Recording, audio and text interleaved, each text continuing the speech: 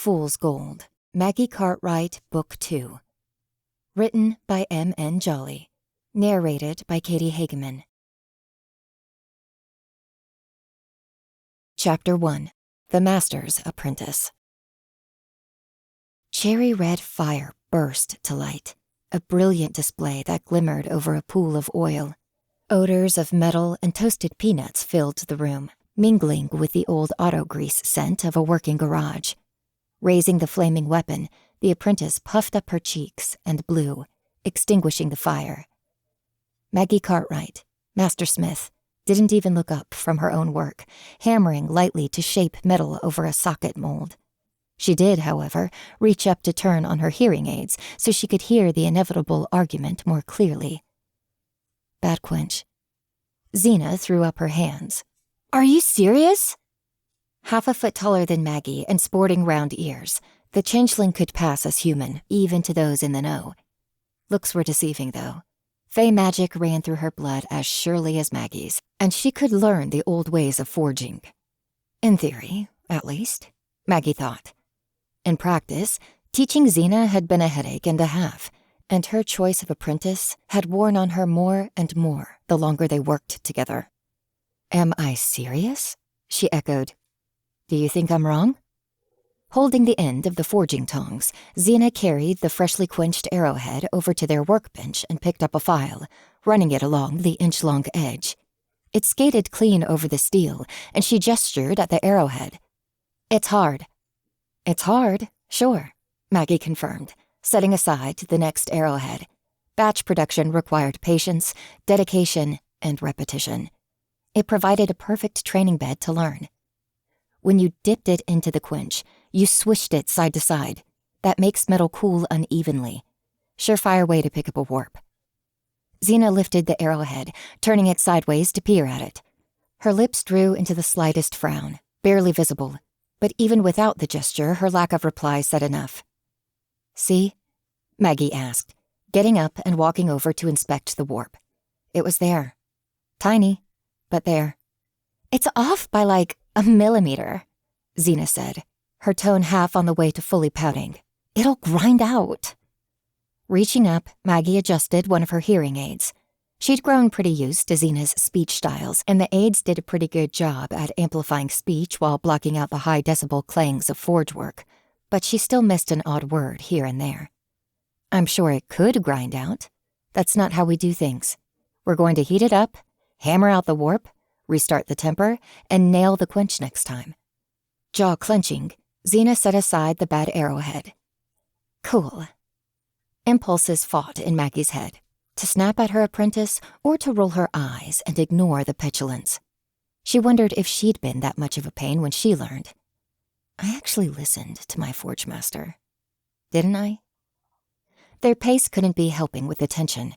They'd been making broadhead arrows for a couple of days, and the tedium of the work would be a drag on the young mind.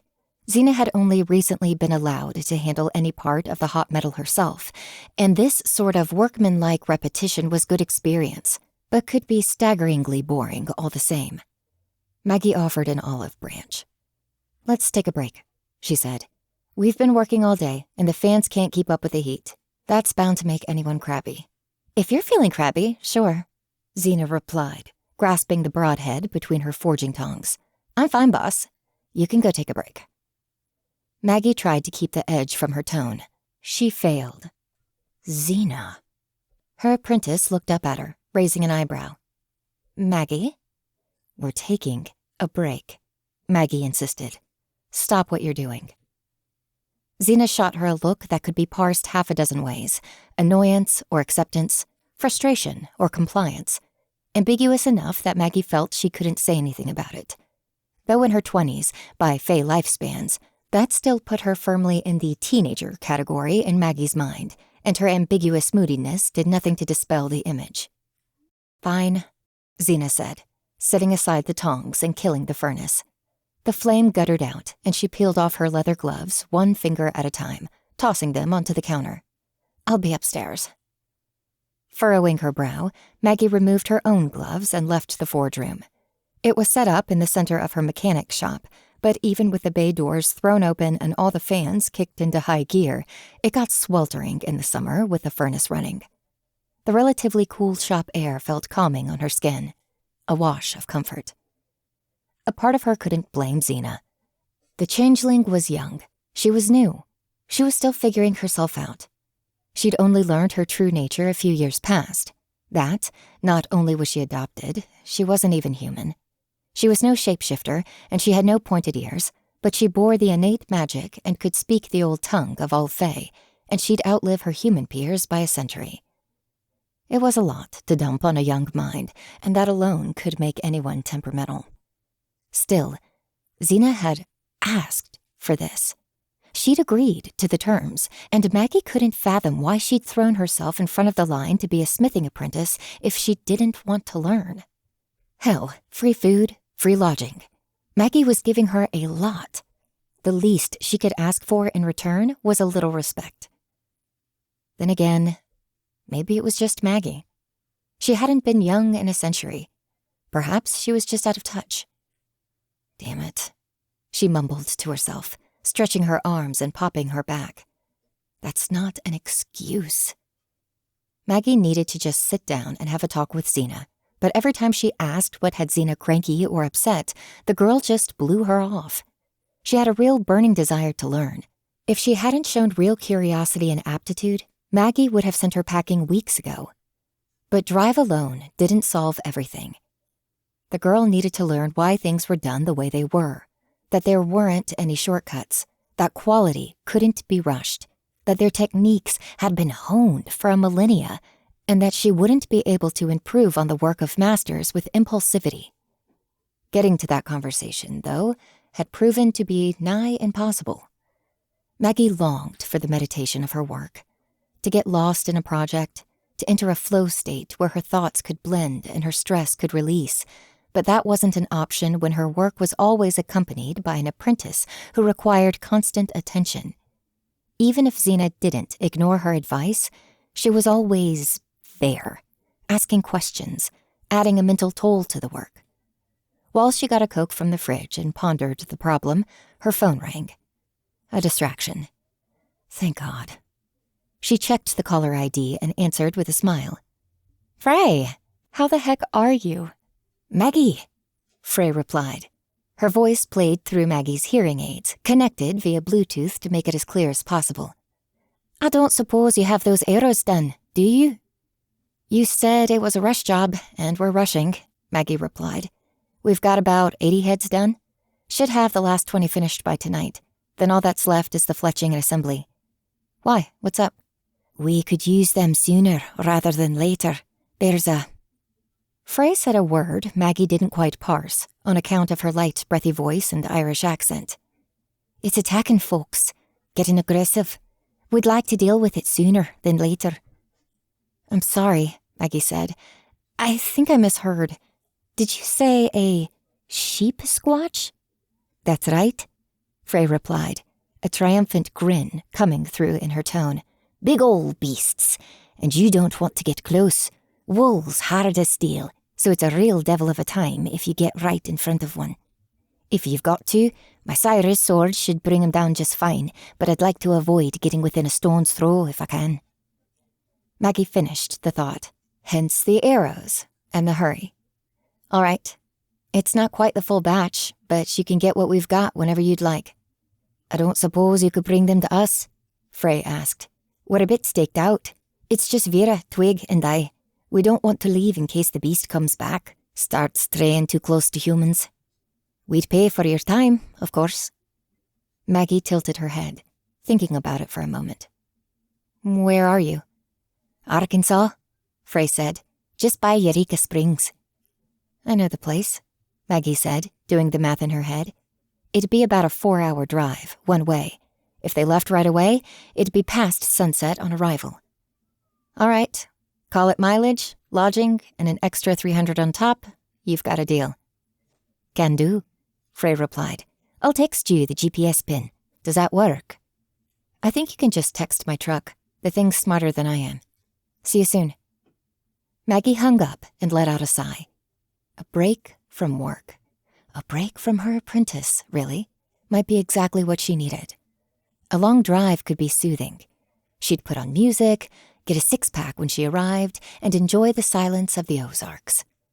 Putting 2 fingers to her lips, she whistled sharply, calling for Zena from across the shop. Her apprentice sulked in from across the shop, rounding the edge of the forge room. "What's up?" "You've got the forge to yourself. I'm going on a trip," Maggie explained, already feeling the wind in her sails. "Client needs these arrows soon, so I'm heading down to Eureka Springs." "Road trip," Zena nodded. "Fun." "I need you to close up the forge," Maggie continued. "Can you manage that?" "Oh," Zena said, shaking her head. "Why aren't you helping?" "Because Maggie rubbed at her eyes. "I'm not going to be here. I'm leaving." Zena stared at her like she'd just said, "I'm going to grow a 3rd arm." Shaking her head, she said, "I'm coming with you." "It's just a delivery," Maggie replied. "I don't need you." "We haven't finished the arrows," Zena pointed out. "We've got the heads, we've got the shafts, but they still need to be fitted together. I'll bring a file and glue and get that done in the back seat, so they're done when we arrive." Maggie pursed her lips and blew out a puff of air. Her apprentice had a point, which was what annoyed Maggie the most. It'd be better to hand over finished arrows, even if that would mean no quiet, peaceful drive. "All right," Maggie said. "I'm in charge of the radio." Zena made a face, but her quip was light. "I'll pack my earplugs. I'll need an overnight bag, right?" "Go get packed, then we'll close up shop." Her apprentice turned, scurrying off to get her things. Say what she could about the girl, Maggie had to respect her enthusiasm. Maggie didn't need to pack much. She always kept a kit of useful supplies in her truck. She had a change of clothes, a pack of water bottles, jerky and trail mix, and a suite of tools in case she had car trouble. All she really needed was her toothbrush, some other toiletries, and the arrows themselves. Still, Maggie had a flash of memory. The last time she'd gone on a simple job and been ambushed by monsters. She'd gotten away, but only through luck and a well-timed rescue. She wouldn't be unarmed again. So, after a quick run to her restroom to grab what she needed there, Maggie opened up her weapons rack. Her spear fit in a long storage tube, one that just barely fit lengthwise in the back of her new truck. After a bit of hemming and hawing, she also selected Dane, her favorite saber and pet eldritch monstrosity. It had a twin, once. When she'd been dabbling with Asian styles, she'd made herself a pair of Shuang Dao butterfly sabers. Dane's twin, a blade of equal make but without its own consciousness, belonged to a fey pseudo-goddess. Maggie had make a new sword to match on her list, but time had slipped away from her, and even without the full set, Dane provided far more utility than a simple sword. As soon as she touched the handle, Dane awoke inside the blade, thoughts channeling telepathically. "Maggie, hello." "I'm just moving you," Maggie replied, drawing the blade out as she conversed with the entity inside. "I'm going on a trip. You're coming with me." "Are we going to fight?" "We haven't fought for a long time," Dane said. Their voice echoed in her mind eagerly, like a young puppy sensing the prospect of a walk. "I don't think so," Maggie thought back, "but I'd rather have you with me, just in case." She sheathed the sentient sword, just as Zena came down with a small duffel. "Is that everything you're bringing?" Maggie asked, nodding to the duffel. Zena nodded, walking over, moving to pick up the sword. Maggie stopped her, catching the girl's wrist. "Don't touch my sword," she warned. If Zena touched Dane, she wouldn't get a polite conversation. She'd get psychic trauma that couldn't be healed without divine aid. Her apprentice pulled her hand back. "Yeesh, okay. I know you're touchy about your weapons, but come on. I was just going to pack it in the truck." Maggie could have told her about Dane, but she hadn't, and she wouldn't, until she felt Zena was ready. "If you ever need to touch it, use the scabbard, not the hilt," she warned, picking Dane up before another argument started. "But right now, you do not need to touch it." Zena exhaled, trying to exude a "I didn't really care" energy that Maggie saw was patently inauthentic. "Whatever." "Let's get the forge cleared up," Maggie said, already regretting the company. It's going to be a long drive. Chapter 2. Sheep Squatch. Maggie's new truck felt at odds with the rural countryside of northern Arkansas. It could handle the terrain just fine. In fact, it handled pretty great. But rumbling up and down steep dirt roads, she felt that her ride needed a few more pounds of rust and much, much bigger mud flaps. The trail had grown narrow by the time the GPS announced her arrival, but when she came to a stop and put the truck in park, she didn't see anyone. Or much of anything. Just the sun casting amber over the horizon, the light so deep and crimson that the far mountains looked aflame. There were no sounds of society, no other vehicles, just Maggie's near-silent truck and the occasional rattle of a branch as a forest critter moved from tree to tree. Zena didn't look up from her work in the back seat until after they'd come to a complete stop, and even then, not for several seconds, when it was clear Maggie hadn't just stopped at a fork. She asked a question that Maggie couldn't quite parse. Fishing in the cup holder, Maggie took out her hearing aids, slotting them into her ears and clicking them on. What was that? Setting aside her work, Zena repeated, "Are they coming to us?" The girl had been busily going at the arrows with a rasp, file, and glue, shaping the shafts to fit the taper of the arrowhead socket perfectly before sticking them on, and with the whole stack complete, she was now going through them to make sure everything was snug, aligned, and wouldn't come free without a deliberate effort. "I suppose," Maggie replied, reaching for her phone. Before she could pick it up, it buzzed. A text from Foray.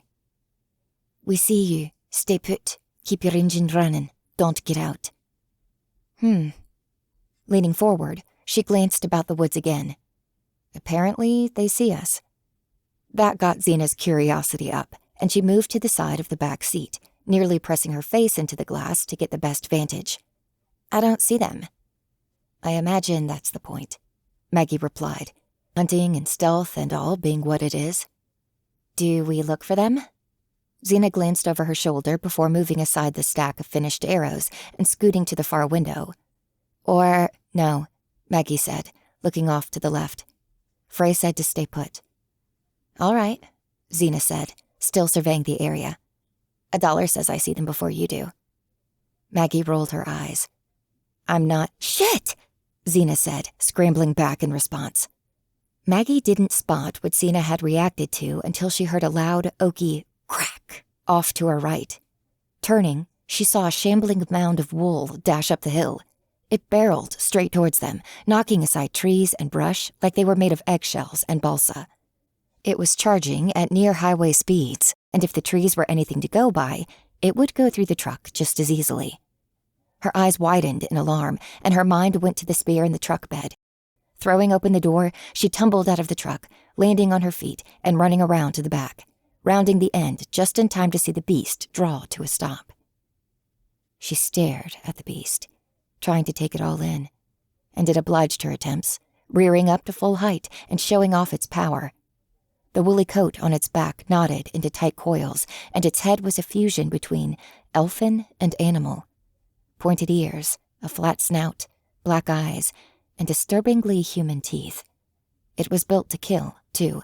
The curling ram horns on its head were bad enough, but each of its hands ended with a set of sharp-looking claws, with no clear point where the finger ended and the claw began. Raising back its arms, the beast drew to its full size and roared so loud, Maggie was worried her eardrums would burst for the second time in a year.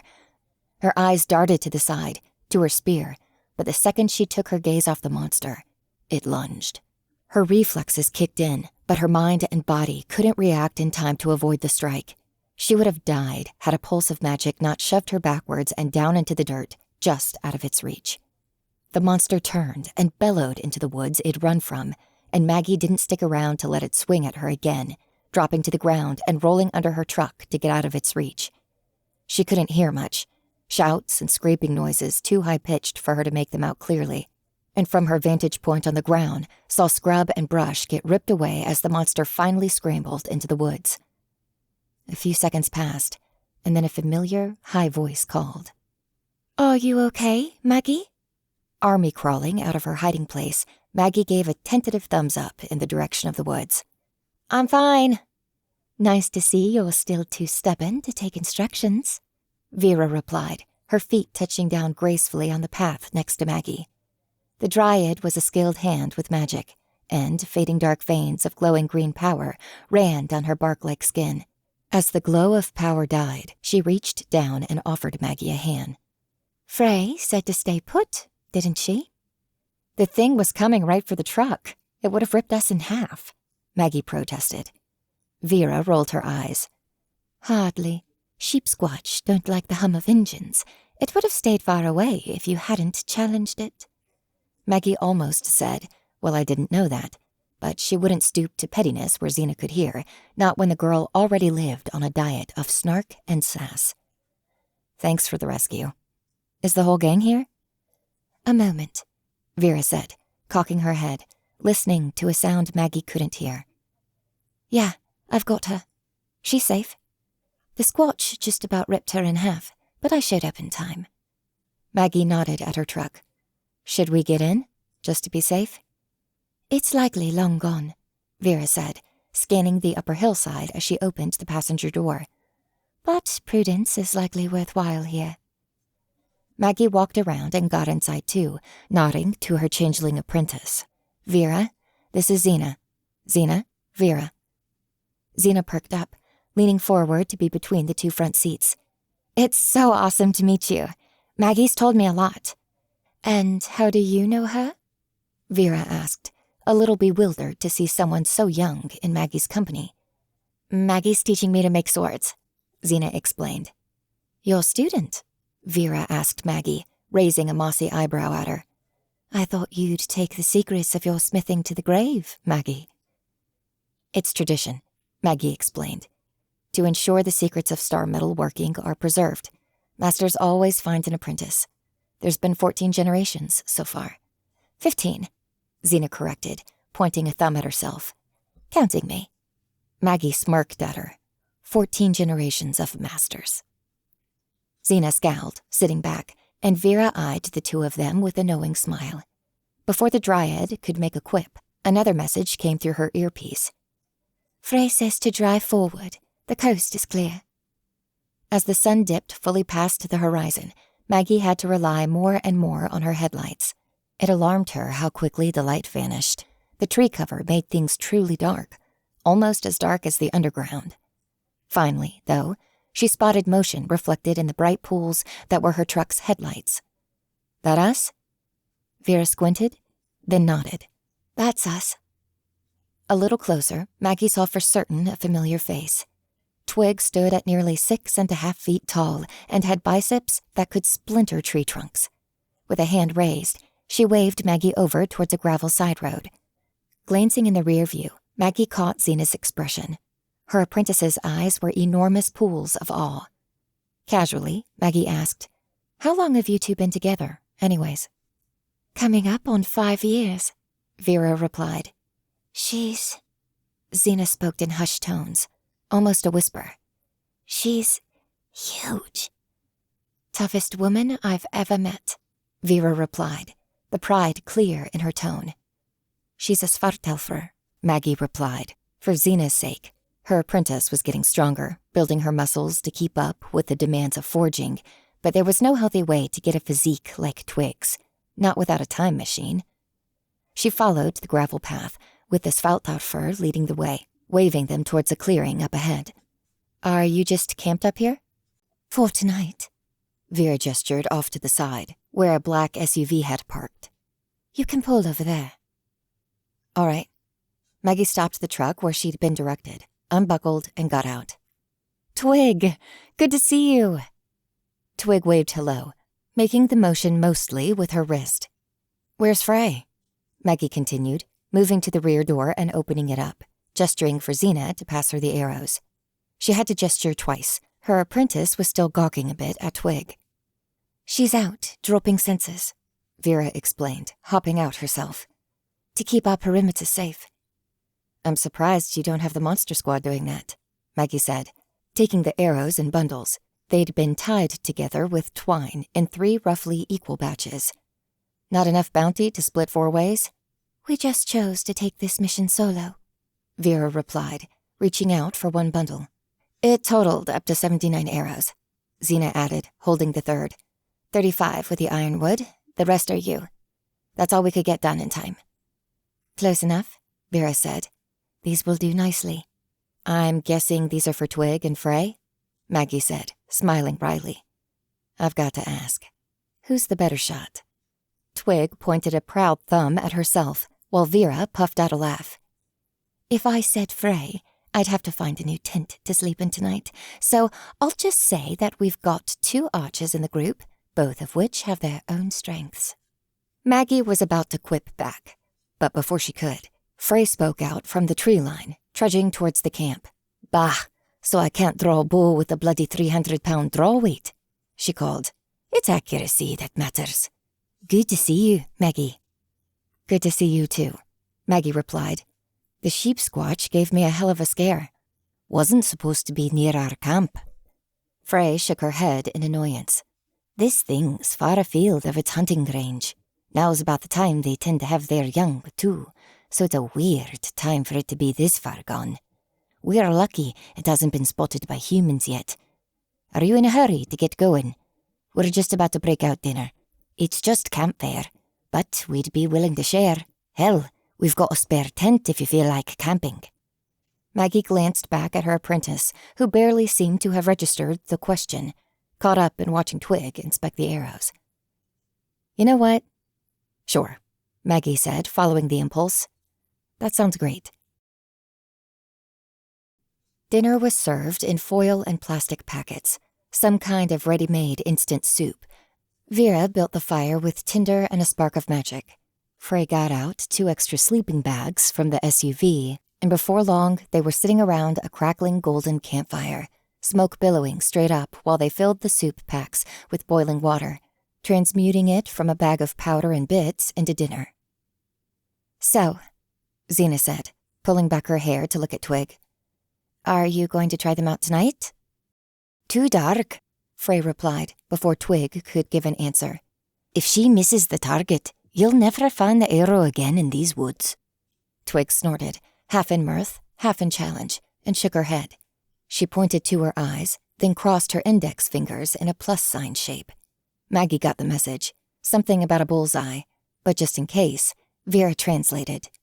She's not going to miss. Foray shrugged. They're your arrows. Lifting up her spooned gesture, Twig made it a promise. After dinner, she'd shoot. Xena grinned. There's still a fair amount of work to be done, Maggie said. Half the arrows aren't fletched still. We work before we play. I'll get it done, Xena said, waving off the comment. They worked through the soup. It tasted chalky and a bit bland, but some salt made it palatable. Maggie wouldn't go out of her way to buy any for home, but she wouldn't complain. She half expected Xena to make some comment or joke about it, but her apprentice seemed mostly interested in getting through the food so she could watch Twig test the arrows, practically inhaling the soup. Maggie couldn't help but smile. The excitement was nostalgic. She'd spent plenty of time as a child watching eagerly to catch glimpses of the sword masters that came to pick up her own work. She didn't even get to see them used in real combat. She'd just been excited to see them in the hands of someone who would appreciate the time she'd invested in making the weapons. Lifting the pouch to her mouth, Twig simply drank the last few dregs of her dinner before setting aside the soup pouch and getting to her feet. She stretched, and Maggie saw her sly smile as her back popped loudly. Twig enjoyed the opportunity to show off as much as Xena enjoyed watching.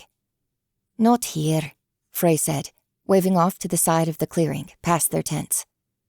Twig made a performance of things. She first walked over to the SUV and pulled out a long, flat carrying case, popping the clasps on the side to open it. From the case, she withdrew a heavy double bow with a silvery string. Maggie recognized the design. Twig held a Penobscot bow, a Native American design that used a second set of limbs and string, set in a mirror to the main bow, which offered greater draw weight and power than any contemporary. It looked to be traditionally made, laminated layers of wood for both the main mast and the support limbs, but everything was thicker, stronger, with less give than any bow Maggie had seen before.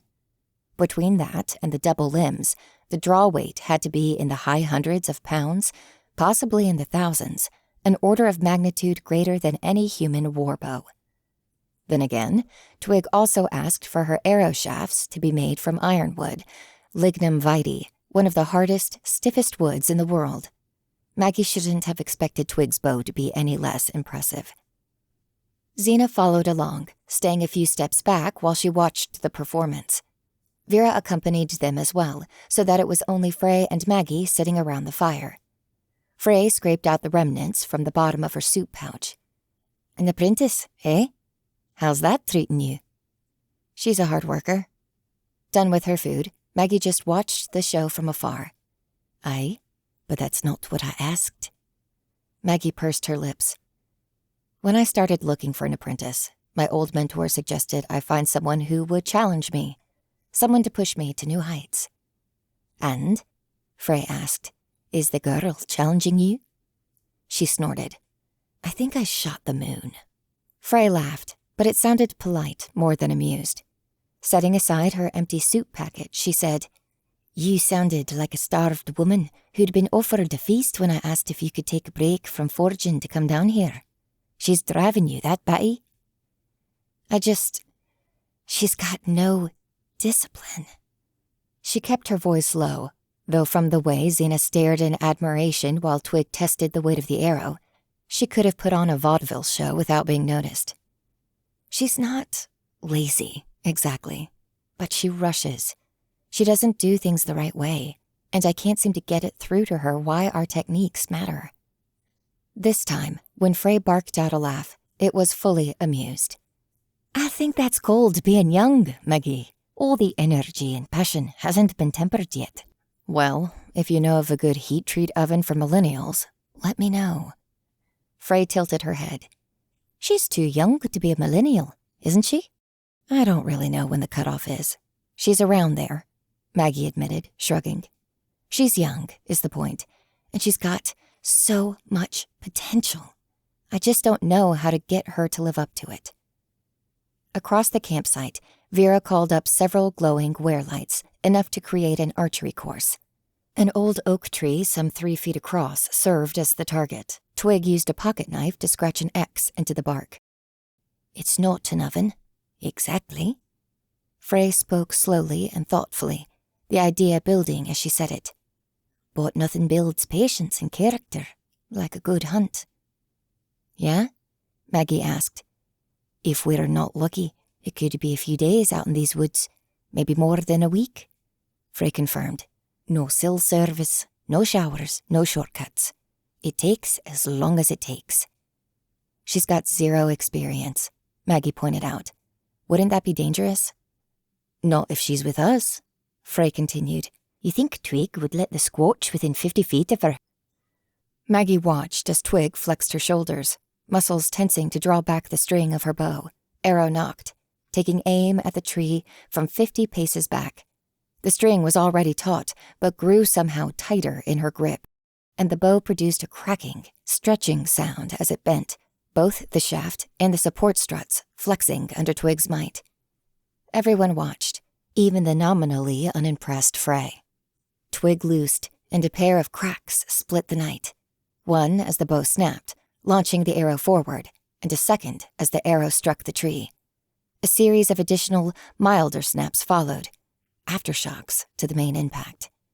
Maggie's eyes darted to the tree, expecting to see the shaft sticking out of the X marked on the bark, or at least somewhere near it. But instead, she saw a large, splintered hole. The tree wobbled, its upper branches waving in the breeze. For a moment, it seemed like that would be all, but then it began to fall, toppling backwards away from the camp. The felled tree landed with an earth-shaking boom, branches snapping and twisting as it collapsed. Twig looked back to the campfire with an expression Maggie could read easily. Maybe Frey didn't notice. "Holy shit!" Xena exclaimed, eyes huge. "That was incredible!" "It's a waste, is what it is," Frey called from beside the campfire. "What I say? You're never getting that arrow back." Twig shrugged, lowering her bow. Vera seemed to disapprove, but didn't give more than an eye roll at the performance. Do we need to worry about someone coming to investigate? Maggie asked, sitting up a bit, as though forest rangers might already be walking up.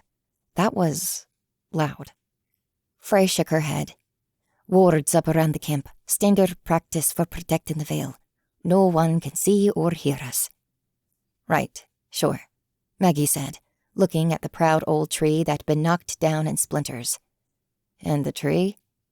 Someone will probably think it odd, but it's not obviously magical. It won't cause trouble. Frey sighed. I should have said something before they loosed the shot. That's on me. Have you got enough supplies for Xena and me to come along? Maggie asked. I don't want to slow you down. You'll be helping us, if anything, Frey said. A couple extra sets of eyes never hurt, and I know you're a sure hand in times of trouble. Call it a trade. Your help in exchange for training the young blood. Maggie scratched her chin, thinking about it. I should ask Xena what she wants. And if she says no? Frey asked. Hard to train up a child who doesn't want the training, I'd say. She's not a child. She can say no. Maggie sat up, stretching out her back. Sitting on an old log wasn't quite as comfortable as it had been when she was Xena's age, and she could feel the stiffness in her bones as she worked it out. But she's your apprentice, Frey replied. Aye? Maggie pressed her lips into a line, walking over to where Xena stood, inspecting the fractured stump. Were you watching that? Xena asked, glancing over at Maggie. That was fucking awesome. I've seen Twig do some impressive things before, Maggie replied. If anything, I'm surprised Twig didn't see this coming. You'd almost think she broke the tree on purpose. She shot a look over her shoulder at the hulking Svaltfur, who shrugged sheepishly, wearing a so what expression. Thinking how to keep from an argument, Maggie sold the idea as well as she could. How do you like to see her deal with a real monster? Xena looked up at her, eyes widening. Serious? Frey's invited us along on the hunt, Maggie said. Says she could use some extra sets of eyes, and it'd give you a first-hand chance to see what our weapons are used for. Yeah, absolutely. Xena nodded enthusiastically. I didn't bring any hiking clothes. We'll get that sorted. Maggie glanced back at the camp. If she wanted to leave it here, she could.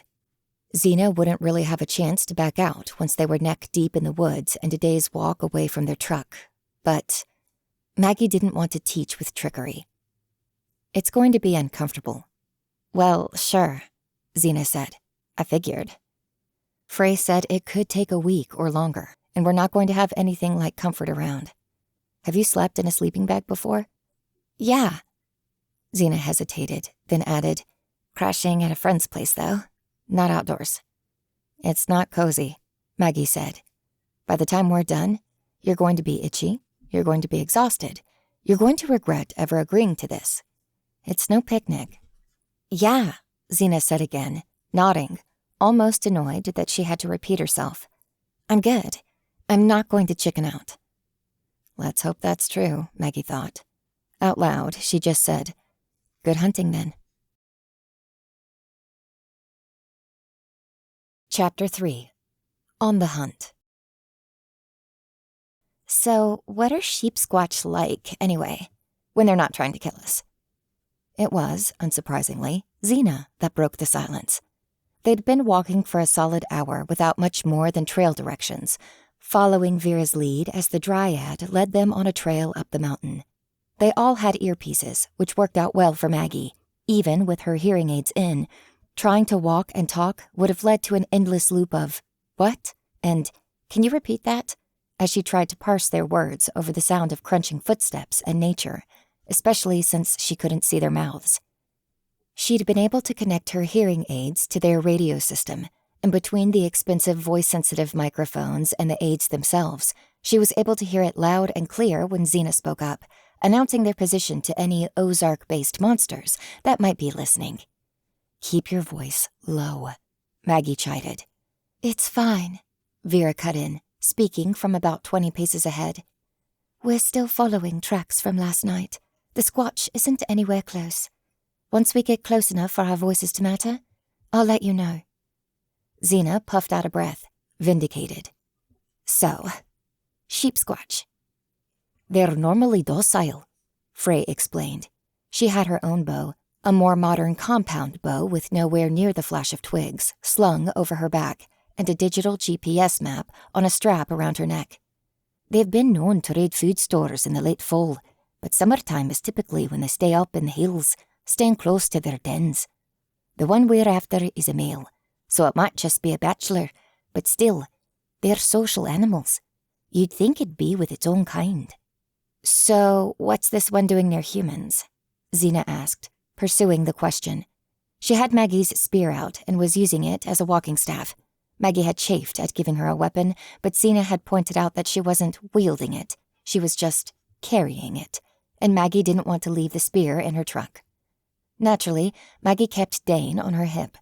That sword wouldn't be carried by anyone but her. Will, Frey said, pursing her lips, considering the question. They're solitary creatures, normally, but summer is also their mating season. Our working theory is this one couldn't find a partner and is ranging further to look for one. Maggie asked a question of her own.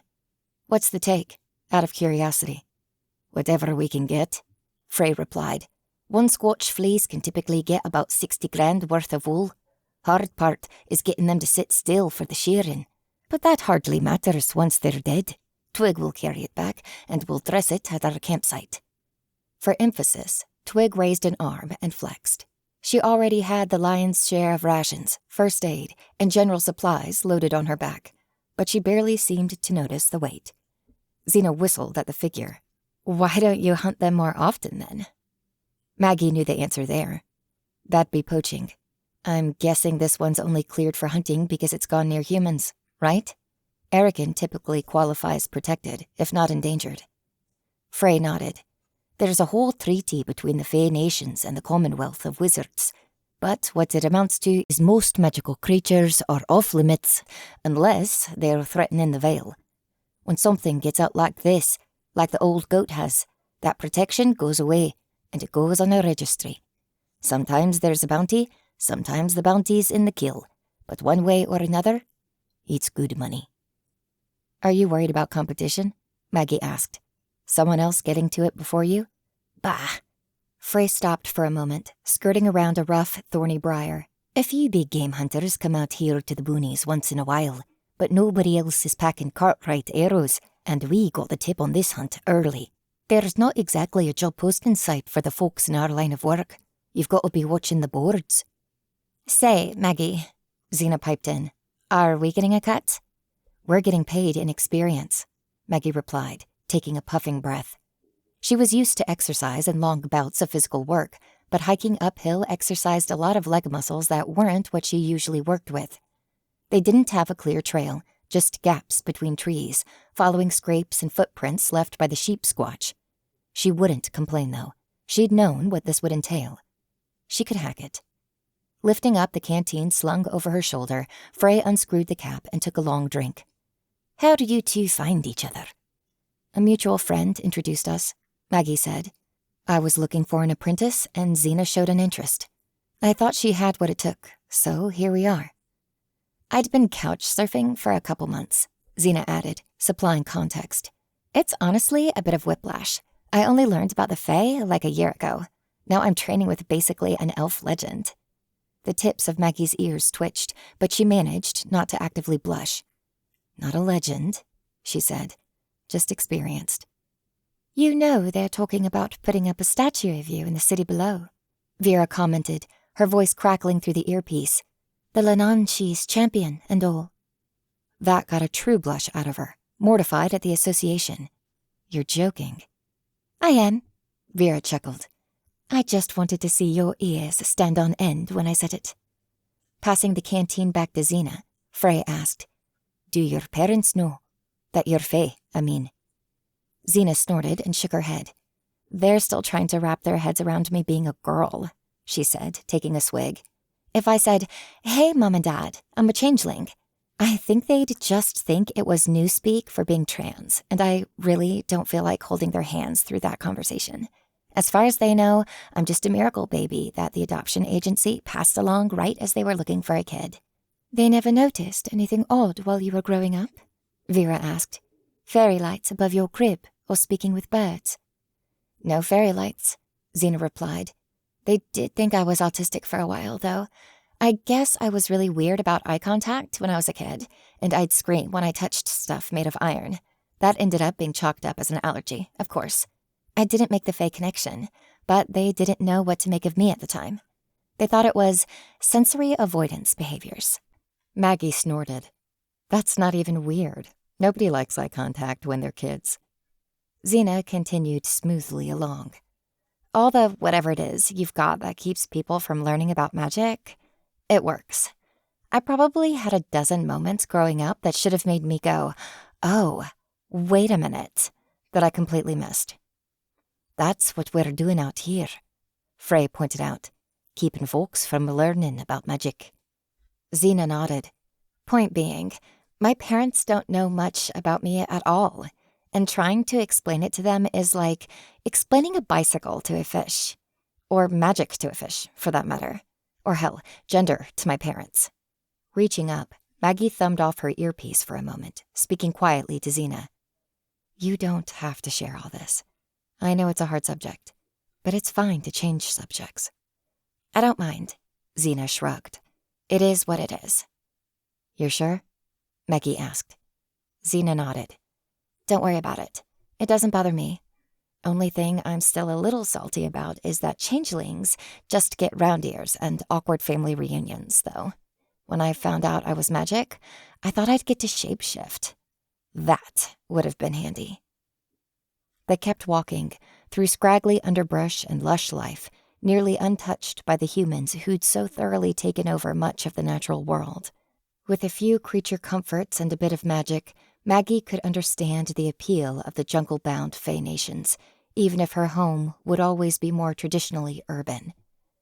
On that note, Maggie asked, Say, Vera, what forest are you from? Someplace in Europe? Miami, at least as a kid, Vera replied. Not all dryads are from exotic woodlands. I thought dryads had to live in a forest when they came of age, otherwise they'd end up as elves or changelings, Maggie said. Is that wrong? I'm from the Everglades, Vera clarified. Spent a lot of time in the city, though. It was a coin flip how I'd end up. You can imagine how anxious I was till my bark started coming in. Hold up. She stopped, raising a fist in the air as an extra signal. The group shuffled to a stop, conversation dying. Are we getting close? Frey asked in a low tone. No, Vera said. There's... Come take a look at this. The four of them walked up to meet her in a steep clearing, a stony patch without many trees. It didn't take a tracker to figure out something big had come through here. Maggie could see scrape marks, claws dug into wood, and then... nothing. At about the middle of the clearing, the tracks vanished. Curious, Frey said, looking around. What is it? Xena asked, stepping around Maggie.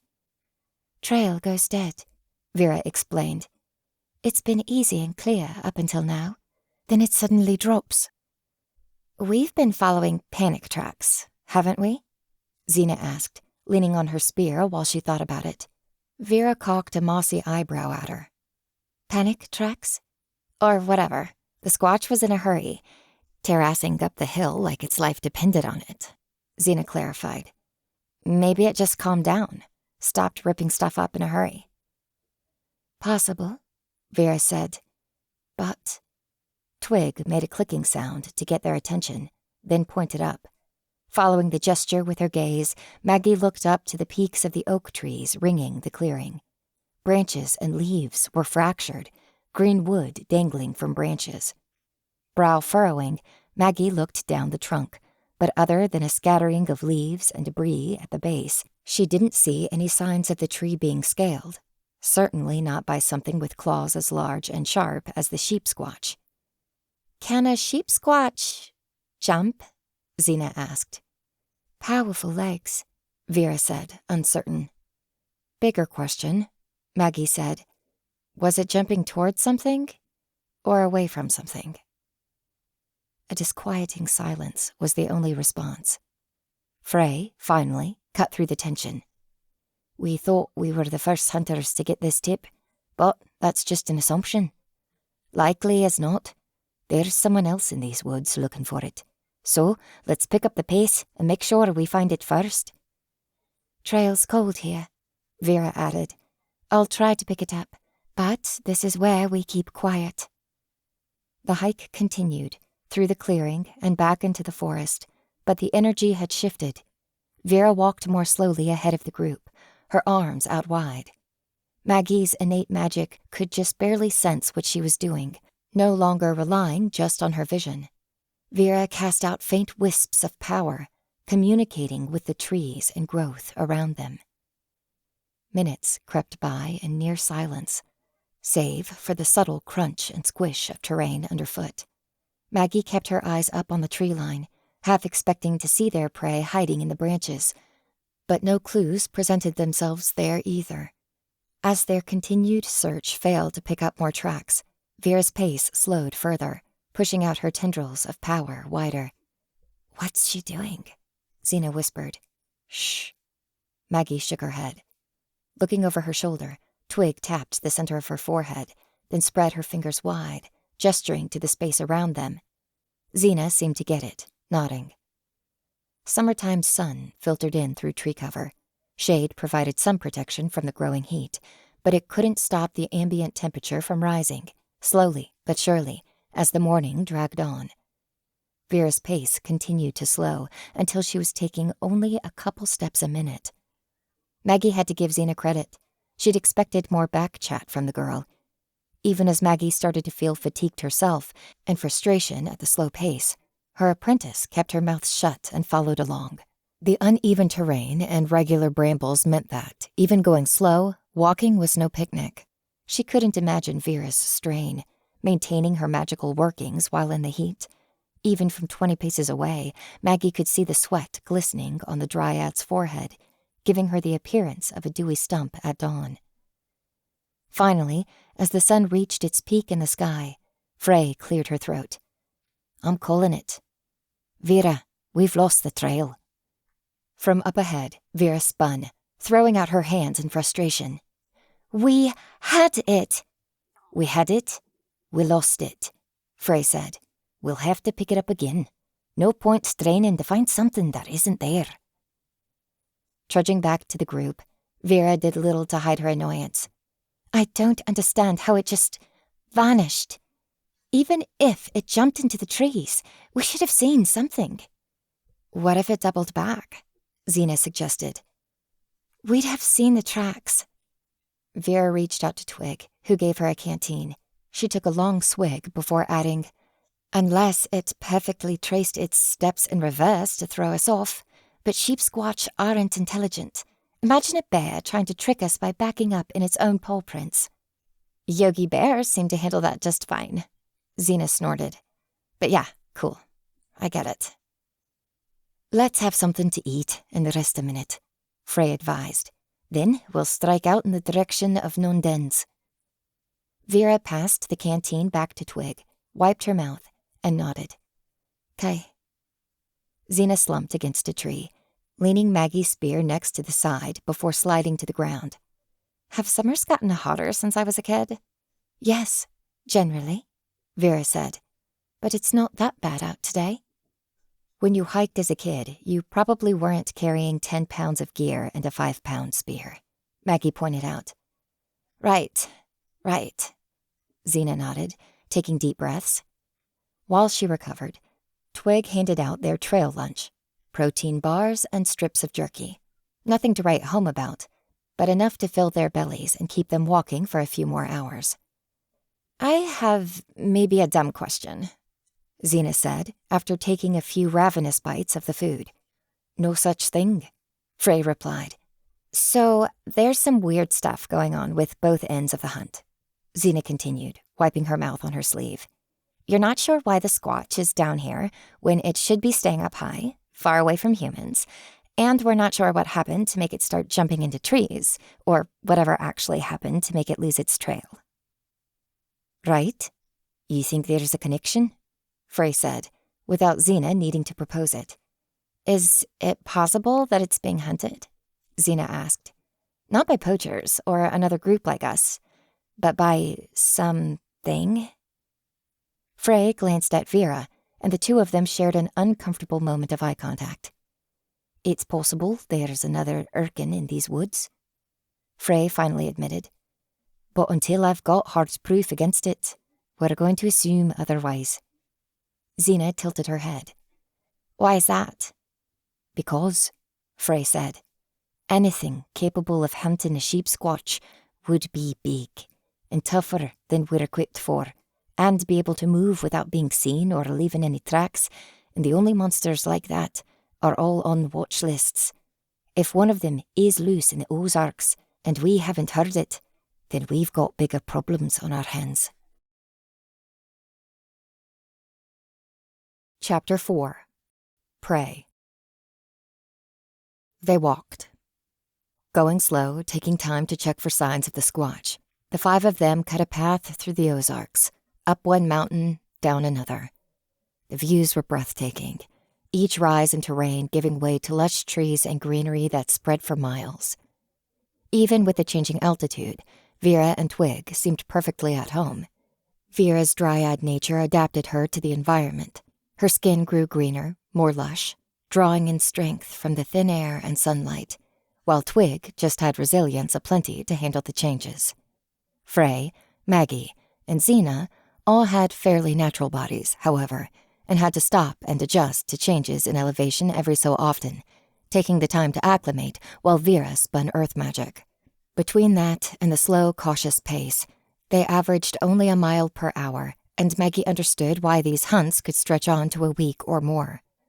The sun was nowhere near setting, but they were hiking down into a deep valley between mountains high enough to cover the lowering sun when they spotted the impact site.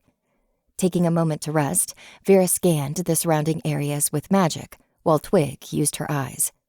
Eyes won, and the Svaltvar pointed to a spot lower in the valley. Maggie needed a moment to locate it, but eventually saw the space where a pair of trees had been toppled, not too far from a thin creek that ran between hills. Could be our leaping sheep squatch, Frey decided, nodding. We'll check it out. The spot took 40 more minutes to reach, but that time passed quickly now that they had an acute direction, a purpose.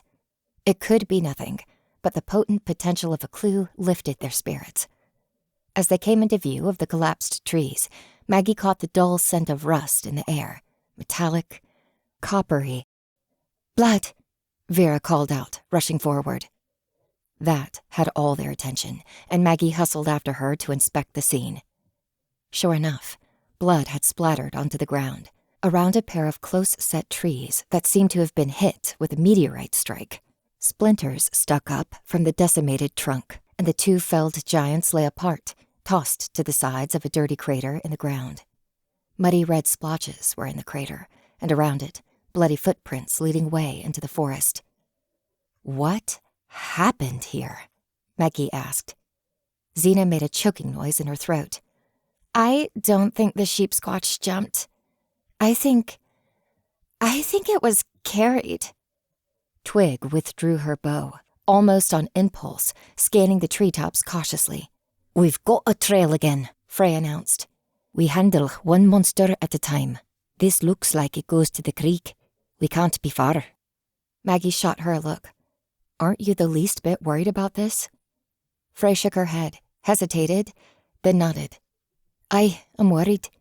I'm worried there's a wounded, pissed-off sheep squatch in the woods, looking for easy prey, too emboldened by pain to be afraid of technology. There's a town some 5 miles from here. If it decides to head that way and doesn't get spooked by the lights and power, it'll be a massacre.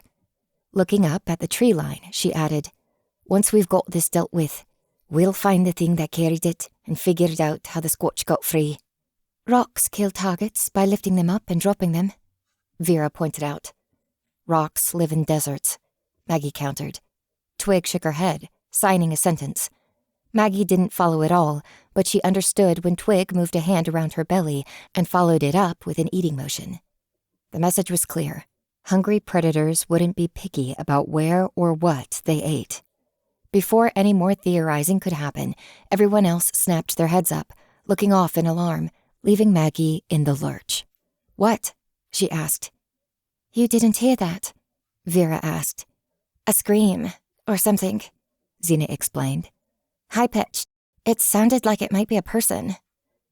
Frey took her own bow from her back and an arrow from her quiver. "Maggie, Zena, stay here. This isn't your fight." Maggie caught the implied message. "Maggie, keep Zena out of the fight." Lowering her hand to Dane, she tapped the handle with a single finger, extending the psychic senses of her sword as they moved forward into the woods. Dane's powers as an ancient were somewhat limited without any petriform chaff to control. They couldn't see through any extra eyes or command any claws, but two minds working in tandem could interpret the information coming through Maggie's senses more precisely than she could on her own. Her peripheral vision could track movements nearly as well as her points of focus. Her nose picked up the distinction between iron, blood, and mud. The forest sounds clarified in her ears, as though run through a filter, parsing out details that her mind alone couldn't glean from her damaged ears. Maggie didn't fuse their minds fully, not yet. She wanted to keep some level of individuation between them. When they became one, Dane's cold, calculating nature took too much precedence, got too much weight, and the risk wasn't yet warranted. Still, she kept Dane's thoughts skimming just below her own. Stalking forward, Maggie followed the hunters, one hand raised to keep Zena behind her. They moved through the woods, acting as a unit, following the bloody footprints. The second bellow, Maggie heard more clearly. The noise lacked clarity, but could be a human crying for help. "What's going on?" Zena asked. "Keep comms clear," Frey snapped. Not angry, but firm and direct. There was no time for gentle correction. "I see it," Vera said, speaking in a harsh whisper. "Up ahead. You were right. It's by the creek bed." "Injured?" Frey asked. "Badly," Vera confirmed. "Get in position," Frey said, quiet and clear. "Twig, you take the kill shot. I'll be lined up if you miss. Let's keep this clean. If it charges, it might go into a death frenzy." Maggie crept a few paces deeper, trying to get line of sight to the creek bed, and when she couldn't, she went further. She had to crouch and slink through the underbrush for a solid minute before she could see the lowing sheep squatch. Bright crimson blood matted its wool, clinging to the squatch in a film over its shoulder, but whatever had hurt the creature, it hadn't come away unscathed. With Dane's mind in her own, she could distinguish between the bright blood on the squatch's fur and the darker blood staining its claws and horns, reflecting the evening light with dark purple hues. It fought off something inhuman and come away, but not without taking a mortal wound. The distinctive stretch of a bow pulled to full draw crackled off to the side, and Maggie turned, getting a good view of Twig some 20 paces away in the underbrush, taking careful aim. Past her, Maggie couldn't see Frey or Vera, but she knew they were there by the faint wisps of magic that the dryad had let loose. "What's she working?" Maggie wondered. "Camouflage," Dane replied. Even as close as they were, they could still catch things she didn't, their mind better built for predatory thinking. "Hiding your scents. We can't smell your companions." Smart. It was common for both predators and prey to seek each other out with smell when sight wouldn't do. Hiding their scent would ensure the squatch didn't notice them and flee or fight. "Maggie," Dane warned, "we smell something else." "No, we don't," Maggie said. "What do you notice?" "Everywhere smells of earth, and your prey smells of oil and dung and iron," Dane thought. "We remember its smell through you when you fought it last night, but we can also smell another creature. A musk." Maggie sniffed and, with a bit of help, distinguished the odor. Dane's description matched, and she reluctantly allowed the ancient to flit through her memories, matching the smell against dogs, cats, creatures that might be in the woods. The closest match was of a bear. But this was different. "Frey," Maggie said. "Danger. There's something else in the woods." "Where?" Frey asked. Maggie thought she caught a questioning tone beyond the obvious. How do you know that when we don't? But Frey was smarter than to waste time. "I don't know, but close," Maggie said. "I think it's a predator." "Vera, find it," Frey said. "Maggie, protect Xena. Twig, do you have a clear shot?" Twig clicked her tongue once in response. Yes. Maggie, glancing over her shoulder, couldn't see Xena. "Xena, you're still by the fallen tree, right?" "You aren't with her," Frey started. "I told you to stay." A cry between a bear and a hawk ripped through the late afternoon woods, and their time for planning was up. Maggie could only half make out what happened through the trees and foliage, but she saw a distinct black shape leap down onto the sheep squatch. Though she couldn't see clearly, it seemed at least as massive as the squatch, with dark fur and bright fangs that seemed almost to glow. Maggie half expected a battle, predator versus prey, but the squatch didn't offer up much of a fight. The black shape bit at the squatch's throat, and the squatch twisted, twitched, and stopped moving. Snap. An arrow loosed from Twig's impressive bow struck the black monster so hard and fast it didn't have time to yelp. It just flew back into the creek bed. It, too, lay still. Maggie let out a breath. They were safe. A well-aimed shot had done the work for them. Then she heard another howling cry, high and warbling, a pitch higher than the beast's snarl had been, but clearly from the same animal. In response, another rose up, and another, in harmony. With Dane's help, Maggie distinguished them all, preventing it from turning to a surreal chorus. 7 distinct voices. 7, Maggie barked. "There's 7 of them." "Maggie," Xena said over the earpiece, "I need help." "Twig, Vera," Frey snapped. "There's one," Vera called. "Fucker's big." No more hesitance. Maggie drew her sword, mind fusing fully with the ancient entity within. Minds linked, they still thought of themselves as Maggie, but a sort of abstracted Maggie. Maggie the body, Maggie the concept, not Maggie the individual. We have to protect Xena, they thought, enforcing that will above all else so that they wouldn't be sidetracked by felling their foes. Turning, they ran back the way they'd come, abandoning stealth, racing to get to their apprentice's side. They still heard the shouts of the rest of the team, the utter chaos in the forest, but tuned it out, turning the words to mere data. The other 3 were fighting, without being able to see their positions, and even without a scrap of visual confirmation, the being that they became together could fashion a mental image of the fight. Even still, they almost missed the shadow from a tree above, and only with a split second to spare did they lunge to the side, turning to face the creature that pounced down at them.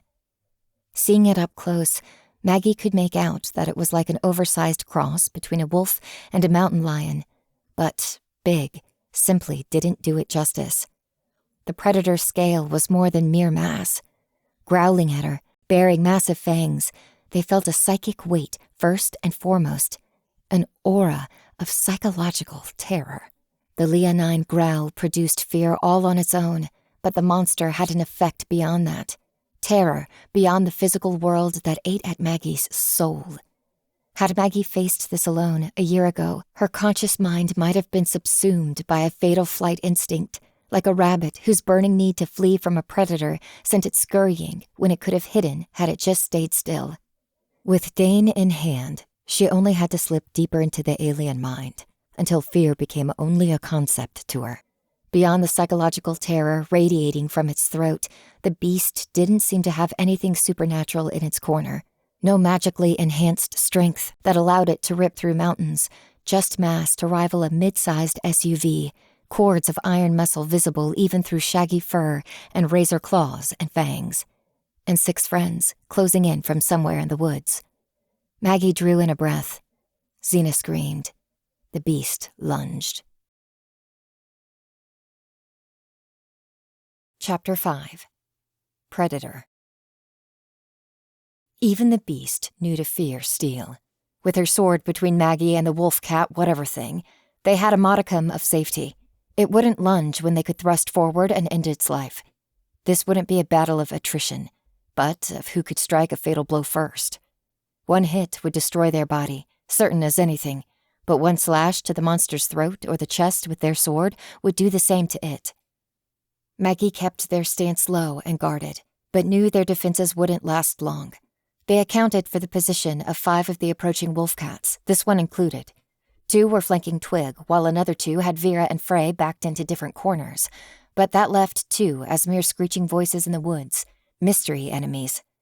All it would take was one pouncing on their back from behind to end things. That had to be the plan. These were pack hunters. Surround, terrify, distract, go in for the kill. Maggie's mortal side had visions of a velociraptor flanking an Australian game hunter.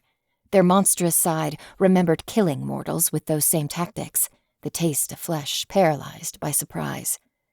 Knowing that the ambush would be coming, they could set a trap. If they timed it right, saw the predator, and feigned ignorance, they could spin and get in a lucky blow. Such a maneuver would require luck and precision, but might be their best opportunity to... Xena screamed, and the math of combat changed. No time for traps or cleverness.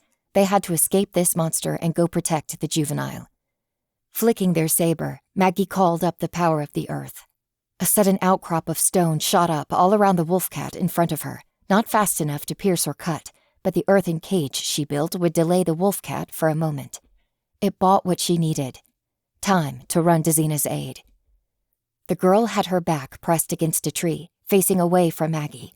Xena had Maggie's spear raised in defense, but she'd overextended, and the tip jutted out so far that she had no room to maneuver or lunge into a defensive strike. The glinting steel stood between her and another enormous wolf cat, and if the beast lunged, she wouldn't be able to bat it away. If Maggie had an assurance of time, they would have circled and come around from behind the wolf cat, but there were no seconds to spare. They leapt up as high as they could, using Dane's geomancy to call up an earthen springboard to give them footing. The sudden step met their foot, and they kicked off, soaring over Xena's head in a kamikaze dive.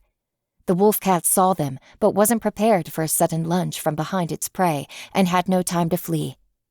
Slicing brutally, Maggie cut an attack over its face that, while not lethal, dug a bloody gash through its brow and into one eye. Dark purple-crimson blood left the wolf cat blind as it spilled over its remaining good eye, and Maggie danced back to avoid a powerful swipe of its paw. Maggie intended to finish it off, but before they could, Xena jumped forward, thrusting with the spear. The attack lacked precision or grace, but against a blind target, it struck home clean and true. The wolf cat screamed a pathetic, pained, hawkish cry and fell back, stumbling away with Xena's spear embedded in its muscle. "Are these," Xena panted, "Ozark screamers?" "Maybe." "Down!" Maggie barked, grabbing Xena and shoving her to the side before another Ozark screamer could rip off her head with a ferocious gnashing pounce. Dust and dirt sloughed off its fur as it landed and spun, and Maggie faced off with the beast they'd tried to trap a moment earlier. The stream of shouts and calls told Maggie that there were still 4 harrying the various monster hunters, leaving one unaccounted for.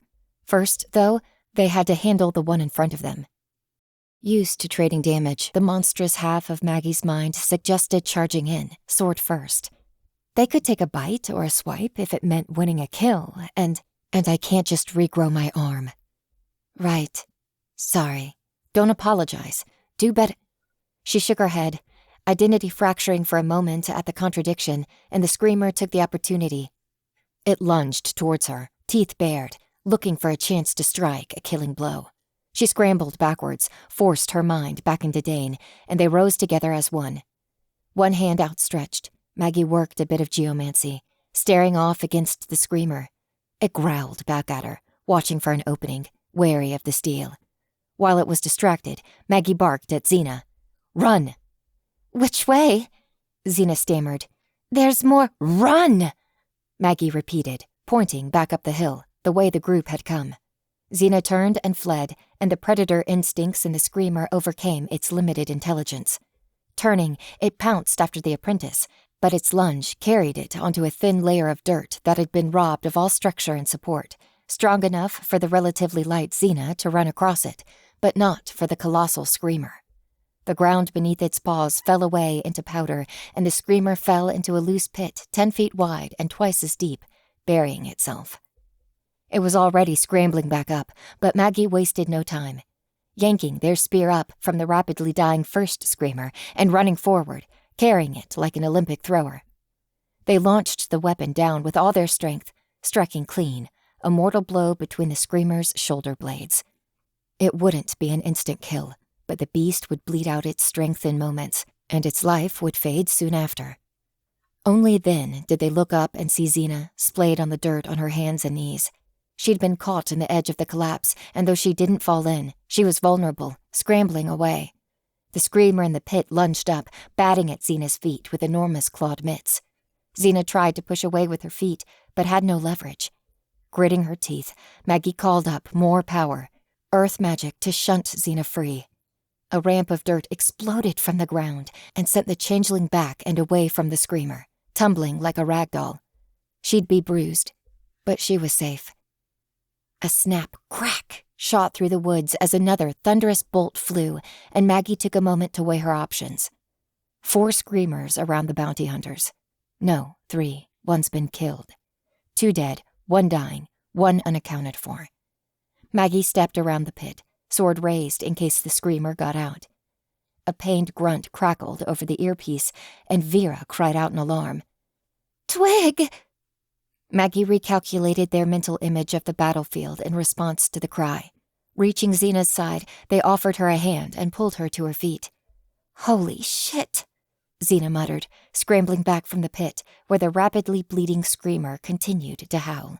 "Holy shit! Holy—" "Your earpiece is on," Maggie interrupted. "Quiet." Xena looked stricken, but obeyed, spinning to look for the next predator. Had it been Maggie alone, they would have charged in to help, but the girl was baggage, a burden in the fight. She didn't even have the spear anymore. She couldn't do anything. She couldn't even defend herself. Maggie's primary goal was to keep Xena safe. They couldn't engage in the melee. The girl had other ideas. Xena disregarded her helplessness and her lack of a weapon, turning to rush towards the battle.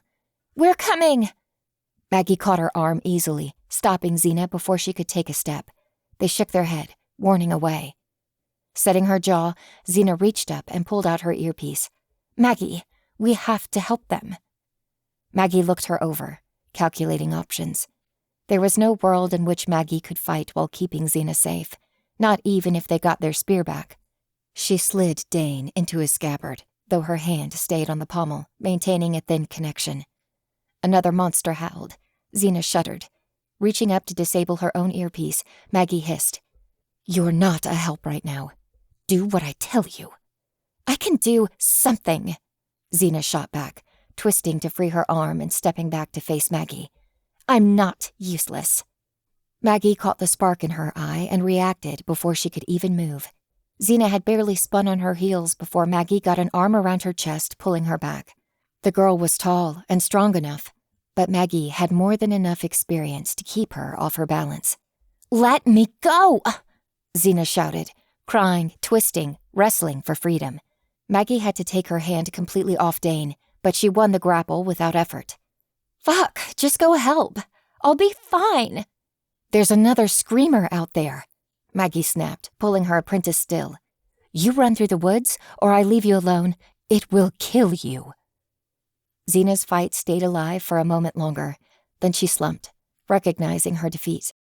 Maggie kept her arms around Xena's body for a few moments longer, ensuring this wasn't a trick, then let her go. Her apprentice still had fire in her eyes, fury at her own helplessness, but she didn't run. If the girl had a sword, Maggie expected she would have charged in and damned the consequences. But without steel, she recognized that she couldn't help. "Damn it," Xena said, shaking her head. "We don't run. They could need our help when the fighting is over." Maggie returned her hand to Dane, but kept the mental connection thin. "Okay, but we need quiet. Reaching up, they returned their earpiece, listening to the sounds of fighting. Some shouts she heard twice, once in her ear, once a second later as they echoed through the woods. Attempts to coordinate, the twang of arrows being loosed, the meaty shk of blades against flesh. A tree fell, crashing thunderously. Dane watched it all from a distant perspective, tracking bodies. The seventh screamer was nowhere to be seen. It had stayed a ghost this whole time. Vera cried out again, this time in pain. Frey barked an order. Xena twitched, to run one direction or another, but Maggie held her back. They kept their sword raised, turning slowly to watch the tree line for their elusive final pack member. Next to them, Xena shook, trembling as the screamer's psychic fear ate at her resolve. She pressed her back against a tree, leaning on it to keep from collapsing in terror. One more twang, one more helpless whimper. "That's the last I see," Frey said. "Check in." "Vera, here," Vera said. Twig simply made a clicking sound, but that was enough. "Here, with Xena," Maggie said. "How many did you kill?" "4," Frey said. "We got 2. There's one left somewhere in the woods," Maggie said. "May have run off when it saw the others dying." "Maggie," Xena said, her breath ragged. Maggie almost snapped at her for quiet, but she shook off the impulse. "What?"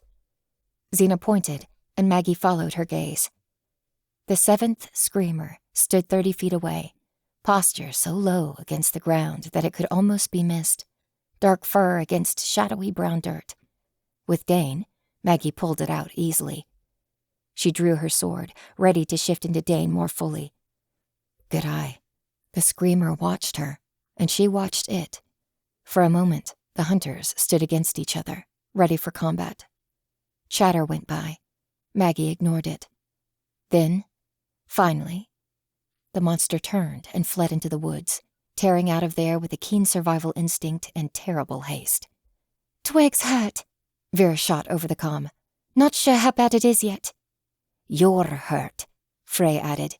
"Maggie, get over here with Xena. We can't move until we address these injuries, and we've got to set up a defensive line." "The last screamer is gone," Maggie promised, understanding the impulse that drove the predator away. Even so, she was loath to put away Dane and lose the heightened senses they provided, so the sword stayed in hand. "We're on our way." Xena looked about ready to cry, but nodded, wiping snot and sweat away from her face with the sleeve. They tiptoed through the woods, cautiously watching for the last Ozark screamer until they reached the scene of the battle. It looked as bad, but not as destructive as Maggie had feared. Twig's shirt was ripped open, and blood flowed from 4 parallel claw marks, rivulets trailing below her chest to the base of her waist, but the attack hadn't pierced the abdominal wall, and 2 dead screamers lay on either side of her, one peppered with arrows, the other with its head half separated from its body. Vera, who knelt over Twig while working up some gentle green healing magic, looked far worse for wear. A chunk of Vera's face had been ripped away. From her forehead down past her nose, the barky exterior had been pulled off to reveal flesh like green wood, sappy blood oozing out and clotting to cover the wounds. Despite the grisly appearance, she didn't acknowledge the injury in the slightest, though it made her visage truly fearsome. Only Frey seemed uninjured, stepping over to another dead Ozark screamer, one whose flesh and fur had been burned away with magic. She pushed it over with her boot, inspecting the corpse. "How the hell did we miss this?" Frey asked, demanding it of herself more than anyone else. I shouldn't have missed this. Maggie, what tipped you off?" "I only caught it with luck," Maggie said. Stepping up so she could speak in a low tone Xena wouldn't overhear, she removed her earpiece. Dane noticed, not me. Frey made eye contact, then her gaze darted down to the sword in Maggie's hand, calculating carefully. "Tell Dane, thank you, then. But we don't need it now." "The last screamer is out there," Maggie pointed out, "even if it ran." "Put it away," Frey insisted. "I'm not keen to have your monster out any longer than we must." Not needing another fight, Maggie sheathed Dane, blinking a few times as she returned to herself. It felt like she'd been given an aesthetic, having the sharp, crisp senses blurred to their normal state, but a couple deep breaths brought her down to ground. Surveying the damage without anything to dull her emotions, Maggie confirmed with her heart what her head already knew. Bringing Xena on the hunt had been a mistake.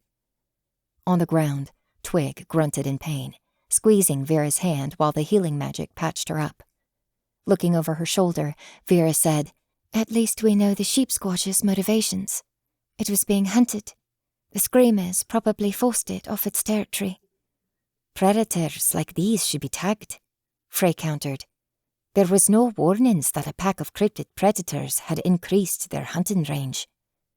Grinding her teeth, Maggie walked towards the creek bed, to the side of the dead sheep squatch.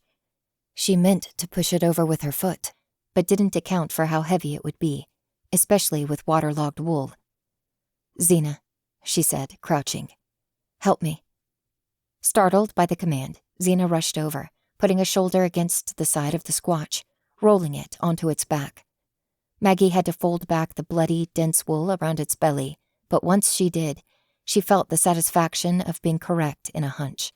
The sheep squatch had a deep wound there, a gash that looked like it could have been from a great sword, or perhaps a particularly large axe, something far too massive to have been done with claws or teeth.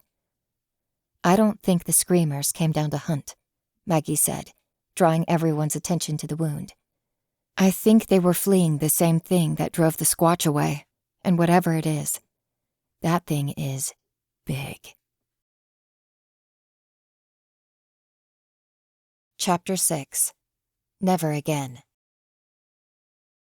They made camp a half-mile upstream of the battle, far enough away that the scent of blood wouldn't draw any fresh predators. As much as they'd wanted to start digging into the mystery, the demands of labor came first. While Vera worked healing magic on the injured, getting them back to fighting shape, if not quite to 100%, Frey had spent her time on field dressing. The sheep squatch had been their target from the beginning, after all. Leaving it behind would leave cash to rot on the table. They'd taken 2 hours to shear the sheep squatch, remove its horns, treat wounds, and generally recover from the fight. Maggie got her spear back, remarkably still in one piece, though the handle had a crack in it near the rear tip, and had used Dane's magic to empty out a pit so they could bury the bodies. 6 feet deep, the space enough for 7 corpses.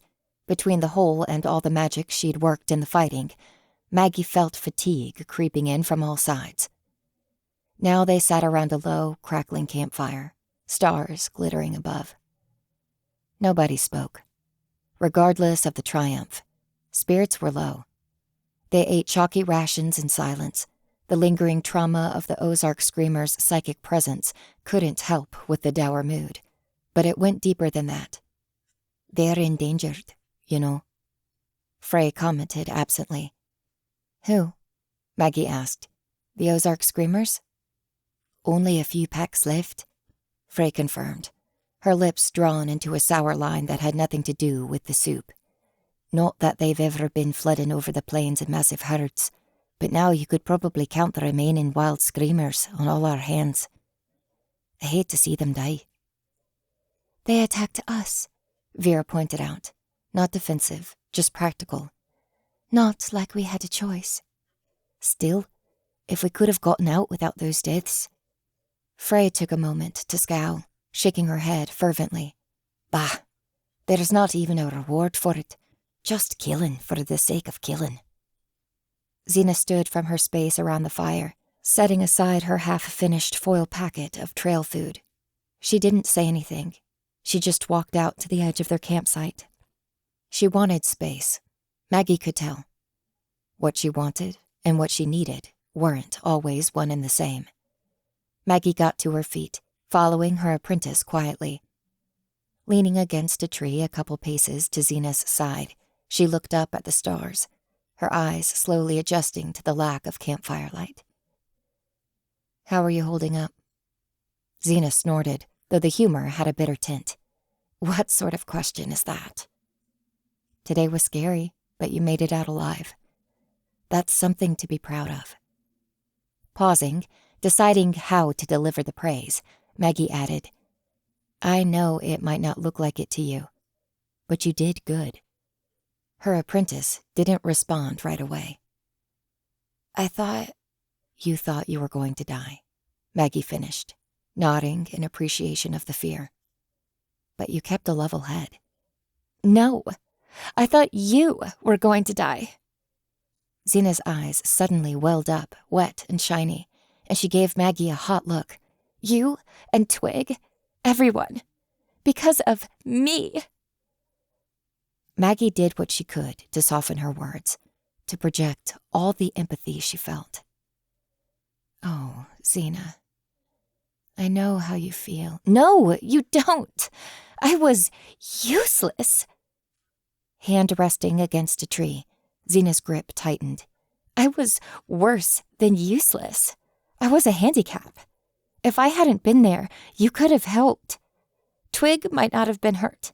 Maybe we wouldn't have even needed to kill them all. And I shouldn't be here." The girl began crying in earnest, tears falling down in grief-stricken silence. Her face bore glossy streams, stars sparkling against the tears. Maggie didn't know how to approach that, how to comfort her, when Zena hadn't done anything wrong. She tried. "It was my idea to bring you along on the hunt, not yours." "Yeah," Zena shot back, a hard edge to her words. "To train me, to help me build character, because I don't have any discipline." Maggie blinked, eyebrows rising a millimeter. "You heard that." "I hear a lot." Zena sniffed, wiping her face. "I hear you sigh when I leave the room. The comments you make when you think I'm out of earshot." "I'm sorry," Maggie said automatically. I didn't mean for you to hear. I figured, since you didn't say it to my face." Zena quipped. Maggie caught the obvious sarcasm, but beneath it, she felt the deeply buried fear. She looked away, because she didn't know how to face all those emotions and address them at the same time. "Zena, I'm old. I've been alive long enough to see you grow up 5 times over. When I was a kid, you were up to date and fancy if you had a Bell telephone." "I'm not a kid," Zena objected, wiping her face with the sleeve. Maggie snorted. "To me, you'll be a kid till you're eligible for half-price brunch at the Pancake Hut." That got a laugh, and a real one, boosting Maggie's confidence. "I wasn't trying to be insulting. I don't know how to talk to you. But I promise I never wanted to hurt you." Sniffing and recovering herself, Zena shook her head. I know. I just don't know why you picked me as your apprentice when I'm me. I'm useless. I can't do anything." "You're an apprentice," Maggie pointed out. "If you could already do everything, I wouldn't have much to teach you." A few long moments passed. Now that her eyes had adjusted, the stars had their full glory, not blocked out by light pollution or cloud cover, just a sea of color. It reminded Maggie why ancient people had made legends about the stars, why the brilliance of the night sky had been such an inspiration to so many, pushing writers of old to spin tales of battles and tragedy from what they saw. That got her thinking about old battles and tragedy. "Have I ever told you about my first real fight?" Maggie asked. "The first time I almost got killed?" Zena looked over at her. "With the petriforms? In the tunnel?" Maggie shook her head. "No, long before that, when I was apprenticing for Cyrus. He'd been ripped off. It doesn't matter the details. But there was this man, and I wanted revenge, and I was stupid. I went and challenged the guy to a duel. I lost." "How'd you almost die?" Zena asked. "A bad injury?" "He was about to drown me to death when Cyrus came in and rescued me, negotiated on my behalf," Maggie explained. She'd made peace with herself over it, but the memory still hurt to retell. It cost Cyrus his business, his home, everything. When I say I know how you feel, trust me. I've been there, and worse.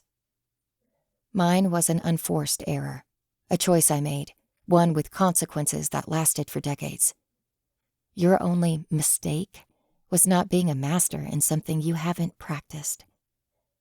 Xena shook her head. It could have been so much worse. We just got lucky. Maybe, Maggie agreed. It can't happen again, Xena said, passion and tears rising once more. Never again. I can't stand by and watch people fight while I stand around uselessly. Pick a weapon then, Maggie said, and I'll start teaching you. Learning to spar is going to be part of your training anyways. I'd just been putting it off. Smiling and wiping away the fresh tears, Xena asked, Chakram? No, Maggie groaned. Pick a real weapon. The chakram is a real weapon, Xena objected, taking on a playfully argumentative tone. It's been used in India for millennia. Fine. Maggie rolled her eyes and made sure the girl could see it. Then pick a weapon I know how to use. I can't teach you what I don't know, and I don't know how to use a combat frisbee. A couple daggers would be cool, Xena suggested. A couple daggers would be cool, sure, but cool only matters if you're going to a Ren fair. In a real fight, you won't reach, Maggie explained, couching her criticism in a joke. How about the spear? You did well with the spear. Xena shrugged. The spear was okay. Can I think about it? Of course, Maggie promised. For now, we'll just make you something with steel. The star metal can come later, once you're ready for it. What about magic? Xena asked, tilting her head. I knew you could cast little things, but those spells today, that was so cool. Maggie pressed her lips into a line. We'll have to talk about that once we're back in Kansas City. She expected an argument, protest, petulance, but Xena didn't give any complaints. All right, I'll pick a weapon soon. I promise. Sighing in relief, Maggie extended an arm to her apprentice. Thanks for trusting me. Xena accepted the offered embrace, stepping into the hug. Thanks, Maggie. Giving her a pat on the back, Maggie looked up, watching the stars, happy to hold the hug for as long as... Holy shit. Maggie almost tumbled back on her ass in shock, and if she hadn't been holding on to Xena, she probably would have. She broke the embrace, gaping up at the sky. Xena's eyes widened and she spun, looking around. What? The wind? Maggie pointed. Did you see that? Calling over to the camp, she added, Tell me someone saw that. Everyone jumped to their feet, ready for trouble in less than a second, reflexes honed by time and practice. Are you safe? Ray barked. Wards are clear, Vera added. Stumbling back towards camp, Maggie kept her eyes upward, watching the sky. I saw a flicker. The stars went black, just for a second. Something's flying up there. Nobody argued. Nobody questioned. Nobody suggested she was just jumping at shadows. They trusted her. Could you tell how big? Frey asked, staring up between the trees. Big, Maggie said. I don't know. I didn't hear it. I could only see it. I've got no idea how close it was. As big as a plane, I think. I heard a rush of wind, Xena supplied, shuffling closer to the fire, to the center of the group. I thought it was just wind, though. Not, I don't know. Twig had her bow at the ready, an arrow nocked, but not drawn. Big, silent, dark, Frey said, thoughtful. It doesn't seem to be after us. Think it's our Squatch Hunter? Vera asked. Frey's eyes were on the sky, but her expression was calculating. What else could it be? I didn't see a shape, Maggie continued. It went by too fast. Xena crossed her arms over her chest, shivering despite the warmth. Why would it fly right overhead? Like, should we be worried? Was that a threat display? Twig made a clicking sound and shook her head, gesturing her hands wide, indicating to the wards Vera had set up. They were shrouded from being seen or heard by outsiders. Stand down, Frey declared confidently. We can't move tonight. We've got Vera's veils, and we'll keep careful watch. That'll have to be enough. Are we safe? Maggie asked. Safe as we can be, Frey said, slowly considering all the options. Moving at night would be a bad idea. We stay under the wards, wait until sunrise, and move then. I think, whatever it is, that our hunter only comes out at night. Still, a creature that big, Vera said, sitting back. This close to human towns. Surely someone's seen it by now. Even if it only moves around at night, where would it sleep? The thought came to her like a light bulb of inspiration. Where else would you hide something massive in the Ozarks? Maggie asked. In a cave. Chapter 7. Jonah.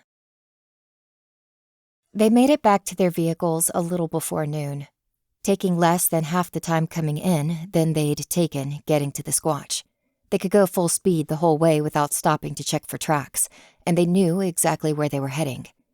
From there, the group convoyed to a nearby diner, indulging in greasy home-cooked food smothered in too much gravy while Frey handled business. They had to request plastic silverware to replace the stainless steel kind the diner used normally, but the hostess barely batted an eye and didn't ask questions. Frey called in the incident with the Ozark Screamers, contacted a few potential buyers for the wool, and began looking up all the caves in the area, with veils around to hide Maggie and Frey's pointed ears and make Vera look like a human with extensive floral tattoos, rather than a person whose body had turned to flora. Xena was quiet through most of the morning, staring into the middle distance whenever Maggie looked back at her. Once they had cell service and were back in Maggie's truck, she'd buried her head in her phone, catching up on messages and generally fulfilling stereotypes Maggie had about the girls' generation, though at least Xena remained responsive to questions and comments. Here's what I'm thinking, the apprentice said out of nowhere, halfway through her waffles, turning her phone around to show Maggie a photo of a weapon. Can you teach me how to fight with one of these? Maggie smirked. She should have guessed. Not one that's that big, unless you go all Freaky Friday with Twig or start taking steroids. But scale it down a bit? Sure. Hearing her name, Twig leaned over to glance at the screen, nodding her approval when she saw the weapon. Cool, Xena said, brightening. Awesome. You're still going to learn how to use swords, Maggie added, so that you can identify masters who come looking for a blade. We won't be putting all our time towards training you for part-time monster hunting. Yeah, sure, Xena agreed, but her thoughts were elsewhere. If Maggie recognized her wistful expression, she was drawing out a weapon in her head, picturing the design she'd make once Maggie let her forge it herself.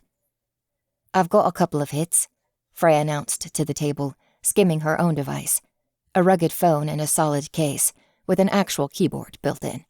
These mountains are riddled with caves, but if we narrow it down to caves with wide mouths, that filters quite a few, and most of those are already taken by tourist traps.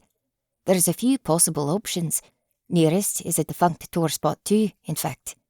Caveland. It used to have a cart tour, but it's been closed for a couple decades. We can get permission and poke around the entrance for signs of our beast. Next nearest is on private property, and the third doesn't have listed owners, but I'm calling in a favor to find out who's got it.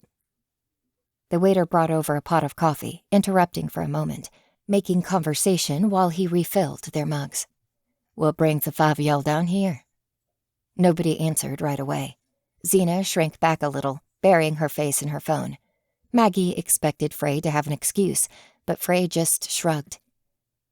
Spelunking, Vera offered, finally. The waiter seemed nonplussed, but got the hint and ducked away, Posing as mundane, then? Vera asked, moving smoothly back into conversation once the waiter was out of earshot. What do we want to go with? Geologic survey? Or investors? Let's go with survey team, Frey suggested, looking over at Maggie and Xena. It's a bit weak, but we don't need much of a cover just to poke around. Twig shook her head, and Vera agreed with the sentiment. We don't want any hassle while we're searching. Let's just throw up a veil and go in when the owner's not home. And if we find the beast we're looking for, and you've spent half your strength on hiding half a dozen people with illusions? Plus, my blade and Maggie's will play merry hope with your magic, not to mention our arrows. Before Vera could protest in her defense, she cut back in. I'm not saying you couldn't do it, but you're hardly going to have an easy time of it, and we need you strong. We don't even know if this is the right cave, Vera pointed out. We don't really know if this creature is hiding in a cave. Hell, we don't know if this is something we can collect a paycheck from. We're taking stabs in the dark here. If you think we should just call it in to the nearest tribunal and step back, let the bureaucrats handle it, you're welcome to do that, Frey said. But anything going after sheep squatch and screamers is going to start going after humans before long. And on the flip side, if there is a payout, something that big will bring in enough cash to retire. Vera sat back, popping a tater tot into her mouth. Not that you would. Not that I would, Frey agreed, shaking her head. The money's good, but I don't want more people getting hurt because we sat back to see what would happen. Okay, fine. We'll stick it out for now. Vera sat back, casting a glance at Maggie. Are you going to come along? 3 veils versus 5 makes a bit of a difference. I don't know, Maggie admitted. I can't help but feel like a third wheel at the moment. I've said before, this isn't my job. I can pitch in with a fight, but hey, Xena said, spinning her phone around to show off the web page she'd found. You said Caveland, right? That's right, Frey said, leaning in. Behind her, Twig and Vera did the same, all peering at Xena's cell. Tracked down the owner on Facebook. Xena pointed her finger at the screen. Jonah King Jr. posted a week ago. Effing useless city, effing useless people. Someone commented asking what was up. He replied, 2 of my goats went missing. Cops won't do a damn thing about it. It's like they think I'm lying. The table sat in silence for a beat. Vera filled in the dead air first. That's gotta be it then, right? The monster got tired of stealing livestock and leveled up from goats to sheep squatch. Sure, but also, Xena suggested proudly, why not use that as your in? You're with the Department of Missing Goats, or whatever. Ozark National Park Rangers, Maggie suggested, quickly hitting the same vague wall of ideas Xena had and trailing off. Tracking something. A bear. Rangers wouldn't be working off parkland, Vera interjected. Xena raised an amused eyebrow. You think Jonah McHate the Gubmint would know the difference? They exchanged a collective shrug. Finally, casting her vote, Twig mimed her approval, running her thumb and index finger along the imagined edge of a stiff-brimmed hat. Rangers it is, Frey announced. I'll see if my disguise guy can do a rush order. Should I ask for 3 sets? Or 5? She looked at Maggie, who'd almost missed what she was being asked. You want us along? Can't hurt, Frey replied. Hell, it's all Xena's idea, and the hunt ran short. We won't be hunting the beast, mind. We'll just be locating it, determining the sort of artillery we need, whether it's a job we can do at all. True. Maggie looked at her apprentice. I could stand to find out what it is we're tracking. How about you? Xena shrugged, playing it cool, though Maggie saw her smile flicker for a moment before she said, Sure. How long's it going to take to get the ranger costumes? The 5 of them were dressed up a full 2 hours before sunset could even kick in. The shirts and slacks were probably easy enough to acquire, but her contact had managed to put together 5 counterfeit badges, 5 perfectly fitting hats, and even an ID for Frey, declaring her a ranger for the Ozark Forest Service. A couple slap-on stickers to declare their SUV an official Forest Service vehicle, and they looked as authentic as the real deal. Maggie left her truck parked at a nearby motel, crowded into their lightly disguised SUV, and rumbled down the road to Jonah King Jr.'s caveland. Had it not been for an old, painted wooden sign on the side of the road indicating caveland 2 miles ahead, Maggie might have thought they were on the road to nowhere.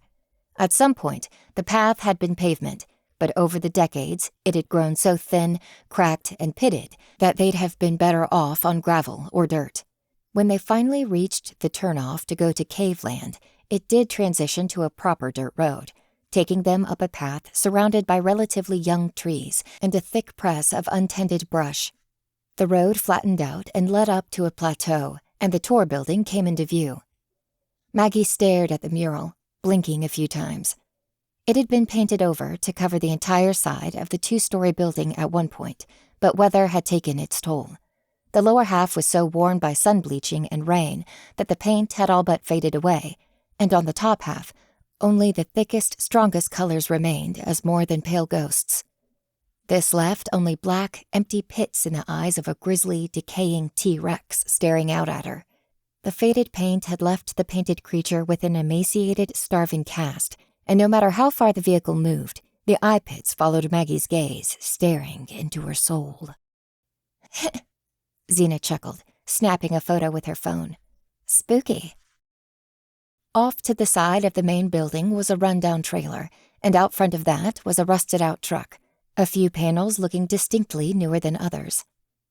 Maggie recognized a salvage when she saw it, a vehicle held together as much by the sheer stubbornness of the owner as by the hours upon hours of work put into maintenance and repair. She could practically see the 500,000 miles on the odometer and smiled at the second dinosaur within spitting distance. Frey parked in the front of the defunct tourist building, hopping out. "Follow my lead," she reminded. "I'll do all the talking, like we planned." Maggie got out, peering between the 2 main structures she could see. The yard was completed by a small building halfway between a barn and a shed, and a fenced octagon that pinned in 3 scraggly-looking goats. Rather than posts, the octagon had pine trees on each corner, chicken wire stapled straight into the living wood. She started walking to the trailer, but within 2 steps the door swung open, and a half-shaved man in a thin tank top stepped out, a spot of shaving cream still on his neck where he'd missed wiping it away. Maggie recognized Jonah from his Facebook picture, a 5 o'clock shadow that had laid down permanent residence on his chin, and wrinkles that had set in early, at odds with the youth in his posture. He might have been slim, but he clearly knew his way around physical work, and he moved with a swagger that could have been either confidence or drunkenness. Possibly both. Waving, he called out, "Can I help y'all?" "Howdy, we're with the Forest Service," Frey called back. Maggie almost choked. Frey'd put on an informal American accent, and no warning in the world could have prepared Maggie to hear the grizzled Irish warrior say, "Howdy," even if the accent passed as not Midwestern, but at least vaguely Southern. "We heard that y'all had some trouble with your goats, so thought we'd mosey on up to help." Jonah smiled, leaning in the doorway of his trailer. "About damn time. Come on in. You want a beer?" The counterfeit Forest Service crew approached together. Maggie kept her eyes on the sky, but the sun was still up, and if their theory held, the beast they were tracking didn't come out until after sunset. Frey casually turned down his offer. "Not while we're on the clock." Nodding her head off to the side, she said, "Is that the pen the goats disappeared from?" "One and the same," Jonah confirmed. "Mind if Vera and Twig take a gander at it while we talk?" Frey slurred, drawing out the accent a little thick. Jonah shrugged. "S'pose that's fine." Stepping back, he held the trailer door with his foot, allowing Frey, Maggie, and Xena inside, while Twig and Vera stepped off to inspect the goat enclosure. The ragged exterior didn't quite match the inside. The trailer was small, cheap, and old, but there was a delicacy and care Maggie hadn't expected. Even more unexpected, a woman with white hair and deep lines around her mouth sat in an easy chair, barely acknowledging the visitors. She watched an old tube TV, the volume set just loud enough that Maggie could make it out as background static. "These folks are here from the Rangers, Ma," Jonah said, by way of explanation. "They're here about the missing goats." "About damn time," she muttered, not looking up from the television. "If you can't fix it yourself, trust the government to send someone a week too late." The kitchenette was clean, and the walls were covered with neatly organized art and old photos. Maggie paused, looking at a grainy color photograph of a building in the same shape as the Caveland Center outside, though it was different then, and the sign read, "Wilker's Caves of Wonder." In front of the building, a man who bore a considerable familial resemblance to Jonah was cutting through a red ribbon, with a kid next to him. "Is that you and your parents?" Maggie asked. "No," Jonah said, stepping up and pointing at the kid. "That's my dad, and next to him's his dad, Jonah Wilkers." "3 generations of Jonahs," Maggie said. "Gotta get confusing." "Grandpa died before I was born," Jonah shrugged, pointing to another photo. "Here's me, Ma, and Pa." Maggie looked over the Polaroid he'd gestured to. The woman on the left resembled the woman in the chair, and her hairstyle apparently hadn't changed in the intervening decades. She posed with a baby, Jonah 3, and next to a man in his 30s. The picture had been taken in front of a building Maggie recognized, Caveland, but the painted mural was brightly colored, sparkling with fresh paint. The T-Rex had once been a smiling, cheerful creature, surrounded by other colorful cartoon dinosaurs, pastel and inviting. Zena leaned in, squinting at the photo. "Why'd he go with dinosaurs? There aren't any fossils in the Ozarks." "Right and wrong, sweetheart," Jonah chuckled. "There's no dino bones, but we've got Cambrian fossils from the Paleozoic. Our bones here are so old the dinosaurs lived closer to today than to the bones. Any dinosaurs who meandered around here in the Mesozoic be tourists come to look at the fossils, same as us. These mountains are old. A lot of history here. A lot of stories to be told." Maggie had to give Jonah a second glance, reappraising him before she took another look back at the mural picture. Now she noticed the dinosaurs had cameras on neck straps and tour maps in their claws. Fun. "Tourists thought so," Jonah agreed. "Ma had this whole rebranding idea, a plan for merchandise, the whole deal. And it did all right for a bit, too, but things took a turn around '03. Money dried up. We had to close." "We should talk about the goats," Frey interrupted. "Right," Jonah said, looking her up and down. About a week ago, they vanished from their pens. I'd been out late, came home about an hour after sunset. Normally, I'd shoo them into the barn about when the sun goes down, see, and 2 of them were just gone. Found the 3 I've still got huddled in the barn, scared silent." "Did your mother see anything?"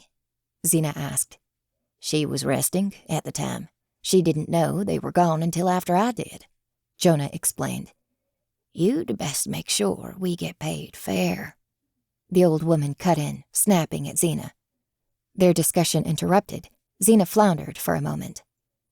"Paid?" "You think we've got the money to get new goats?" she asked. "We lost what's ours, fair and square, so someone's gonna pay. Bunch of good-for-nothings." Jonah cut in smoothly. "What she means is, insurance won't pay us unless it's an act of God or an accident, and since the goats just up and vanished, they're saying they won't pay. It's a policy exception or some bullcrap like that." "I'll tell 'em what I mean," Ma Wilkers crowed. "I don't need you putting words in my mouth." Trying to get the conversation back on track, Frey offered, "We think it could be a bear." Jonah said, lips curling up at the side. "Well, it'd be smarter than the average bear, I'll give it that." "It would have to be particularly hungry," Frey mused. "But it's not unheard of for predators to come poking around, Looking for livestock to eat? I suppose you'd have to be incredibly hungry to drag away 2 goats without even knocking down my fence, Jonah pointed out. Ah, Frey said, the gears in her head almost visible as she reconsidered the lie. Well, we didn't know the fence stayed up, Xena added in quickly, just that they went missing. That changes things. Maggie saw Frey's frustration kick up a notch. Xena was going off script, improvising in a way Frey hadn't accounted for. But now that she'd spoken, they had to run with her narrative. Right. We're seeing where the evidence takes us. You want my guess? I think it's rustlers. Jonah took a pull of his beer. Thieves, come to take what's not theirs. Trespassers, too. The sort of people I really hate. The kind who can't keep their noses out of my business. Obviously not a bear. Obviously not, Frey said, brow furrowing. Well? The door swung open and Vera stepped inside, brushing dirt off her shirt. Well, it looks like the bear went into those caves behind the big building, she said, following the lie they'd planned before they arrived. Jonah raised a curious eyebrow. Then it is a bear. I found some signs of one. Yes, Vera said. I don't suppose you could let us into the caves to look around? The bear might have gone in there with its kills to hide for a while. Strange bear, Jonah commented, looking over the 5 of them. Maggie noticed calculations behind his eyes, but if he saw completely through their charade, he didn't tip his hand. Shrugging, he said, You're about the most curious bunch of rangers I've ever met. It's a curious situation, Frey replied. What are you saying? He shrugged, draining the last of his beer and tossing it into a blue plastic bin by a sink. The muscles in his neck tensed, and when he settled his gaze on Frey again, she saw the look of a man preparing for a brawl. If we don't find anything, we'll get out of your hair and make sure to write something up for your insurance, Maggie supplied, doing her best to deflate the tension. Jonah looked at her and smiled, though his eyes stayed wary. I'm not sure I see the math there. Writing up a report if you don't find any proof it's an animal. Maggie shrugged, matching his suspicion with sincerity. Honestly, sir, insurance companies can take their policy exemptions and stick 'em where the sun don't shine. His smile turned genuine, and he hopped forward, standing up straight. Well, I suppose it can't hurt. Come on, I'll have to let you in. Chapter 8. Caveland. Jonah King Jr. fiddled with his keys, unlocking the entrance door to what had, in another life, been a place of joy and discovery. The gift shop off to the right still had rusted old stands and even a painted wooden display of Terry the pterodactyl, with a silent P at the start of Terry. But the shelves were bare and caked with sooty dust. Do you ever think about reopening? Maggie asked. For a spell? Jonah admitted, flicking on the lights. Fluorescent ceiling fixtures buzzed as they came on, illuminating the lazy motes of particulate floating around the space. Thought we might be able to turn things around, maybe get a grant or some such. Never did, though. Tell you the truth, if it hadn't been for Jurassic Park, we wouldn't have survived till when we did. It'd take another miracle to get us up again. Nowadays, I just use this place for storage. Come on. Waving them towards the back of the building, they walked past faded signs with instructions for guests. Terry the pterodactyl, apparently the cave's mascot, explained with a big speech bubble, Don't get into trouble. Keep your hands and feet in the car, and make sure your seatbelt is buckled up tight. Jonah stopped in front of a big set of double doors with small, grimy windows.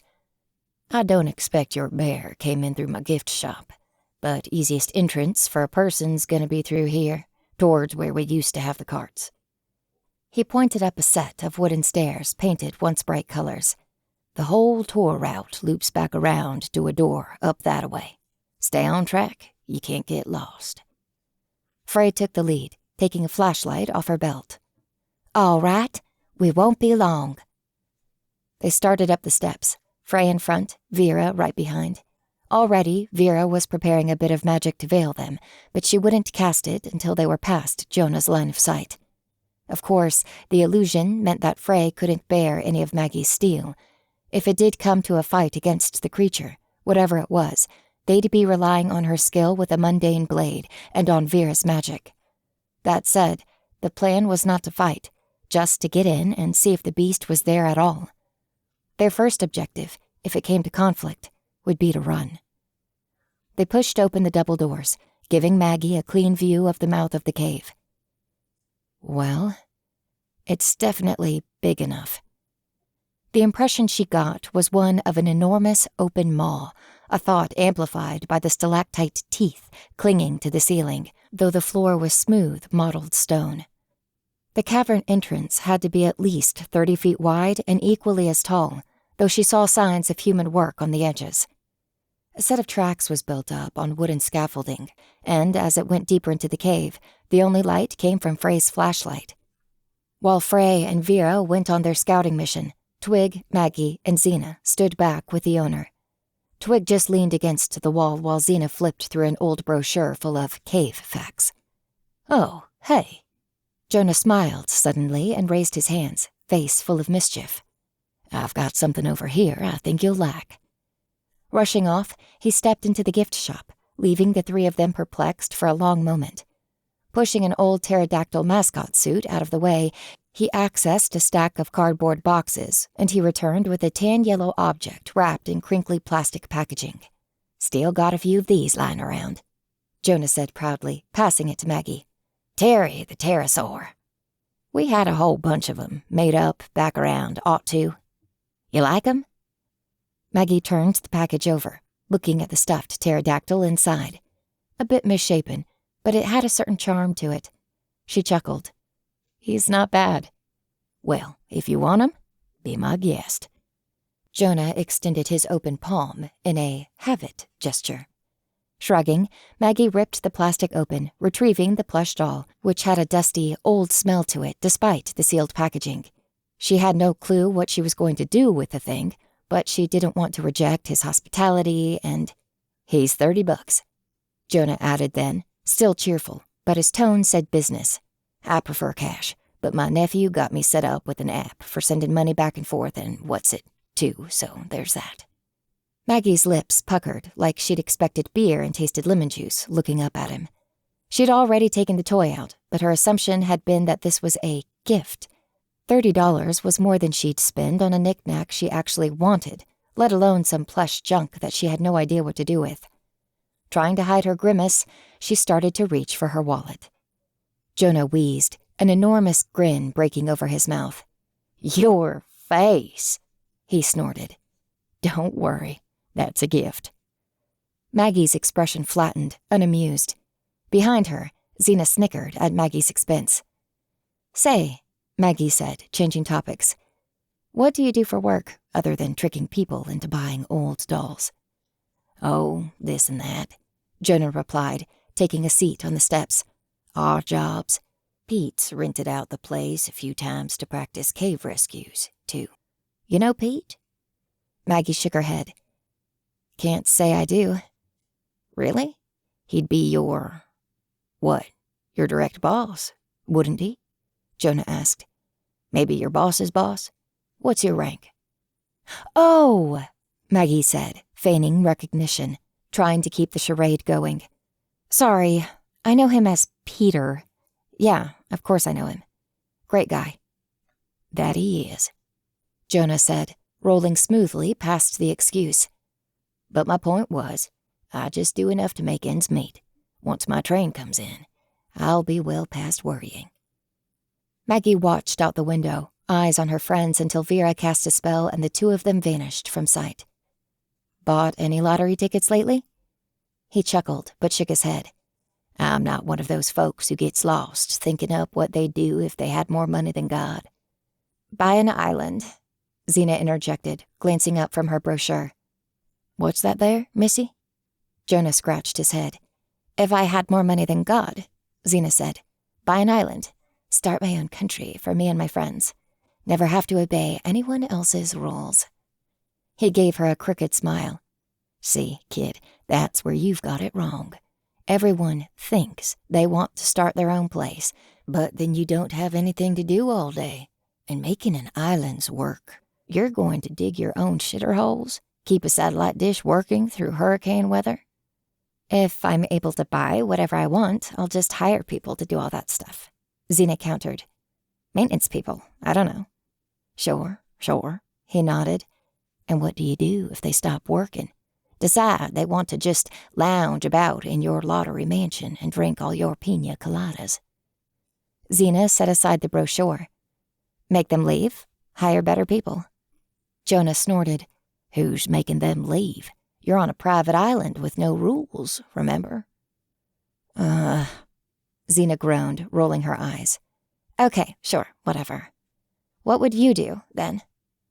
Everyone thinks they want their own thing, Jonah explained, tapping the side of his head like he was dispensing hidden gems of wisdom.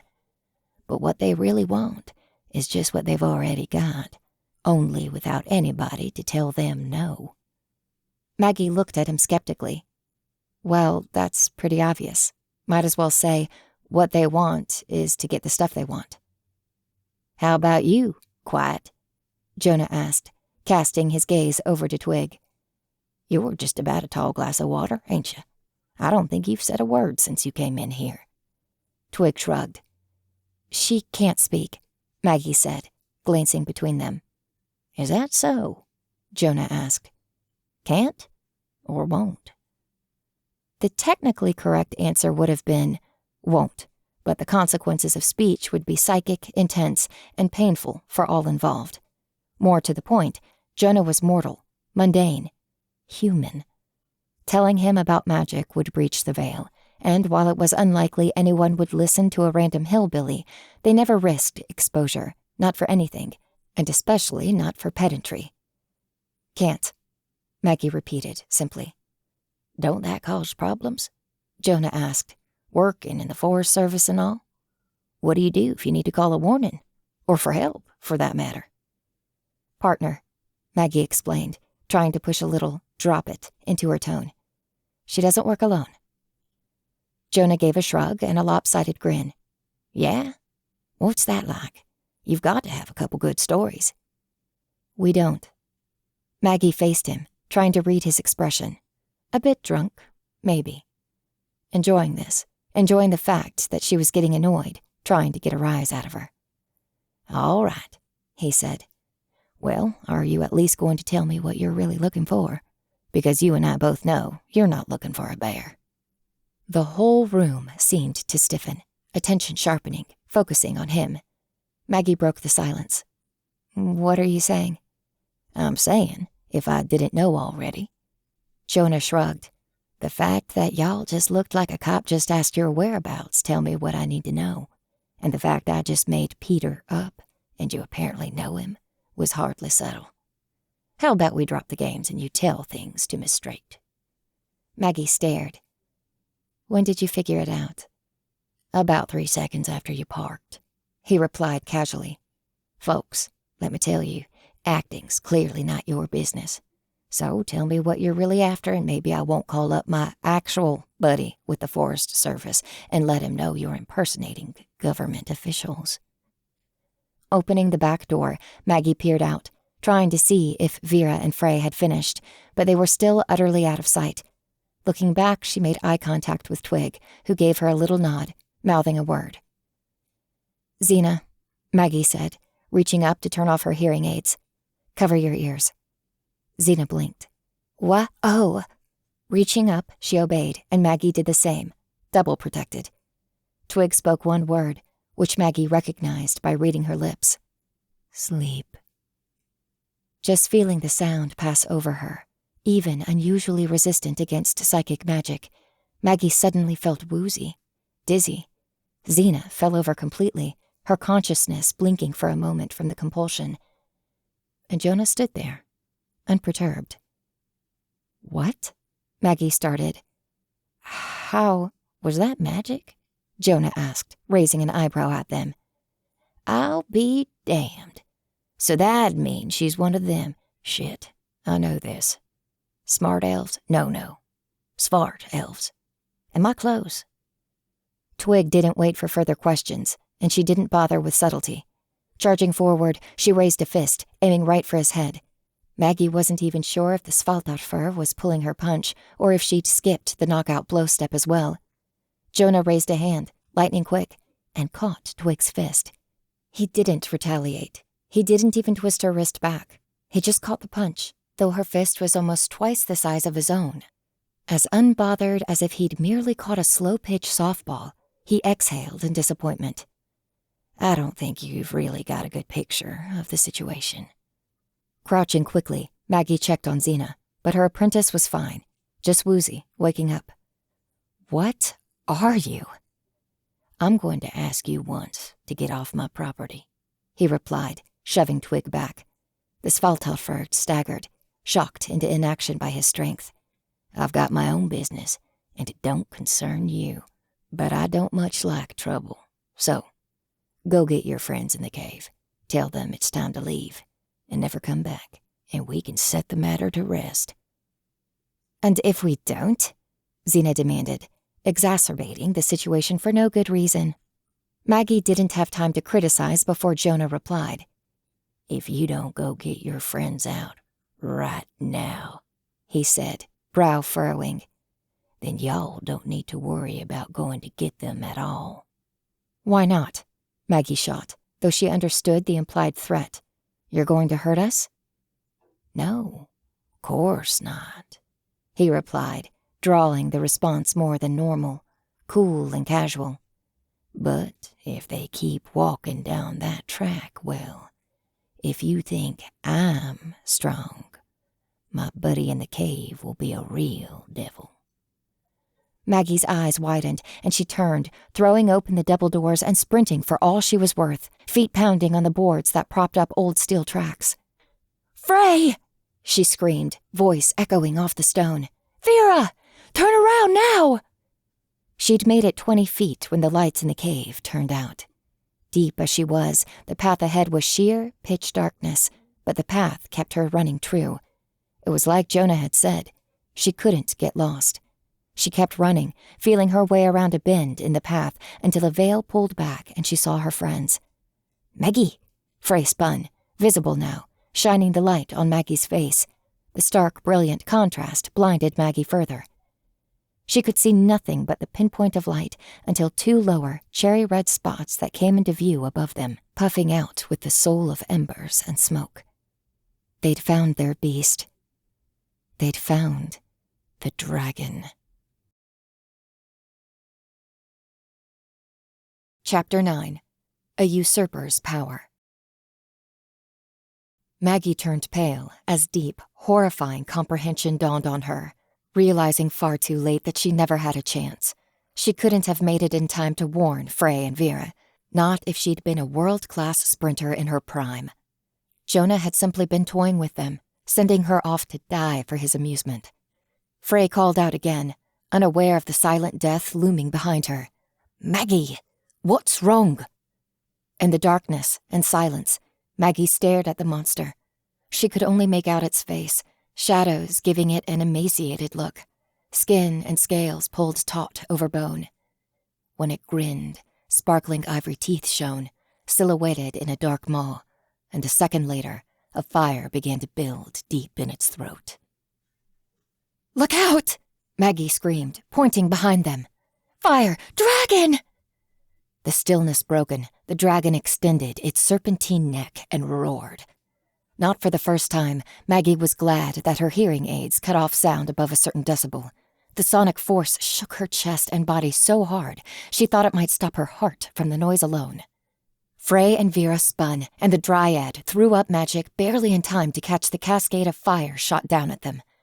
Liquid flame rippled off an invisible barrier and onto the cave walls, turning stone cherry red where it slagged off to the side, and Vera dropped to one knee as she fought off the attack. It took all of her strength to fight it off, and she screamed, the tips of her fingers charring to black. In the firelight, the dragon's full body was illuminated, shiny dark scales the color of the sky after sunset, a blue so dark it almost looked black. With powerful hind legs and enormous leathery wings, It seemed too large for the cave it sat in, pinned in by stone on all sides. The smart thing to do would have been to flee, but Maggie ran forward down the rickety wooden path, calling up a magical wear-light to illuminate her steps. Grabbing Vera's arm, she picked the dryad up from one side while Frey lifted from the other. Together, they hefted her as she panted, fighting off the flame. Only then did the fiery attack die down, allowing Vera a moment to catch her breath and her strength. Another roar echoed, and Maggie felt the cave itself shake, earth rumbling as it pursued. She couldn't help but look back. Even though it cost them precious heartbeats of time to run, the dragon was shimmying forward like a cat in a narrow space, remarkably delicate for its incredible bulk, keeping pace with the three of them as they ran. Maggie wished for Dane, but she'd left her sword in the car. A little geomancy, and they could trap the dragon beneath a mountain of stone. But here, now, there wasn't much she could do but run, wooden boards shaking below her feet as she helped to drag Vera forward. Another burst of fire gouted after them. Vera deflected again with a tighter shield, but the living fire sluiced off her magic and landed on the track, melting through steel like a laser cutter. Old and dry, cracking from poor treatment, the walk path lit up like it had been soaked in oil, mortal flame licking at their heels as they ran. They stayed ahead of it, barely, but Vera's strength couldn't match the dragon much longer.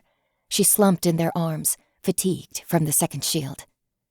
"Fucker's strong," she gasped. "That's not normal fire." Panting for breath, Maggie put on another burst of speed. Rounding a bend, they came into view of the mouth of the cave. So close, and yet she could feel the walking path shaking beneath their feet as they ran, threatening to give way completely. The double doors leading into the gift shop burst open, and Maggie saw Xena, running for all she was worth, straight towards them, holding a sword in front of her like a relay sprinter going for gold. Maggie swore. This girl was going to get herself killed if she thought she could help. She'd gone for a weapon. Oh, clever girl. Xena wasn't holding a weapon she intended to wield. She had Dane, held by the scabbard, and was running with the intent of arming Maggie. The apprentice hesitated when she saw the dragon, but kept her footing, kept running, facing danger in the hopes of arming someone who could fight. "Catch!" she finally yelled when 20 paces away, pulling back and hurling the sword. The toss went a little wide, but Maggie caught the scabbard by its leather strap, yanked it close, and became one with Dane. Xena couldn't have known how potent a weapon she'd borne. She'd not brought just a sharp blade, but Dane's geomancy as well, and together, Maggie had all the might they needed. Spinning and throwing out a lash of power, they called all the strength of the earth, collapsing a wall of stone between them and the dragon. The mountain shook and split out, rocks falling like a waterfall, and it was only with an effort of pure will that Maggie kept the stone above their own heads from collapsing as well. Xena didn't stick around. As soon as she saw Maggie had her sword, the girl turned and ran back the way they'd come. Frey, grunting as she had to support Vera's weight all on her own, continued forward without Maggie. The steel bars and wooden beams holding up the track creaked and groaned under their feet, but they held. Giving the stony collapse one last look, Maggie almost turned to flee, then saw with horror and awe that the stones were turning bright red, melting out as cherry fire turned them molten, burning an escape path for the dragon. "God," they whispered, before spinning to flee at a full clip. The dragon bellowed, and stalactites, clinging to the ceiling, lost their eons-old fight to hang on, shattering and falling all around them. Stony missiles hit the ground and shattered on impact, adding shards of razor-sharp rock to the list of threats between them and safety. As they made it to the double doors, one final bellow of liquid flame spewed out from behind them, bursting out of the stones like lava. Vera slapped it down with the last of her strength, but it caught the sides of the gift shop, catching the old building like tinder. They ran through. Twig was nowhere to be seen, but Jonah sat on the steps, holding the Terry plush and turning it over in his hands. He looked up at their entrance, mildly surprised. "What did you do?" Maggie hissed. Next to them, Frey pulled Vera towards the front entrance, and Xena held the door for their exit. "I didn't do anything, but it looks like you've got to go," Jonah replied with a shrug as the fire spread to the boards around his feet. The stairs caught, but his clothes, his shoes, everything he touched seemed to resist the flame, repelling it. Best keep on that. Hernandez has a strong will and a deep hunger. I'm not going to challenge her for her dinner so long as she keeps it on the property. Maggie's eyes boggled, but Dane rose up in them, taking the lead. You've got a usurper's power, haven't you? That gave Jonah pause. His eyes widened so subtly that it could have been lost in just an eye blink, waved off as a trick of the flames crackling around him. Who are you? Fighting back dominance in their shared mind, Maggie took control and pushed Dane back into the passenger seat, directing them towards the necessary goal, escape. Turning on her heels, she ran to the door. Xena slammed it closed behind her, waving towards the open doors of the SUV. Twig had the wheel, and Frey had shotgun both figuratively and literally, leaning out of the window with a pump-action 12-gauge. Maggie crowded into the back with Vera and Xena, reached for her buckle, but didn't have time to grab it before Twig peeled out, kicking up gravel and dirt as they sped away from the tourist center. Maggie stuck her head out the window, watching the space behind them as they fled. Caveland was fully ablaze now, fire burning in the eyes of the T-Rex on the mural. Jonah stood in the doorway, watching them go with blasé disinterest as the inferno consumed everything around him.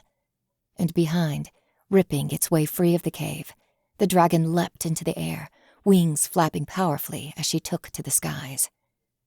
Hands numb as she reached again for her buckle, Maggie beckoned. Faster.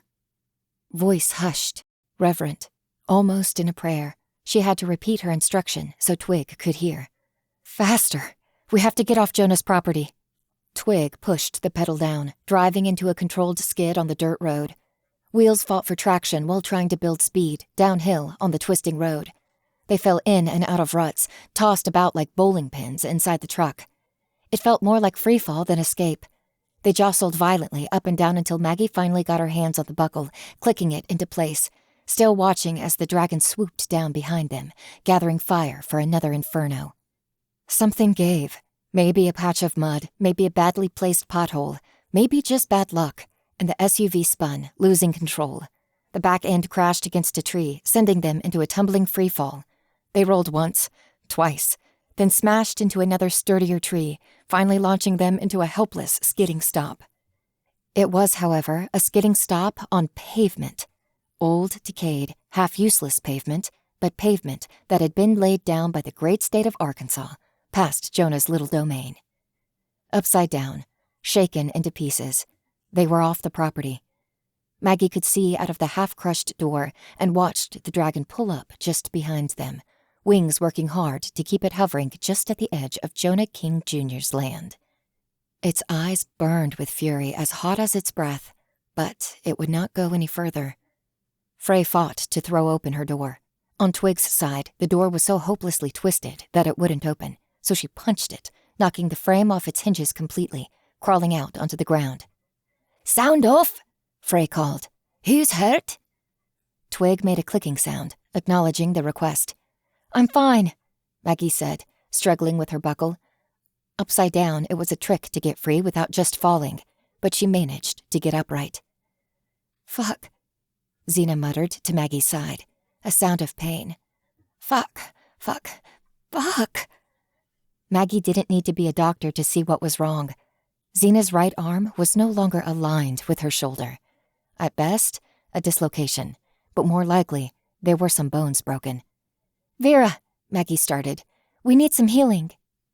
Twig made a sound, something between a scream and a bellow of sympathetic pain, and it drew Maggie's attention away from Xena, over to the far side of the car. Vera hadn't been buckled in, and her body lay in a crumpled mess, one arm twisted back, sappy blood seeping from 3 points on her face. Her chest continued to rise and fall, shallow breaths that rasped hollow, and Maggie knew the worst injuries were the ones she couldn't see. Damage to her chest, to her lungs. Through it all, Vera's eyes were open and full of pain. When she tried to move her lips, no words came out.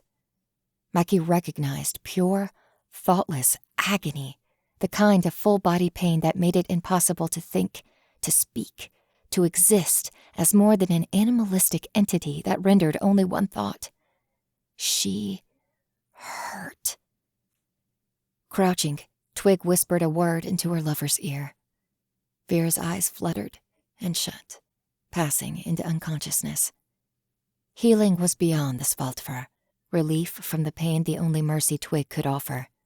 The huge, powerful woman pulled the rear door off its hinges next, before removing Vera's body with a delicacy that seemed at odds with her titanic stature, laying her lover gently on the pavement, trying to keep from moving the dryad more than necessary.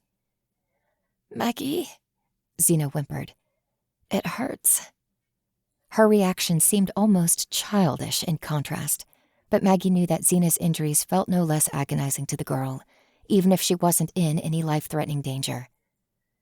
"Come on," Maggie said, focusing on her apprentice. "Let's get you out of here. We need to undo your buckle. It'll hurt, but we have to get you out, okay?" Xena sucked in a breath, nodding. "Oh, okay." Moving around the ceiling of the truck, Maggie reached up, got the buckle undone. Xena hissed, teeth clenching as her body shifted and weight fell onto the bad shoulder. Maggie caught her, got her upright, and helped her crawl free of the car, going through the path Twig had made. Off to the side, Frey kept her gun at the ready, but spoke into a radio. Her voice was acutely calm, emotionless, dead. A mask, as much for her own sake as everyone else's, to keep the fear from bubbling up. "I need med evac at those coordinates. 2 badly injured, 1 cannot move." A pause, a reply from the other end. "I believe we're out of danger, but cannot confirm." Another pause. "Copy." Twig was so focused on Vera that she barely seemed to acknowledge anything else, crouching over her still form. Xena sat, leaning against the side of the truck, taking deep breaths. "I'm sorry," she winced, tears threatening to well up. "I know you said not to touch your sword, but I only touched the hilt and... Fuck, I'm so sorry." "You saved us," Maggie replied. "I don't think we could have made it out of the cave without you. Don't worry about the sword. You did good." Praise lifting her spirits in spite of it all, Xena smiled through her pain. "So," she started, sucking in a breath. She whimpered as another spike of pain shot through her, but she still had to ask her question. "We just saw a dragon." "Huh?" "Not quite." Frey shook her head, rounding the corner to speak with them. "I think we just saw 2. Chapter 10. Evacuate, Evaluate. The helicopter thundered down onto the old road only 15 minutes later, and by then, there was little left to do. 2 medtechs, humans by the looks of them, though they could have been changelings, loaded Vera onto a stretcher, taking only a moment to check out Xena before determining she could wait for the ambulance. She got a couple capsules of some drug or another for the pain, dry swallowed, and was left behind. Twig wanted to go with Vera, but there wasn't space, and she'd just be in the way. As the chopper flew away, Maggie watched the dusky blue sky, uncertain if the dragon would take the helicopter's flight as a challenge and come to rip them from the air. In the deep twilight, only stillness followed in the helicopter's wake, and before long, it had flown out of sight. A ground vehicle took another 30 minutes to arrive. 1 ambulance and a second regular SUV. Xena went in the ambulance, while the rest of the team got their things. Swords, bows, the sheep squatch fleece, anything magical, anything that might tip off a clueless human to the existence of the paranormal, loaded into the new SUV. Hours passed in a blur. Maggie retrieved her truck and followed in a convoy to the hospital, more than an hour away in Bella Vista, the nearest town with magical healers. A couple Fae, and trustworthy in the know humans who could be relied upon. Maggie didn't even consider if she was injured, but she apparently had a series of bruises down her left arm and dozens of tiny lacerations over her face and on the backs of her hands, some of which still had bits of glass embedded in them. Small wounds, things she'd been too numb and too focused to deal with. They had Xena patched up already. It took skill and magic to reknit broken bones, but Frey had the best insurance specifically for cases like these. Once they set the bones and popped her joint back into place, The rest would have healed naturally in a few months. Thanks to magic, it had already done most of the work, and it'd be fully recovered in a few days. Not like the injuries had never happened, but as though they'd broken and healed perfectly, with no lingering disability. Vera was another story. Her spine was broken in 3 places. Such delicate injuries couldn't be repaired so quickly. Each had to be mended carefully, precisely, so as not to risk permanent damage. A lung had collapsed, a collarbone fractured into shrapnel, and the smaller injuries were too many to list. She was still in surgery, and would be till dawn, maybe longer. They didn't yet know if any damage would be disabling, if the multitude of traumas would leave their mark, or if she'd be able to walk away. Strictly speaking, Twig shouldn't have been allowed in the surgical theater while they worked on Vera, but nobody seemed willing to tell her no, so she waited to the side, a silent, sleepless guardian.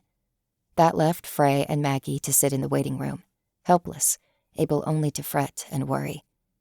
Maggie had work she could be doing, things that needed taking care of back in the city. She wanted to head back up Jonah's way and kick his ass, but there would be time for that later. Now was the time to sit and wait and pray.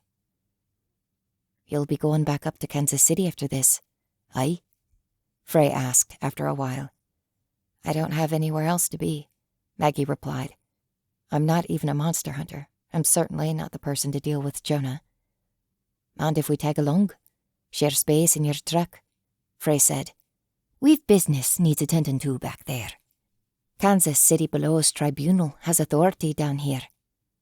"You're not worried about the dragon causing trouble or hiding someplace you can't find it?" Maggie asked. Not that the bounty was ever the point, but that's a scoop if one ever existed. "Dragons aren't monsters to be hunted," Frey replied darkly. "Any more than men. But this is above us now. Report's been called in. A dragon in the Ozarks. Even if it's only going after monsters in the cryptid family, that's going to be a diplomatic incident. This isn't a bounty job. It's political." At that, she made a face like tasting something sour. Maggie paused.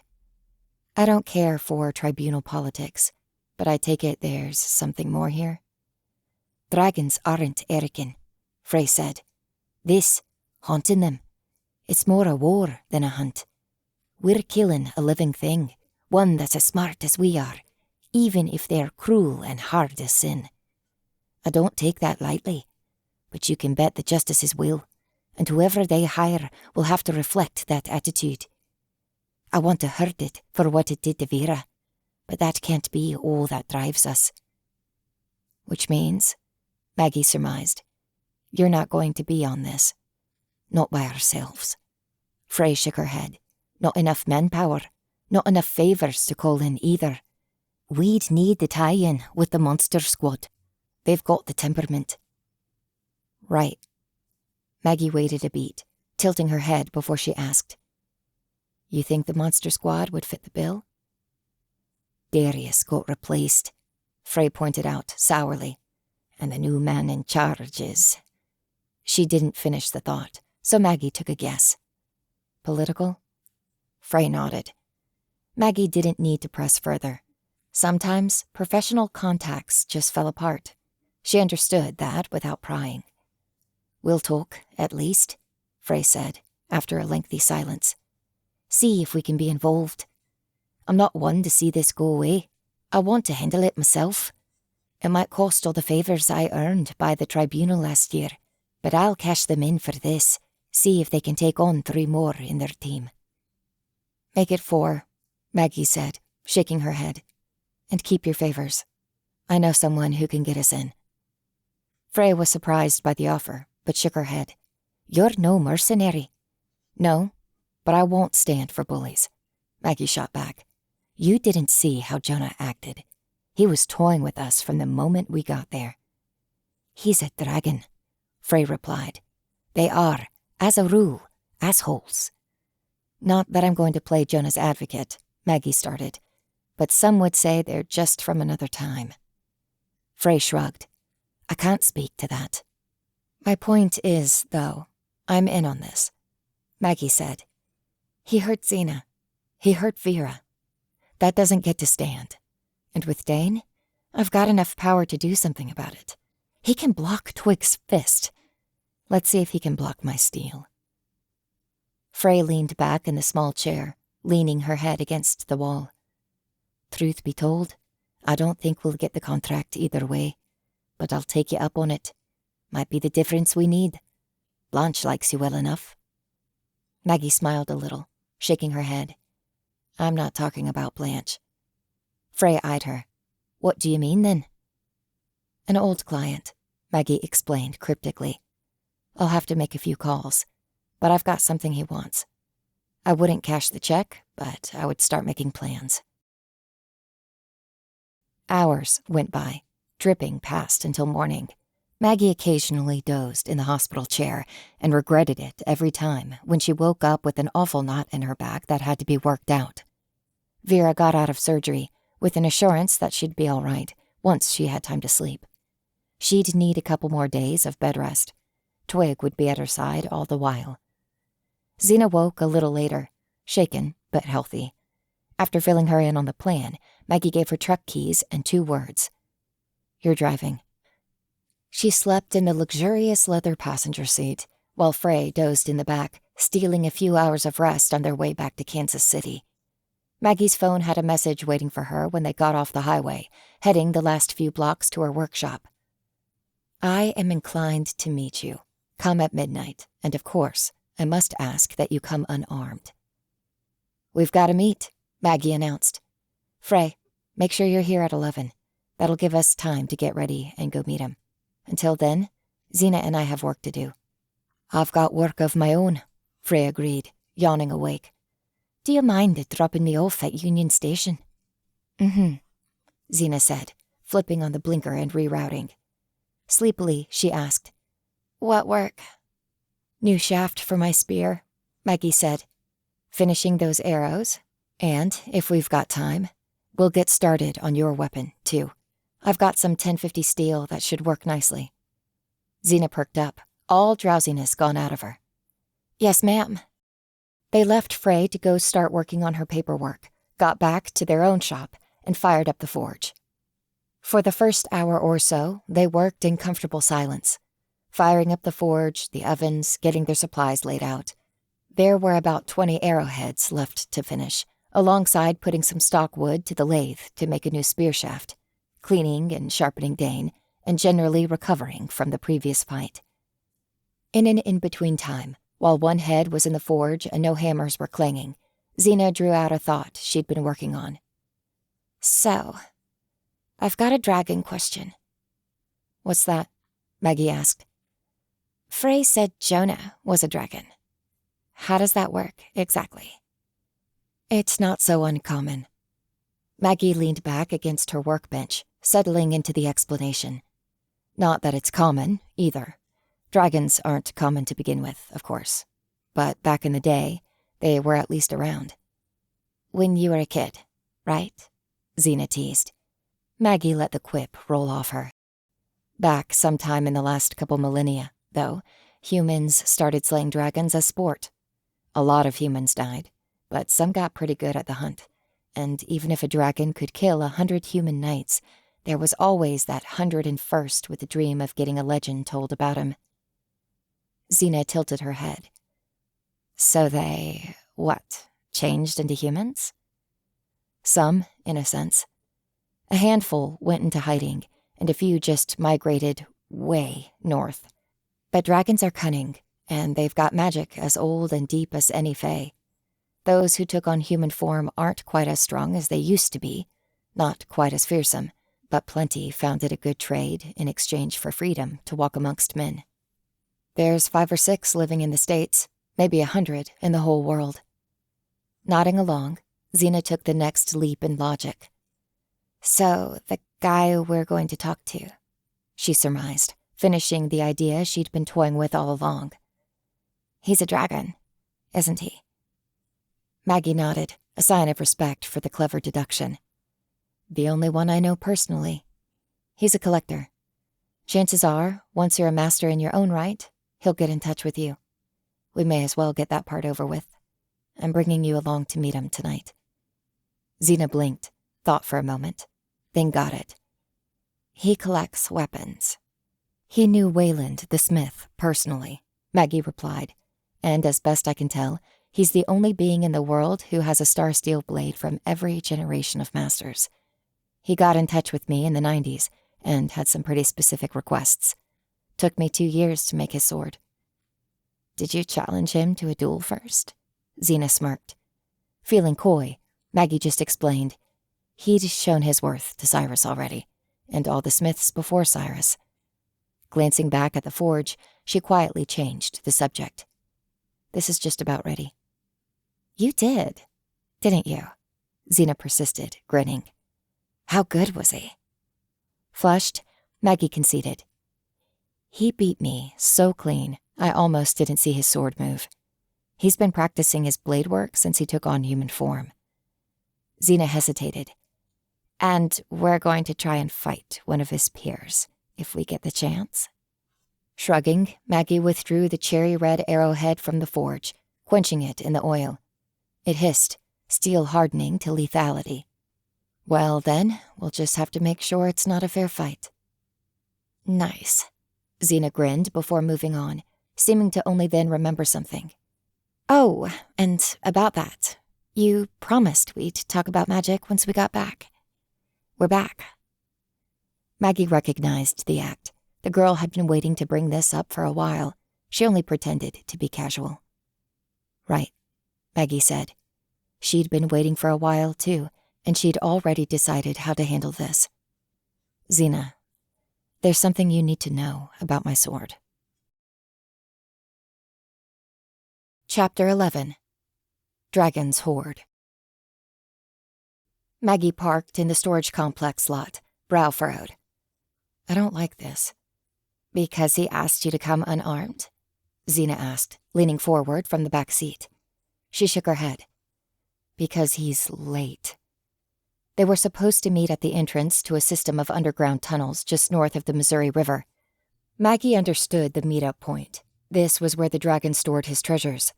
There was something fundamentally right about storing his treasures underground. He'd chosen this for reasons well beyond the temperature and humidity control offered by the storage facility. She could tell he simply preferred the surety of a cave, even a man-made, artificial one. What she didn't understand was why he'd asked her to arrive at midnight if he wouldn't be arriving at the same time. Frey leaned forward, peering out the window. You're certain he's got no ill intentions? He's a businessman, first and foremost, Maggie promised her. You don't live to his age by antagonizing or betraying the folks you want to work with.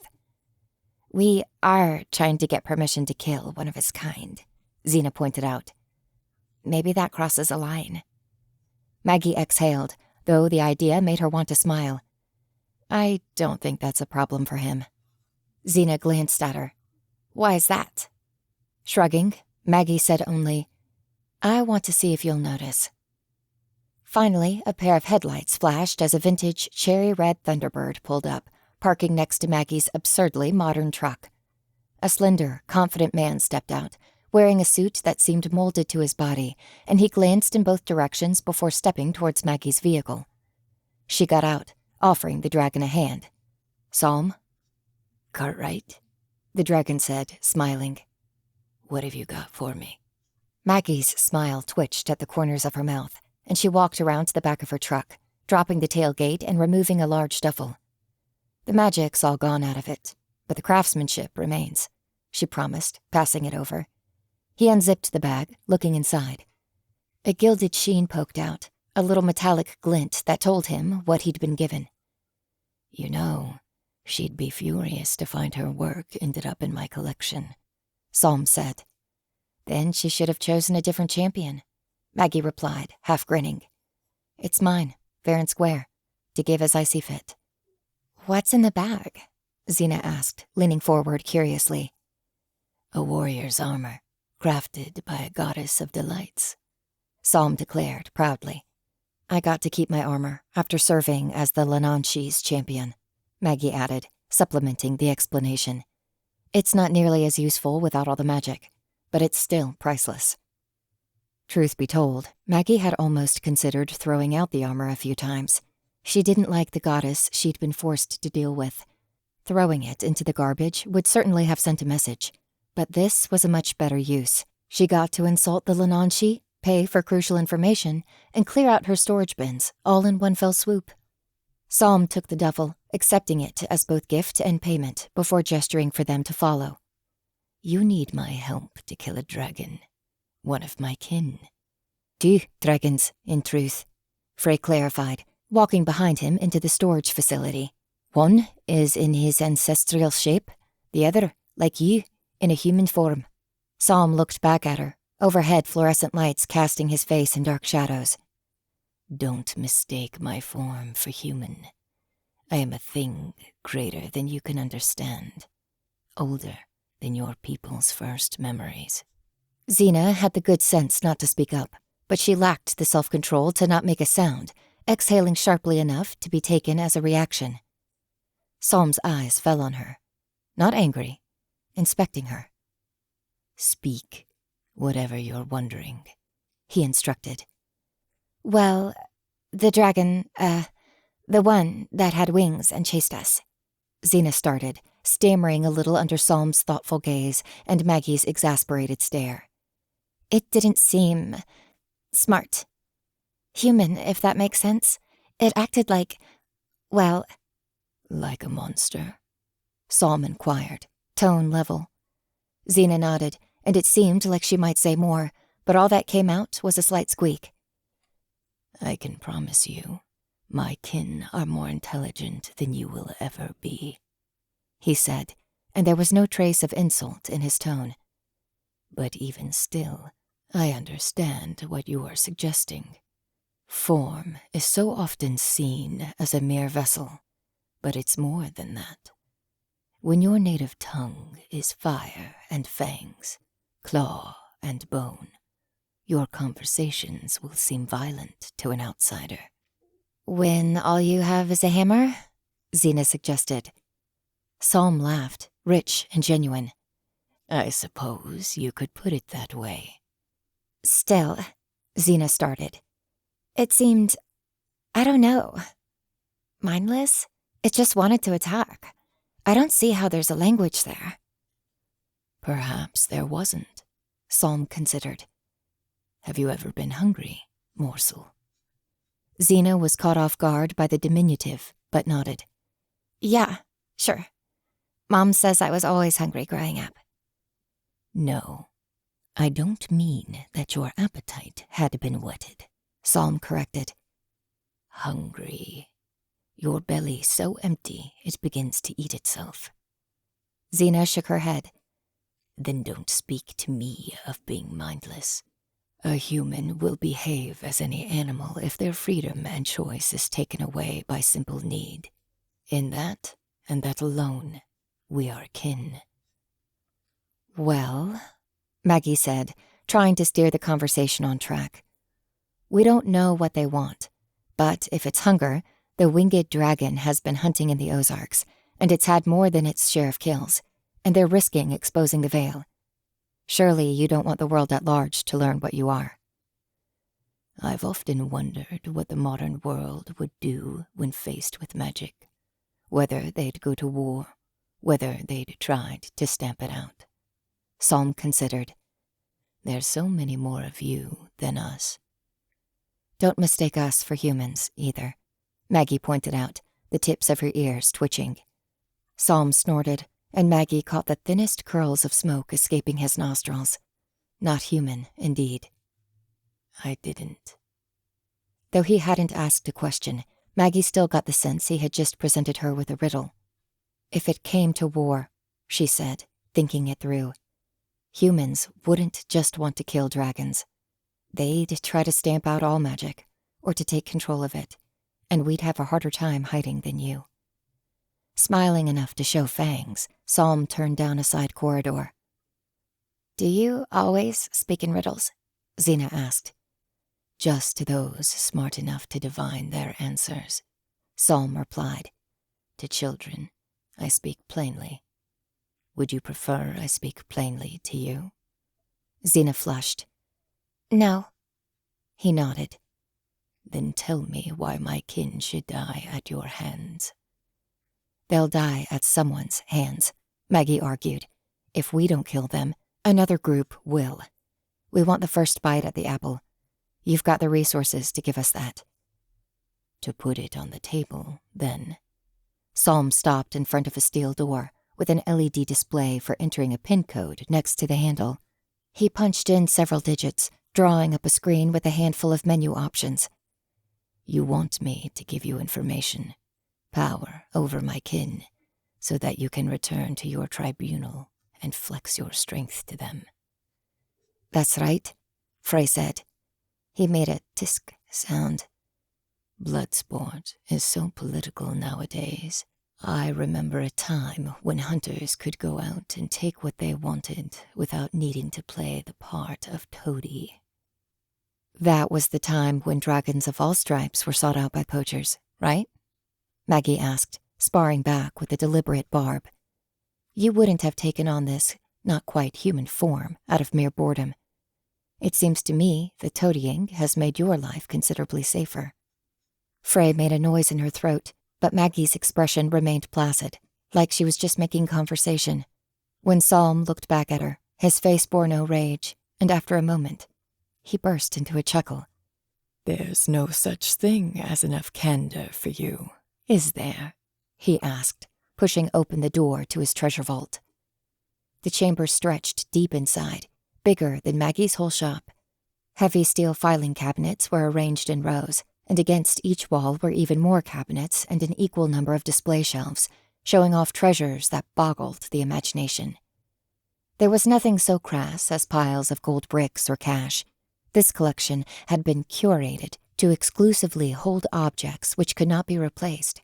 Paintings, statues, antiques, all behind 2 layers of reinforced plexiglass. Frey recognized a Van Gogh against one wall and stood in front of it, agape. This can't be an original. A painter on his way to work, Psalm said proudly. This was destroyed, Frey said, staring. In World War II. Psalm nodded. So they say. I suppose it must be a reproduction, then. Frey stared a little longer.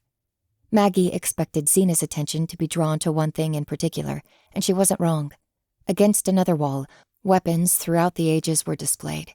Maggie knew each piece had history and suspected that Psalm had acquired them when they were new. Certainly, that's how he'd picked up the swords. The only section not shielded by glass or steel, 14 swords were displayed, each identical in shape and unique in pattern, a display of sheer mastery. The steel wouldn't tarnish in open air, not with the workings each smith had put into their making. Each sword was 2.5 feet long, swelling slightly in width until it tapered to its tip, with a brass hilt carved into the shape of a man and a subtle fuller. Maggie had been given the instructions for hers with incredible detail, so that her blade, the final one in the line, would match the others perfectly in shape, but she'd chosen a unique Damascus pattern for the steel, one that wound up the blade like a serpent. It had taken her 3 attempts to get it perfect, and she knew it had to be perfect, because she knew the first sword in line was no simple decoration. You made that? Zena asked, staring at the youngest sword in the display and walking back, steel sparkling in her eyes. Maggie preened, proud of her creation. And you'll make the next one, if you keep at it. Psalm opened an empty bay in one of the locked steel shelving units, dropping Maggie's duffel inside. Maybe the armor would end up on a stand next to the swords, but Maggie suspected not. The cabinets were all full of their own sorts of treasures. Only his greatest prides and joys were out on full display. Do you know their names? Psalm asked, locking the armor away. Zena paused, looking at the last blade in the display. The names of the swords? The dragons, he corrected. Jonah King Jr., Frey said, only marginally less distracted by the array of treasures around them. That's what he told us, at least. We don't know how much of what he claimed was true. If he's to be believed, he's not far past 30 years old. For the other, Jonah said her name was Arnandus. I know one by that name, Arnandus, Psalm said, walking along the sword display, eyeing each blade with pride. But for this, Jonah, there's not been a dragon born in 100 years, and certainly not one in human form. Even eggs are rare. I cannot name him for you. Does it matter? Maggie asked. We want information to kill him, not to name him. Psalm looked at the last sword in the line. They could be my friends. I've seen enough of my friends killed by your kin as it is. Walking to Maggie's side, Xena looked back at the display of swords and whispered, Is that Shh. Maggie cut her off, shaking her head. Their death warrant is signed, one way or another, Frey insisted, speaking from the other side of the room, eyes still locked on the paintings. We'd give them a clean death, an honorable one. Don't tell me of your fighting prowess, Psalm snapped, his mood turning on a dime, a shocking edge to his words. Spinning on Frey, he snarled, I don't want to hear your boasts, your assurances of might. Tell me not that you'll kill him, or that you'll bring him harm in any way. I'm sorry, Frey started, facing him, her apology sincere. I didn't mean to upset you. Don't apologize, Psalm cut in, calm entering him once again. Do better. Wisdom, intelligence, they are a precious resource. I want to show you something. Maggie looked at Frey, unsettled. Psalm's words seemed too disjointed, almost mad. He could be coy, oblique, and he often struck her as willfully cryptic for the sake of feeling superior, but he never lost control of himself. Being in a room with a dragon who'd lost his mind would be worrisome enough, but this was uncharacteristic for the straightforward, business-savvy cunning she'd expected. Walking to the back of the room, Psalm faced the final and arguably greatest of his treasures. Bookshelves against that wall were kept in glass cases, and with good reason. The few titles Maggie could identify were priceless. A first printing of Lord of the Rings stood out to her, and that seemed to be about the youngest thing on the shelf. To her surprise, Psalm turned the lock to one of the cases, opening the cabinet. I've been collecting knowledge since I could hold a book, he said. I've secrets here that would make historians weep. What do you do with it all? Xena asked. Psalm set a finger on the spine of a black book with gold lettering, thinking on his response. I keep it. To sell? Xena pressed. He lowered his hand and turned. I'd sooner die than give up a single thing in this room. These treasures are my legacy. And the information you've got in these books? Xena asked. You won't share it? Give those historians something to cry about? He snorted again, and this time, thick smoke billowed free. Not a laugh, a warning. Before you accuse me of being a miser, ask your master the value of information known to only one. Stepping away from the shelf, he faced Maggie. Let me give you another idea. What's that? Maggie asked. A counteroffer, Psalm replied, his mouth twitching.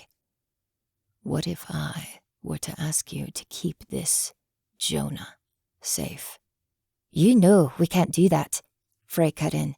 And it's not a matter of price. Your kin forfeited their lives when they broke secrecy and risked the veil. If we fight to protect them, we'd be killed along their side. What if they were acting against their will? Psalm asked, compelled to do what they did. Would you kill them then, or bind them and give them lesser justice? Frey paused, but shook her head. Who could compel a dragon? Just consider it, Psalm said. Wealth, all you could want, and more. Outlaws or no, you'd never need to work another day in your lives. Though Maggie knew the offer would never work out, curiosity niggled in the back of her head, and her gaze returned to the bookshelf. What are you offering, exactly? Psalm winced, putting a hand to his head. He extended his hand. I will. He dropped to one knee. Maggie stepped back, Eyes widening, she pushed Xena away, buying them space and room. "What's going on?" Xena asked. "Protect Jonah, King," he said, his voice suddenly ragged. His throat audibly tore with his words, pain battling against his own willpower. "And I will give you all that I own." It clicked. "Frey," Maggie snapped. "He's being controlled." As she issued the warning, Psalm's eyes flickered, turning from human-like pupils to narrow green cat's eye slits, and he stood. Blood trickled from the corner of his mouth. Hoarse, fighting his own mind, Psalm choked. "Do you accept my offer?"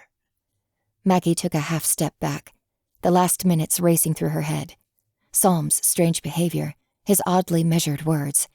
If she said the wrong thing, he could attack, and even with his bare hands, he had the power to rip them to shreds, and he had the resiliency to withstand anything they could throw at him.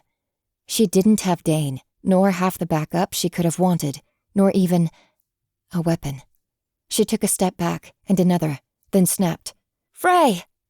Seizing the nearest sword off the wall, she tossed it by the handle, sending it spinning once, twice, and then Frey snatched it. The seasoned veteran spun the blade in her hand, testing the weight, and Maggie snatched the second sword, the near-perfect match to the first. Xena, for her part, turned and ran. Good instincts, Maggie thought. She'd learned to get free of danger, at least, though if Psalm won, he'd be able to chase her down without effort. Roaring, the dragon charged forward, arms out, barreling down on Frey. But the math had changed. Frey took a cautious swipe that he ducked beneath, sliding on his knees and clawing at her leg with raking fingers. Frey danced out of the way, whirling to keep the weapon between her and him. Psalm reared back, jaw open impossibly wide, and a deep bellow of fire burst forth, cascading towards Frey. In a paltry defense, she raised the sword to shield from the flame. The sword had come from Psalm's collection. It was the oldest, the greatest. If Maggie had any doubts about the blade's true identity, they vanished with the fire. The Celtic-style blade burst into white light, and though the energy didn't touch Frey, it ate the fire that bellowed from Psalm's mouth, consuming the power ravenously. The blade Maggie had taken for herself didn't seem to have the same potency, but it was still a blade of star steel vintage. She lunged in, swiping at Psalm's back, and in order to dodge away from her attack, he had to fall towards Frey. Even together, even with Frey's glowing sword, even with Psalm unarmed, the fight might have been close. The dragon ducked back, dead embers and smoke billowing from his bloody lips, but he had strength enough to win. If he got in a strike first, if he turned the fight from a double team to a duel, it'd be over. Before that could happen, he collapsed. Coursing power lunged suddenly up Psalm's body, arcs of purple electricity that crackled along his flesh, burning where it struck. Holes spread up his suit. He screamed in pain, and after twitching convulsively a couple times, he fell, finally, landing in a motionless heap.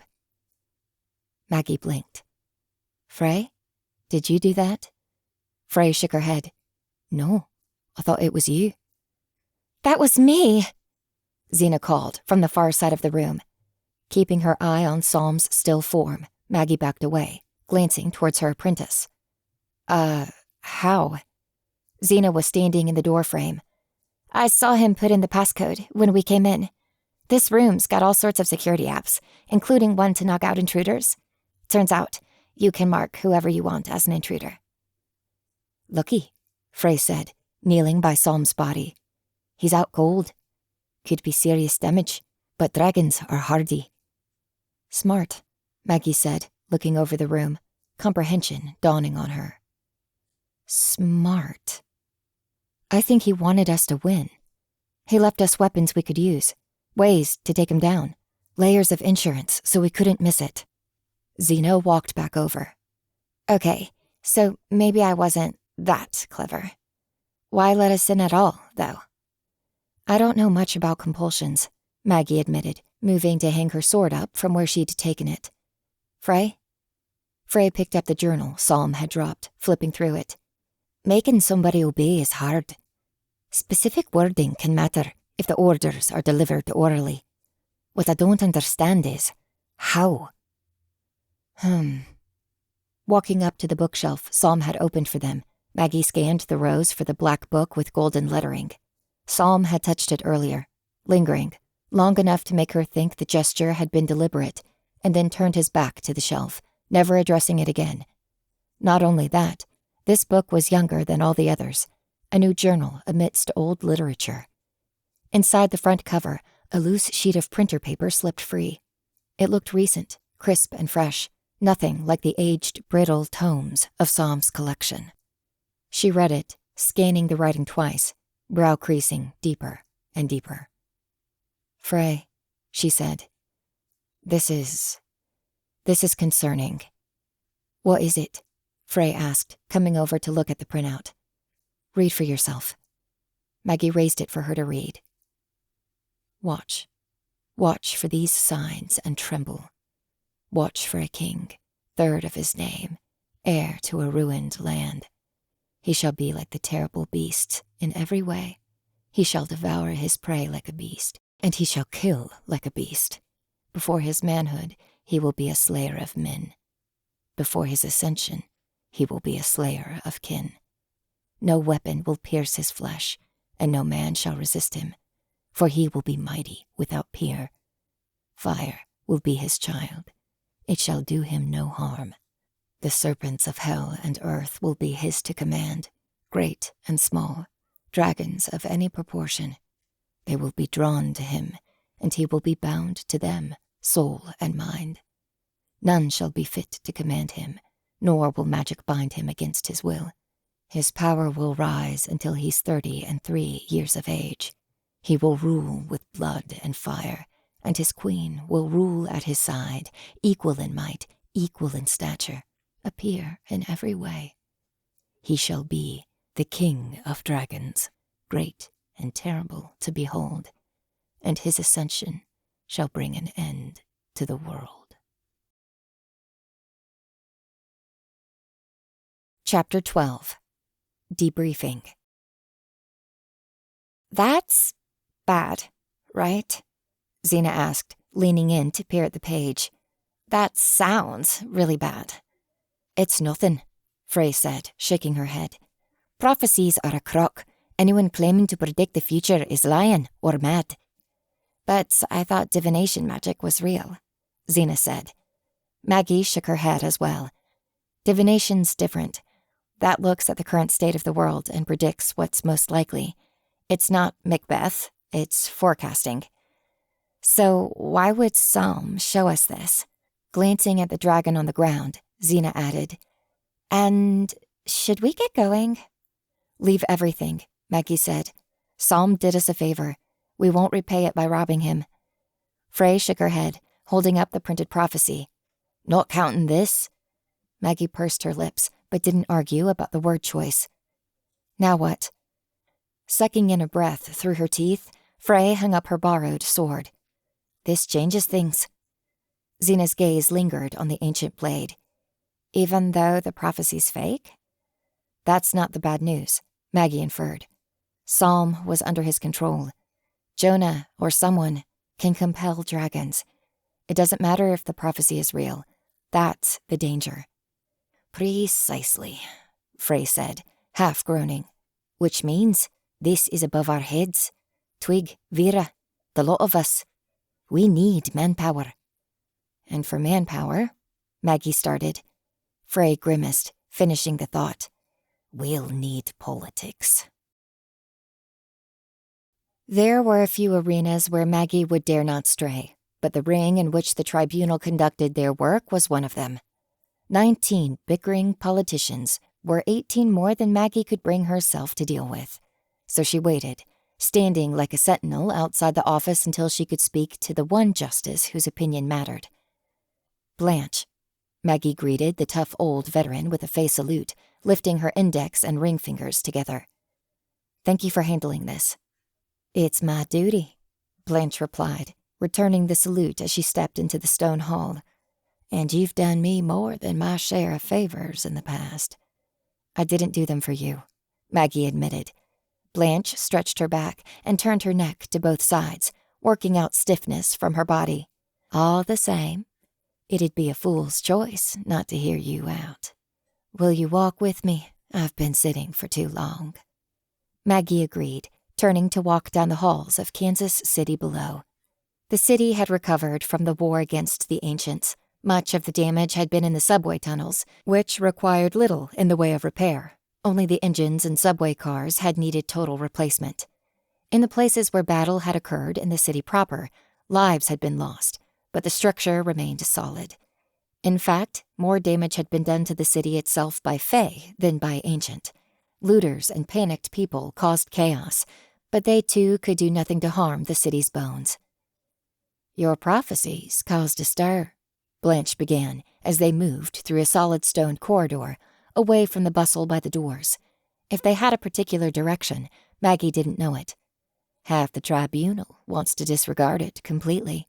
Half wants to know who's managed to breach the secrets of true prophecy, and another half is calling that second half fools.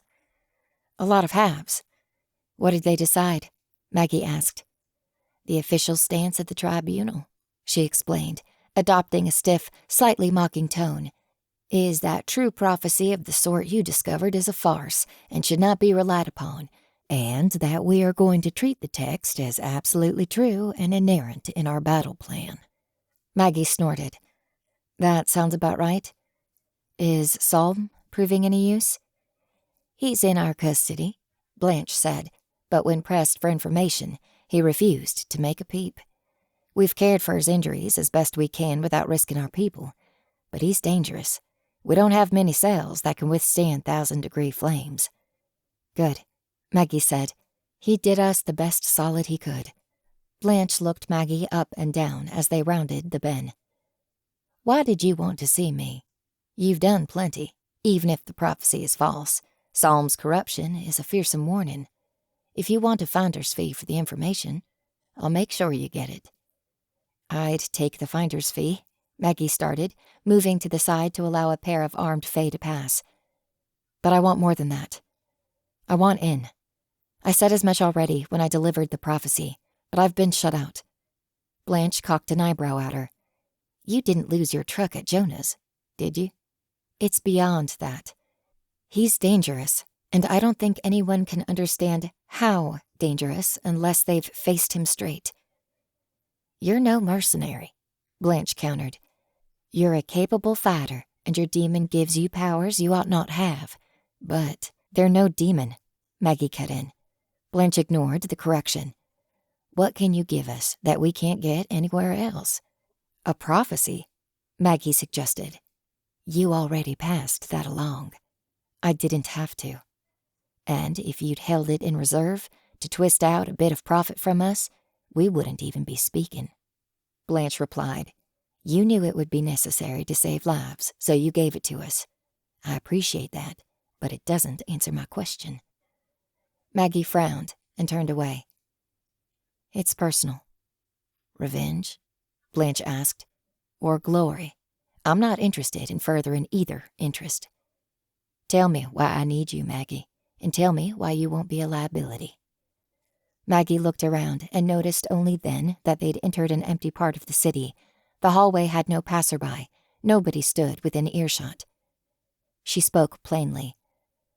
I don't have a hive anymore, but I did. I know what it's like to connect your mind to monsters and to exert your will over them. Ancients and dragons aren't related by heritage, but they're of a type. They're monstrous, and... She didn't finish the thought. Dane had recognized something in Jonah, and Maggie wanted to find out what it was.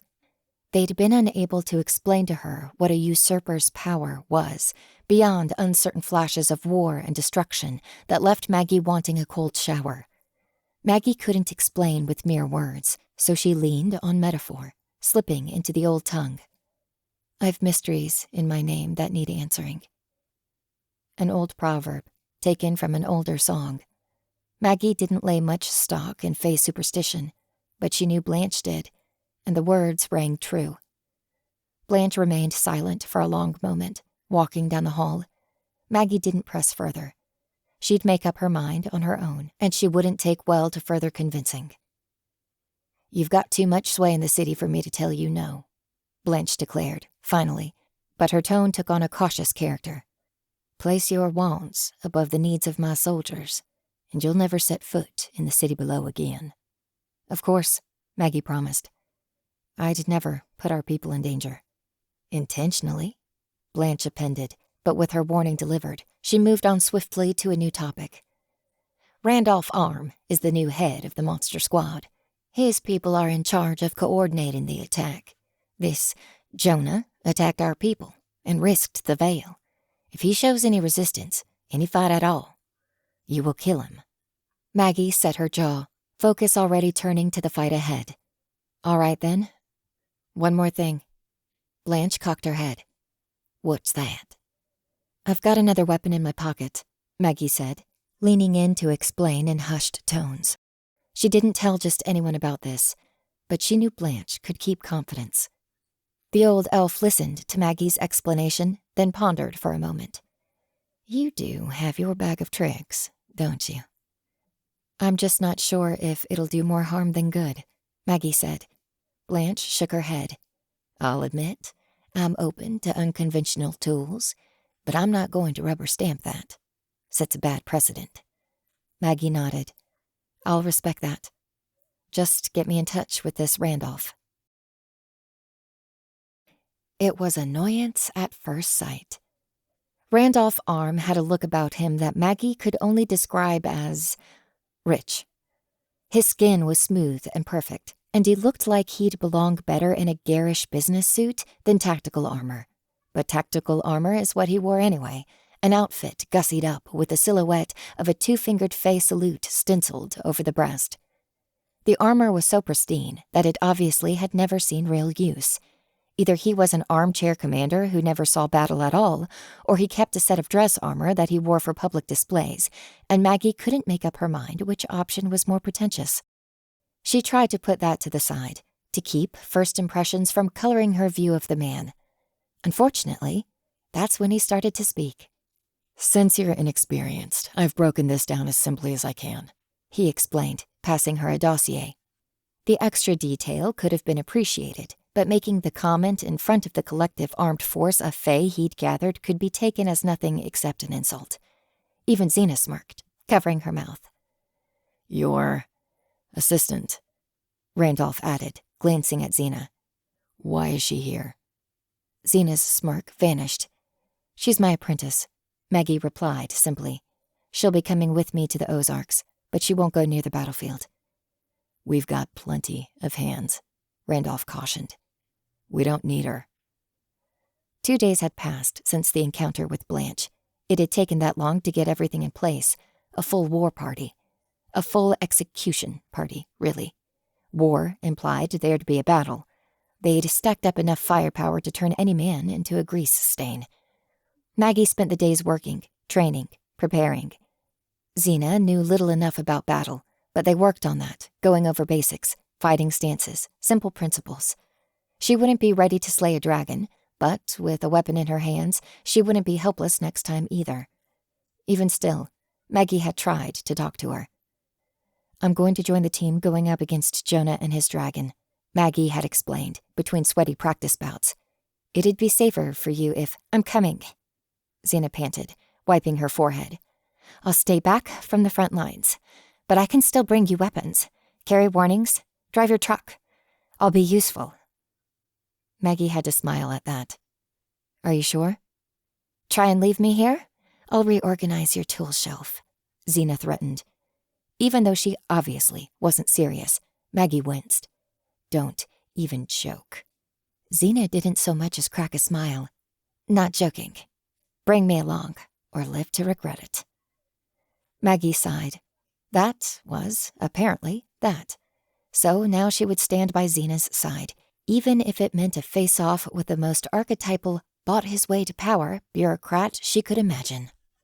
She stared at him, refusing to say another word on the Xena subject, refusing to give him any leverage to argue against her. Finally, he gave in. He had a meeting to run, and arguing in front of his army would do no good. First things first, we'll be operating on an encrypted radio channel. I know some of you have your own communication equipment. It should be compatible, but if not, talk to our people. We'll get you one of ours. All our frequencies will be attuned to a line of power that'll let you see through our illusions. Lose the radio, you'll lose eyes too, so make sure you've got it set up properly. All right? All right. Here's the plan. We've got 2 targets. If they come quietly and submit to arrest, we'll do so, but we're not expecting to get so lucky. Stepping back, he snapped his fingers, using a spark of magic to switch the slide behind him. God damn, what a waste of magic, Maggie thought. Just use a clicker. They'd assembled in an auditorium, over 100 fae. Most were elves, but there were a handful of others. Wind sprites, a type of skyborn fae called foray, a few changelings besides Xena, and, of course, one Svaltfer, sitting next to her favorite dryad. The majority wore Monster Squad uniforms, all marked with the same fae salute stencil as Randolph's armor, but there were a few dozen freelancers and independent mercenaries amongst the pack. If the subjects surrender, we're handling this smart. Given Jonah's reported strength, we'll have a prisoner transport vehicle designed to handle Svaltfer and other supernaturally enhanced individuals. Until he's in custody, do not let your guard down. He snapped his fingers, pulling up another slide, showing 2 vehicles, the transport he'd mentioned, and a heavy-duty semi-truck. For the Dragon, we've adapted a semi-truck and manufactured tungsten chains and restraints. We won't be able to get the beast down without its compliance. Do not show weakness. If you look like prey, it might change its mind and decide to take a bite. All of this is an edge case. Most likely, we'll need to fight. Randolph clicked his fingers again, moving to another slide, showing a map of the area, with red circles above and to the sides of Jonah's property. In addition to our air support, we'll be setting up anti-aircraft artillery vehicles here, here, and here. We looked at trying to reach the property through the cave system, but the only path is too narrow to allow any artillery through, so we'll be fighting solely from the outside. Each personnel transport will also be equipped with the man-pads. Xena snorted, loud enough that Randolph paused. Covering her mouth, she shook her head. I'm sorry. A man-portable air defense system, he continued, nonplussed. They're equipped with aura tracking technology that can't be tricked, blocked, or lose its guidance. Once you've locked on target, it will hit. Still, check your targets and do not fire if there's any risk. The battle might be taking place overhead of a ground combat. A stray shell could lead to friendly fire casualties. I know my people don't need this reiterated, but to the freelancers, never fire if there's a friendly behind your target. As if we don't know that already, Maggie thought. Next to her, Xena nodded, brow slightly furrowed as she soaked in the wisdom of his warning. Next up, Jonah King Jr. While the Dragon's fighting in the sky, we'll have a ground team confront him in his home. His mother, Susan King, is probably going to be in the trailer, so check your fire. We don't want civilian casualties. She might know about Jonah's abilities, but we'll have to deal with that after we've apprehended her. For now, she's a non-combatant. Another click, showing off lines of power and magic on a larger, more zoomed-out map.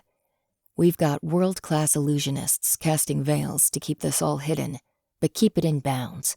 Our first priority is, always, to protect the veil. Human civilization cannot learn what's going on here, so keep the fighting contained to this area. Snap. A write-up of Jonah's history. Our background check on Jonah revealed quite a bit. He's apparently shown up on a few radars. The Commonwealth of Wizards was tracking him as a potential rogue spellcaster. He got work as a firefighter, but he'd been seen coming out of burning buildings unharmed a few too many times for comfort. Since they told him to cut it out, though, there hasn't been any issue with unsanctioned magic. No real relationships, a few old flings, but his last relationship ended 8 months ago, and he's not been active since. If he's got a lover, she's not on his radar, which rules out anyone to be his queen. Maggie leaned in. This was new to her, the information she actually needed. Still, he's dangerous enough on his own. From direct reports on the ground, he's fireproof, resilient, resistant to magic, and incredibly strong. He's controlling the dragon, so if we kill him, we might be able to call off the fight against Arnandus, but don't count on it. From the histories we've pulled, that dragon's known for her temperament. She'll likely try to challenge us, even if we free her." Someone in the back, another freelancer, called, "What about the prophecy?" Randolph scowled. "I was getting to that. One of our intelligence sources found a prophecy apparently related to him. We've been able to verify a few elements of it, but the veracity of the magic isn't clear. Obviously, true prophecy isn't possible, so we're currently treating this as a superstition. But, of course, superstition is still relevant to the target's psychology." He clicked his fingers, pulling up another slide, showing newspaper clippings and social media posts. Above them all, a line of the prophecy was written. "Before his manhood, he will be a slayer of men. Before his ascension, he will be a slayer of kin." Jonah was involved in an incident at his family's cave tour when he was 12. 2 people died. Official reports deemed it an accident, but we might be dealing with a child killer. 5 years later, he lost control of his vehicle and his father died in the resulting crash. Again, ruled an accident, but we shouldn't rule out malice. Another slide. "No weapon will pierce his flesh, and no man shall resist him, for he will be mighty without peer." We'll be putting this to the test.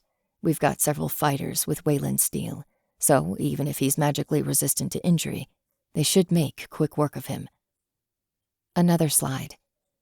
"The serpents of hell and earth will be his to command, great and small, dragons of any proportion. They will be drawn to him, and he will be bound to them, soul and mind." We found a video of him at a nearby reptile house where he compelled a Komodo dragon to do tricks. This appears to be all dragons, but for now, he's only got the one on hand. No other dragons have been spotted flying in the area, and only one was encountered during the initial contact, Arnandus. We're working fast, though, because he could call in further backup at any point. I've included a dossier about dragon variants, just in case something changes before we arrive. Except for worms, they can all fly. Most have the ability to breathe fire, and if they've got scales, expect those scales to be diamond hard. Wyverns have 2 legs, drakes have 4. Sea dragons can breathe underwater, but one thing's constant. Komodos notwithstanding. There's no such thing as a dragon that's easy to kill.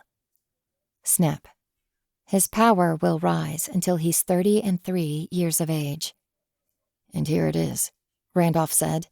His 33rd birthday is in 2 days. That's our hard timeline. While the prophecy appears to be bunk, he will likely start using his magic more heavily once his birthday rolls around. He is, after all, human. He'll be superstitious, and if he's told he's at his strongest, he's likely to start exercising that power. He moved on from there, discussing specifics of logistics, of attack plans, of weapon specs and squad placement. Maggie followed it all, but she had the important elements down. Jonah, his dragon, and any other monsters they came across would be hit with a small army's worth of power. They'd be given one opportunity to surrender, and if they refused, they'd be annihilated. Just 2 hours later, the convoy loaded up, got on the road, and drove down to the Ozarks to deliver hell. Chapter 13. The Man Who Would Be King. "Are you confident you don't need another weapon?" Maggie stared at the middle-aged elf that stood before her. She had a spear on her back and Dane on her hip, plus her trusty knife in a pouch on her belt. "I'm sure." "If you don't have a gun, we can provide you with one," Randolph offered, not even looking at her as he condescended to tell her how she should fight. "This is a show of force. We need to show force. I know Blanche vouched for you, but I'm sure," Maggie repeated. "This is what I want." The elf tilted his head a little back and forth in a sort of full-face eye roll. "All right, then. Is your radio working?" "Still getting it to where I can hear it without feedback," Maggie said. "Should be ready soon." "If you don't know how to operate your gear, we can send someone down to set it up for you." He stared her down, expecting a challenge. "If it's not set up right, you won't be able to see through our illusions." "I've got it. How soon do we move?" Maggie didn't want to snap, but she spoke quickly, abruptly, trying to end their conversation with haste. My men are getting set in the surrounding forest. Once they are confidently in place, we'll send you in. Is your assistant going to stay in the car, like we discussed?" Maggie's diplomatic smile drew tight across her face. "Of course." "Is that all?" "That's all," he assured her. Nodding, Maggie spun on her heels, marching right back to her truck. She set her spear aside, slammed the door, and finally rubbed her face with one hand, trying to work away the annoyance. "Problem?" Xena asked. "Randolph Arm," Maggie replied. "He might be able to organize 100 soldiers in a couple days, but that doesn't make someone a leader." "I think being hired to lead the group's what makes him a leader," Xena quipped. "No one likes a smartass," Maggie shot back, fiddling with her radio clip. It was supposed to connect to her hearing aids so they could work as earpieces, and it had a built-in mic to pick up her own voice, but the LED on the side was tiny and she couldn't decipher the 7-segment display indicating its connection status. They sat for a moment before Xena asked, "Why are you wearing body armor? It's not enchanted, right? So won't it just weigh you down?" "It's not enchanted," Maggie conceded, sparing a glance towards her body armor.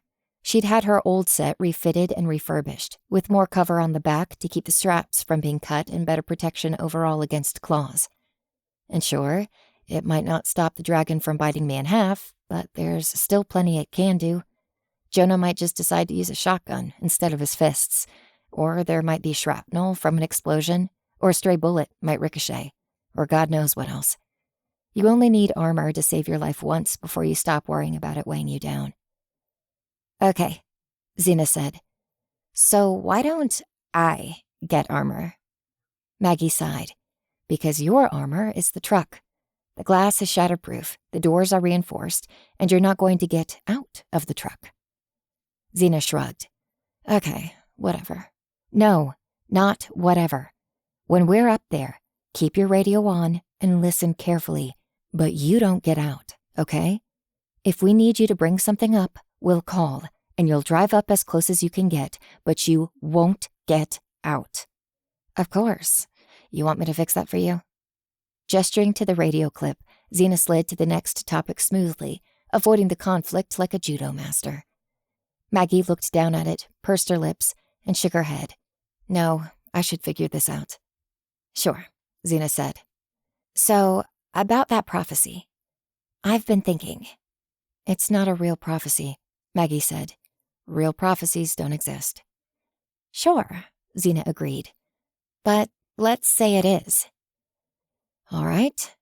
Maggie fumbled with the on-off switch, trying to reset the connection. "What are you getting at?" "So the prophecy said, 'No man shall resist him,'" Xena said. "Which seems pretty redundant when he's apparently immune to weapons, too," Maggie pointed out. "But sure." "You think it's literal?" Xena asked. "Lord of the Rings style. You're going to peel off your helmet and say, 'I am no man,' and then stab him in the face?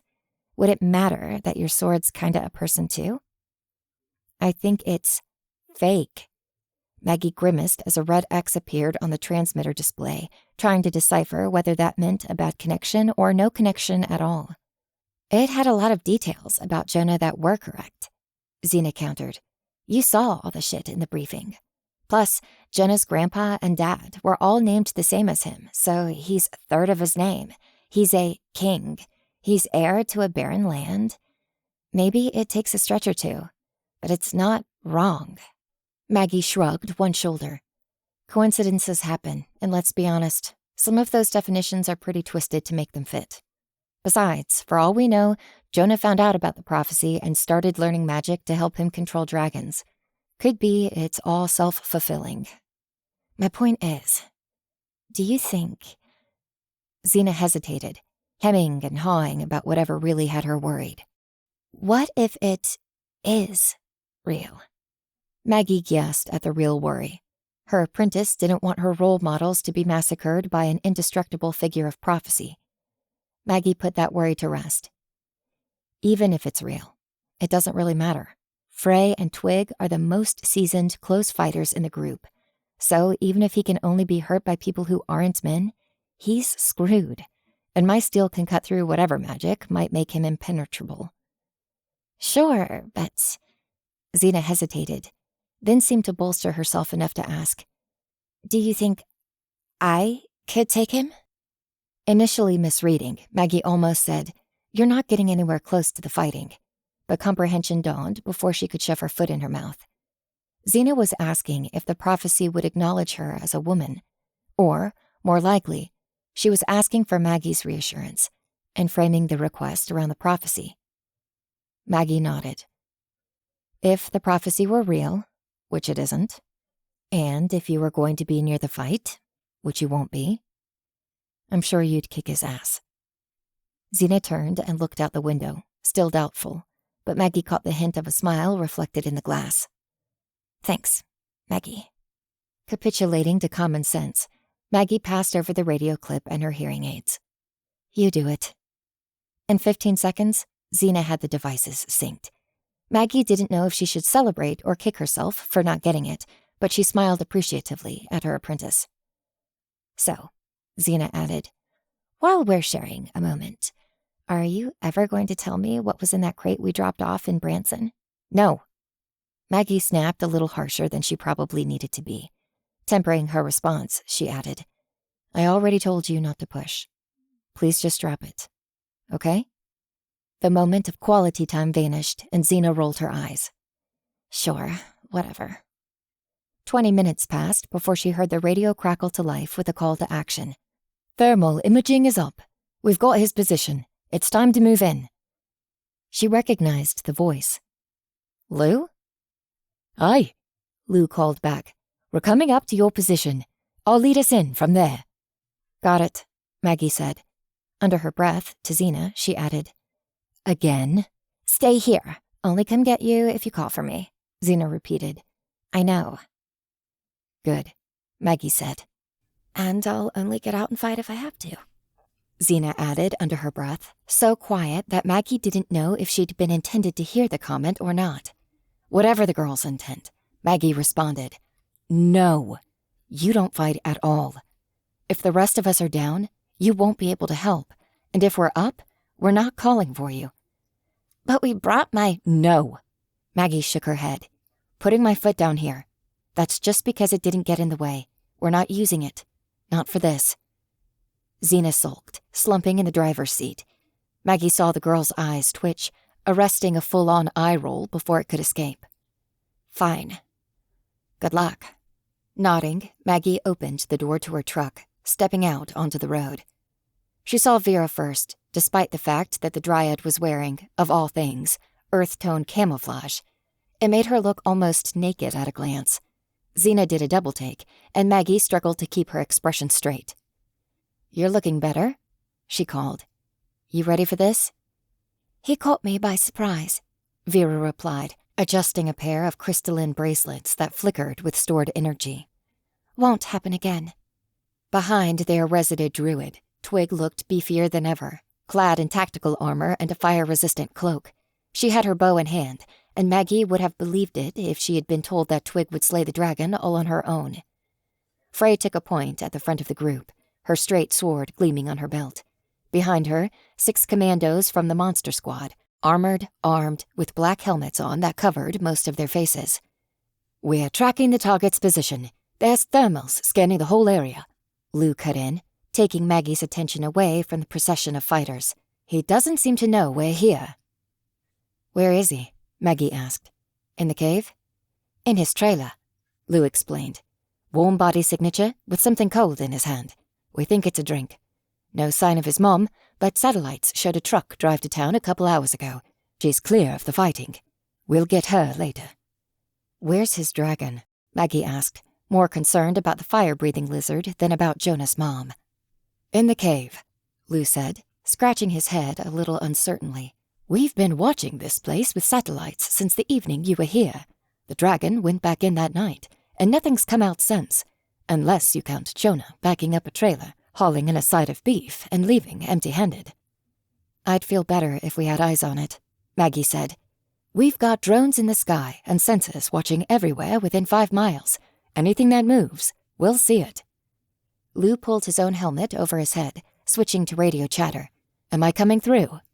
Maggie heard his voice in her ear, as clear as anything she could hear. Yep, let's do this. Aligning herself with her friends and with the Monster Squad mercenaries, the 11 of them turned to face up the hill. They were going in right up the driveway and not being subtle about it. Jonah was absolutely going to know what hit him, but with all the artillery they'd brought, just knowing wouldn't save him. Randolph Arm spoke up a moment later, and it took Maggie a second to recognize that he was amongst the 6 commandos. His helmet moved slightly when he talked. Remember, engage only if he initiates combat. We're going to offer to arrest him. Once he resists, though, we put him down. Weapons check? Maggie tapped a finger to Dane, allowing a fraction of their extrasensory suite of awareness to slip into her head. Twig knocked an arrow, though she didn't draw, and Vera called up power into her hands, seeking out danger on the path ahead of them. The commandos, Randolph, Lou, and the other 5, all checked their weapons over, ensuring they were loaded, safeties off, ready to shoot at a moment's notice. Good check, Lou replied a moment later. Move in. Maggie had to respect his willingness to lead. He might have annoyed her, but he put himself in the line of fire. That took courage. Or possibly arrogance and stupidity. Maggie held her judgment, waiting until she saw how he fought. The commandos spread out behind Randolph and Frey in a wide line, weapons raised, walking forward at a brisk pace. Maggie, Vera, and Twig took up the rear, the magically empowered big guns. Any movement? Randolph asked, taking long paces up the driveway. Still in his trailer, Lou said. Nothing from the cave. I've been thinking, are we going to get knighted after this? Another commando asked. That got a couple chuckles, but Randolph quickly stepped in, snapping.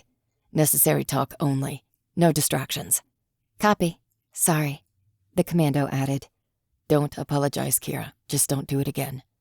They'd passed the tree that they'd slammed into a few days prior, a massive chunk of wood gouged out of the side, leaving it leaning into the nearest standing oak, not quite felled, but unlikely to last the next big storm. He's moving, Lou added suddenly. Not much, just to the other side of the trailer. Looks like... Getting something from his fridge? Copy, Kira said. Maggie slipped deeper into Dane, not quite a fusion of their minds, but close. You're with me? She thought at them. Of course. Do I need to catch you up? Maggie's thoughts flickered for a moment, with a sensation uncomfortably like having an entity flip through the pages of her life, skimming memories like a magazine. Caught up. I'd rather just tell you directly. If you've got a way to be more direct, you should have said so. Maggie sighed, settling into a quiet zen, the space before the heat of forging, waiting for the furnace to get up to temperature. Soon would come the fire and the work. For now, she cleared her thoughts. They crested the top of the driveway. To the right, the charred husk of the cave land building. To the left, Jonah's trailer. Approaching the trailer, they surrounded it, a commando and a rifle covering each window and door. Calling out, his voice amplified by magic, Randolph Arm demanded, "Jonah King, we have you surrounded. Come out and surrender, and we won't have to kill you." 10 heartbeats passed. Motion, Maggie. I can hear it. The trailer's entrance swung open, holding a plastic cup full of amber and ice. Jonah nodded to Randolph. "I don't think that's right," he said, throwing back the drink. Maggie guessed bourbon. With Dane, she could pick up the slight woodiness and alcohol from 10 paces away. "You're not going to surrender?" Randolph asked. Around him, the commandos raised their guns, ready to fire. Last warning. Tossing the cup back into the trailer, letting the ice skitter over the floor, Jonah cracked his neck. "You want to be safe," he said. "You'd best turn around and go back the way you came, because I'm not surrendering, and you won't like what happens if you try to kill me." "Last warning," Randolph repeated, finger on his trigger. "Stand down." Jonah shrugged. "I think a man's obliged to stand his ground when he's..." Bang. Chapter 14. Fight. Bullets tore into Jonah's shirt, a flurry of rifle fire from a chorus of gunners. Maggie had to give credit to the monster squad. Their aim was tight. Nearly every shot that made contact struck him on the chest in a 6-inch circle over Jonah's heart. For every bullet that struck home, however, 2 missed completely, flying past Jonah and spraying into the exterior of the trailer, as though someone had jostled all the gunners' elbows just before they fired. Lead flattened against Jonah's chest and bounced away, and shrapnel from his trailer rained on his back impotently. Maggie detected the barest wince, a slight twitch of his eye. But that was all. He withstood the barrage, sighed, and stepped closer to the squad. Maggie had a guess why some shots missed. Of the 6 of them with guns, all from the monster squad, 4 were men and 2 were women. With 2/3 of the bullets missing, she could only imagine that the prophecy was coming true. No men could hurt him. That hardly tickles. Jonah strolled forward with a shrug. You may as well. Bang, bang, bang! Randolph persisted, a new magazine slotted into his weapon, taking shots aimed at Jonah's face. Every one of them missed. He couldn't aim at Jonah to save his life. Jonah just kept on strolling. Stepping back as he fired, Randolph continued shooting, creating space so that Jonah wouldn't get into his reach. Jonah seemed disinterested in so much as jogging. He swaggered, savoring the uncertainty of the commandos and warriors around him, reacting to the confusion and fear with a cocky grin. Randolph's gun ran empty, and he dropped it. While the weapon swung from its shoulder strap, he took the dagger from off his belt, ripping the blade out of its tactical sheath. In a moment of recognition, Maggie realized she knew the steel. It was one of her old mentor's blades, given a new handle and guard. Cyrus steel, as keen as her own work. As Jonah got into reach, Randolph swung the enormous knife. Once, twice, but his attacks simply missed.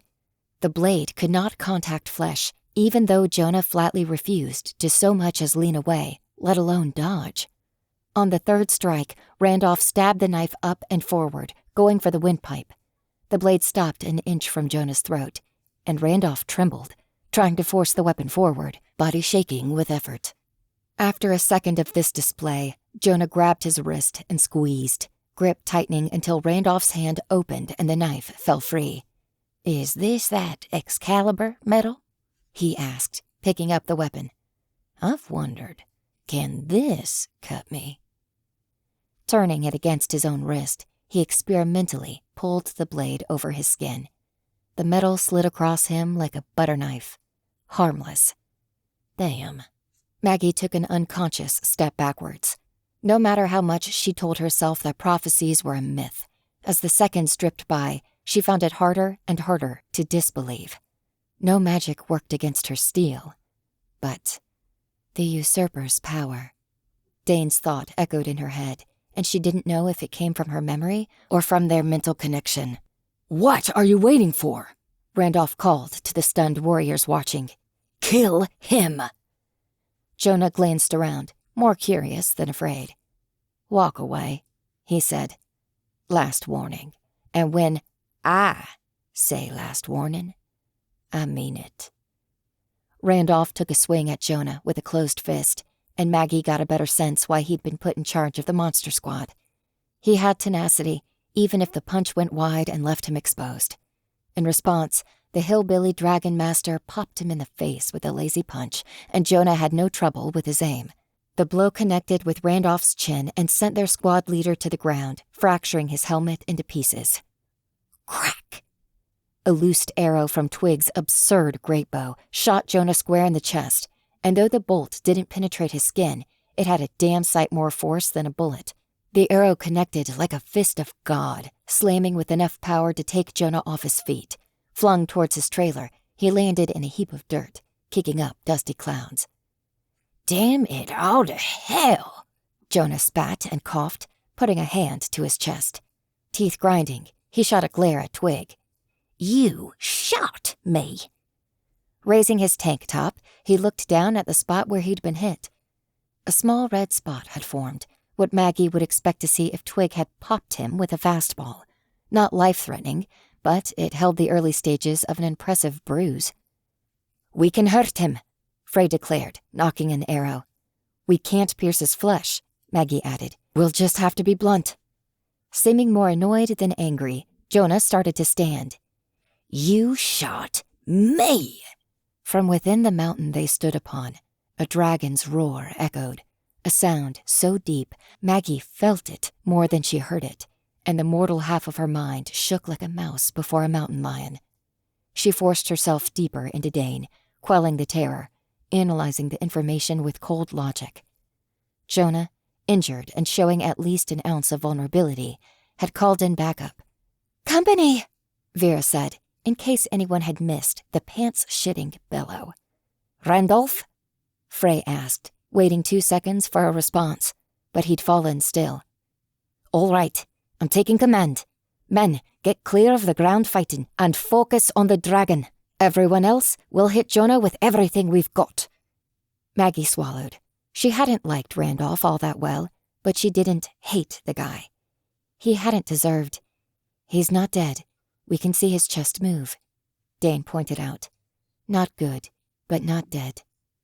Picking the Bowie knife out of the dirt, Jonah wheeled on Twig. He seemed to be trying to collect himself, to put his thoughts back in order, exasperated and distracted by his injury. "You shot me!" Twig just nodded, in the middle of drawing another arrow back. Her wordless message was clear. "Yep." She loosed again, and Jonah's arm moved in a blur, swiping the knife through the air in front of him.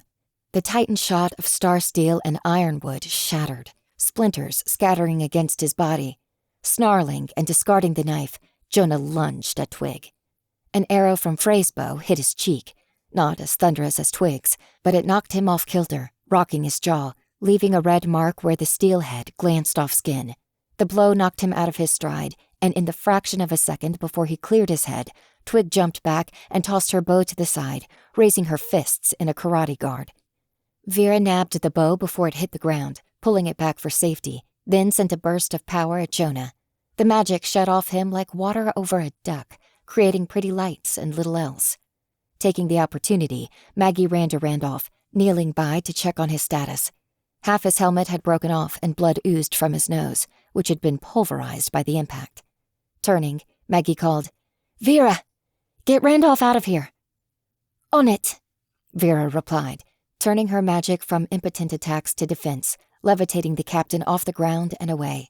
Frey continued coordinating the squad, barking orders back for the half-dozen commandos in their area, as well as the artillery and support set up outside, all the while knocking and aiming more shots to harass Jonah. Joining in with the barrage, gunfire burst from all directions. Monster Squad commandos peppering Jonah with bullets. Each individual hit seemed to do little, but enough tiny stings could add up over time. When Jonah closed with Twig again, though, the bullets stopped. They wouldn't risk hitting an ally. Jonah adopted the stance of a barroom brawler, acting like a student of the "got into too many back alley scraps" school of fighting, and when he attacked, he swung with heavy, obvious fists. Twig knew how to duck and block, commanding far more martial prowess, her might backed up by decades of experience in melee combat. She needed every bit of it. The dragon in human skin, if that's what he was, had speed behind every attack, and Twig got put on the back foot immediately, slapping away his attacks without room to counterstrike. Twig, the strongest woman Maggie had ever met, was losing a fistfight.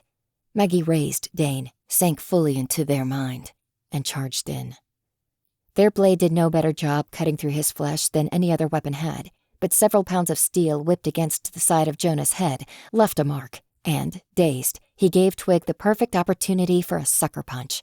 A quick jab just above the waistline made painful contact, and he doubled over, winced, then spun and changed targets on a dime, driving an elbow at Maggie. They didn't have Twig's supernatural might. No amount of kung fu would knock away Jonah's attacks if they tried to block. He'd just punch through their guard. That was okay. With Dane's mind and Maggie's together, they had reaction time enough to dodge back, putting steel between themselves and their assailant. "Just who the hell do you think you are?" Jonah raged, swinging a fist at her. "The people here to stop you from..." Maggie started, but they didn't have time for conversation. "You can't just let your dragon loose on the world whenever you want." "You think..." He easily swatted away an attack from Twig, ducking back with both fists raised to keep both her and Maggie in his view. I didn't want this. Then why do this? Maggie swung Dane at his head, but Jonah reached up, interposing his hand between the blade, and caught it. Maggie hadn't even thought about that being an option, but his fist closed around the metal, and for a moment, they feared he might just crush the sword then and there. He grinned at their shock, but his ferocious triumph vanished when a pulse of mental connection shot into him. Dane's psychic presence ripped into his mind, gleefully exploiting the contact. Maggie had suffered horrible migraines and eventual blackouts from letting the ancient mind into her head, and back then, Dane hadn't been trying to hurt her. Jonah seemed far more resilient, even against a deliberate attempt to subvert his will. He stood and ground his teeth, fighting off the ancient with a mental force of interminable magnitude. Dane made him wince. That was all, and they exhausted themselves in the process. Then the dragon roared a second time, finally bursting free of the cave. Maggie's eyes darted upward, spotting the looming black silhouette of the beast Arnandus as it soared past them, down towards... "Xena, get... shit!" Maggie jumped back just in time to avoid a rabbit punch that would have collapsed her chest, panting a moment before finishing her order. Her reactions had slowed, just by a hair, but a hair could get her killed in a fight this tense. "Get out of here!" A quarter-mile down the drive, surface-to-air missiles whistled up into the sky, sounding like immense fireworks when they exploded against the airborne dragon. In retaliation, the rushing whoosh of magic and heat poured out like an enormous gas torch, a roar crackling into fire that spilled out on the ground in plumes. Maggie just had to hope that Xena got the warning and wasn't there to get roasted. She had her own fight to deal with. She and Twig kept Jonah busy, but they were hardly making ground. Frey, done directing troops, entered the melee. 3-on-1 now, and though Frey lacked Twig's preternatural power or Maggie's enhanced senses and reflexes, she had her skills honed to a razor point, and she pressed the attack with precision. Jonah, finally, had to take the defensive. Swaying from side to side, he raised his hands in a tight guard, blocking fist and sword alike on his forearms. "If you don't give up," he snarled, "then I won't hold them back." "I think you've misunderstood who's losing this fight," Maggie shot back, swiping Dane at his head. "Call off your dragon." He ducked the blow and sent a jab at Maggie's chest, one that came dangerously close, but Twig slapped it down before it could connect.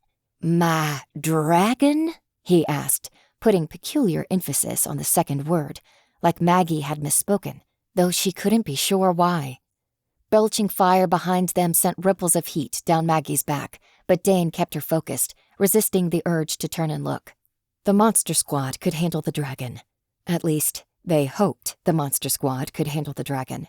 Radio chatter filtering into her ears sounded chaotic, but not terrified, and the rattle of a chain gun sinking armor-piercing rounds into the dragon's deep blue scales provided a sort of assurance all on its own. Together, Maggie, Frey, and Twig pushed Jonah back towards his trailer, step by step, playing it safe. They had the advantage, so long as nobody in their trio got hit. They could win this fight, but... Blap! A horn blared, and Maggie turned in time to see a truck, her truck, careening towards them up the drive. She stepped back, but Frey and Twig kept Jonah fenced in, pinned between them with no room to duck. The vehicle slammed into Jonah, grill guard bending inward a bit as several tons of car battered his body. He went down, and the truck bucked slightly as it rolled over him, pulling clear a second later. Dazed and annoyed, Jonah started to sit up. Xena jammed the vehicle into reverse and ran into him again, spinning the wheels so that one rolled right over his chest. Jonah began to stand, but the several-ton impact left him off balance and open enough for Twig to come in and bring a fist down on his chin. He staggered back, then the driver's door of the truck swung open and caught the back of his head, dropping him down again. Xena, grinning at her triumph, leaped out of the front seat, trailing her weapon behind her. A 2-pound warhammer, which she spun in the air down at her target just as he crawled out from beneath the car, drenched in viscous fluids. Jonah let out a little oof as the hammer blow struck his face, slamming his head down into the ground. Still conscious and angrier than ever, he lunged at Xena's feet. Maggie's breath caught. If the attack struck home, Xena might never walk again. Running at him, Twig kicked Jonah in the chest like a goalie driving a soccer ball downfield, all her weight and power driven into a single sucker blow. Though impressively durable, Jonah had no more mass than any other man of his size and build, and Maggie had seen Twig swing around 1,000 pounds of metal like an aluminum baseball bat. Her kick caught Jonah and lifted him off the ground, into the air, and knocked him through the wall of his trailer and out the other side. Wheeling on her apprentice, Maggie snapped, "I told you to get out of here." "You said to get us out of here," Xena shot. The earth shook, making gravel rattle on the ground, and from the mouth of the cave echoed a tremendous, overlapping screech and roar. Maggie snapped her head up, looking for the dragon, but it had already pulled high and was in the midst of evading anti-aircraft fire. More, Maggie realized. More dragons are coming. They had no further time to react before the mountain exploded. Chapter 15. Flight. It started slow, early rumblings building into a chain reaction. Up the hill, a moss-green dragon with shiny scales as smooth as river stones ripped free from beneath tree cover, leaping into the sky like a drowning man lunging for air. Its wings beat furiously to gain altitude, but once it was up, it roared. After that, they all came at once. Some were hiding under the trees, others ripped up from beneath the ground, earth sloughing off their backs as they flew up. One came from the cave, on the heels of the black dragon who'd been battling with the monster squad. Maggie counted them off. 6, 10, 15. More. So many silhouettes in the sky that it looked like a flock of bats, shrieking and roaring, posturing for dominance, snapping if any of their peers got too close. 2 met in the air, bearing claws and teeth. A wiry drake the color of old bronze took a nasty bite and crashed back into the trees. The victor, with deep gold scales and a crown of jutting bone, flew up higher in triumph. A late-fired surface-to-air missile corkscrewed up into the sky, diverted away from the black dragon and into the golden champion. The explosion and impact rocked the dragon back, but its scales resisted the attack. However, the reminder of weak, puny mortals on the ground broke the dragon's posturing dance. They had other, lesser creatures to exterminate. The prey instinct in Maggie came alive. They had to flee. Carr. "Jonah's not down yet," Frey started to argue. But when the first torrent of dragon breath set the trees below on fire, she stopped arguing. "Carr." Columns of flame lit up the forest, cementing the need to flee. Charred bits of leaves and floating debris were settling down around them, an after effect of the black dragon's initial torching of the area. But soon, there'd be more fire than woods. Xena, already by the driver's door, hopped inside first and jammed down the start button. The engine sputtered and died. Maggie didn't need to be a mechanic to identify why, either. The acrid smell of gasoline hung sharply in the air. A memory flashed of Jonah's frantic clawing as the truck ran him over. He had strength enough to rip through the gas tank. In her drive to escape, she'd thrown herself towards a bomb. "Get clear!" she snapped, rushing forward and tearing the door open. Xena hesitated for a possibly fatal second, grabbing something from the back seat before she accepted Maggie's hand and lunged out of the car, and the two of them ran towards the nearest cover, Jonah's trailer. Drifting embers touched down a heartbeat later and, with a rushing woof, the truck caught fire. It didn't explode into shrapnel, at least, but had they been buckled in during the inferno, they'd have been immolated. Slamming her shoulder into the flimsy trailer door, Maggie got them inside, though she doubted the trailer would hold up against dragon fire. A section of the back wall had been torn out completely by Jonah's body being launched through it, and that hadn't been intentional demolition, just a side effect of another attack.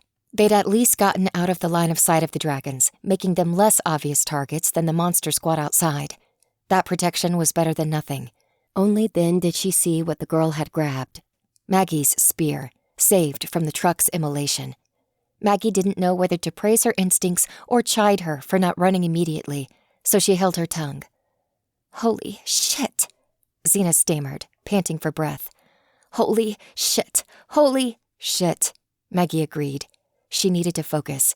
She needed a plan. Eyes going fuzzy, she said, "Watch for allies. I'll be back." "What?"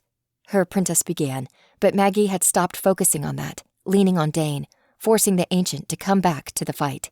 She needed her monster's keen predator instinct to overwhelm her prey drive.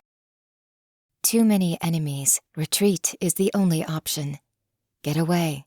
Fight when we can on our own terms. There's the cave. Escape through there is possible. Go in. Bring down the entrance behind us. That's shelter and a shield. We can find another exit, or wait and then reopen the cave. There's a lot of ground between us and the cave. If we run, the dragons will see us and attack. Spend chaff, then. Distract them, throwing out the young one and the weak fighters, and— "No!" Maggie blurted, ripping her thoughts free. Dane had her conceptualizing her friends, of her apprentice, as expendable. For all the utility that their alien mind offered, she wouldn't let that train of thought continue. We'll just have to chance it. Again? Xena insisted. What? What's it saying? We go for the caves, Maggie declared, reaching up to ensure her earpiece was open. Take shelter underground. I can use geomancy to seal up the exit behind us so the dragons can't chase. Frey, can you meet us there? Outside, explosions cracked in the air, along with a chorus of roars and bursts of hissing fire. No response came for a long moment, and Maggie worried her friend had fallen to the flock of dragons tearing through the skies. Where are you? Frey barked. The sound of a friend broke Maggie's fear into manageable shards of worry. Trailer, where are you? The shell where the old gift shop was, Frey replied.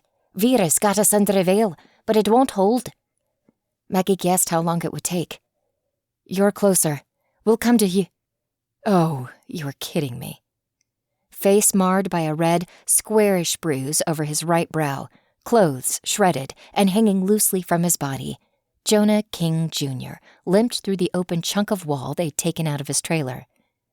You had to do it, he growled. I just wanted you to walk away, but no, you had to keep coming for me. Maggie lowered her hand to rest on Dane's pommel, just in case, but she had her doubts about winning a straight fight against Jonah. Still, she'd rather have the ancient's reflexes and stand a chance than leave herself open and die certainly. You're going to doom the whole world, she shot back, so that you can be the king of dragons? And what, rule a heap of ash? Jonah stepped towards her, staggering slightly as though drunk. You think this is what I wanted? They came to me. They were always going to come to me. I didn't tell them to, but I can't make them go away. Who? Maggie snapped furiously. The dragons? You're their leader. Just call them off.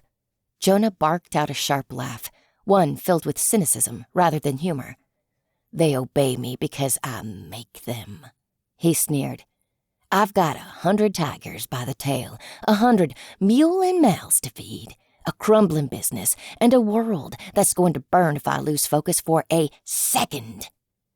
Maggie took half a step back. Then stop it. How? He demanded, approaching her.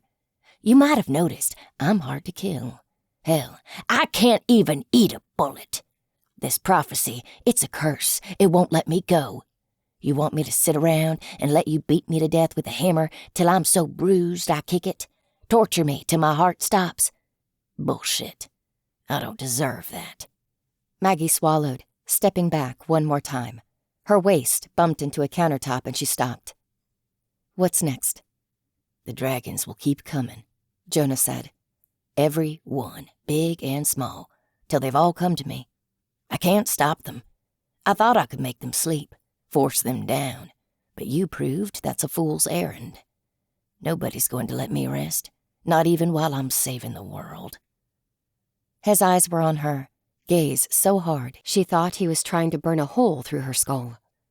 Her voice was hoarse, quiet. You don't have to do this. I do. Jonah walked towards her. I don't want to, but this is what I was born for. It's who I am. and I can't change that. You want your king of dragons." A roar sounded just overhead, and the roof of the trailer flew away, ripped free, claws cutting through the corrugated aluminum like can openers. Only a few yards above, a brilliant silver dragon reared back its head, bellowed, and called up fire. Jonah's gaze turned up to the dragon. His face hardened, and the monster froze, body locked, only its wings flapping to keep it hovering. The king of dragons turned back to face her. "You want to kill me? Do it. Drive your sword down my throat, and this dragon gets free and burns you to ash. Your girl, too, your friends. He'll probably be mad enough to start finding strangers nearby, anyone who looks like a snack. I can feel his hunger. He's starving. They all are." Maggie didn't respond. She had no words. Looking up, she saw that it wasn't just one dragon. They'd all frozen. All stopped in place, just like the first, idly awaiting instructions. "Or run, because you're out of your depth, and let me be who I'm meant to be," he grunted, face straining with effort. He couldn't hold them freely, nor could he do it forever. "The world's going to end soon. Surely, there's someplace you'd rather be when it does." Maggie weighed her options. If it were just her, if she could kill him now and only have to protect her own hide in the fallout, she'd do it. Glancing to the side, she looked at her apprentice, cowering in a corner, eyes down, gaze averted from the looming death above her. Maggie's friends were out there too. Frey, Vera, Twig, the monster squad. Hell, even Randolph deserved a chance to escape. Too many lives were at stake, and it wasn't hers to trade, not when they might flee and find another option. Under her breath, Maggie asked, "Frey, are you hearing all this?" Then, louder, addressed to Jonah. "You'll let us run?" Jonah grinned at her. Cockiness and anguish burned into the expression, sweat beading on his forehead. 10. "Get everyone out of here!" Frey called, voice overpowering all the other sounds in the comm. "Retreat! Retreat!" 10 seconds wasn't enough to make it down to the street, to rendezvous with the vehicles. Maggie turned to run. "The caves!" Xena ran without restraint, her head still down, as though she'd only be in danger if she saw the dragons above. Her gait was made awkward by carrying 2 weapons, but her long legs and powerful strides made up for it. Sprinting towards the back exit of the trailer, she leapt through the hole in the wall, bolting for the caves. Maggie ran, too, past Jonah, to... His hand caught her shoulder, so strong it felt like she'd run into a vice grip. Maggie froze, her eyes locking with his. "I'm not the only one fighting down the monsters in my head," he said in a hushed tone. "You understand, don't you?" His eyes carried something, not quite weakness, but vulnerability. He wanted a particular answer from her, but Maggie didn't have a clue what that was. She went with bravado. "Dane's a trophy. Leftovers from the god I slew. I stopped the end of the world once. I can do it again." "I'd pray that you're right," Jonah said. "But the gods that are coming for me are bastards of a different caliber entirely, and they don't get my reverence." "We can fix this," Maggie promised. "Find a way to prevent what's coming." He exhaled, the strain plain on his face as he bought seconds for their conversation. "You're not the first woman to try and fix me. I am what I am. All that's left is waiting and hoping and searching for a safe hole to hide in." "You're not..." He released her shoulder, looking up at the dragon above, his cheeks twitching slightly as he fought an invisible mental battle. 9. Maggie didn't need the threat reiterated. She ran, bolting in the same direction Xena had gone. Her apprentice had already reached the mouth of the cave. A pair of Monster Squad commandos were there, too, along with Frey and Twig, while Vera stood with her arms outstretched a few paces ahead, energy pouring out of her bracelets.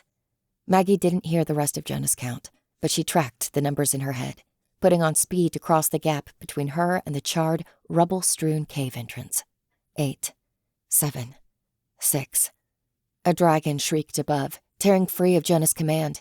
Maggie tracked it in the corner of her vision, arcing downhill, towards the road, towards the bulk of the monster squad. 5, 4. Another dragon ripped its mind away and swooped towards Maggie, in the sky behind her friends and the cave entrance. They were on a collision course with one another, Maggie sprinting forward at top speed. She had a perfect view of the fire building in its throat, yellow heat behind its teeth. 50 paces away from the cave, then 40. Fire rained down, but she just kept running, Faith carrying her forward without turning away or dodging. Vera's shield saved her, deflecting the attack, and the dragon swooped overhead. The claws of its hind legs closed on thin air, only a couple feet behind her. 3, 2... "Come on!" Xena shouted, turning to run into the cave. Rubble blocked their path, but Maggie latched onto Dane's power, sending rocks aside with a burst of strength. A smooth, flat walking path formed itself, and the 8 of them ran into the shelter that the mountain offered. 1. 100 roars split the sky as Jonah's control of the dragons buckled. A particularly large one, shiny red scales glinting in the firelight around them, landed in the mouth of the cave, looking for its next morsel of prey. She was only a few paces in, but it'd have to be enough. Spinning, Maggie gave out the greatest burst of power she could, energy lancing into the stone. The mouth of the cave collapsed for the second time in a week, sealing the dragon out, sealing them in. Chapter 16. Keep moving. It took only a heartbeat for Vera to call up a green-tinged wear-light, casting the 7 of them with a pale, sickly glow. "Sound off!" Frey yelled, her voice echoing off the enclosed cave walls.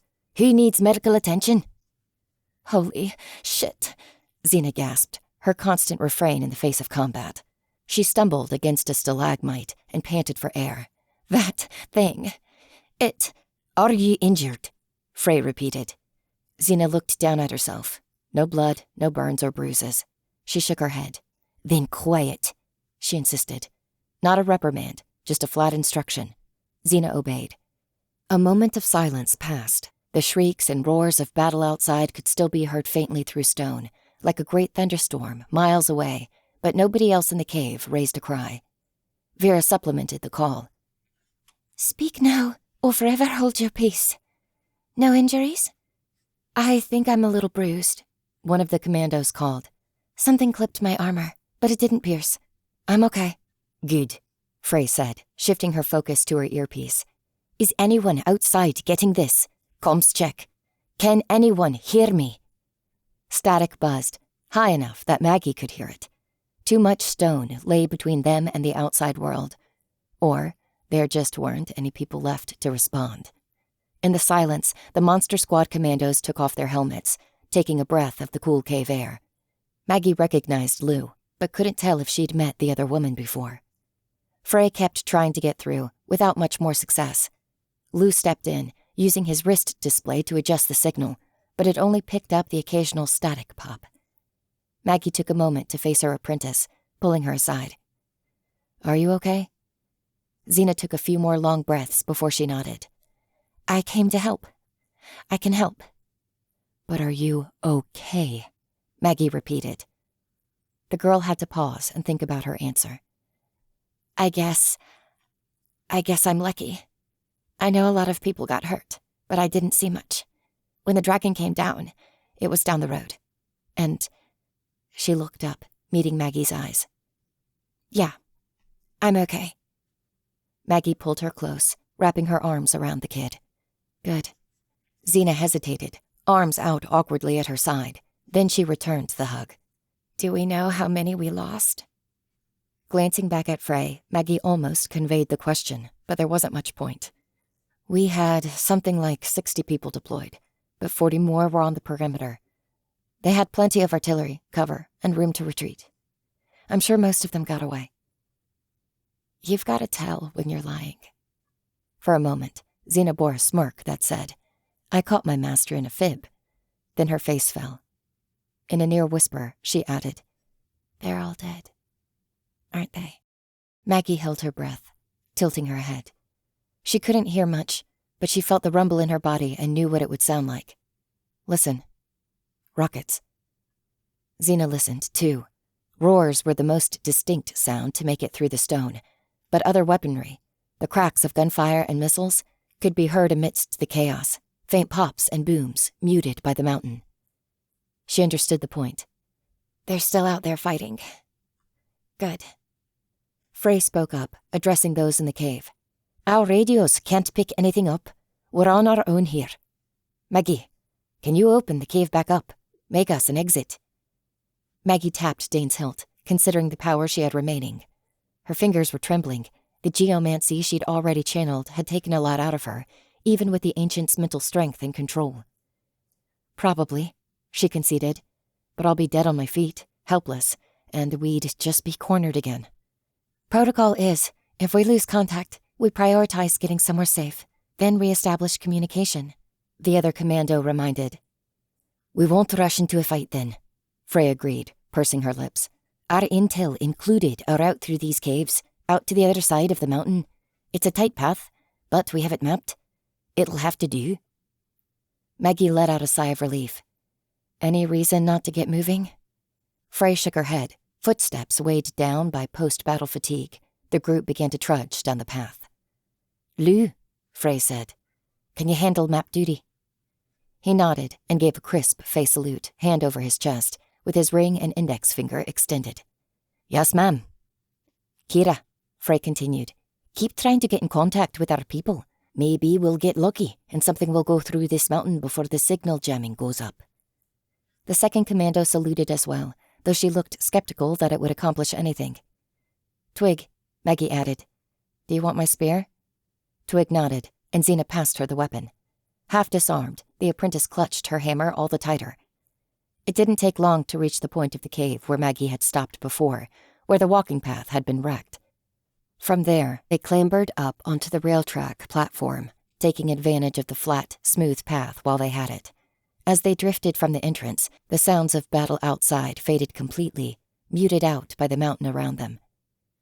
What happens after this? Maggie asked. Does the monster squad or anyone have a backup plan?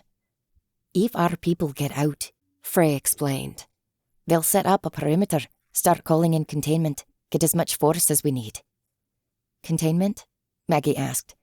This is going to bring down mortal eyes like flies on shit. How will they contain that? A lot of money and a lot of illusions. Frey conceded. Signal jamming is a given. A crisis this large, they'll pass it off as a natural disaster, a wildfire. If the dragons don't start a wildfire all on their own, Vera chimed in sourly, our people are going to have their hands full. They won't be looking for us to pop out of the mountain, and even if they did, they wouldn't breach protocol to have a chat. The other commando, Kira, added. We won't have ears until we get back to town, or at least someplace with a landline. All right, Maggie said. My question stands, though. Then what? There's a lot of damned clever people working in the monster squad, and even some of the suits in the tribunal have good ideas once in a while. They'll find a new way to deal with Jonah. Humans, too, have their occasional bright bulbs, Vera added to the thought. The Veil presents a risk for wizards as much as us. They might get the council involved, double their options. Nodding in agreement, Frey added, I'd be surprised if they weren't already on their way. Question, Xena said, changing topics as they came around a bend. Do we know how the world's going to end, exactly? Dragons, right? Lou asked. The dragons will burn everything. Xena frowned. There's enough wizards, warriors, and fighter jets out there to win that battle eventually, right? Even if there were a bunch more than we saw, a lot of people would die, and the mortal world would definitely learn that magic existed, but it wouldn't end the world. We don't know how old the prophecy is, Vera pointed out. Maybe the prophet didn't know we'd have the weapons and numbers to deal with the dragons. Everything else is pretty literal, though, Xena argued. He's not just powerful. No man can hurt him at all. Our weapons don't pierce his flesh, even Maggie's swords. The prophecy didn't say he's going to fight the world with an army of dragons. It said he'd end the world. Twig turned to walk backwards for a moment, making a few signs, putting her fists together and spreading them out in a mime explosion. Maggie caught the gist. You think if dragons get revealed and the world starts fighting, it'll trigger a nuclear war? Giving a thumbs up, Twig turned again to look where she was going. The concern felt plausible. Certainly, mortals had almost blown each other up for far thinner motivations. If magic got revealed to the world in a violent and flammable display of death, that might be enough to start an arms race. Stockpiles of magical weapons could store a lot more potential energy than nukes, too. 1,000 hydrogen bombs could devastate the world on their own, but 1,000 arcane firestorms and hurricanes could scour nations free of life. The end of the world felt uncomfortably plausible. At the head of the pack, Frey came up to a turn in the cave, where the tour path showed off a large open chasm, shrouded in long shadows cast by Veer's wearlight. Lou watched a complex 3D map on his wrist display, analyzing it for a long moment to get his bearings before pointing them down into the chasm. The wooden safety rail was splintered on the edge of the platform, broken off in the way he pointed. This way. Maggie held Frey's arm while she went over the railing, then got the same help from Twig. They had to shuffle weapons around, passing the spear down and shifting the way bows and rifles were stowed, but one by one they went over and made the short climb down to the cave floor. As they clambered down, the cave shook. Maggie barely kept her grip, and below her, Frey slipped, dropping the last couple feet to the ground.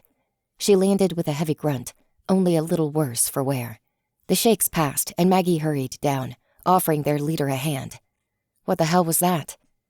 Frey took it and got to her feet. 2 dragons, battling under a mountain. Xena called down from the scaffolding, halfway through climbing. Huh? Arthurian legend, Maggie explained, glancing at Frey. $50 on the red one. Nodding, Frey added, I couldn't actually say, but there's a lot of magic being thrown around. Could be affecting things. Another, more disturbing thought occurred to Maggie. What about a worm? Kira, the last of the group to drop down to the cave floor, shook her head. Couldn't be. They're more silent than you'd assume. They can burrow through stone, but they do it with magic. You don't hear 'em moving until they're close. They wouldn't shake mountains. Maggie looked at her with a questioning glance, and she added, It was all in the briefing. Which means, if there's a giant snake tunneling through the mountain, we won't hear it coming till we're dead, Vera replied. That's a comfort. We need to keep moving, Frey chided. Maggie turned, looking out into the cave beyond. The stones were slightly damp and slick, worn down by millennia of mineral water dripping down, building up rough stalagmites and mounds of rock. Maggie helped Xena down, offering her a balancing hand, then turned her gaze deeper into the cave.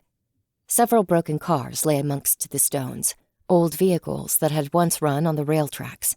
The frames were twisted and so heavily caked in rust that little ferrous stalactites had formed, a reaction to the cave's dampness. What happened here? Xena asked. Crash, Maggie said, recalling the briefing. When Jonah was a kid, they derailed on a tour and... A slight pop echoed in the cave and Maggie flinched, hand shooting to Dane. She'd seen nothing, but the sound hadn't come from any of the Fae climbing down the platform.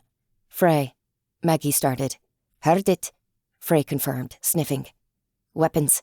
Vera, raise the light. I smell death. Maggie reached down for Dane, fingers resting lightly on the hilt, the cave soaking into her senses more deeply than ever. She smelled damp and stone, rot and musk, a familiar, monstrous odor.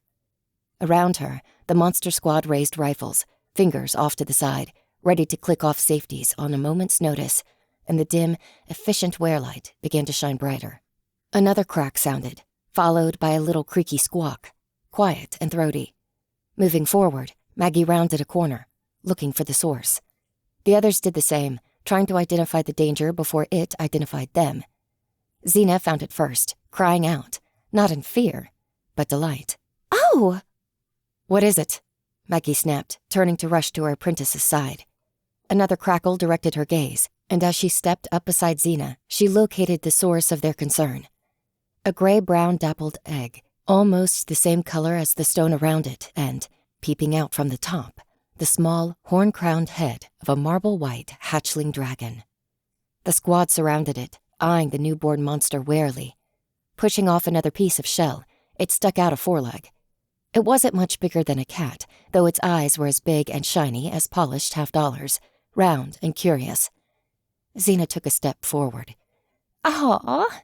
Maggie held out her hand, catching the girl. "Don't." Looking back at her, Xena asked, "Why not? It's tiny." Tiny fires still spread as fast as big ones, Maggie pointed out. As she said the word fire, the dragon raised its head and coughed. A little puff of dark smoke escaped its mouth, but no flames came out, not even a spark. From there, it made a quiet chirping noise, then got another leg out of the egg, which promptly rolled forward, spilling out the infant dragon onto the floor. Its destination became clear a moment later as it scrambled behind a rise in the rock. Maggie stepped forward, finally locating the scent of death. The corpse of the 7th Ozark screamer had barely anything left to eat on its skeleton. All that remained was a thin pile of fur and bone.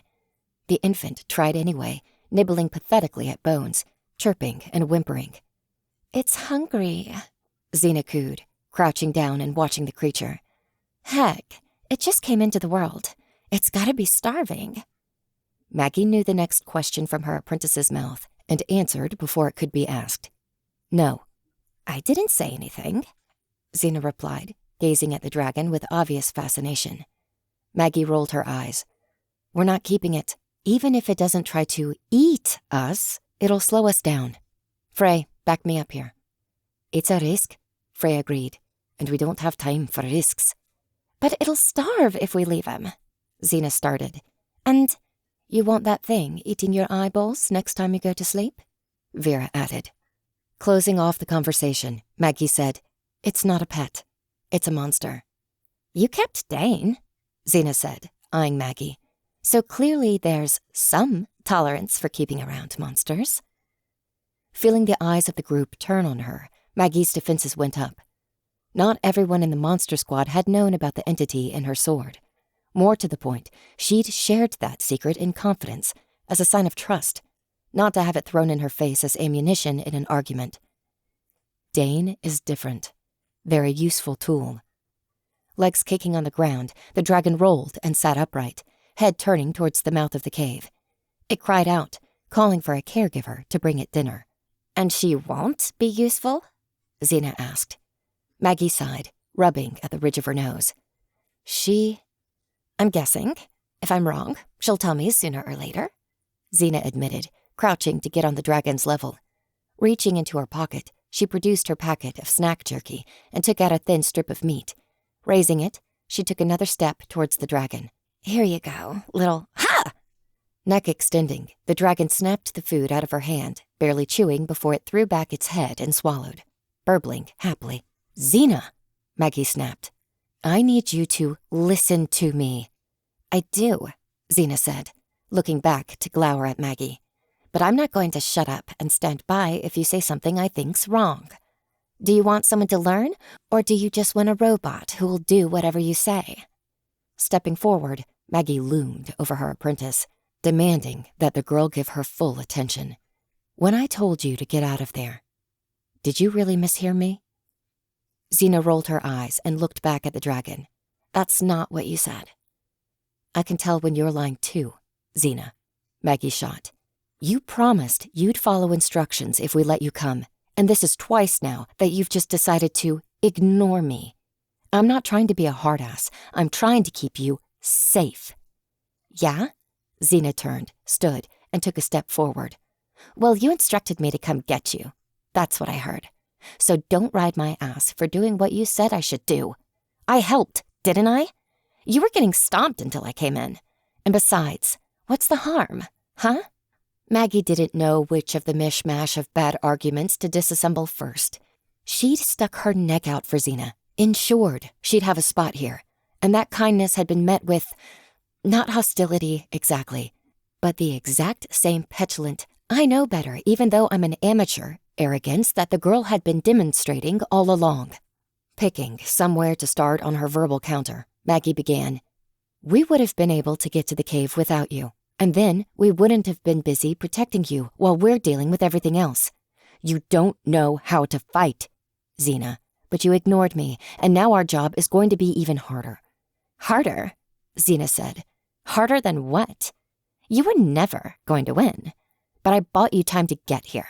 You should be thanking me for making sure you're not dragon chow. Xena, Maggie sighed, but was interrupted again by a squawk from the baby dragon. It was standing up now, head turned sharply towards the mouth of the cave. And, speaking of being a useful, valuable addition to the party, Xena snarled, this girl's a compass. Dragons are drawn to Jonah, right? So if we have her with us, we'll know where Jonah's going. The idea had merit, and Maggie couldn't argue that the dragon wouldn't be useful. She wasn't stupid. She'd seen the pivot. Xena had made a bad point and followed it up with a good idea, and now Maggie would look like a child if she went back to the previous topic. She'd be the adult and let Xena have her little victory. Frey, she said, conceding the position to their leader. It's your call. She expected aid, though she could hardly turn to Frey and say, back me up here so I don't have to keep arguing. Frey did her best. You're going to have to sleep, Xena, she pointed out. We all are. Who's going to watch over the dragon while we do that? Xena opened her mouth to respond, but stopped. Twig had cleared her throat, and now the Svaltifer held up a hand, sheepishly agreeing to the task. Frey nodded sharply. If the dragon slows us down, we leave her. If she attacks us, hurts one of us, even a scratch, I'll put her down myself. But you're right. The compass to Jonah's not a bad thing at all. Xena flashed a smug grin. Maggie buried her annoyance with a mental checklist of practicality. Maybe, it wouldn't end in disaster. Let's keep moving. Chapter 17. Two-Way Radio. 8 hours were spent in the dim, artificial glow of Vera's magic light. The caves were eerily silent, even when Maggie had her hearing aids in and on, though, after a few minutes of hiking, she'd removed them. The irritation it'd give her served little benefit when the only sounds were footsteps, water droplets, and quiet conversation she had no interest in participating in. They settled into a rhythm. Even the dragon soon curled up in Xena's backpack, head and neck sticking out and drooping over her shoulder, sleeping away its post-hatching fatigue. The narrow caves were no friend, but with detailed maps and accurate directions, they proved to be no enemy either, just an obstacle to be overcome by endless, repetitive trudging, climbing, hiking. Rope and a helping hand got them through. Before she could see the exit, though, Maggie caught the scent of smoke. She didn't need to say anything. They could all smell it, and they could all understand the implication. The dragons had been turned loose. Turning back to the group and facing Lou, Frey asked, "Any signal?" He fiddled with the display on his wrist and shook his head before responding, though with his back to Maggie, she lost the details. "Jammed," Frey concluded. "Keep trying, anyways, but we're probably not going to get anywhere with radio." Turning, she resumed the march. It wasn't much further, just a few 100 feet. Maggie caught a distant yellow glow radiating from the cave mouth. Flickering, inconsistent firelight, bright enough to be seen from afar. Eventually, they rounded the final bend and came into view of the forest beyond. The Ozarks had been painted with shades and tones of an apocalypse. Bright yellows and deep reds cut angry scars through the woods, sending up plumes of gray smoke that blacked out the setting sun. She thought she could make out the silhouette of wings behind the smoke, but it may have been a trick of the light. The whole scene was filtered through criss-crossed steel wire. The cave mouth was gated off, fenced to prevent amateur spelunkers from getting in trouble. Maggie walked up to the fence, leaning against it. "There's no way this is staying under wraps," she intoned, watching as an ancient forest burned. "Maybe not," Frey said, stepping up behind her. "But we can keep it from spreading." Maggie looked back at the group, pausing to insert her hearing aids. Even knowing that it would be impossible, she hoped there would be radio chatter, but all she heard were the sounds of the 7 of them in the cave. "Should we wait for sundown before we keep moving?" Lou asked, tapping his display. "From the briefing, most dragons are active during the day." "You sure about that?" Vera said. "The first one we caught, she was hunting by night." "Most," Lou repeated. "Not all." "We need rest," Maggie added, deliberately not glancing back at her apprentice when she said it, so her implied meaning, Xena isn't used to this, we can't push her too hard, wouldn't come through too strongly. I can keep watch then, so Maggie can rest, Xena supplied, stepping up to the grate. After taking in the same view Maggie had, she added, Hell.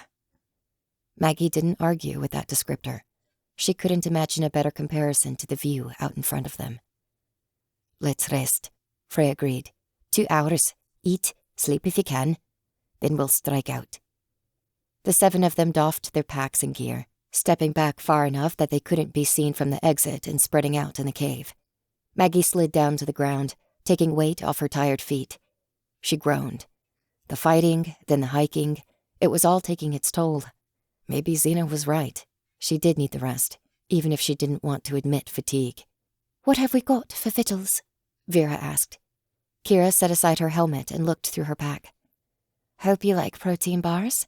Options are peanut butter or peanut butter. Holding up 2 identical bars, she added, It's all emergency rations. Our kits weren't prepared for long-term field use. There's no camp gear, either. I guess I'll take peanut butter, Vera said, reaching out to take 1 bar. How much food do we have left? Enough to last a day or so. Kira ripped the top off her own bar's packaging with her teeth.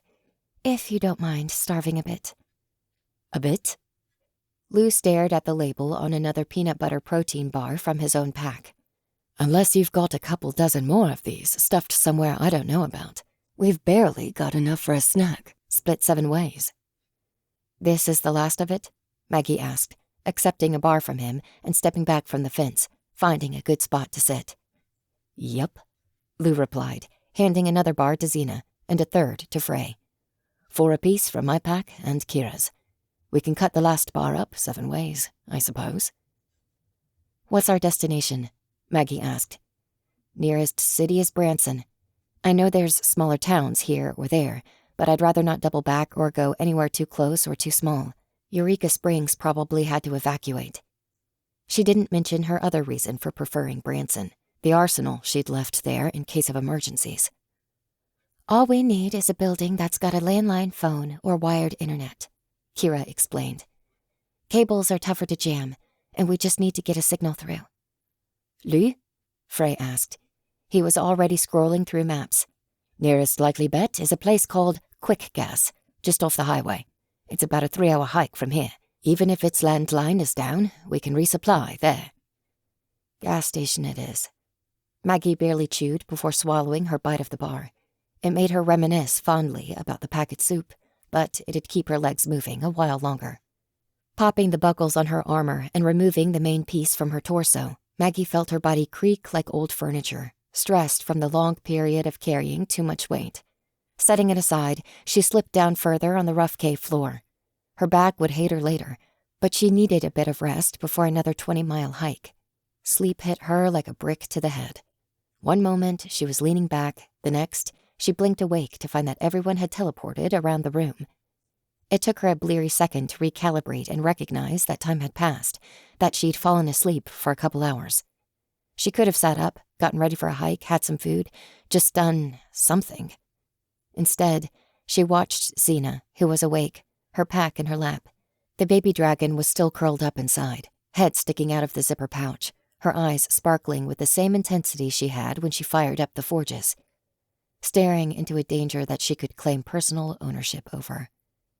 Xena noticed Maggie rouse and looked at her, but didn't say anything. There wasn't much to say just then, and she was fascinated by the infant monster. The baby beast had slept this whole time, dozing in her pack. Maggie hadn't questioned it, not while they were walking, but now that they were here, now that she was staring at the small, scaly creature, she wondered. Speaking up, Maggie said, "It's slept a long time."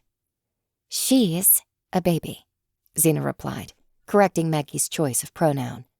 "Babies need a lot of sleep." "Still, it might be a good idea to wake her up," Maggie suggested, stepping closer. "If she's our Jonah compass, it'll be good to find out where he is, and make sure he's not moving." Xena pulled away slightly, but didn't stop Maggie from crouching and reaching out. She was aware that a creature this size was still dangerous, It still had teeth and claws. It could nip off a finger or start a fire. Still, it seemed so peaceful.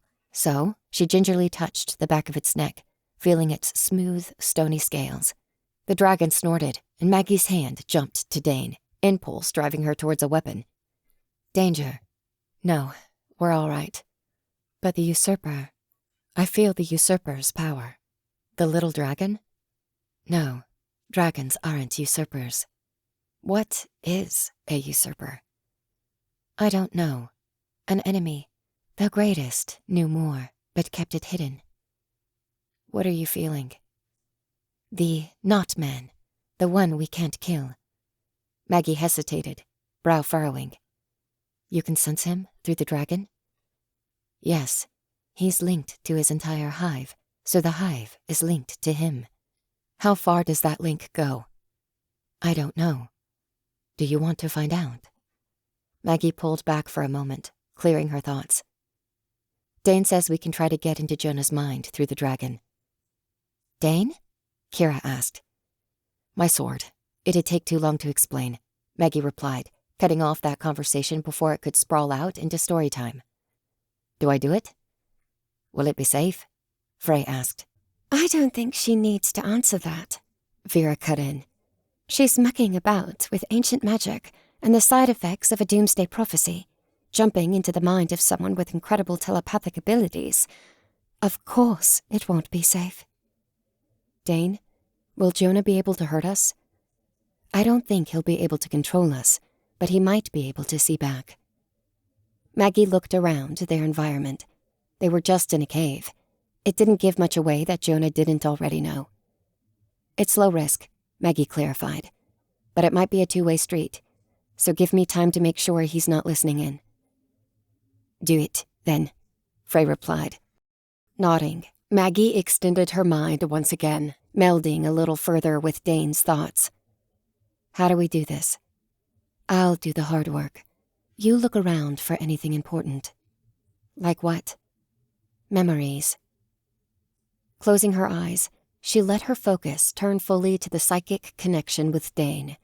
They weren't quite sharing a single consciousness, becoming a hive of two, but she let their connection fill up her psychic space and allowed Dane full access. Not two minds in one, but two hands on the steering wheel. She felt a flash of insight, like memories in a fever dream, vivid thoughts and remembered fragments that she'd never experienced before. Jonah's memories, his life flashing before her eyes. Blinding lights, a heavy impact.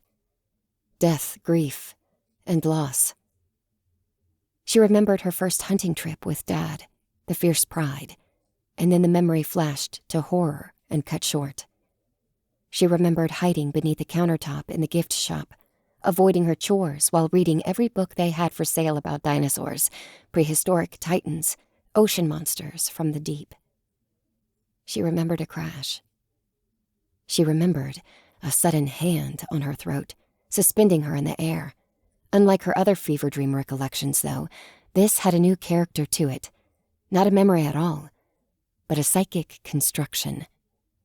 Jonah stood before her, standing in a black void, holding her up as easily as a rag doll. Maggie clawed at his hand, trying to breathe, but his grip was diamond, hard and unyielding.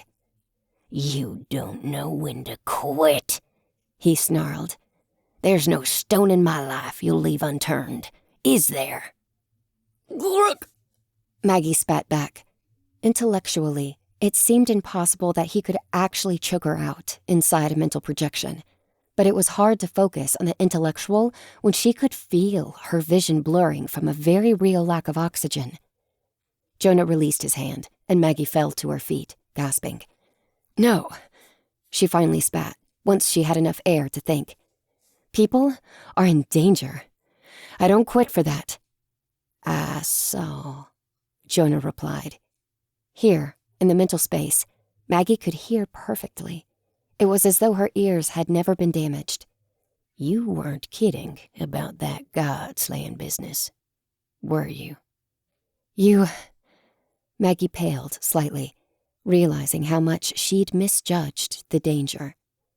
Jonah had been in her memories, same as she'd been in his. How much? I was home. Then I was blurring through memories like a Hallmark montage, Jonah said, disorienting as hell. But once I figured out what was happening, I cut that shit out. Your head's private. I'll respect that, if you respect mine. Maggie began to respond, but she noticed Jonah's gaze wasn't on her. It was looking past her, to some point in the middle distance.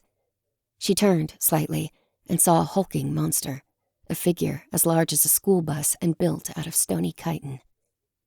Your monster, Jonah said. Your demon. They obey me, Maggie replied, feeling suddenly defensive. Would they still, if you were too weak to fight back? Jonah asked. Maggie didn't have an answer to that question. Jonah exhaled and rolled his neck back and forth, stretching it out. I've seen yours, he said. Let me show you mine. In the shapeless void of their mental connection, Maggie saw the baby dragon she recognized appear beside him.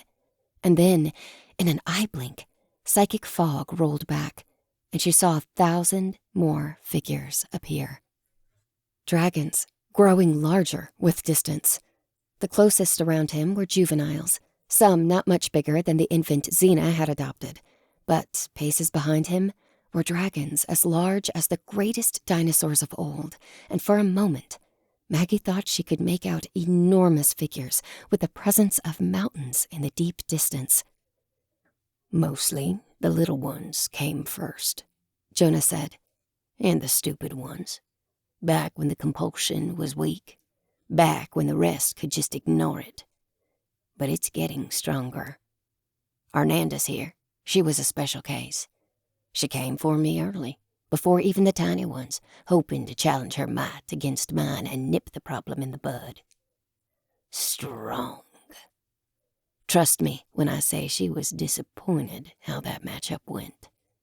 One look at her, I had her bound to my will. She couldn't even attack me. She still managed to slip out to hunt while I slept. It wasn't worth the fight for me to get up and fix it, but if she ever grew near to humans, I'd compel her back. He waved a hand, and the vision vanished. Maggie spluttered.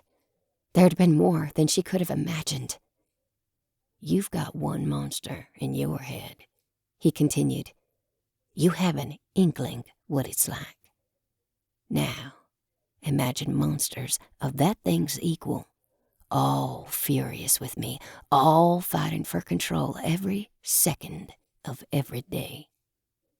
None of us want this, but it's the hand we've been dealt. Maggie didn't need to imagine. She'd been a part of the hive when Dane had been the weakest of them, when it had been a fight just to assert her individuality amongst the pack. Kill them, Maggie suggested. All the dragons. Put them all down. Genocide, Jonah countered. Dragons aren't beasts. They're smarter than you or I, smarter than most things walking on two legs. Vicious? Yes. Cruel and capricious and feisty as hell. But they're not mindless things. Maggie swallowed on a dry throat. It's better than the alternative. Better than the world's end. If I asked you to kill every elf in the world to save humanity, Jonah asked her, would you do it? Obliterate your own kind as an act of mercy towards people who don't even know you exist? No, Maggie admitted. I've got no ill will towards my monsters, Jonah said. If they could all go home and let me live in peace, I'd let them leave. And I gotta say, there's not many to take mercy on a helpless beast separated from its mother. Saw the way your kid handled it. She's got spunk. Too much, if you ask me, Maggie commented. Jonah almost smiled. She's still a kid, even if she's old enough to say she's not. You want her to step in line, you're not going to get very far with passive aggression. You need her to do something. You can't ask her. You gotta just tell her. I'll try that, Maggie said. If we get out of this alive. What Joy had built quickly faded. The dragons are here to stay. I'm strong, but they're a damned sight more dedicated to eating than they are to obedience, and I can't best 'em all at once. Not when they're all wrestling with me.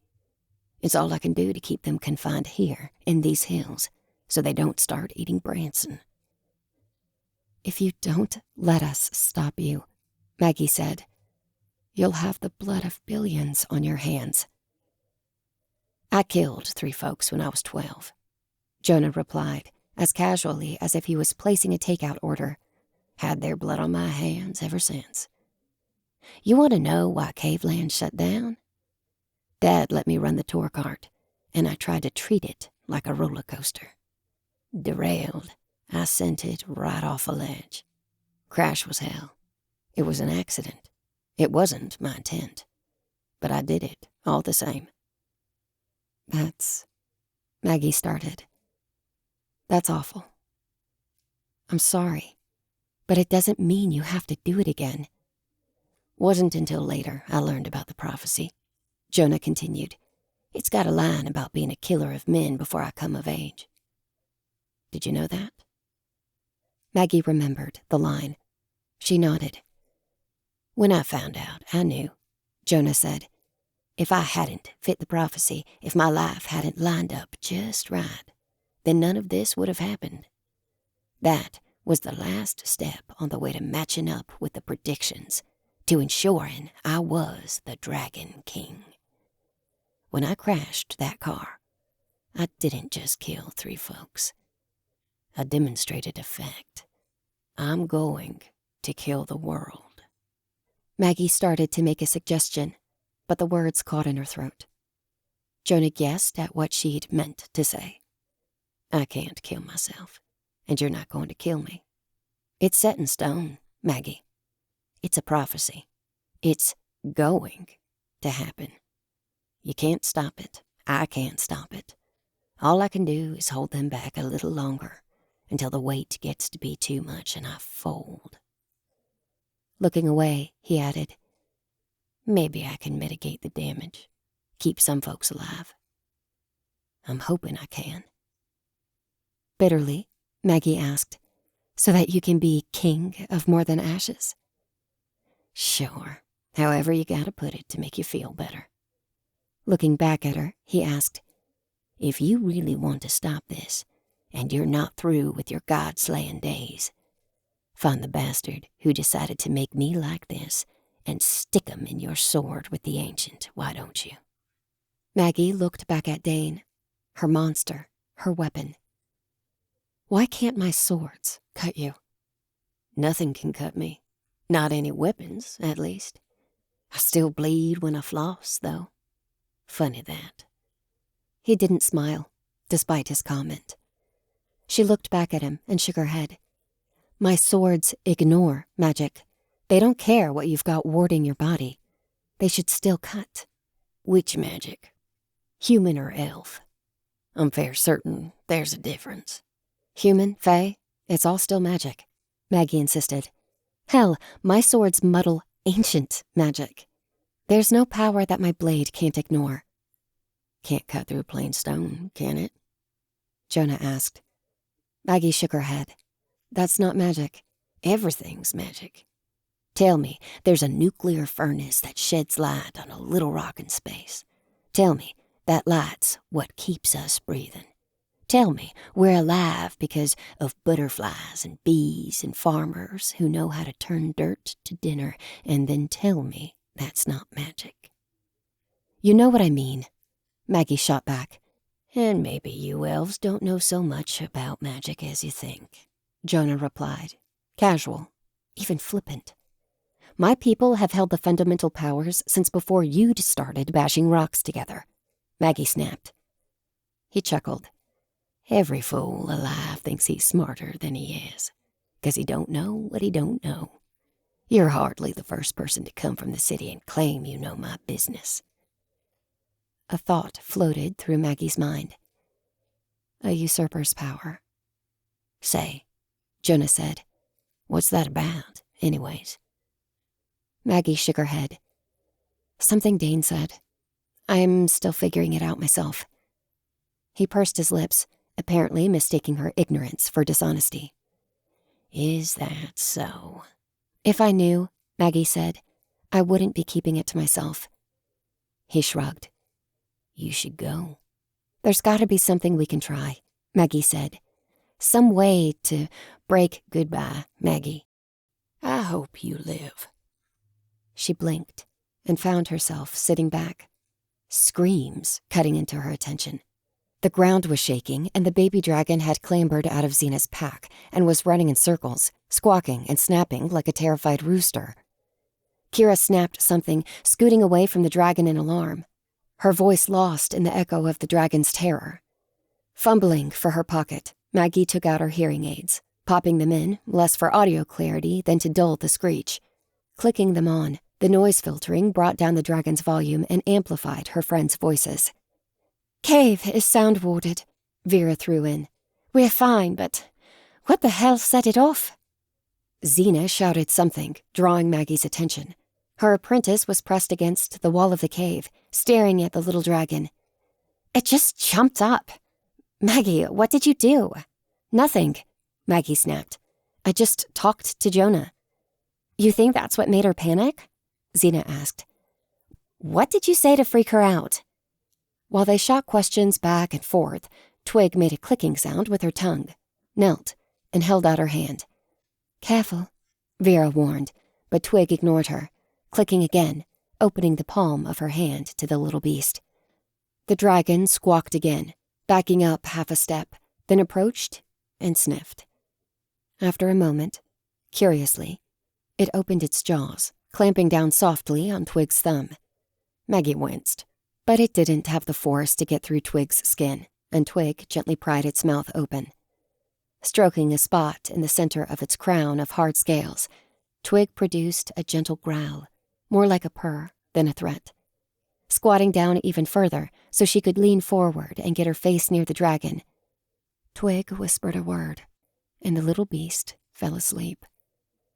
Standing, she signed a motion that mimed a sort of unfocused panic. Maggie didn't need Vera to translate Twig's guess. The dragon was just spooked by the unknown environment.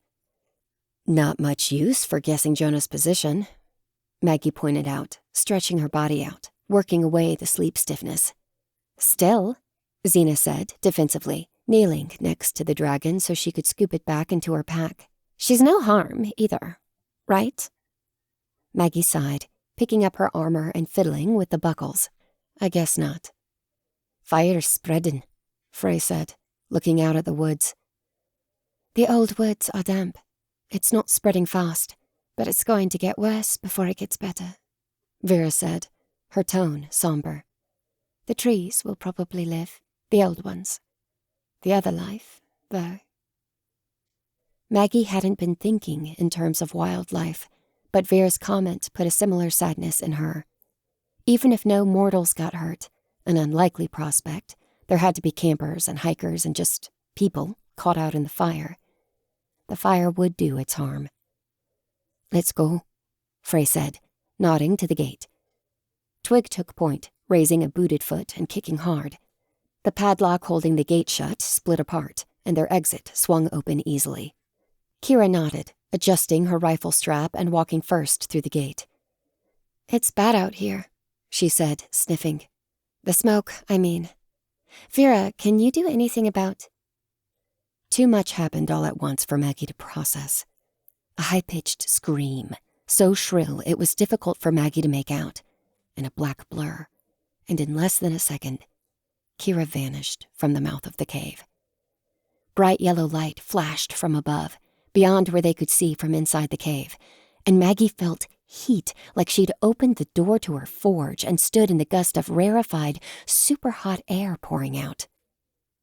Kira's screaming stopped.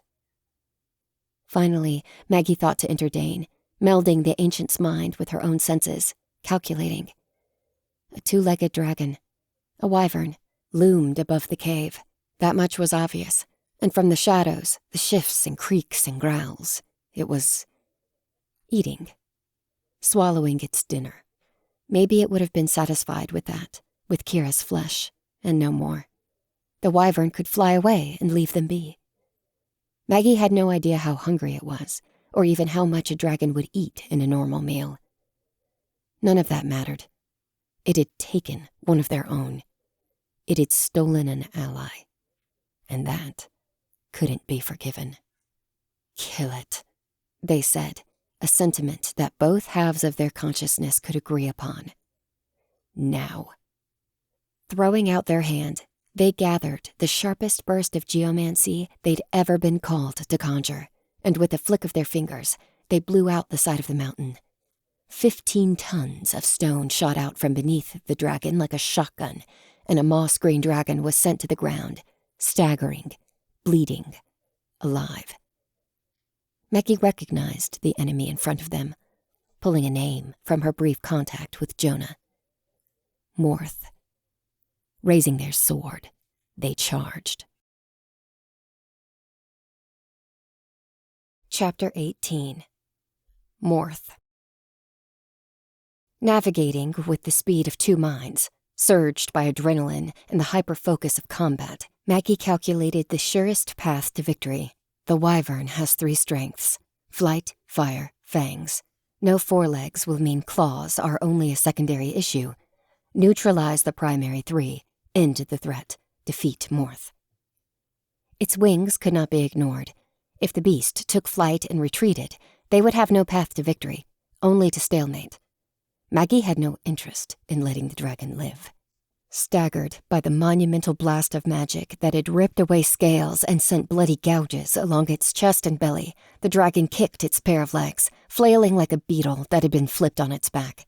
Its landing had felled trees in a wide swath, toppling old oaks like toothpicks, and some of the branches had found purchase in the dragon as well, wooden lances adding to its array of injuries. Sensing weakness, Maggie charged forward with abandon, and their allies followed in the battle fervor a moment later. "Wings!" they called. "Go for the wings! Hit it at the joints! Don't let it escape!" Cracks of gunfire burst out in an instant, controlled bursts that sent lead splashing against the wyvern's scales, occasionally finding a weak point where red blood cascaded out of Morth's mossy, shimmering body. A moment later, a miniature volley of arrows loosed, a buzzing pair of hornets that whipped past Maggie. Frey's shots were surgical, plunging lengths of steel and wood through the point where wings met body. Twig had no such precision. She hit the dragon in the body, and where she hit, thunderclaps of ironwood tore out gouges of flesh.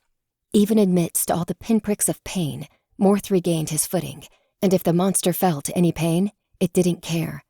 On all fours, it braced itself against Maggie, wings out and mouth agape, calling up its inferno breath.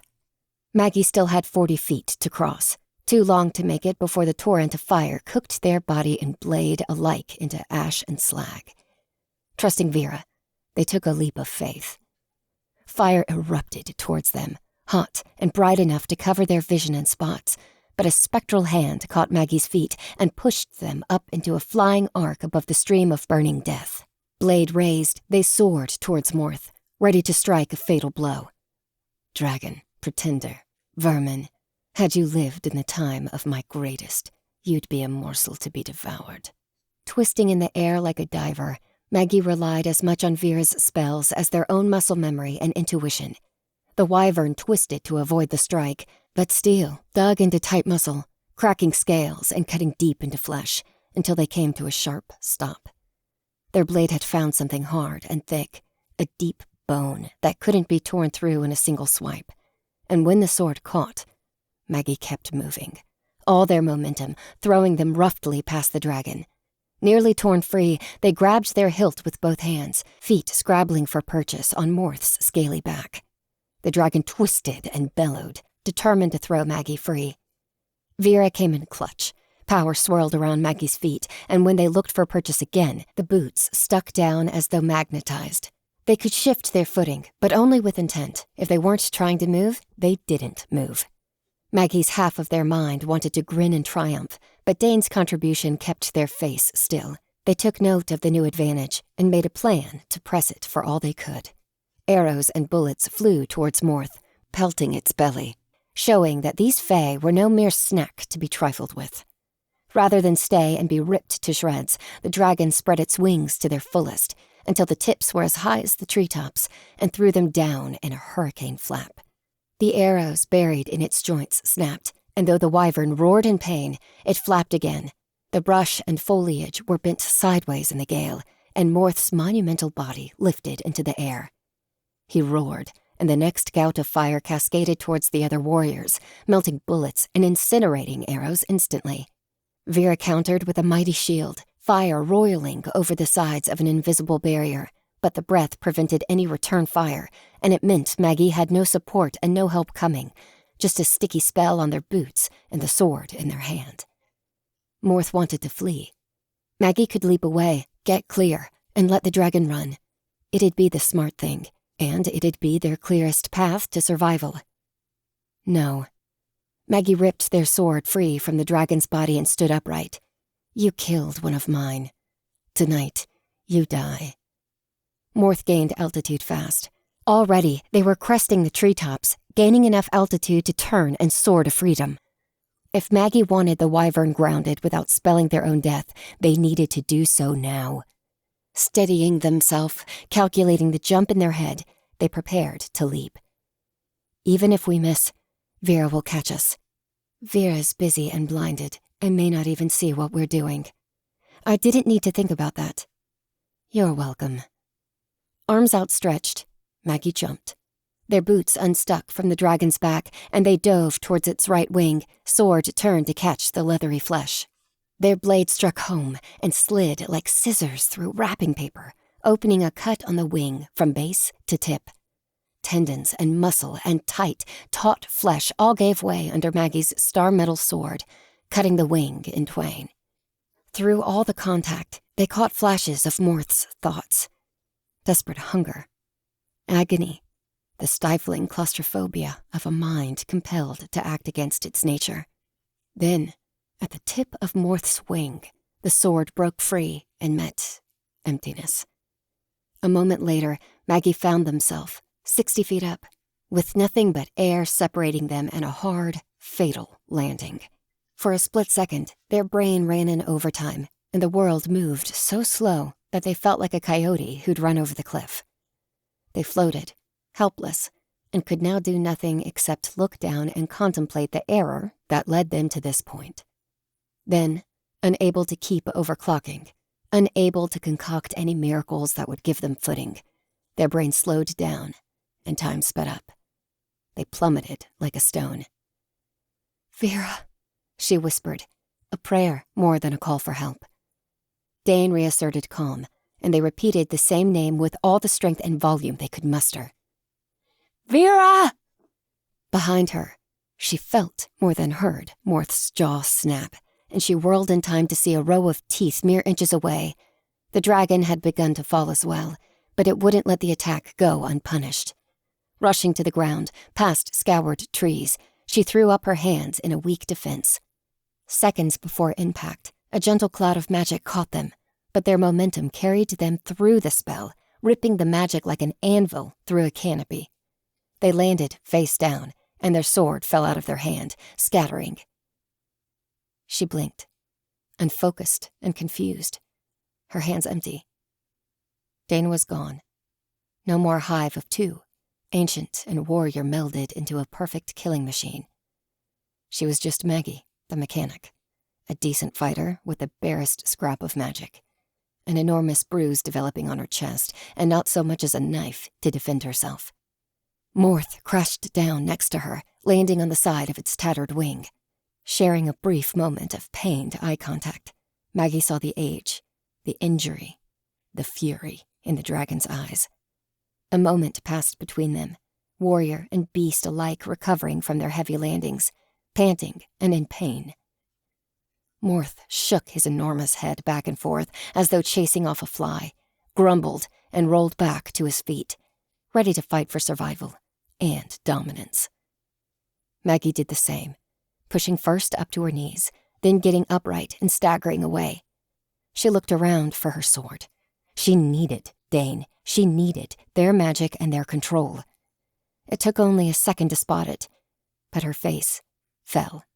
The glint of steel shone between Morth's razor-clawed, bloody toes. Crap, crap, crap. Running back, she took cover behind a tree, hoping that the moss-green dragon would go after the others and not take the easy target. She had no such luck. The dragon had been wounded, and it wanted revenge more than survival. Morth lunged.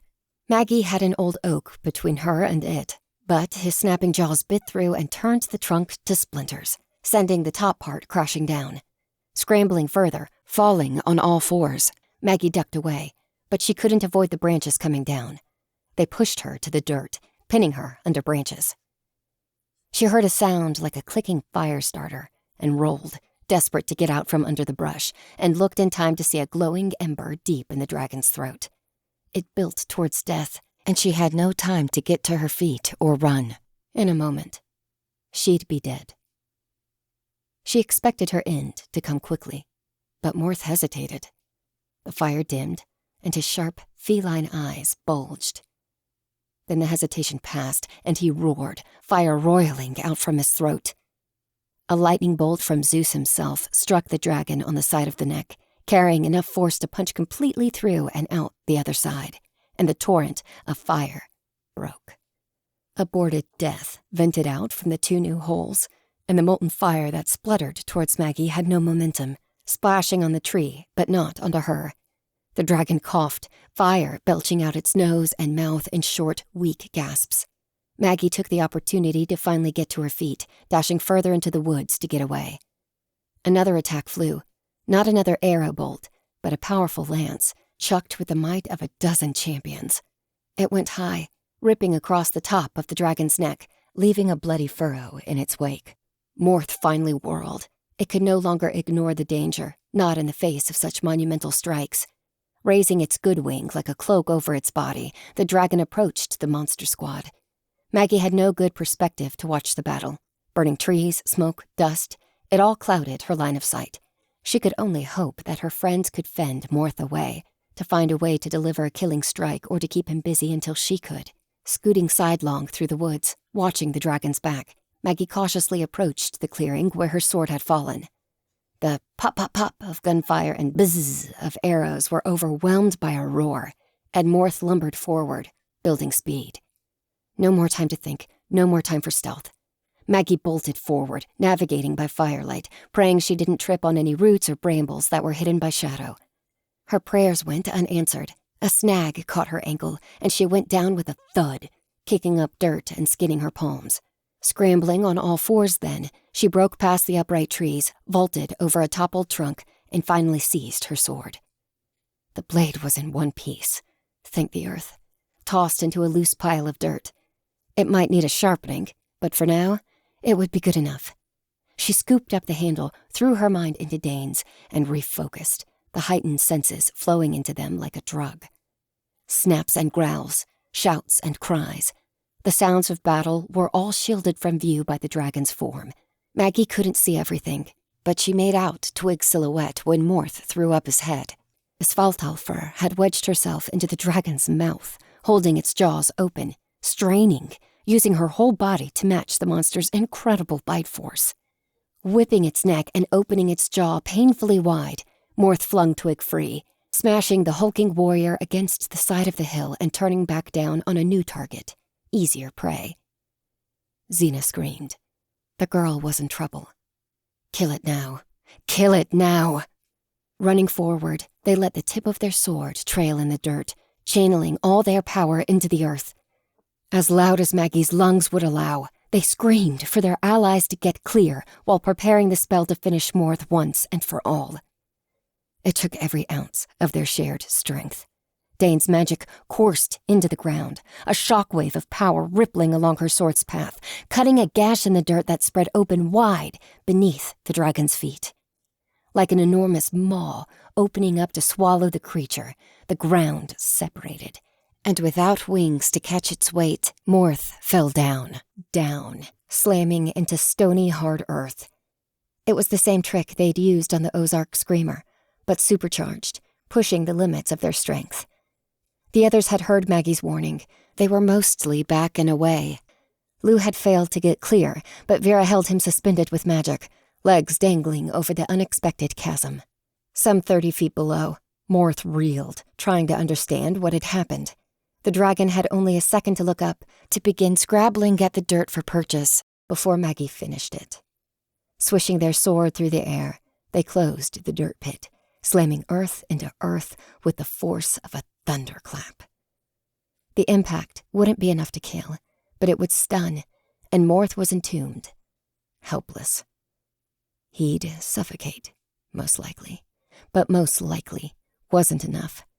Preparing another magical blast, She staggered, vision going hazy. A hand appeared at her side, and then the rest of the person, forming out of darkness. She'd lost time. Panting for breath, Maggie asked, "Where is Morth? Where's Morth?" Vera hesitated, looking at her with uncertainty and worry. "Who is Morth?" The dragon," Maggie insisted. "The earth hasn't moved," Vera promised, giving Maggie help to stand upright. Maggie hadn't even noticed falling prone. "I think it didn't have the strength to claw its way free.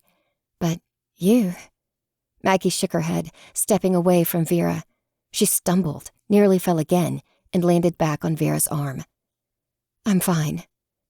"You've spent too much," Vera warned. "Do that again. You might do worse than black out." "I'm fine," Maggie repeated, looking down. She held Dane tight in her hand, knuckles white on the grip. Their minds had melded so tightly she couldn't recognize where she began and Dane ended. It seemed like she was herself, like she wasn't connected at all. But that couldn't be true. Dane was still in there, embedded so deep as to be invisible. It took a moment of concentration to pull herself free, to get her mind to a point where they weren't utterly fused. "I'll be more careful," Maggie promised, as the fatigue forced its way back into her head. Dane's mind had been doing more than channeling her thoughts. It had been fighting to keep her awake. And apparently something further. Is everyone who's still here okay?" Vera nodded. "Just scrapes. You're probably the worst off." Maggie nodded, watching blackness creep in around her vision, but she fought off the fatigue. "I don't need healing," she promised, willpower keeping her upright. "Let's go." There was still work to be done. Chapter 19. Quick Shelter.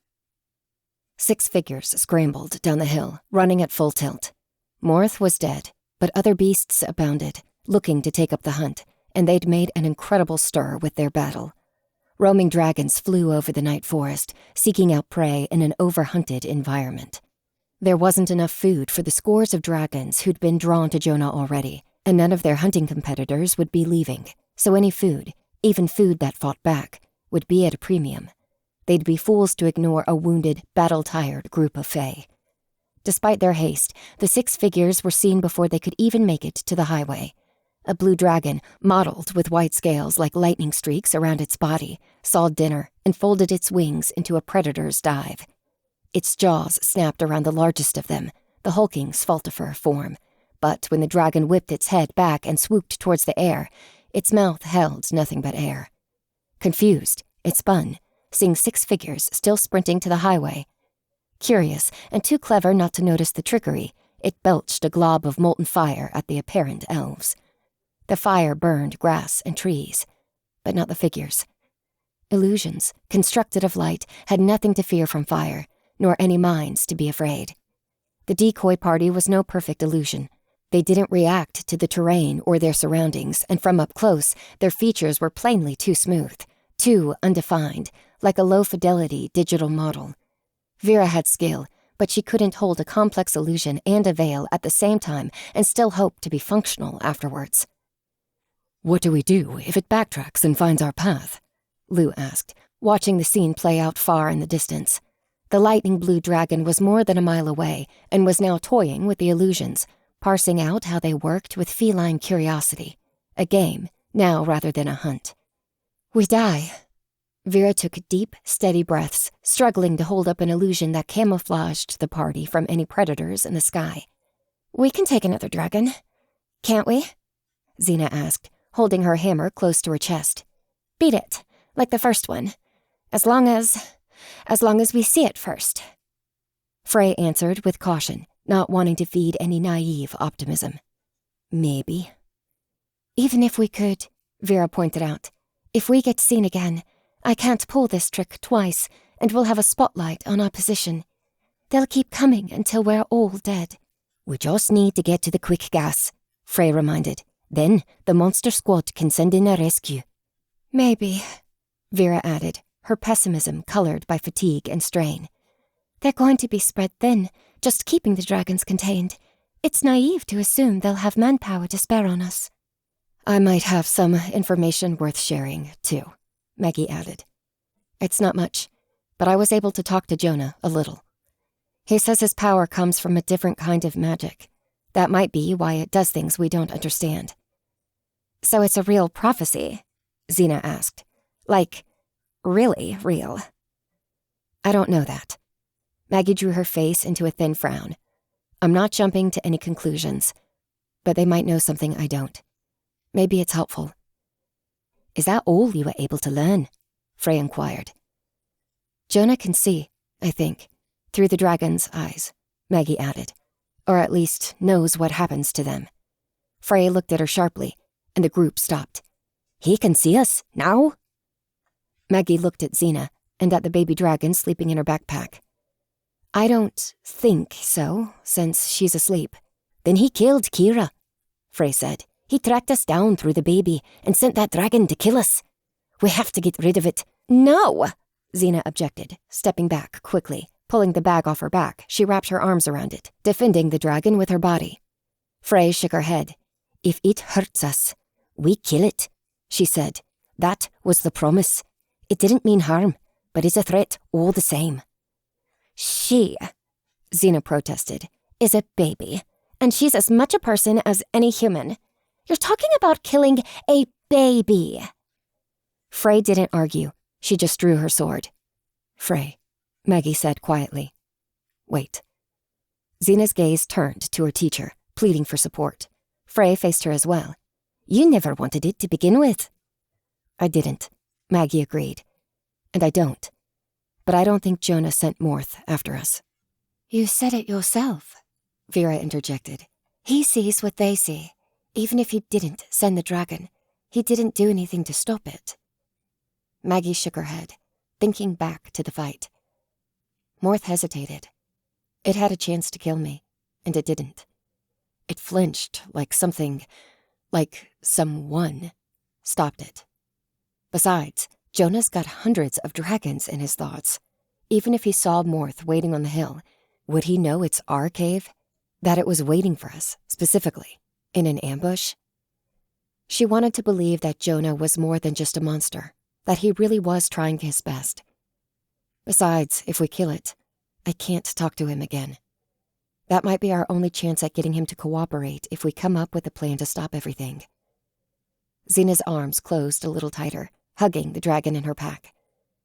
Twig raised a hand, gesturing in the direction of the dragon, making a sign. Maggie didn't understand the sign itself, but she saw how Vera and Frey's posture shifted in response. Twig had voted to let the dragon live. Straightening, Xena moved the backpack into place again. Her eyes were glossy, but she looked at Frey with confidence, challenging her to press the issue. Bah, Frey said, sheathing her sword. They kept walking. Xena didn't say anything else on the issue, but she walked a little closer to Maggie. A silent thank you. They had little trouble avoiding the flaming sections of the forest. Billowing smoke warned them well in advance of any danger, and the humid, old-growth forest resisted the burn, fighting back against the fire, so that it only smoldered in patches. It spread only slowly, save for where a dragon occasionally came through, igniting a new torrent to revive the flagging forest fire. Surreality colored the environment, rendering the Ozarks in painterly horror. The skies were shrouded with smoke, billowing inky clouds that hid away all stars and reflected the red light of forest fires. Even when dawn should, by all accounts, have begun to break, Maggie saw no signs of early light creeping into the horizon. Only more blackness and ash. If it got brighter through the hours, it was only by degrees, turning from a totally dark hell sky into a dull gray, refracting most of the sun's light. Every time a dragon crossed their valley, the group held their breath, waiting to see if it would see through Vera's veil, if it'd notice their presence. Even if it was only seen for a moment, torching a ridgeline of a distant hill, it was enough to make Maggie hold her breath and pray. One close call came an hour into the walk. A deep purple dragon, body long and narrow, like a serpent, came down directly overhead. So close, Maggie swore they'd been seen. It passed over them, belching fire into a patch of ground 100 feet to their left, then dove. A moment later, it took off again, a young, bleeding doe in its talons.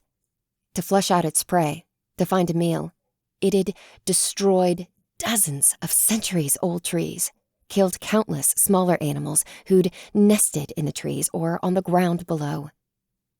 "Jonah's going to pay for this," Vera growled once the dragon was clear. "And pay dearly." Hiking through woods, there wasn't much time or space for Twig to stop and offer any real comfort, but the Svalterfer slid her hand into Vera's, giving her a gentle squeeze. The fire at least gave them light to see by, well enough to avoid placing their feet on a twisted root or stone that would snag and twist ankles, trip them up, add to their already growing list of injuries. The highway, ultimately, came into view, a narrow gray snake that wound through the valley, visible at first as a gap in the trees, growing more pronounced as they came down towards it. Even once they arrived by the highway, they didn't use the relatively smooth path it offered. They weren't that naive. Out on the pavement, they'd be sitting ducks with nothing but a bit of camouflage magic to keep them hidden. They used it as a compass, but walked a little ways off to the side, under the cover of treetops. According to Lou's data, it was 9 in the morning when they arrived at the edge of the quick gas parking lot. The lot was pretty massive, one of the football field-sized slabs of pavement that dotted the hills so that truckers would have a place to stop. But if it was big enough to service truckers, it'd have amenities. If they were lucky, they might even get running water and a proper shower. Maggie had been up for more than a full day, not counting the restless nap she'd had in the caves. 2 hours on stone was no rest at all. Never mind the potential for communication and rescue. The gas station offered her an opportunity for sleep. Stepping out into the lot, eager for shelter, Maggie didn't hear the flap, but she felt the sudden yank on her collar as Twig pulled her bodily back towards the tree line, ensuring she was hidden by bark and leaves. There was barely enough light in the sky to cast a shadow. The dark whoosh told Maggie why she'd been hoisted away from the parking lot. A predator flew overhead. A dragon, fat and strong, with particularly massive wings that still seemed too little to bear its powerful body. Tangling with that beast would be an entirely different proposition as compared to its smaller ambush predator cousin from the cave mouth. Maggie held her breath, back pressed against Twig. Mouthing to Vera, she asked, "Did it see?" Vera shook her head slightly, staring up. Her veil had been raised to conceal their position, but if Maggie had been seen over pavement, the green-brown camouflage wouldn't help much. Reaching back, Twig took her bow, nocking an arrow in preparation, but it'd be a hopeless fight. As the sun breached the horizon, painting the smoky sky crimson, more dragons would be waking up. Even if they killed the big one, their position would be revealed to every monster in the valley. They'd die. The dragon circled, a few 100 feet up, head tilted to one side as it surveyed the forest. Twig made a sign. Vera responded with a shake of her head. Maggie only got the vague gist, but it's all she needed. Vera was tapped out, exhausted. She couldn't do much more than light, weak camouflage. Frey kept her own bow ready, tracking the dragon with her gaze. It continued to circle overhead. It knew it had prey quarried. It knew they were there, and soon it'd swoop down and claim its meal. "Don't run," Maggie told herself. If it had seen us, it would have attacked already. Xena reached down, squeezing Maggie's hand tightly. Maggie squeezed back, as much to comfort the girl as to reassure herself. Swooping lower, the dragon raised its head back, opened its jaws, and bellowed out a roar, belching flame into a thicket of trees 50 feet to their side. Maggie flinched, and she heard a gasp behind her, but they held. The dragon wanted to flush them out with fear, but it didn't know they were there. It could only prod for any prey that might be around. Off in the distance, another roar sounded, responding to the great dragon's bellow with a defensive challenge. Turning its long neck to look in the direction of its new enemy, the dragon above turned and swooped away towards the second roar. Maggie waited, forcing herself to breathe. She wouldn't move, not until, "Go!" Frey snapped. 100 feet of open ground stood between them and the gas station's rear entrance. Vera's veil would stand out almost as much as they would. A patch of fuzzy gray, blitzing across the pavement, would be as obvious as 6 frightened fae. 100 feet, with no room to hide, no chance to avoid notice, and with countless dragons unaccounted for out in the surrounding wilderness. Twig was fastest and first to reach the gas station, but she didn't slow herself down, shoulder-checking the back wall and slamming the door open, giving the rest of them an opening. They ran inside, getting clear without looking back, and when they'd all made it in, Twig threw the door shut. It was warm in the quick gas, and the only light came from the bay of windows at the front of the small plastic window on the back door. The power had gone out at some point, and nobody was around to turn it back on. Hopefully, that meant everyone had evacuated to safety. "Keep away from the windows at the front," Frey instructed tersely, pointing forward. "Lou, figure out if we can talk to base from here. Everyone else, we're done. Take care of yourselves. Make sure you're ready to fight. Water, food, sleep." "If anyone needs medical help, I'll get it when I wake up," Vera said, slumping into Twig's waiting arms. She'd been spellcasting for hours. Maggie was surprised that the dryad didn't just pass out standing up. Maggie sighed in relief. The world was burning around them. The apocalypse was due in a day or so, and she'd seen enough death for a lifetime in the past day. But for the moment, they were safe, and that was enough. Chapter 20. Ad Astra. Maggie sat on the floor, her back propped up against a fridge door, sipping a $6 bottle of water. She wasn't paying for it. Why not indulge? The gas station had lost power at some point, but the fridges had remained closed, and it hadn't been long enough for the drinks to lose their chill. Maggie had been tempted to raid the walk-in beer fridge in the back corner of the shop, but talked herself out of it. A beer wasn't worth getting killed for, not when she was already impaired by sleep deprivation. She was about ready to sleep.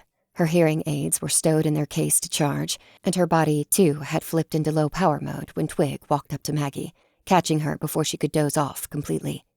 She carried an armload of pilfered snacks and bent slightly, offering Maggie a few options. A curated selection. Protein bars, dry fruit, the closest things the truck stop had to nutritious. Setting aside her water, Maggie looked over the choices arrayed in front of her. "Any luck on making contact?" Twig shrugged. Maggie figured as much. If they'd actually made contact, she would have heard whoops of celebration. Sitting up, Maggie winced when she reached for one of the protein bars and a packet of bespoke, locally made beef jerky. "Thanks." Twig tilted her head curiously at Maggie's wince. Maggie shook her head. "It's fine. Just bruising from when I hit the ground. No broken bones." She just raised an eyebrow. Not disbelief, exactly, but the expression certainly carried a bit of questioning. Looking the mercenary in the eye, Maggie lifted her shirt, showing off the deep purple bruising that ran up her side, with the cute dark marks that matched the interior texture of her armor, highlighting where the padding had been thinnest, where the strike plates had dug into her skin the hardest. "I'm fine," she repeated, though it looked rather grisly and she could feel the deep ache. "I know what a cracked rib feels like." Twig whistled, sitting down across from her and digging in a pocket. She produced a bottle of painkillers, offering them to Maggie. "Way ahead of you," Maggie replied, drawing out a bottle of ibuprofen from her pocket. "Grabbed these off a rack and took a few before I sat down." Twig lifted the bottle a little higher, so Maggie could read the label. The capsules in Twig's bottle were sublingual opioids, and though she didn't recognize the name, the number of warning labels on the bottle told her that they were a hell of a lot stronger than ibuprofen. Maggie's eyes widened, and she felt tempted, but she shook her head. It's really not that bad, and I don't want to be impaired. I've got to be able to fight, if it comes to it again. Though she didn't name her specifically, her gaze slid over to Xena, chatting with Lou while the Monster Squad techie fumbled with a phone cable. Twig followed Maggie's glance and nodded when she saw Xena. Looking back, she gave Maggie a curious look, setting the bottle down by the stack of snacks. She asked to come along, Maggie said. And she's an adult. Barely, but still, she can make her own decisions. Twig could tell when Maggie was lying to herself. She pursed her lips, waiting for Maggie to speak her piece. Maggie looked at her apprentice again. She's my apprentice. If she can't handle herself, that's my own fault. She grimaced. She didn't know how to put her thoughts in a way that wouldn't sound callous, and even with the girl far away, she hesitated to say something unkind that might be overheard. At first, I just wanted to get her out of the workshop, get her some real life skills, show her how the weapons we make get used. Then, once we were in the thick of it, neither of us wanted to walk away. Maybe it would have been smarter for her to stay behind. But you try telling her that. Twig listened, nodding for Maggie to continue. And yes, I know, Maggie continued. I'm the master in the relationship. I should have told her to hang back, but, well, I've been in her spot, trying to help, not being experienced enough to actually do anything. She's not going to get the same treatment I did, but I don't know how to do this. It's a tightrope. If I'm too harsh, too hot, she'll snap and break. If I'm not firm enough, she'll stay soft. Twig snorted, and Maggie smirked. Yes, I know, she said. I put everything through the metaphor of blacksmithing. Thank you for noticing. Cheers came from the other side of the gas station. Lou and Xena high-fived. Sitting up, Twig pumped her fist in triumph. Dragging herself to her feet, Maggie said, Let's go hear the news. Trudging over to the counter, she couldn't help but feel a bit of the group's enthusiasm infecting her dour mood. It was a little victory, just a radio to call for help while the world burned, but it was progress, a small success, enough to give them hope. They'd jury-rigged the hell out of the supplies on hand. The phone cable had been plugged into an ancient-looking laptop they'd dug out of the back room, and from that, it ran through another adapter to make it connect to Lou's wrist display, turning it from a portable utility computer to little more than the world's bulkiest router. As long as it worked, nobody cared. Frey stepped up at the same time as Maggie, clearing her throat. Yes, this is Frey Actual. There's 7 of us, holed up in a gas station northeast of the combat zone, along Highway 221. Please advise. Over. She paused, and Maggie realized a second later that she was listening to her earpiece. Fumbling for her hearing aids, she turned them on and popped them in. They auto-connected and began to relay the other half of the conversation. The audio was crackly and faded in and out, but she heard a man speaking, someone with a nasal affect and a harsh demeanor. Able to evacuate without assistance? Over. Maybe she was missing context, but at face value, that sentence fragment made Maggie's chest tighten. Help wasn't coming. Say again, Frey repeated. The line is weak. Over. We aren't sending any units into that zone without critical need. The voice on the other end explained. It's simply too dangerous. I'm sorry. Over. Maggie realized with a start that she knew that voice. Randolph Arm. There was nobody else it could be. And once she accounted for his broken nose, the voice matched. Frey's expression foretold hot words, but she lifted a hand and muted herself before muttering, Chicken shit coward. Unmuting, she responded with only a hint more civility. We're pinned down in enemy territory with no artillery and a civvy in tow. The dragons are monsters. Fighting them is what you do, and— Frey, Randolph started. Listen. I wasn't finished, Frey snapped. What's got you so scared that you can't send in an evac? Over. Randolph's sigh came in heavy over the line, audible as a wave of static. I know your opinion of me, Frey, but put that aside and listen to me for a minute. We know how Jonah is going to end the world. After a lengthy pause, he continued. You've felt the earthquakes? Over. We have, Frey said. The prophecy didn't say anything about causing earthquakes. Over. It didn't have to, Randolph explained. It said he would bring all dragons to him. Think about it, Frey. All dragons. Frey's brow furrowed, but Vera got it, muttering, Blood and stone. What? Xena asked. Do dragons cause earthquakes? He's talking about the pillars, Vera said. It's too complicated to explain right now, Randolph cut in. I'll summarize. There's 4 dragons that live in the earth. A lot of texts have different names for them, but they're typically seen as fundamental. What matters is that they keep nature stable, filtering magic and life energy. Like kidneys, but for the earth. They're really more gods than dragons, but apparently they're dragons enough for the prophecy to count. If they leave, for example, because they're being called by Jonah, then imagine living on a planet without kidneys. Over. The metaphor was mixed, but Maggie got the gist. Jonah wouldn't have to do anything to end the world other than exist. So long as he was alive, dragons would come to him, and when the pillars of the earth abandoned their posts, they'd be damned. That's useful intelligence, Frey fumed. But why does that mean you can't send in a transport team? Over. We're not letting anyone come within 30 miles of Jonah's position, Randolph explained. Nobody in, only out. Jonah has to die. It's as simple as that. We're calling it an Astra. Over. A moment of silence passed. On the line, Randolph repeated. Did you get that? Over. Copy, Frey replied. Leaning to Maggie, Xena asked in a hushed tone. What's an Astra? I'll explain in a minute, Maggie whispered back. After a couple more seconds, Frey straightened. All right. How much time do we have? Over. The prophecy says Jonah will reach his full potential in about 30 hours, but his pull is getting stronger by the minute.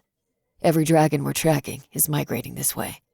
We're blasting out illusions and hexing satellites on overtime to keep them hidden. We're looking for ways to keep the pillars where they belong, to help them fight the call.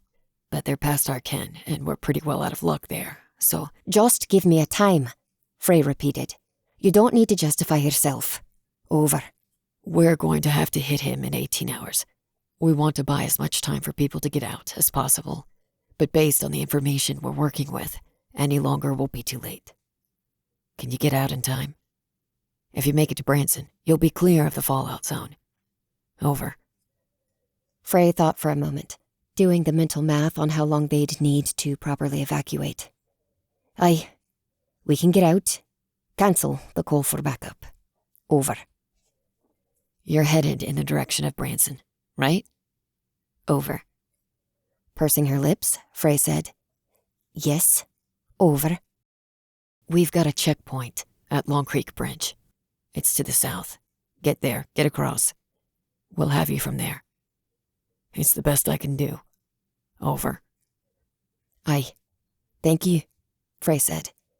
We'll be there as soon as we can. Over. I just pray I'm making the right call, Randolph said. Is there anything else? Over. Frey frowned for a moment, thinking before she added. Be advised, Jonah can see what his dragons see. He's not watching every dragon all the time, but he's got a lot of eyes in the air. That's all we've managed to learn. Copy. Appreciated. Randolph sighed into the line, the weight of his position communicated through silence. Whatever else you need, you've got the line. If we can provide it, we will. Over and out. Static hissed, and Maggie removed the hearing aid so she wouldn't have to listen. What's an Astra? Xena asked, repeating her question nervously. I mean... I can guess, but it's a WMD, Frey said simply. It will kill everything.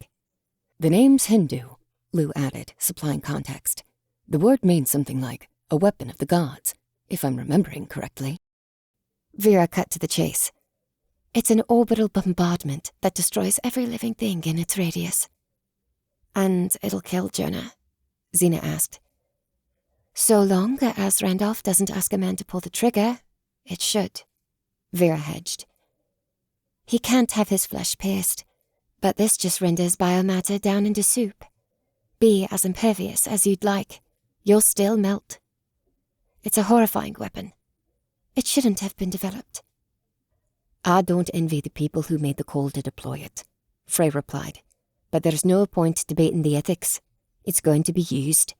We need to focus on ensuring our own safety, and that still means rest.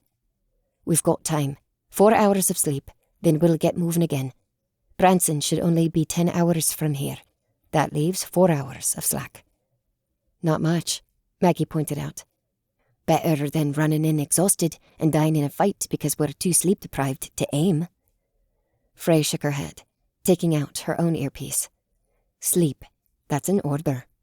Maggie's shoulders slumped, but Frey was right about one thing. Arguing wouldn't do them any good. Still, the enormity of the situation felt like it required a response. Something. She decided on a beer. Maybe unwise, but she could live with being unwise for a moment. Turning, she trudged to the walk-in cooler in the back corner, pushing open the clear plastic door. She hesitated. The door had deep scratches in it, like someone had pushed it open with knives. Cautiously, she pushed the door open a little more, reaching for Dane, though she was loath to lean on the alien mind when her own thoughts felt fuzzy and slowed by fatigue. Maggie, no, I don't need your thoughts. I just need your strength. Are you upset with me? I don't understand. Not wanting to lose herself again, she mentally pushed Dane out to an arm's length, barely leaving enough of them to invigorate her senses. Her vision sharpened, though, in the powerless, unlit fridge, she had trouble making out more than a large, furry shape curled up inside. One sniff, though, gave the clue she needed. A musky, earthy smell hid in the gas station, hidden behind stale coffee and humidity. A smell she recognized. Sheep squatch. Chapter 21. Nothing to lose. Frozen in the doorway, Maggie shot a glance over her shoulder, getting Frey's attention. She didn't want to wake the beast with a warning call, so she waited until she had their leader's eye contact before mouthing, "Monster." Frey got it immediately, maybe from reading her lips, maybe just from body language. Snapping, she got everyone's attention. With all eyes on her, she gestured to the rifle on Lou's strap, then made a cutting gesture over her throat and put a finger to her lips. No firearms. Too much noise. It might call a dragon. Cautiously, Maggie began to draw her blade, trying to do so in utter silence. The beast was bigger than the one they'd found before, and instead of big crescent moon horns that looped all the way around, it had short, stubby things that tapered to sharp, cruel points. Maggie didn't have her armor on, but seeing those horns, she doubted the protection would do any good. For now, the sheep squatch snored in a massive lump on the ground, but that could change at any moment. It took slow, deep breaths, almost peaceful in its slumber. Maggie felt guilty about killing an unconscious animal, but if it woke up from its beer-cooler hibernation, it wouldn't have any qualms about that sort of behavior against Maggie and her allies. All she had to do was put her sword through its throat. It was only 5 steps away. She checked over her shoulder again. The team had mostly been standing around the checkout counter, but now she saw only Lou, Xena, and Frey, the latter of whom was knocking an arrow to her bow. They didn't know the precise nature of the monster, but they knew how to prepare for danger. Looking back, she pointed at Lou and mouthed, "Get Xena clear." Dane fully drawn, she approached the beast, creeping forward by inches. The floor of the cooler was slightly sticky.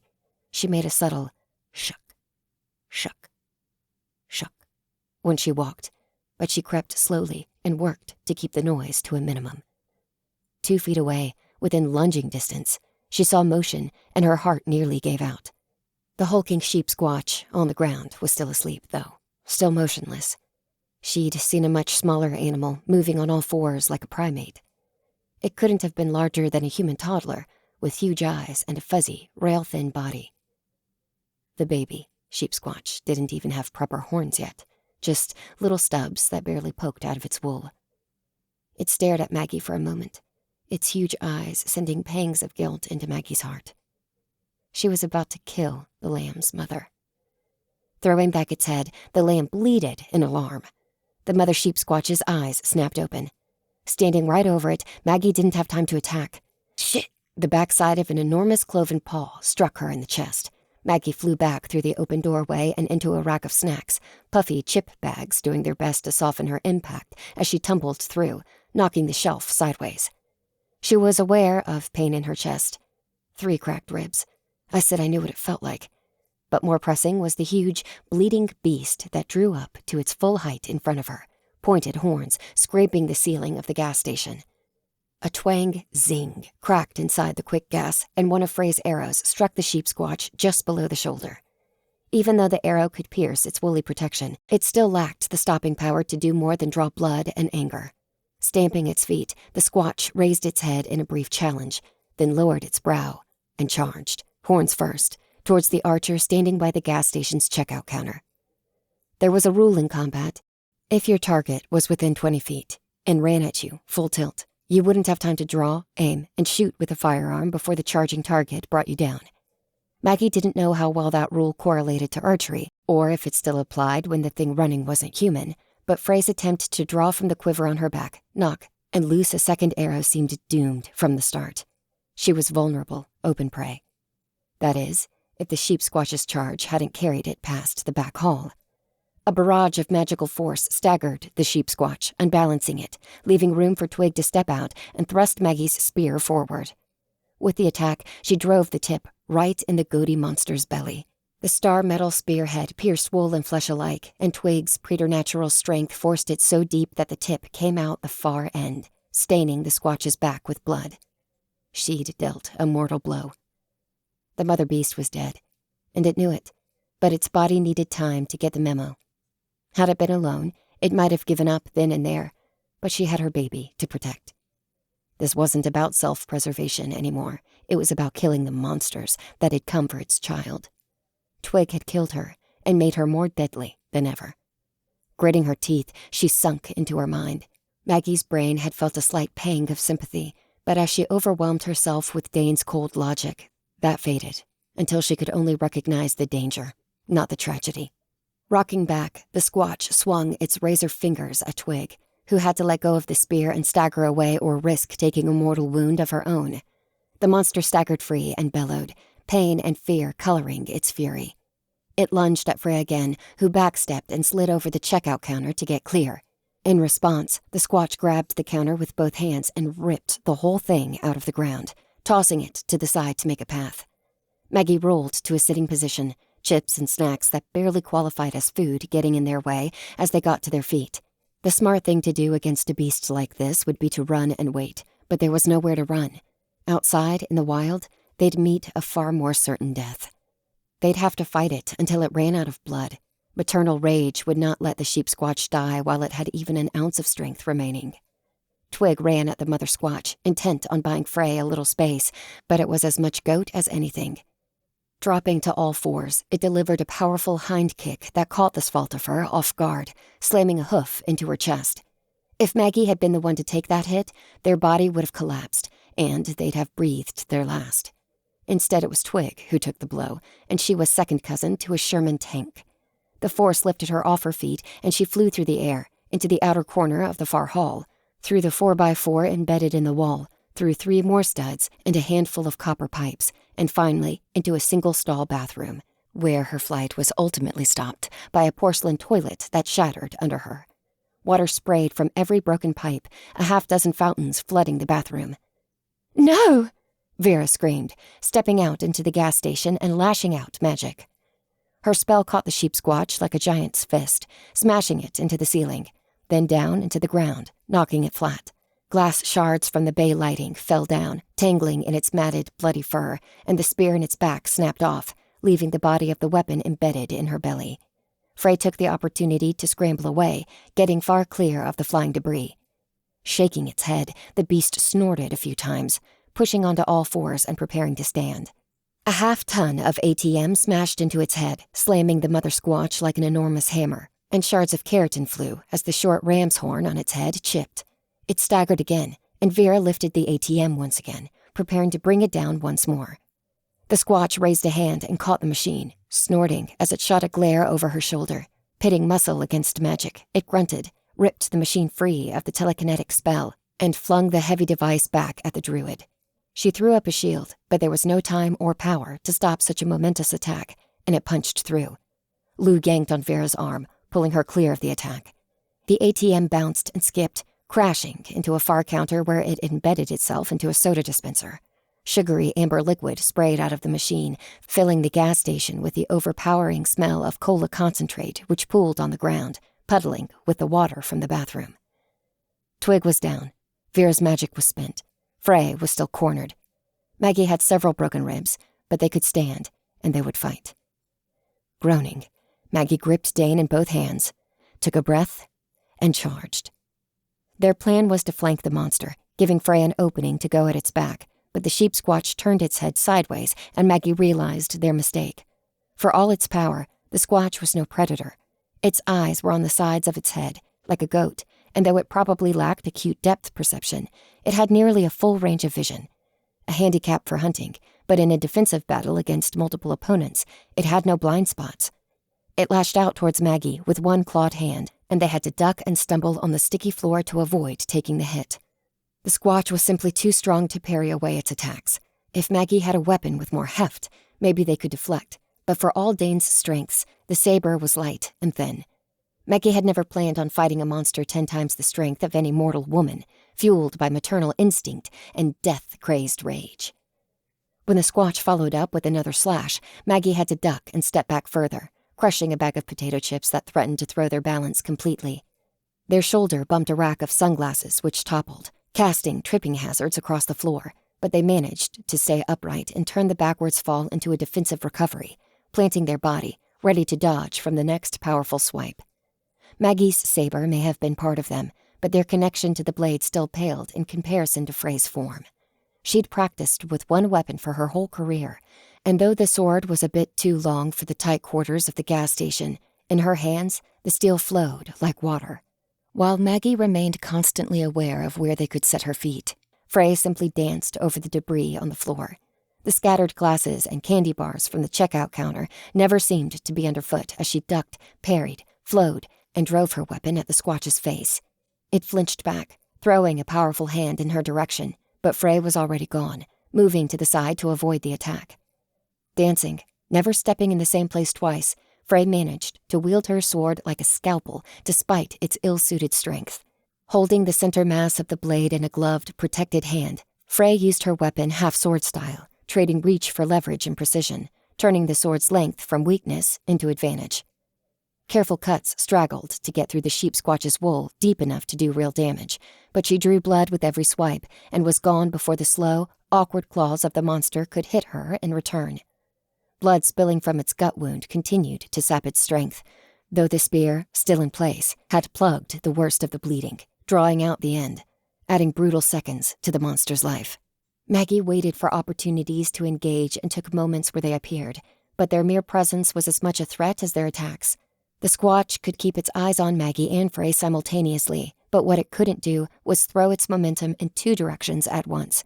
If it committed fully to going after Frey, Maggie could have an open target on its back, and likewise, if it went at Maggie. Had the beast been trying to survive, this might have been a fight-winning advantage, so long as they played it safe. They could win this battle easily. As things stood, though, it took only a few moments of this melee before the mother squatch recognized the pattern, and then she, too, committed to a new strategy. The beast turned its back to Maggie, accepting the death blows that would follow, and focused all its power on Frey. With a row of shelves displaying cigarettes and chewing tobacco to her back, a toppled counter to her right, and a solid wall to her left, Frey had little room to get out of the way. One swiping claw led her to step back, and a second swipe forced her all the way to the rear of the gas station. She'd been cornered. Maggie tried to deal damage, to make it pay for this aggression, but Dane's sword was built for slashing and cutting, and for all the supernatural cutting power, wool still tangled their blade, dulling the worst of their slashes. Thrusts did a little more, but they couldn't do enough damage to its back to steal its attention off of Foray, let alone to put it down quickly. The Squatch prepared a powerful killing blow, pulling its arm back. Foray raised a hopeless guard in response. Her arms lacked the power to win a match against the Squatch, or even to deflect its attack. It would blow through her guard and her body like they weren't there. Snorting and braying, the Squatch raised its claws and threw down a swipe with all its titanic power. Body, arm, and hand working in unison. Turning her blade sideways, Foray prepared to block, but not with the strength of her body alone. Thrusting sideways, she dug the tip of the blade into the wall, through the sheetrock and into a solid joist. Braced, acting as an anchor point, the structural wooden beam gave leverage to amplify her might by an order of magnitude. Claws hit steel, and rather than bash through her guard like she'd expected, the Squatch met a razor edge that refused to budge. All the force of its strike carried onto the blade, and its claws were cut to the quick, blood spraying out, lodging steel and hard keratin into each other.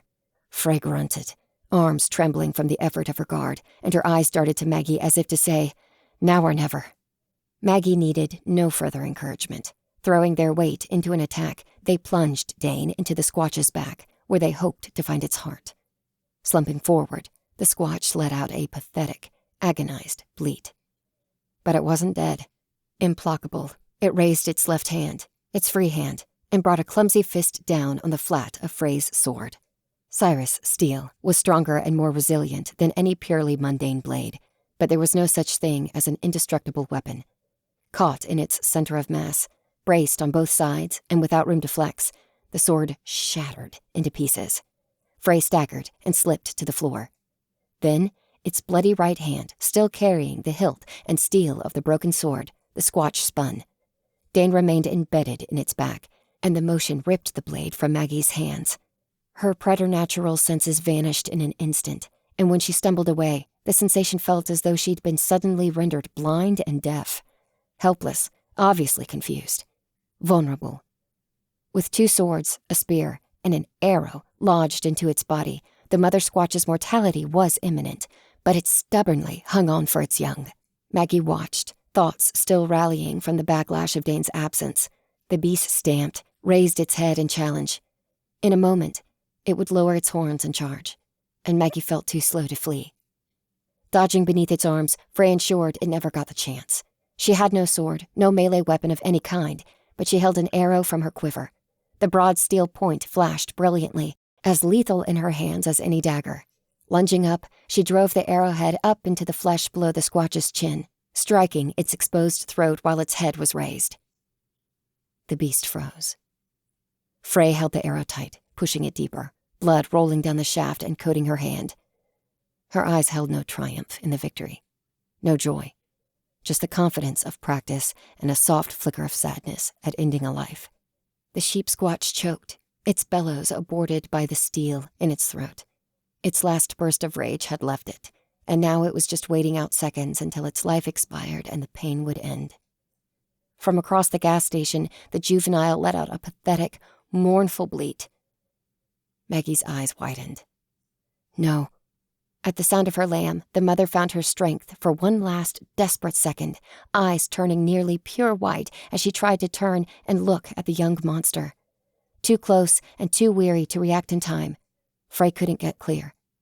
It swiped, and Frey's dodge only carried her back by inches, enough to keep her chest from being ripped open, but not enough to save her in whole. Claws carried through her arm, and with a sick, crunchy sound, flesh and Kevlar gave way to power. The Squatch ripped Frey's arm clean away, and the sound that left Frey's lips carried so much pain it sounded almost inhuman. The sheep Squatch spun. It wanted to lunge for its child, but it had spent its last seconds of strength long ago, and its hooves gave out. It fell in a heavy heap, eyes on her lamb, and it didn't get up again. Chapter 22. Atlas. Vera! Maggie snapped. Vera! The dryad was at her side in a second, staring at the bloody stump where Frey's arm had been a moment before. She tightened her jaw, momentarily frozen. Do something, Maggie demanded, shouting over a background squeal. The lamb was bleeding, screaming furiously over its mother's body. Heal her! Frey shook her head, leaning against the back counters so she wouldn't fall completely over. Though the pain had to be overwhelming, their leader had brought herself back from catatonia. She's spent, Maggie. Just get me a tourniquet. Head wobbling, Vera raised her hands, conjuring magic, blocking out the lamb's pathetic cries. No, I still have a little. I can... Reaching out, Frey seized their druid with her left arm, pulling her in. You, of all people, know what happens if you get burned out. You try and heal me now. You're useless, and if you're useless, people will die. The arm's gone, Vera. Get me a tourniquet. Releasing Vera's collar, she slumped back, strength fading fast. Vera glanced around, looking for strength, but all she got was a look from Twig. The warrior had limped out of the bathroom, ragged but upright, and her expression said it all. Frey was right.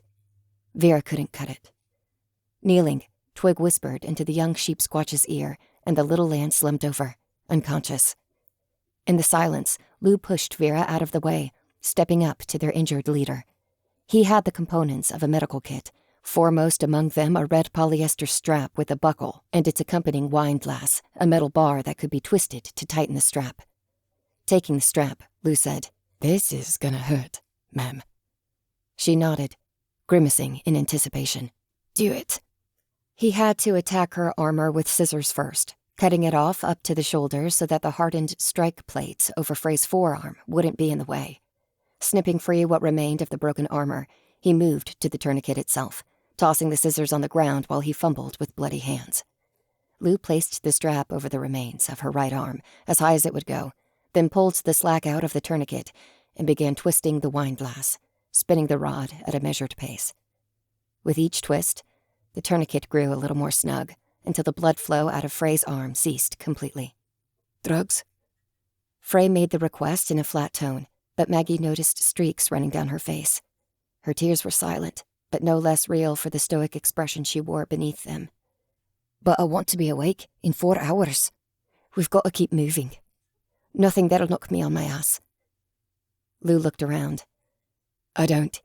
I'll check the medkit again." "Wait," Maggie said, half jogging past the toppled rack of chips and candy.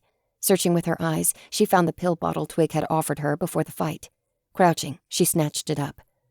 Returning, she proffered the open bottle to Frey, who threw it back, dispensing 6 capsules into her mouth, holding them under her tongue so the medicine could dissolve into her bloodstream. Done. Frey wobbled before slumping down to the floor. She ended up sitting right next to her arm, a few shards of her sword on the ground beside it. She looked down at both the limb and the blade. "Didn't think it was possible to lose my arm twice in one fight." Eyes rolling back, she added in a mumble, "Good drugs." She fell limp, slipping into unconsciousness. "I'll get an IV running," Vera added, giving herself a job. Maggie read her face, getting the sense that the dryad just didn't want to feel useless. "And can someone get on the radio to call in an evac already? She's in no state to hike 8 hours in dangerous country like this." "I'll try it," Lou replied. "But just look." Drawing their attention over, he gestured to what had once been the old laptop. Now it was a cracked screen and a smashed motherboard. It had been sitting on the counter when the squatch flipped it. Vera stared, face falling. "Well, try." Lou nodded, grimly getting started on futile work. "Where's Zena?" Maggie asked next, glancing about the room. Lou pointed without looking up from the bits of computer he had to work with. "Storage room, opposite the bathroom. I told her to stay." Surprised, Maggie asked, "And she listened?" Shrugging, Lou said, "I pointed out that a hammer wouldn't do much good against its fleas." Nodding, Maggie trudged over to the closet door, pulling it open. Zena looked afraid, but not panicked. Anxiety rather than immediate fear for her life. Her dragon, still in its backpack nest, was snoozing in the corner of the room. "Proud of you," Maggie said, tiredly. "Thanks for staying put." "Is Frey okay?" she asked. "I heard she's hurt," Maggie interrupted, "but alive. We're all alive. That's what matters." Adrenaline had left her, and she felt exhaustion creep into her thoughts while Xena asked, "Is there anything I can do to help right now?" "Just make sure you're ready to go in 6 hours. Rest is the best thing. Eat if you're hungry, drink if you're thirsty." "Have you had anything?" Xena asked. It was a good question.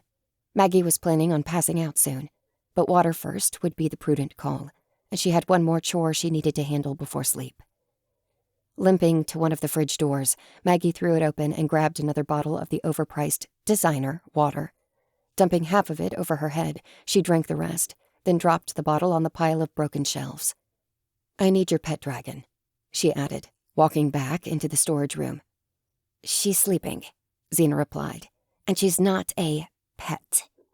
"You're right," Maggie said, shaking her head and reaching to meld with Dane. "She's a radio." The negative space between minds claimed her faster this time. Dane knew how to open the channel and didn't try to engage with Jonah's memories. They'd made an agreement to respect one another's privacy, and Maggie wouldn't break her end of that promise. "Jonah!" she called. "I need to talk."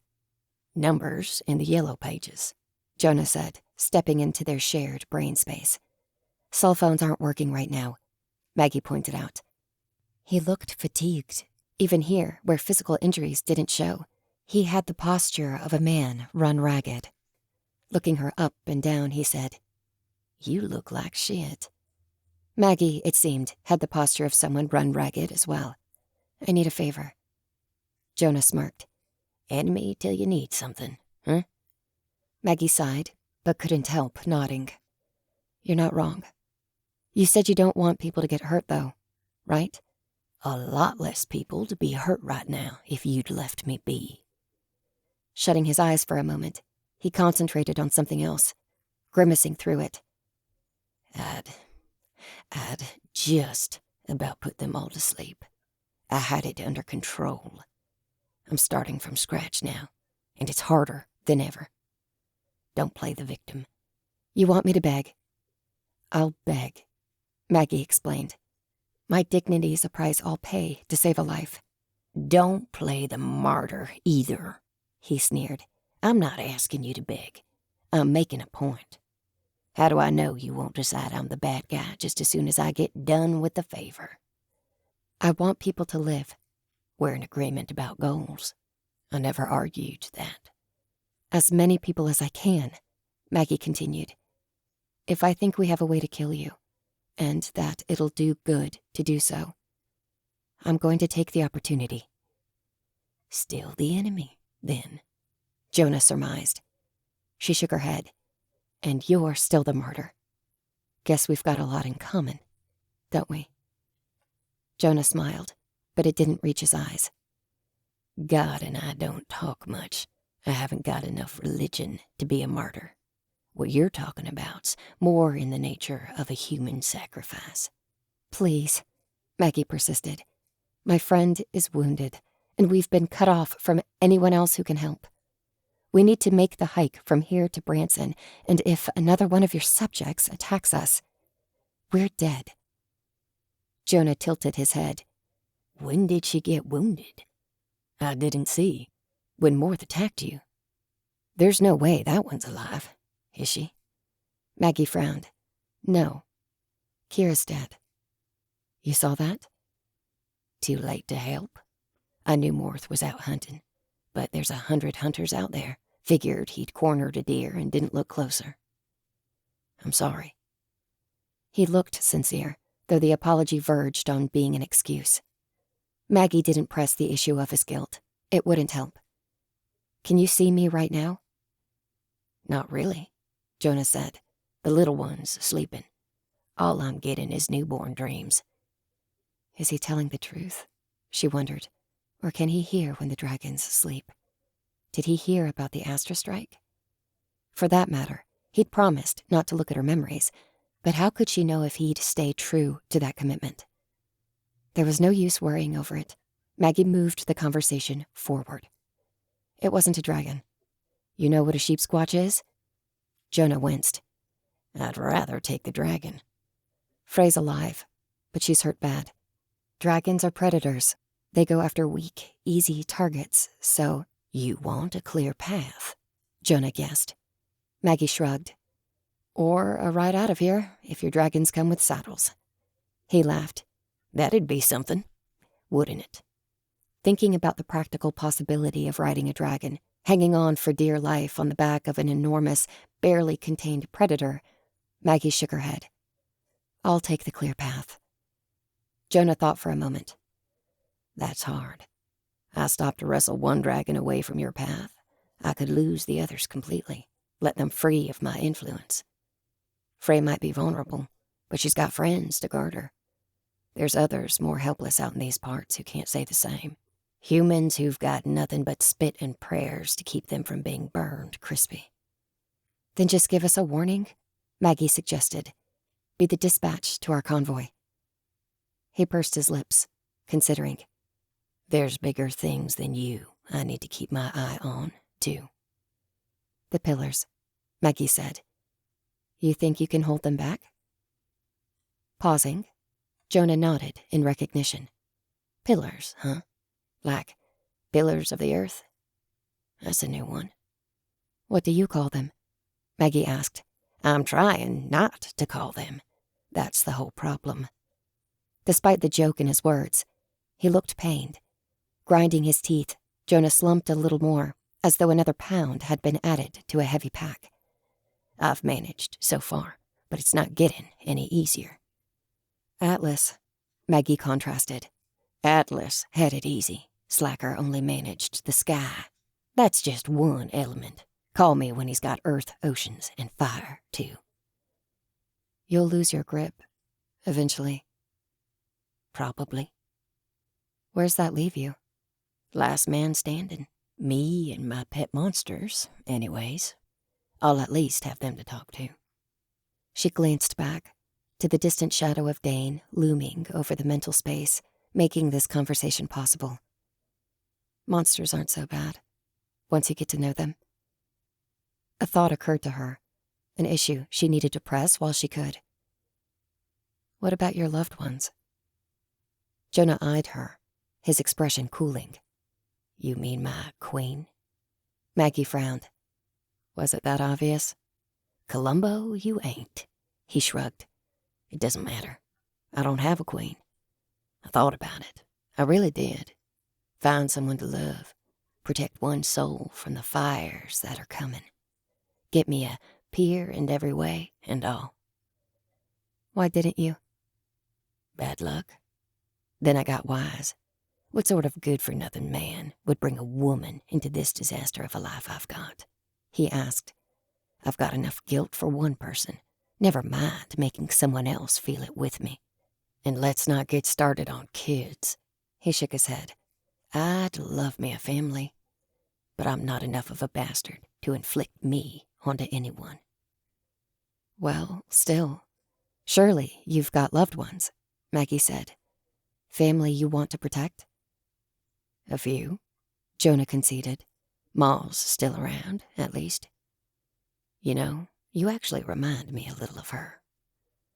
Maggie considered the crotchety old woman she'd met in the trailer and tried not to take the comparison as an insult. How so? You might not see it now, but she's whip smart. Taught me how to fix a truck, even, Jonah explained. And seeing you, trying to keep your girl in check, it reminds me of when I was a kid. I pushed on her, too, and she knew how to push back, to keep me from anything too fatally stupid. Zena's not my daughter, Maggie said, though his praise still inflated her ego a bit. Didn't say she was, Jonah shrugged. Besides, I can tell you're trying to do right by her, even if she don't appreciate what's in front of her. I knew some folks growing up. They'd send their sons to army school before they let those boys even think about putting on a dress, and you're letting her be, well, her. Her ego deflated again, defensiveness rising in its place. But she squashed the topic rather than start a second argument about all the problems with what he'd just said. I'm not accepting compliments for being a decent person. I'm not sure you're getting my meaning, Jonah said. You're from a different time, right? Not everyone's quite so flexible with all this new gender stuff. You should hear my ma go off on it sometime. I'd rather not. Maggie shook her head. If you had a point to make, Jonah, I'd start making it. You're protecting her, and you're doing your best to find that sweet spot between letting kids be free and hammering down so they don't make mistakes. Jonah explained. And, hell, you're cleaning up after her parents' sloppy mistakes. Playing catch-up. If she lives long enough to appreciate it, she'll come back around.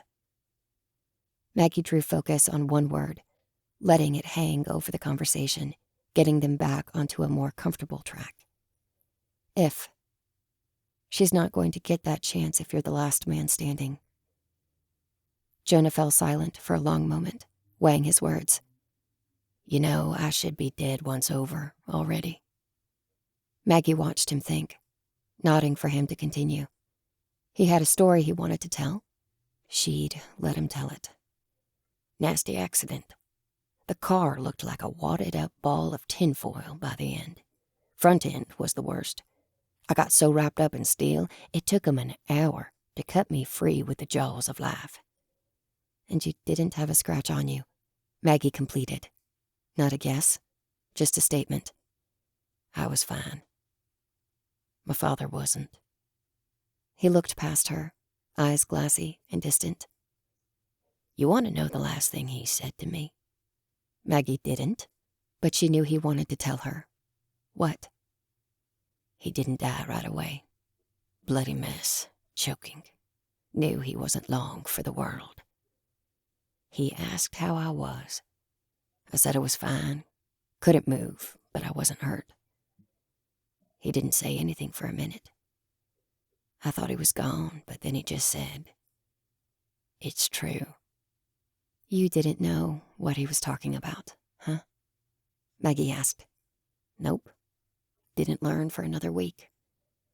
But how's that for last man standing? Alive when I should be dead. A couple feet from my daddy, and I couldn't do a thing but listen to his breath rattle out to nothing. I'm sorry, Maggie said, simply. I can only imagine what that's like. Oh, that's just the start. I spent the next week in a hospital, fretting over how I'd managed to survive, about what sort of freak I might be.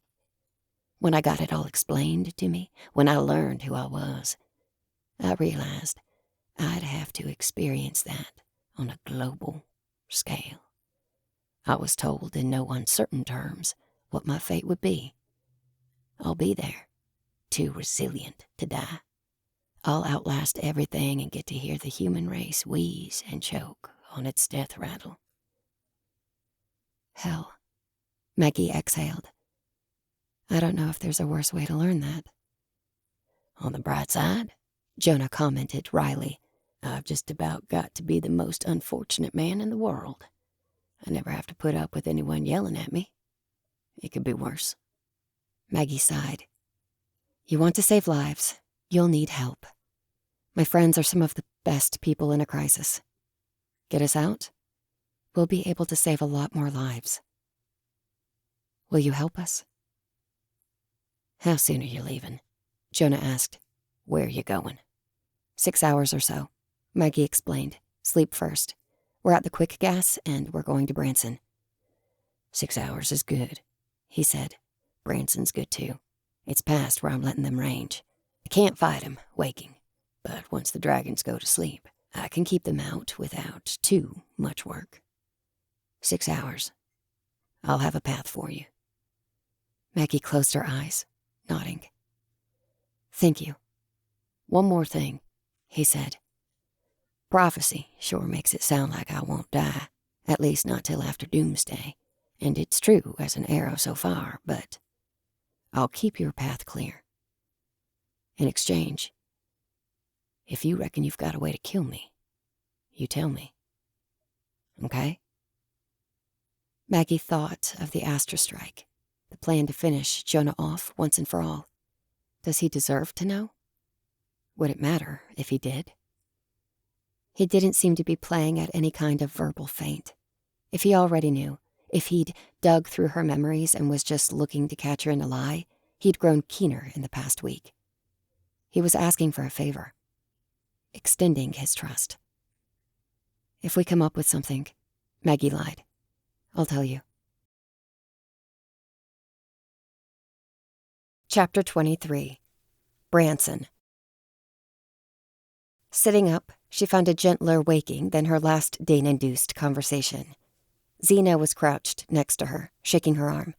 "Come on, Maggie. It's time to—" "Oh, you're awake." Maggie shook her head, trying to focus on herself again. She'd left the conversation with Jonah and pretty immediately gone to sleep, without taking time to process. Her body hadn't given her the option to do much beyond wad up some towels to use as a pillow. "How long?" she asked, sitting up sharply. "It's been 5 hours, give or take," Zena said, returning to packing up her things.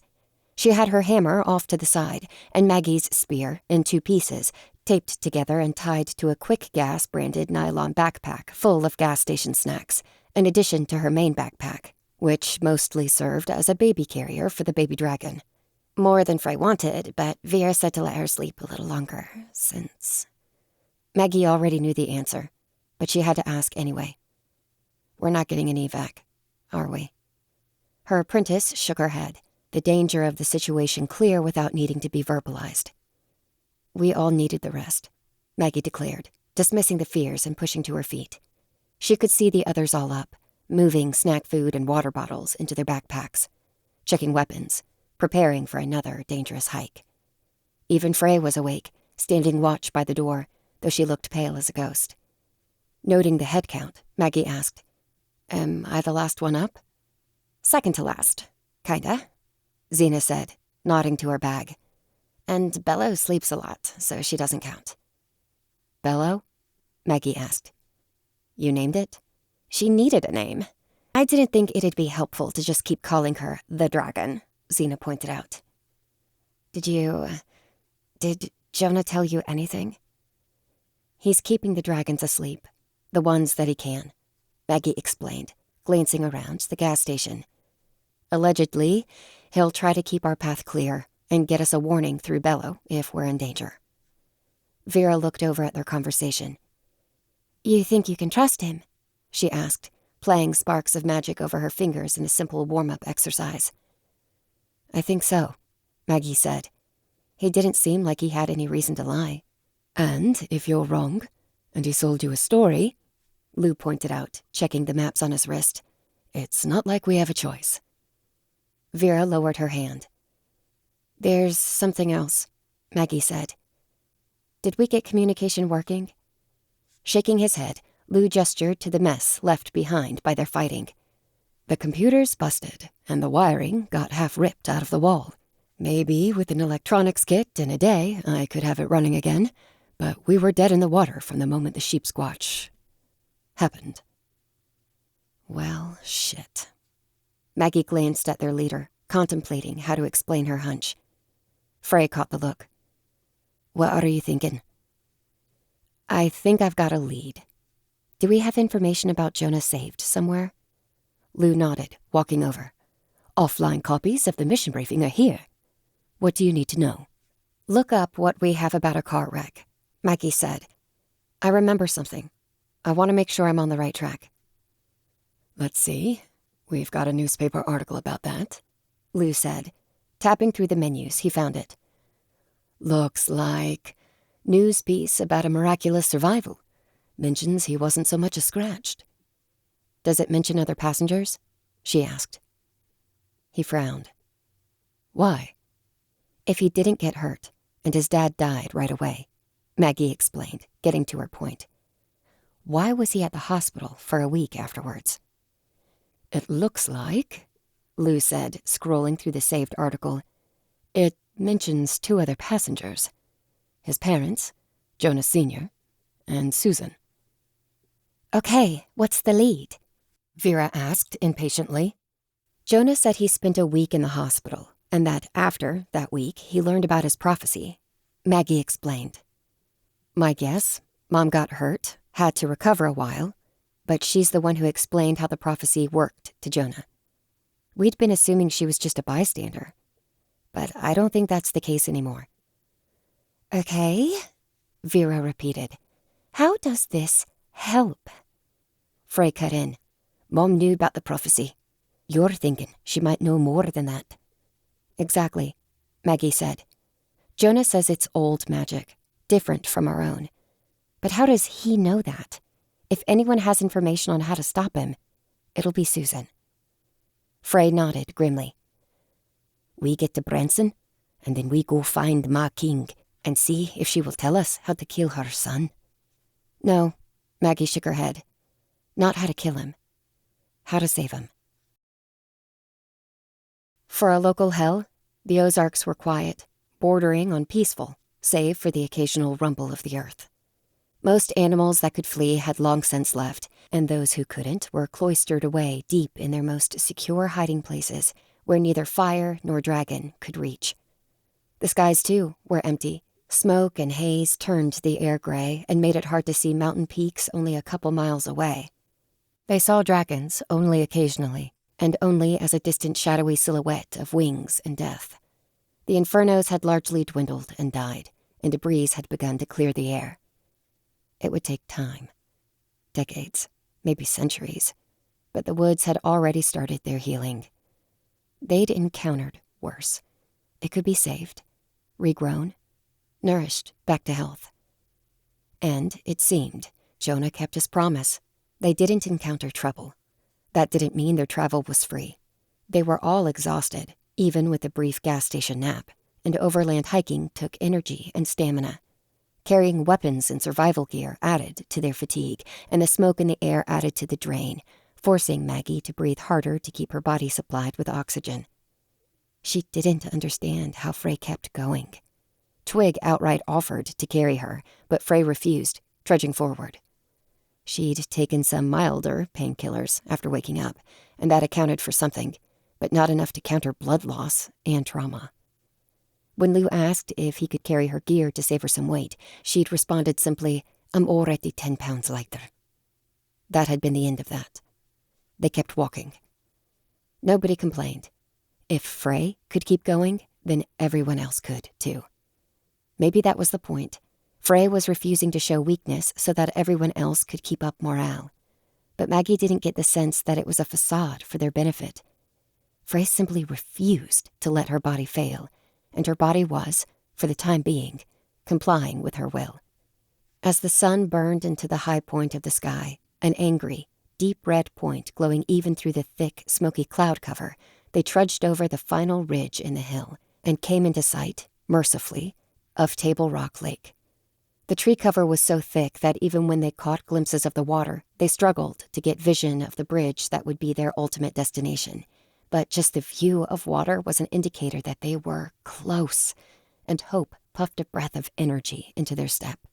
It took another 20 minutes to get in sight of the bridge, an old 2-lane framed in by steel beams, keeping it in one piece. The westbound side of the road had been cordoned off with wooden barricades, warning signs telling anyone driving to evacuate. Maggie looked past the signs, though, to the black SUV parked on the far side, magnetized lights stuck to the top. The figures standing around them had alert postures and tactical vests on, and were positioned to direct traffic away from the bridge. Police? Xena asked. Faye, Maggie said, pointing at the vehicles. Those look like rentals. Police would have their own cars with built-in lights.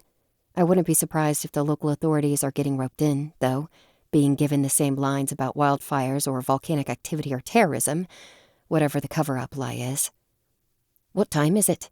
Frey asked, eyes locked on the bridge. About 5 p.m., Lou said. We've got 5 hours to spare. And we need to get to his mother before then, Frey said. Vera. Their druid stepped up, ready to support their leader however she needed. I'm here. I need you to make an illusion for me. Frey nodded to her side, to the tourniquet and to the place where her right arm had once been. They'll pull me out of action if they see this. I'm not stepping out. Not this late. Frey, Vera started. Should you be out of action? Frey shook her head. All we need to do is talk and make decisions. The fighting's done for. I can do all that without my arm. Frey, Vera started, questioning their leader's judgment with her expression. Frey shot her a harsh, demanding look. This is an order. Nodding, Vera glanced back at Maggie. Right? Okay. Hold still then. She focused on the illusion, but Maggie read the dryad's wooden face. She might verbally acknowledge Frey's order, but she would be disobeying when it mattered, if she had the group's support. Maggie nodded.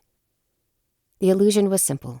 Vera couldn't animate a full arm, not convincingly, without more time and more power, so she created an image of an arm in a sling that laid over the tourniquet, hiding it. It wouldn't need to move, just hang there, so the construction took less thought to keep going. It's the best I can do, Vera said. They shouldn't look twice at a sling. Frey nodded and continued to walk. As they approached their end of the bridge, Lou's wrist display crackled. Then voices sprung to life. Knowledge. I repeat, unmarked squad, please acknowledge. Taking the signal and responding through her earpiece, Frey said, Acknowledged. This is Olive Frey. We're survivors from the Battle of Jonas. I've got a Monster Squad agent with me and 4 other mercenaries. Frey, good to have you back. The voice on the line was feminine, and Maggie could just barely make out a figure bobbing their head as they spoke on the other side of the lake. The speaker, then. Good to be back, Frey said.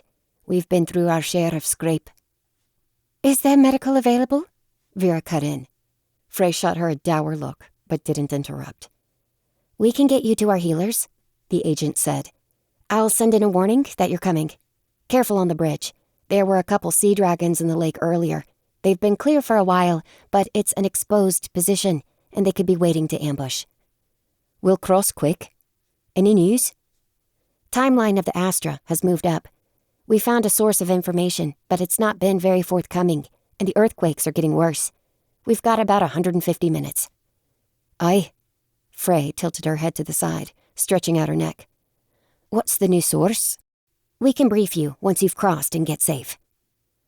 The bridge stretched in front of them, maybe 1,500 feet long, without an ounce of cover. There was more work to be done once they were across, but that bridge was the only thing between them and resources, them and safety, them and a resupply. They wouldn't be alone anymore. They'd have a car. It wasn't the end of the game, but Maggie couldn't help but feel like everything would be downhill from there.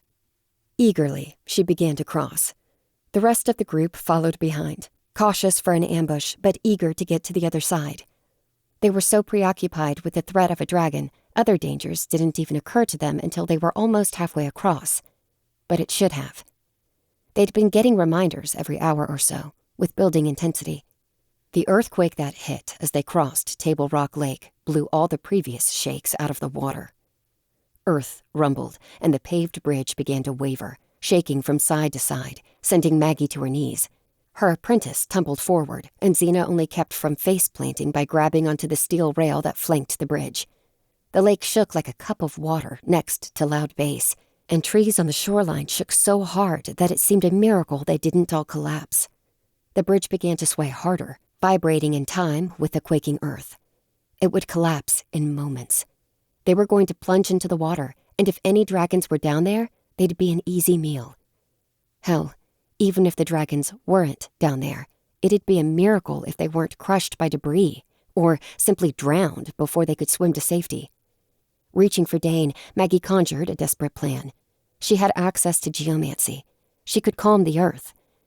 It would take more power than she had to quell the earthquake, but maybe, she could simply reduce it, slow it enough to... The bridge pitched heavily to the side, and she fell, body slamming into a steel support beam. Grip tightening on Dane, she called out to her ancient. Dane, geomancy, now. We have to stop this quake. We're not strong enough. We have to be. It'll kill you to try. She hesitated, opening her eyes, glancing around. Xena was struggling to her feet, looking between the bridge and the water, weighing safety between staying and jumping. Frey was up, but only because Twig supported her, and Vera was preparing a desperate shield, another magical solution that Maggie knew wouldn't work.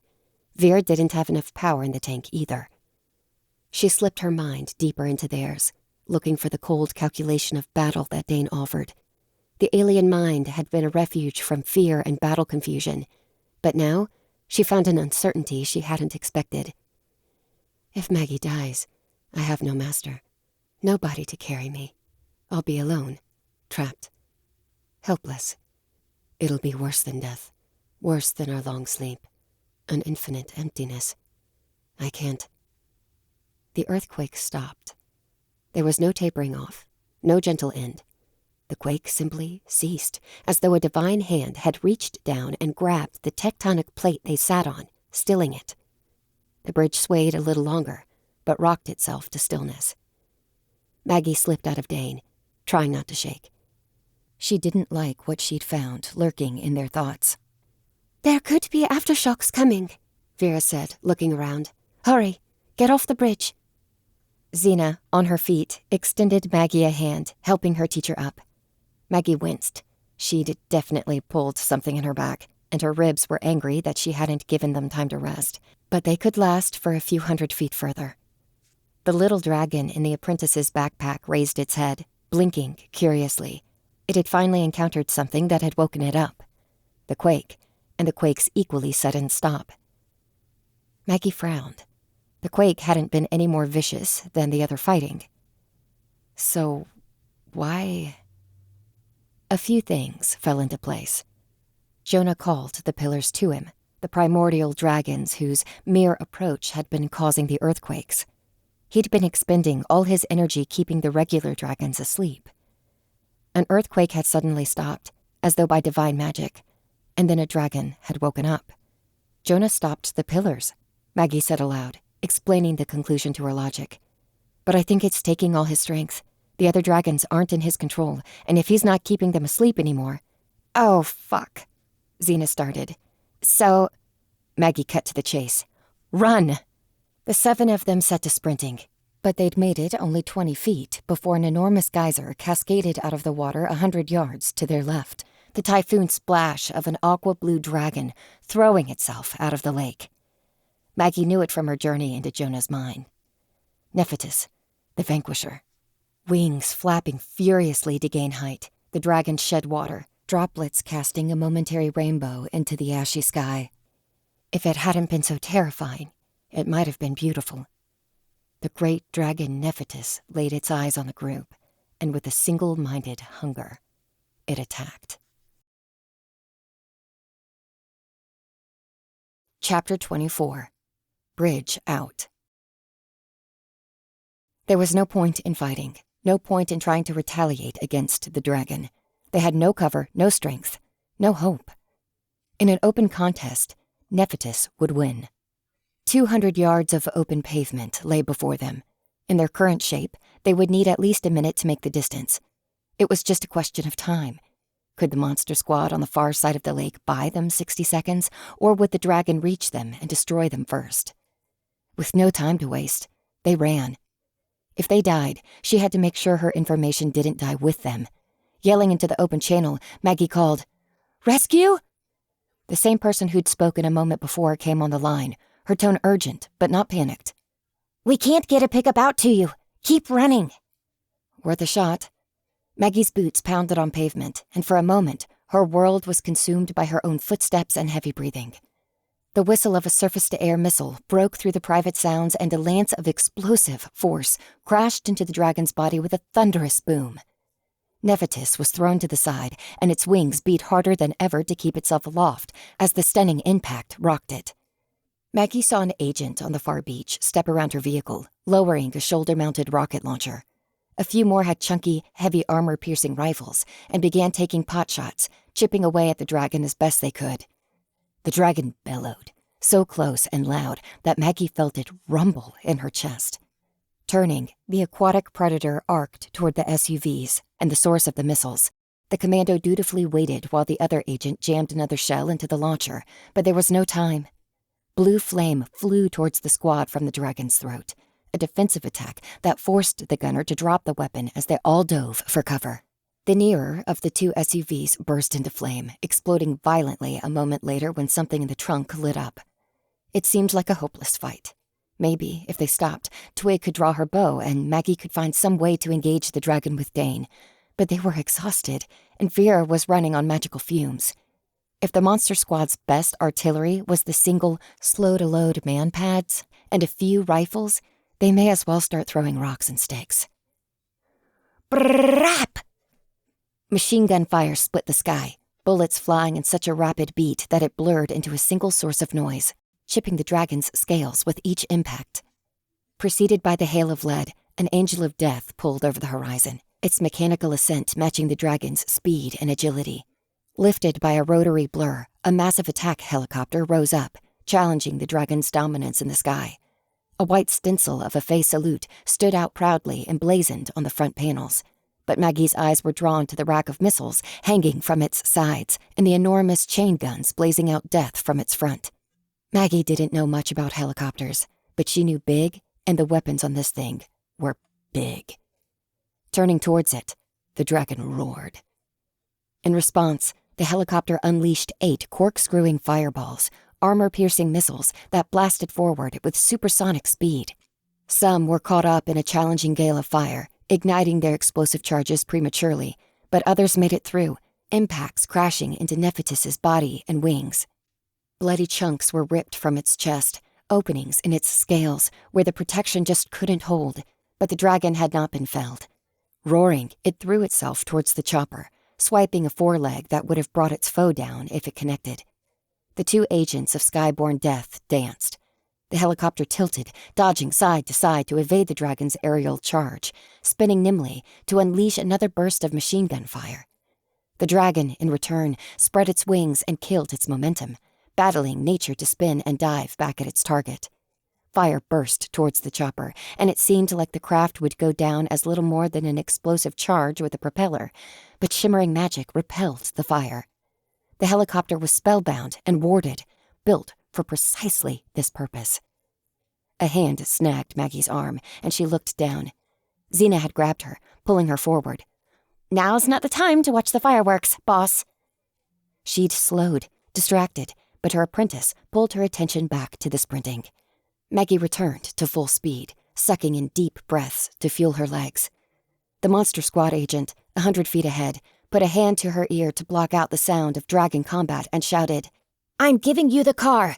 You get out of here. Medical is half a mile east. Big tent. You can't miss it." "Copy," Frey called, panting. "What about you?" "Let us worry about that," she barked. Maggie didn't even know the agent's name, but she knew the risk and sacrifice in the decision. None of the other commandos challenged her. They'd stay here and fight to their last so their injured peers could get away. Frey didn't skip a beat. "Copy. Xena, you drive." Xena's eyes widened slightly, but she didn't question the order. She only lowered her head and put on more speed. Ahead, the SUV's lights flashed on, and the vehicle rocketed towards them, coming to meet them partway while the remainder of the agents focused on giving ground support, reloading their one missile launcher, and readying rifles in case they got desperate. Skidding to a stop, the driver of the SUV left the engine running and hopped out, clearing the door. Xena doffed her bag with Bello cowering inside, tossed it to Maggie, and lunged into the driver's seat. Holding the diminutive little Drake, which huddled as far into the backpack as it could, Maggie threw herself towards the rear driver's side door, trying to watch the car and the aerial combat all at once. Her attention paid off. A missile from the helicopter glanced off its target, the shell misfiring and corkscrewing towards the bridge. Maggie had no time to call a warning, only to grab the nearest person to her and hit the deck. An explosion struck the side of the bridge about 15 feet ahead, steel beams warping and sending a pulse of power towards them. Had Maggie been standing upright, the blast would have thrown her off the bridge if it didn't kill her outright. From the ground, the SUV provided some cover, and the shockwave blew over her, hammering her body with painful but survivable force. She laid there, stunned. Frey, who Maggie had pulled down a moment before, now returned the favor. Grabbing Maggie's shoulder, Frey jerked her upright, pushing Maggie into a seat in the SUV, tossed Bella's backpack into her lap, and slammed the door. Even in the chaos, even injured as she was, She watched out for her people first. A high, painful screech rang in Maggie's ears. Her wireless comm had malfunctioned and begun piping static through her hearing aids. Reaching down, she pawed at the device, fumbling with shaky hands for the switch until the shriek died, along with her connection to the rest of the team, save for what the aids could pick up normally. She could barely hear her apprentice's words, but Xena looked around, asking something. Guessing it would be a question like, "Are you okay?" Maggie gave her a thumbs up. Xena shrugged, turned back, and slammed on the gas. Whipping around the flaming SUV at the end of the bridge, Xena navigated at reckless speed up the hill on the far side. Out the window, Maggie saw the helicopter, but in her vision it was flickering. One moment, she saw the chopper kitted out for battle. The next, it was bright red with white doors. A rescue helicopter. The dragon, too, seemed to be simultaneously a monstrous fire-breathing beast and a flock of chaotic birds, flying in a hypnotic murmuration. The illusion, preventing the public from seeing what was really going on. For all the chaos, keeping the masquerade in place had taken top priority. She'd been able to see through them without issue until her comm had malfunctioned. The magic elements were struggling as much as the mundane. "Go!" Frey demanded. "Drive!" Maggie's head swam, maybe from the injuries or the exhaustion or just the sheer death and destruction they'd witnessed. The illusions flickering in and out of her vision didn't help. One way or another, the world was going to shit. The least she could hope for was to see her death coming. Even still, what could they do? In her lap, Bello fumbled, trying to get out of the pack. It didn't fight, exactly. It just wriggled, struggling with inexplicable purpose. He wants to get to Jonah. The baby didn't understand what was going on, and it was terrified, but the compulsion drawing it to the Dragon King could not be ignored. She held it down, her own thoughts fuzzing with fear, eyes glazing over as all the chaos overwhelmed her. "Maggie!" Frey snapped. "Head in the game. We're almost to safety. Don't lose focus now." Maggie ground her teeth. Grabbing her sword's hilt, she slipped into her ancient's mind, reaching for Dane as a source of strength. The world fell into focus. Dane sharpened her mind and clarified the sensory overload hitting her, separating it into useful information and filtering out the rest. The monster squad's radio crackled on the dash, half a dozen calls overlapping one another, chatter that Maggie's earpiece wasn't connected to. Calls for backup, for relief, for ammo, for anything. Every spot along the river was being hit, and the forces fighting them back were destined to fail, too overwhelmed by sheer numbers. The stations deeper into the city were only safe by virtue of distance. With time, dragons would fall upon everyone. Jonah had totally lost control, loosing hundreds of terrible lizards upon the world all at once. The calls in the radio sifted through her thoughts. A helicopter pilot screamed for backup.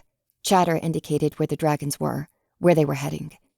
She tried to construct a mental map, but there were too many voices, even with Dane there to parse it all out. And, above it all, she heard a familiar nasal voice, Randolph Arm, calling on all channels. All call. Jonah's on the move. I repeat, Jonah is on the move. We're executing our plan, now or never." Before Maggie could think further, they hit a bump in the road and the SUV turned airborne. For an instant, weightlessness and disorientation overwhelmed Maggie's senses, distracting her from Randolph's message. Then, the full weight slammed down again with a gear-crunching wham, and Maggie winced, both for herself and for the engine. "Execute the plan," Maggie began, eyes widening. "The Astra! He's going to do it!" "No choice," Frey grunted. "It's hard, but it's—" Far behind, another boom shook the woods, and Nephitis roared with triumph. The helicopter had lost that duel. People had died to buy their escape. "Faster," Vera pressed. "It's coming after us next." "I'm going as fast as I can," Xena snapped. "Not too fast," Maggie shot. "If we crash—" A face appeared right in front of her eyes. Two huge eyes on a tiny head, staring directly at her, silent and impatient, no longer struggling. Maggie looked at the dragon. It didn't seem hostile. Rather, its eyes were pleading and looking right back at Maggie. It wanted something. Jonah? Maggie asked, eyes widening. Bello nodded. Swallowing, Maggie reached out, touching the dragon's shoulder, making psychic contact. Dane did the rest, and she found herself back in the space between minds, facing Jonah. He didn't look tired anymore. The fatigue had set into his bones, and his whole body was ragged, but his posture and expression overrode that exhaustion with panic that shot past everything else. He was fueled by pure, unadulterated terror that even the end of the world could not draw from him. "Maggie," he blurted, "you have to help me. They have my mother." Chapter 25. Anything to win. Maggie stared at him. In the mental space, without the cacophony and violence of the SUV, her shock began to fade and her focus grew. What's going on? "They have my mother," Jonah repeated. "Maggie, fuck everything else. Fuck the world. They took my mother. They're going to hurt her. I need you to get her back." Slow down, Maggie insisted, taking a step closer to him. Who's they? "The feds. The ones you showed up with," Jonah explained. "They managed to catch a dragon, cage it. They'd had it blindfolded, restrained in some kind of big truck, but they just opened up the back so it could see and drug out my mom with a gun to her head. Some shit stain with a broken nose said, 'Surrender and let us kill you, or we'll start from her toes and work our way up.'" Maggie struggled to process that, and her first response felt weak even as she said it. "Then surrender." Jonah groaned, hands trembling. "Do they have a way to kill me? For certain?" Maggie had no time to hem and haw and try to divine the best course of action. "Do you know what an astra is?" He shook his head. "It's named after the weapons used by Hindu gods," Maggie explained. If what I've been told is correct, nothing survives an astra." "But it doesn't get around the prophecy?" Jonah asked. Tightening her jaw, Maggie said, "No, but—" "Maggie," Jonah said harshly, "I'm playing this straight with you. My mother is going to be safe. I'm not going to surrender myself to them. Let them hit me with this fist of God, whatever the hell, and then have them decide to kill Ma anyways, because the prophecy kept me standing through the rest. If I have to let the pillars rise to go get her, I will." Maggie frowned, looking at him hesitantly. "The world will die." "Get Mom free," Jonah demanded, "or I will. Fuck the world. This is family." That left her little wiggle room, but Maggie could understand it. "How much help can you give?" "She's close to you, maybe 5 miles. A little ways northeast, closer to town. It looks like an old motel that's been taken over by Fey feds. The Easy Inn." "Got it," Maggie said, beginning to retreat from the mental space. "Can you buy me any time?" "I'll do my best," Jonah promised, shaking his head. She had almost left the conversation when he looked at her and said, "Maggie, you're the only person in the world I'd ask." "I'm the only person you can ask," Maggie said. He shook his head. "Nah, that's not it at all. You're the only one who understands, who's got a monster of her own. They think I'm just a thing, vermin they gotta stamp out. You get it." "I'll do my best," Maggie promised, caught by the uncertain feeling that her response was lacking, that she should say something more to him. "It's all I can do." Slipping into the car, Maggie said, "We need to get to the Easy Inn." "We're almost to the medic station," Lou said, checking his wrist display in an act of anxious repetition. "Frey needs to stop." "Then we'll drop off Frey and keep going," Maggie insisted. "We have to go." Frey glanced over at Maggie from the passenger seat. "What did Jonah say?" Maggie didn't sugarcoat. Randolph's people have his mother at the Easy Inn, and he gave Jonah an ultimatum. Pull back the dragons or they're going to start torturing her. "Jonah can't. We're going to the Easy Inn," Frey cut in, simply. Xena glanced at her. "What's the rest?" Vera nodded along, conjuring sparks of power between her fingertips. Don't need the rest. We don't hurt people to get what we want. Maggie couldn't help but be surprised, too. You were okay with nuking the Ozarks. Twig shook her head, and Frey said from the front, Collateral damage is one thing. We avoid it, but it can't always be stopped. Using pain as a weapon, that's another thing entirely. If we stoop to that, we're no better than the monsters. Randolph's gone too far. Shouldn't we drop you at medical before we go after her? Maggie asked. Frey sat back, reaching for her pack to take out the last of the healing elixirs. Downing it like a shot, she shook her head and said, Randolph's a coward. I could kick his ass with my arm tied behind my back if I had to. I'm not saying no, Xena added. But isn't this some kind of treason? Randolph's a mercenary, Frey hedged. Technically. We all are, in fact. Maybe there'll be trouble after this, maybe not. But if we save the world, nobody's going to be mad at us. And if we don't... She let the thought dangle into silence. I've got directions, Lou added. Looks like it's a 10-minute drive. I can make that 5. Xena coaxed a little more speed out of the racing vehicle, and they blew past a car coming the opposite way. Just give me the directions. Maggie winced as she felt the SUV slam into another pothole along the old, weathered road. Grabbing the side of the driver's seat for support, she leaned forward and looked out the front windshield. A pair of helicopters zipped overhead, illusions flickering over them. Monster Squad, emergency relief. Monster Squad again. Xena, there's no point rushing if you're going to get us into a wreck. I've got this, Xena snapped. After a few moments, Frey said, We don't know what we're walking into. Maybe we can tell Randolph to cut this shit out, and that'll be the end of it. Maybe it'll turn into a fight. We have to be ready for anything. So what have we got to work with?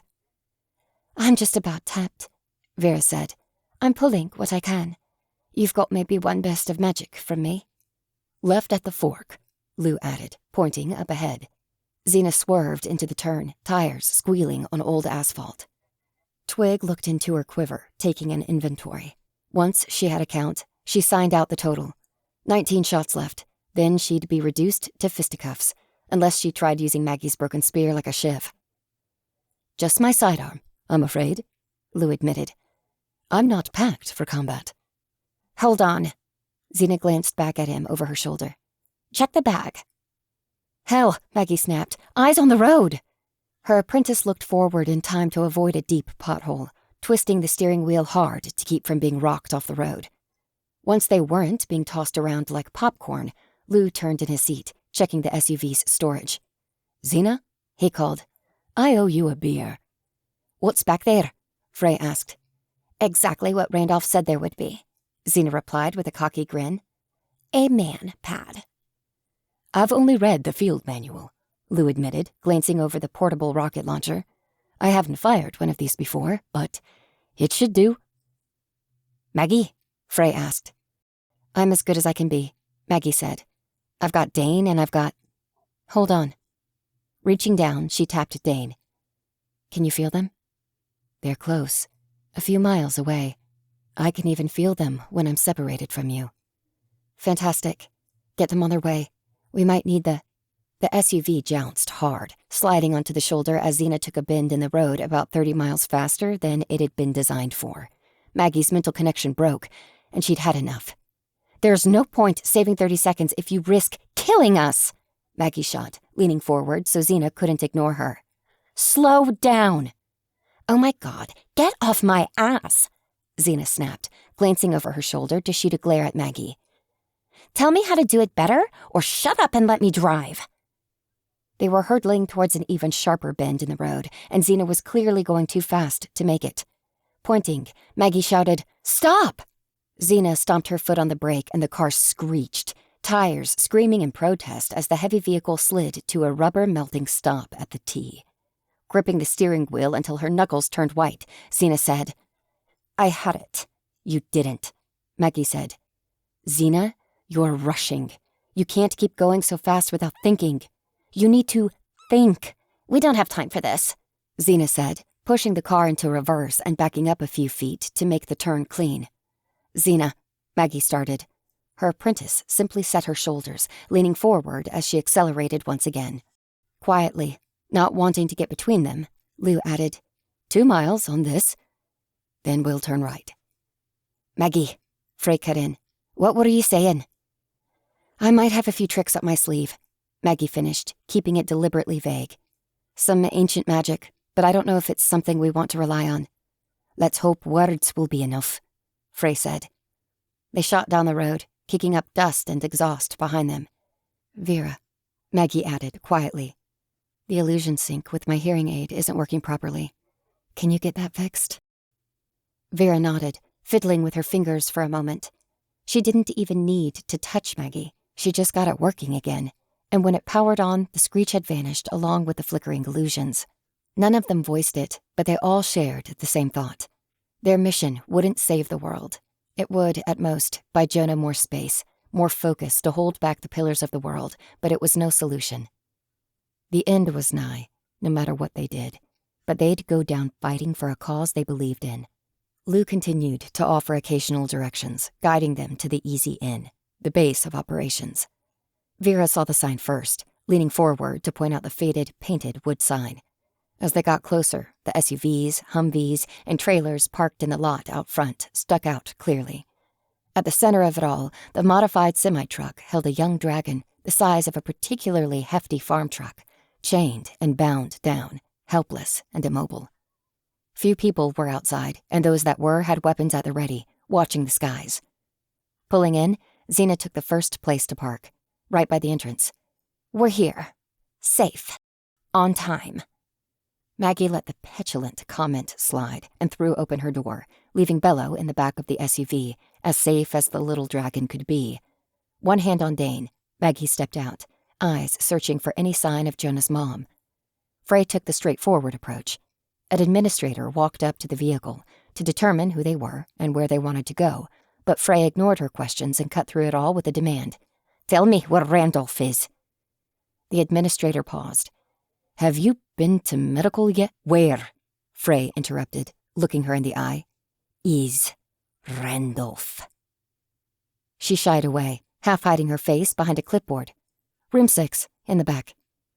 Whirling, Frey began to march towards the new leader of the monster squad, and the rest of them fell in behind her. Even Lou, risking insubordination, marched behind their leader. Reaching room 6, Frey leaned back, lifted her leg, and kicked the door with the flat of her foot. The flimsy wood around the handle splintered and broke. The lock stayed in place, but the rest of the door flew inward, leaving the bit of steel behind. The motel space had been cleared out, and only 2 figures were inside. Randolph Arms stood off to the side, holding a radio. Now that Maggie could see him in person, she saw the extent of the damage that Jonah had inflicted. His nose was a mess, and whatever magic healing he'd gotten, it had repaired the overt injury, but left him looking like he had a piece of cauliflower stapled above his lip. Susan King sat by his side, wrists zip-tied to a plastic chair. Frey wasted no time, eyes zeroing in on Randolph. Let her go. Randolph, for all his flaws, was quick on the uptake.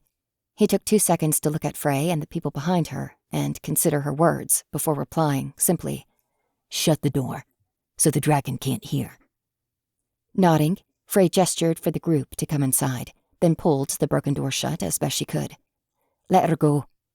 Randolph shook his head. She's an asset. We need her. We don't do this, Frey growled, hand lowering to rest on the hilt of her broken sword. The monster squad used to be better than this. Desperate times, Randolph countered. No soul in the world is more important than the world itself. Jonah's had plenty of time to comply, and he hasn't. You don't understand, Xena said, pushing herself into the conversation.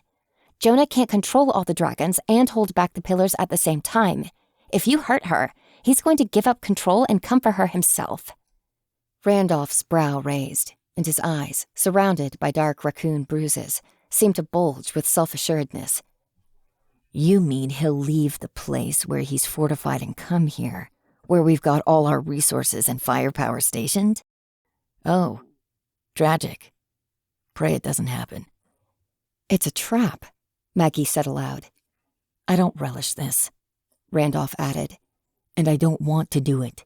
But if I have to hurt this woman to draw Jonah out to a place we can kill him, without causing catastrophic damage to the world and risking the revelation of magic to all mankind, I will do so. Would you rather I stick with the Astra? Obliterate who knows how many souls that are cowering for their life out there? If I had to destroy the Ozarks to save the world, period, I would have. And trust me, you don't even want to know what I'd do beyond that. A thin, reedy voice spoke up, so frail that Maggie didn't understand it until the speaker repeated herself with more volume and force.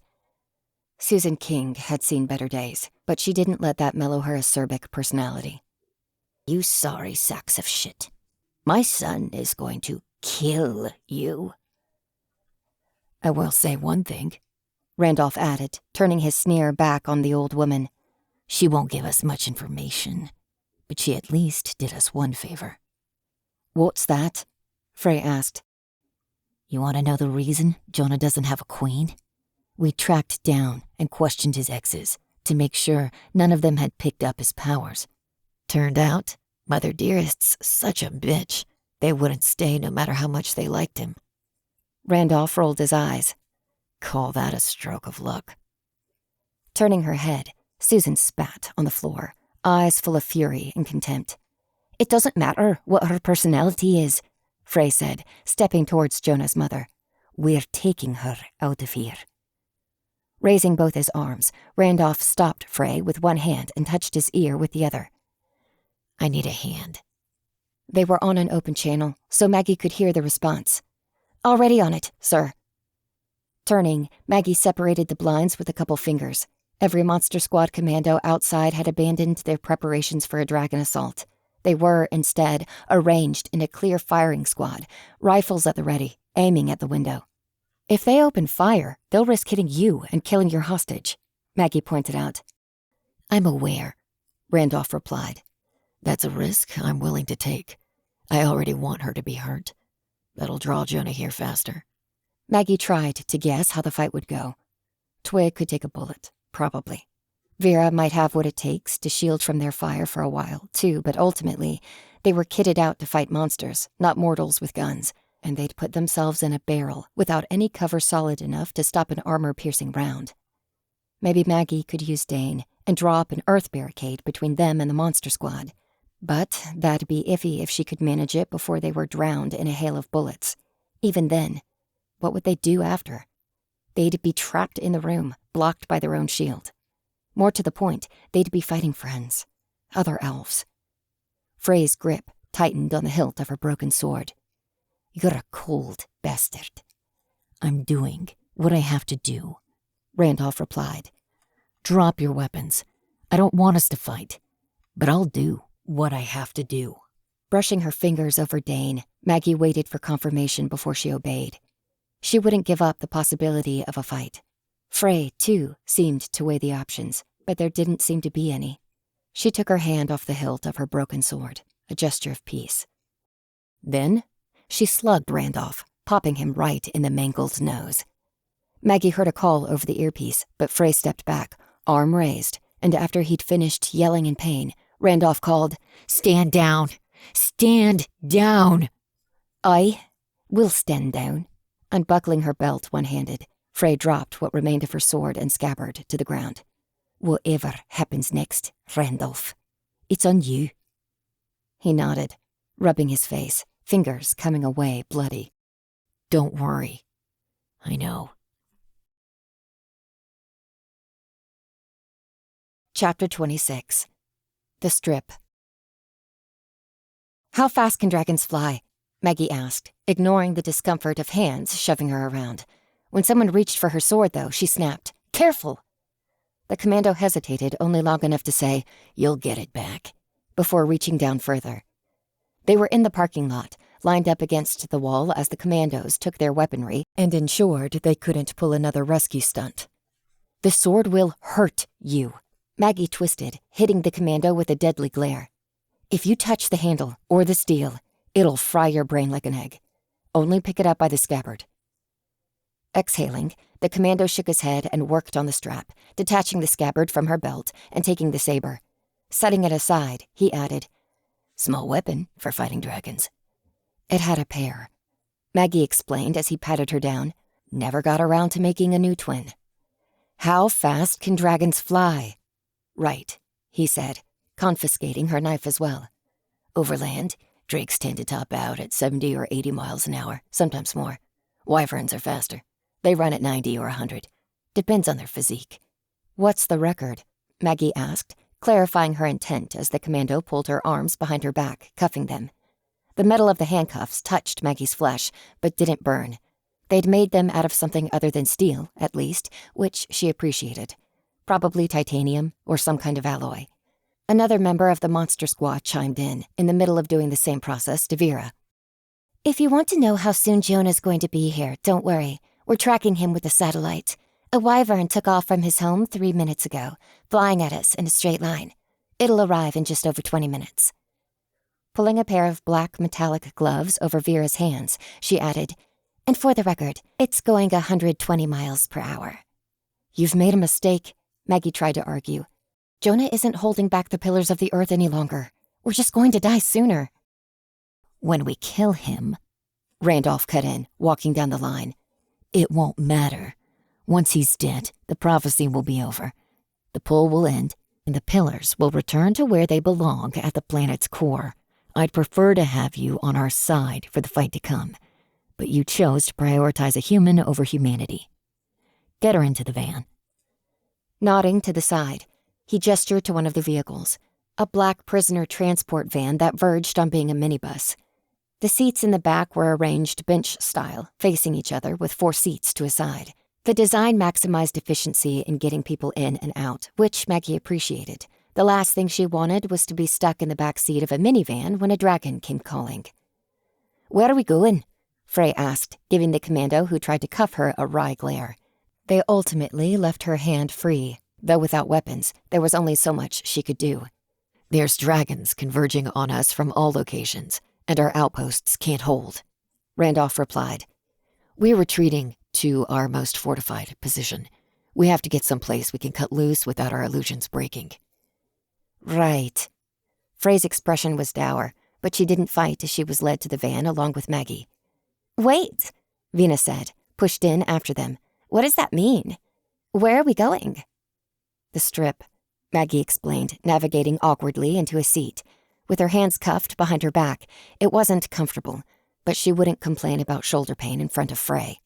"We're going to the Branson Strip." Zena blinked a couple times. "It's going to be packed with people, won't it?" "Evacuated," a commando explained, leaning in to get their seatbelts in place. "because of all the wildfires." Maggie faced her apprentice, filling in the explanation. "Do you know much about ley lines? I'd been meaning to get to them in our practice, but it never properly came up." "Not really." Zena looked out at the sky as she, too, was buckled in. "I mean, they came up on the Vampire Diaries, but I imagine that's not an accurate portrayal." "It's like a riverbed, but for magical energy," Maggie explained. "There's lots of ways to route power, but for practical purposes, we just call them all ley lines. Enough people walk down a path, investing a lot of their creative energy into it, it digs a pretty deep line." "You just said we had to forge in cities," Zena commented, nodding as she comprehended the reasons. "You didn't explain why." "That makes a lot of sense. We need the magic, and ley lines generate power." "Not exactly. They just carry power," Maggie clarified. "This doesn't matter to us as much day to day. We've got our old blood to pull from. But for real ass-kicker spells, or for human casters, you need to draw upon ley lines." "Ass-kicker illusions," Randolph corrected. "We're not letting the world learn about this. We've even called the Wizards' Council. They're routing energy our way to keep all the illusions going full strength." "Just energy, no manpower?" Vera asked wryly as she was loaded in, her magic suppressed by spell-laden black gloves and her hands cuffed. "Couldn't be bothered to send a few warlocks to stop the end of the world?" Randolph shook his head, turning away. 20 counselors are working with our forces. How do you think we're holding the dragons off this well?" Maggie whistled. That was a force strong enough to stop a small army, or even a large army, in the right conditions. maybe even enough to turn back the dragons, given time. Idiots, Susan King spat. A commando was in the process of pushing her into the back seat, trying to be quick while managing the visibly frail woman. You think that's going to matter? It's the most potent arsenal in the world, Randolph replied. He's not going to even see what hit him. My son's made from different stock. Filth. Susan spat, doing nothing to resist as she was loaded into the car bench next to Maggie.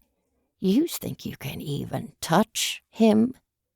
Not me, ma'am, Randolph said. I learned that lesson.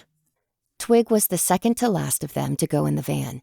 She'd been cuffed 3 times over by the somewhat sheepish agent, though based on Twig's expression, those cuffs may as well have been strands of cotton candy. Maggie noted, curiously, that the reinforced restraints mentioned in the briefing were nowhere to be seen. They had cuffs that'd hold back asphalt fur, and yet they'd neglected to use them. The only real restraint was the gag, a dark muzzle that covered her mouth from chin to nose, preventing her from inflicting her voice without first reaching up to rip it free. It wasn't her cuffs that would keep her passive, though. It would be the threat to the others. She was strong, but she couldn't stop bullets from hitting her friends, and any attempt to channel her voice would first require her to remove the muzzle. The defense was paper thin, but it would be enough. Randolph paused next to Frey, leaning in to speak quietly. Frey's response was a deep, condescending glare, but she followed it with a short, sharp nod. Get going, Randolph said, slapping the side of the van as their leader got loaded in. Make sure you get Frey to a proper medical team once you've dropped off Susan and the others. I'll be right behind you. The commando who'd cuffed Maggie responded in the affirmative, walking to the front of the van, while another took up a seat in the back with them. As the doors shut and the van began to rumble along, Zena asked, What did Randolph say? Maggie eyed the commando on the far corner of the van from her, but apparently he wasn't interested in enforcing some code of silence. You wonder why he's sending us in the same van as Susan? Frey asked rhetorically. Yeah, a bit, Zena said. And why are they taking us to the center of the fighting if we're prisoners? Damn bastard, Frey said, nodding to the back of the van. He said he'll have our weapons in his vehicle. If a fight breaks out, he didn't want us helpless. That seems reasonable, Zena said. Heck, almost can't be mad at him. Maggie caught the implication and pointed out, if a fight breaks out, he's taking us to where he expects a fight to be. Son of a bitch, we're his pawns, Vera barked. When we survive this, I'm going to make sure— Quit your bitchin', Susan cut in, her voice a little ragged, as though walking into the van alone had left her breathless. Who's got you playing victim here? I certainly don't give a shit. He's sending us in to be frontline weapons, Vera said. That's exactly where you were going to go anyways, right? Susan snipped, her tone harsh and bitter. You and your whole pack of devils. I've seen enough bullshit in my day. I know when you're full of it. If you weren't letting yourselves be pushed around by some incompetent suit, you'd still be driving right to where it's thickest. The back of the van fell quiet. It's about having a choice, Vera offered after a moment. Don't complain to me because you got what you wanted but didn't like the getting, Susan sniffed. I get enough of that shit already. They sat in silence for a little while. Chatter on the radio up front could barely be heard, though Maggie couldn't quite parse the words being communicated. She'd been allowed to keep her hearing aids, but not the transmitter and microphone clip that kept the hearing aids connected to the radio network, and everyone else had been relieved of their earpieces. Nudging Zena, she asked, "What are they saying?" Zena tilted her head, then said, "They're tracking Jonah. I guess formation of dragons is building up to push through their air support and make a path for a really fast one that's coming through, headed for us. Satellite shows Jonah's riding on the dragon's back." Maggie nodded. That all tracked, Jonah wouldn't go on a suicide mission. He was using everything he had to break through. "Thanks." "You're idiots if you think you can stop him," Susan insisted. Outside the van, trees flew by, but Maggie saw little in the way of passing cars. They'd really shut down most of Branson. The cost of illusions alone had to be staggering, let alone the logistics of an evacuation or stay-at-home order like this. Even when she'd seen the evacuation of Kansas City below, it had at least been comprehensible. Her people knew about magic. They could understand what they were fleeing from. Convincing this many humans to run must have required cunning of epic proportions. Maggie was reminded that for all she'd been through, she was only a small part of a large force. There were 100 stories playing out just like hers, warriors fighting for survival across the region. And, watching out the window, she was also reminded that she was a large part of a different force. Is something moving out there? Xena asked, squinting. What? It's nothing, Maggie interrupted. Xena shook her head, squinting a little more. No, beyond the trees. I'd point, but, you know. Moving her arms, she made her handcuffs jangle. There's something out there. It's fine, Maggie insisted, nudging her apprentice with a knee. No, Maggie, look, Xena insisted right back. That finally drew the attention of the commando, who turned, glancing the way Xena was, watching the tree line. The motion was hard to make out, but it was there, shapes moving behind the trees, shadows, galloping fast enough to keep pace with the van. Leaning to the side, the commando knocked on the front window, gesturing. Are you seeing this? Something's out in the woods. Don't think it's a dragon, but it could be something small. A variant I don't remember. Calling it in, the driver replied, reaching for their radio. Susan faced Maggie, a smirk curling the sides of her mouth. Yours? I don't know what you mean, Maggie said, unable to hold a strong poker face. The commando sitting across from Maggie hesitated, glancing over his shoulder again to eye the shapes in the woods. Glowering, Maggie admitted, Fine, yes, it's mine. I called for help before we got to Branson. They're no threat. It's an ally. Reaching for his radio, the driver passed the information along. Be advised, there are bogies flanking us. Cartwright says they're working for her. I don't have eyes to confirm what exactly they are. A crackly response came a moment later, and the driver set the radio back in its cradle. You need to get better control of your girl, Susan commented. A little more obedience. Maybe she wouldn't have blown your secret. Yeah, real parent of the year over here giving advice, Xena snapped. Your son's over here about to end the world, lady. I don't think you're the one to give advice about control. Susan didn't reply, though her expression soured a few degrees. Her eyes stayed on Maggie, venom and cunning buried beneath the sweet knowledge that she was right. Maggie looked at her apprentice coolly. Boss? She asked, raising an eyebrow. I said it was nothing. Maggie exhaled, glancing at her. You should have dropped it. Okay, sure, you said that. But it clearly isn't nothing. Xena moved her shoulders in a way that implied a gesture. If you want me to drop it, you should have said, drop it. Yeah? Maggie asked, looking at her apprentice skeptically. Would that have worked? Or would you have just asked me why and blown it anyways? Wow. Wow. Xena rolled her eyes, sitting back. Awesome time to nitpick when we're all about to die. They turned onto the main road, entering the strip. For the moment, it just looked like a stretch of rural highway with an inordinate amount of billboards. But as they rose to the top of the hill, the first performance hall came into view. The Branson Strip, in Maggie's eyes, resembled a version of Vegas that had been scraped together with scraps and gumption. No skyscrapers, no massive buildings the size of a city block, but the theaters, museums, and attractions all displayed themselves like preening peacocks. Garish colors, nuclear-bright electronic billboards, buildings built to look unusual and striking and draw the eye, separated by sprawling parking lots and cheap motels.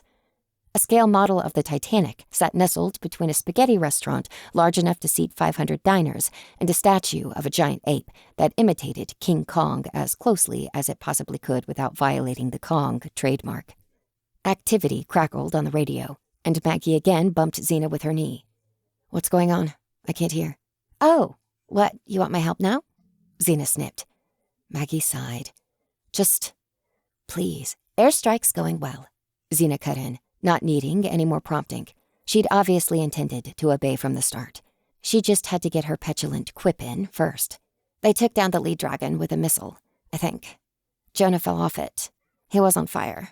Dealing with the rest now. finding where Jonah fell so they can finish him off. "How's your miracle boy?" the commando asked Susan, unable to stifle a relieved smile. "Looks like your rescue isn't coming." You weren't at the assault at Caveland, were you? Vera asked, cutting in. No, he admitted.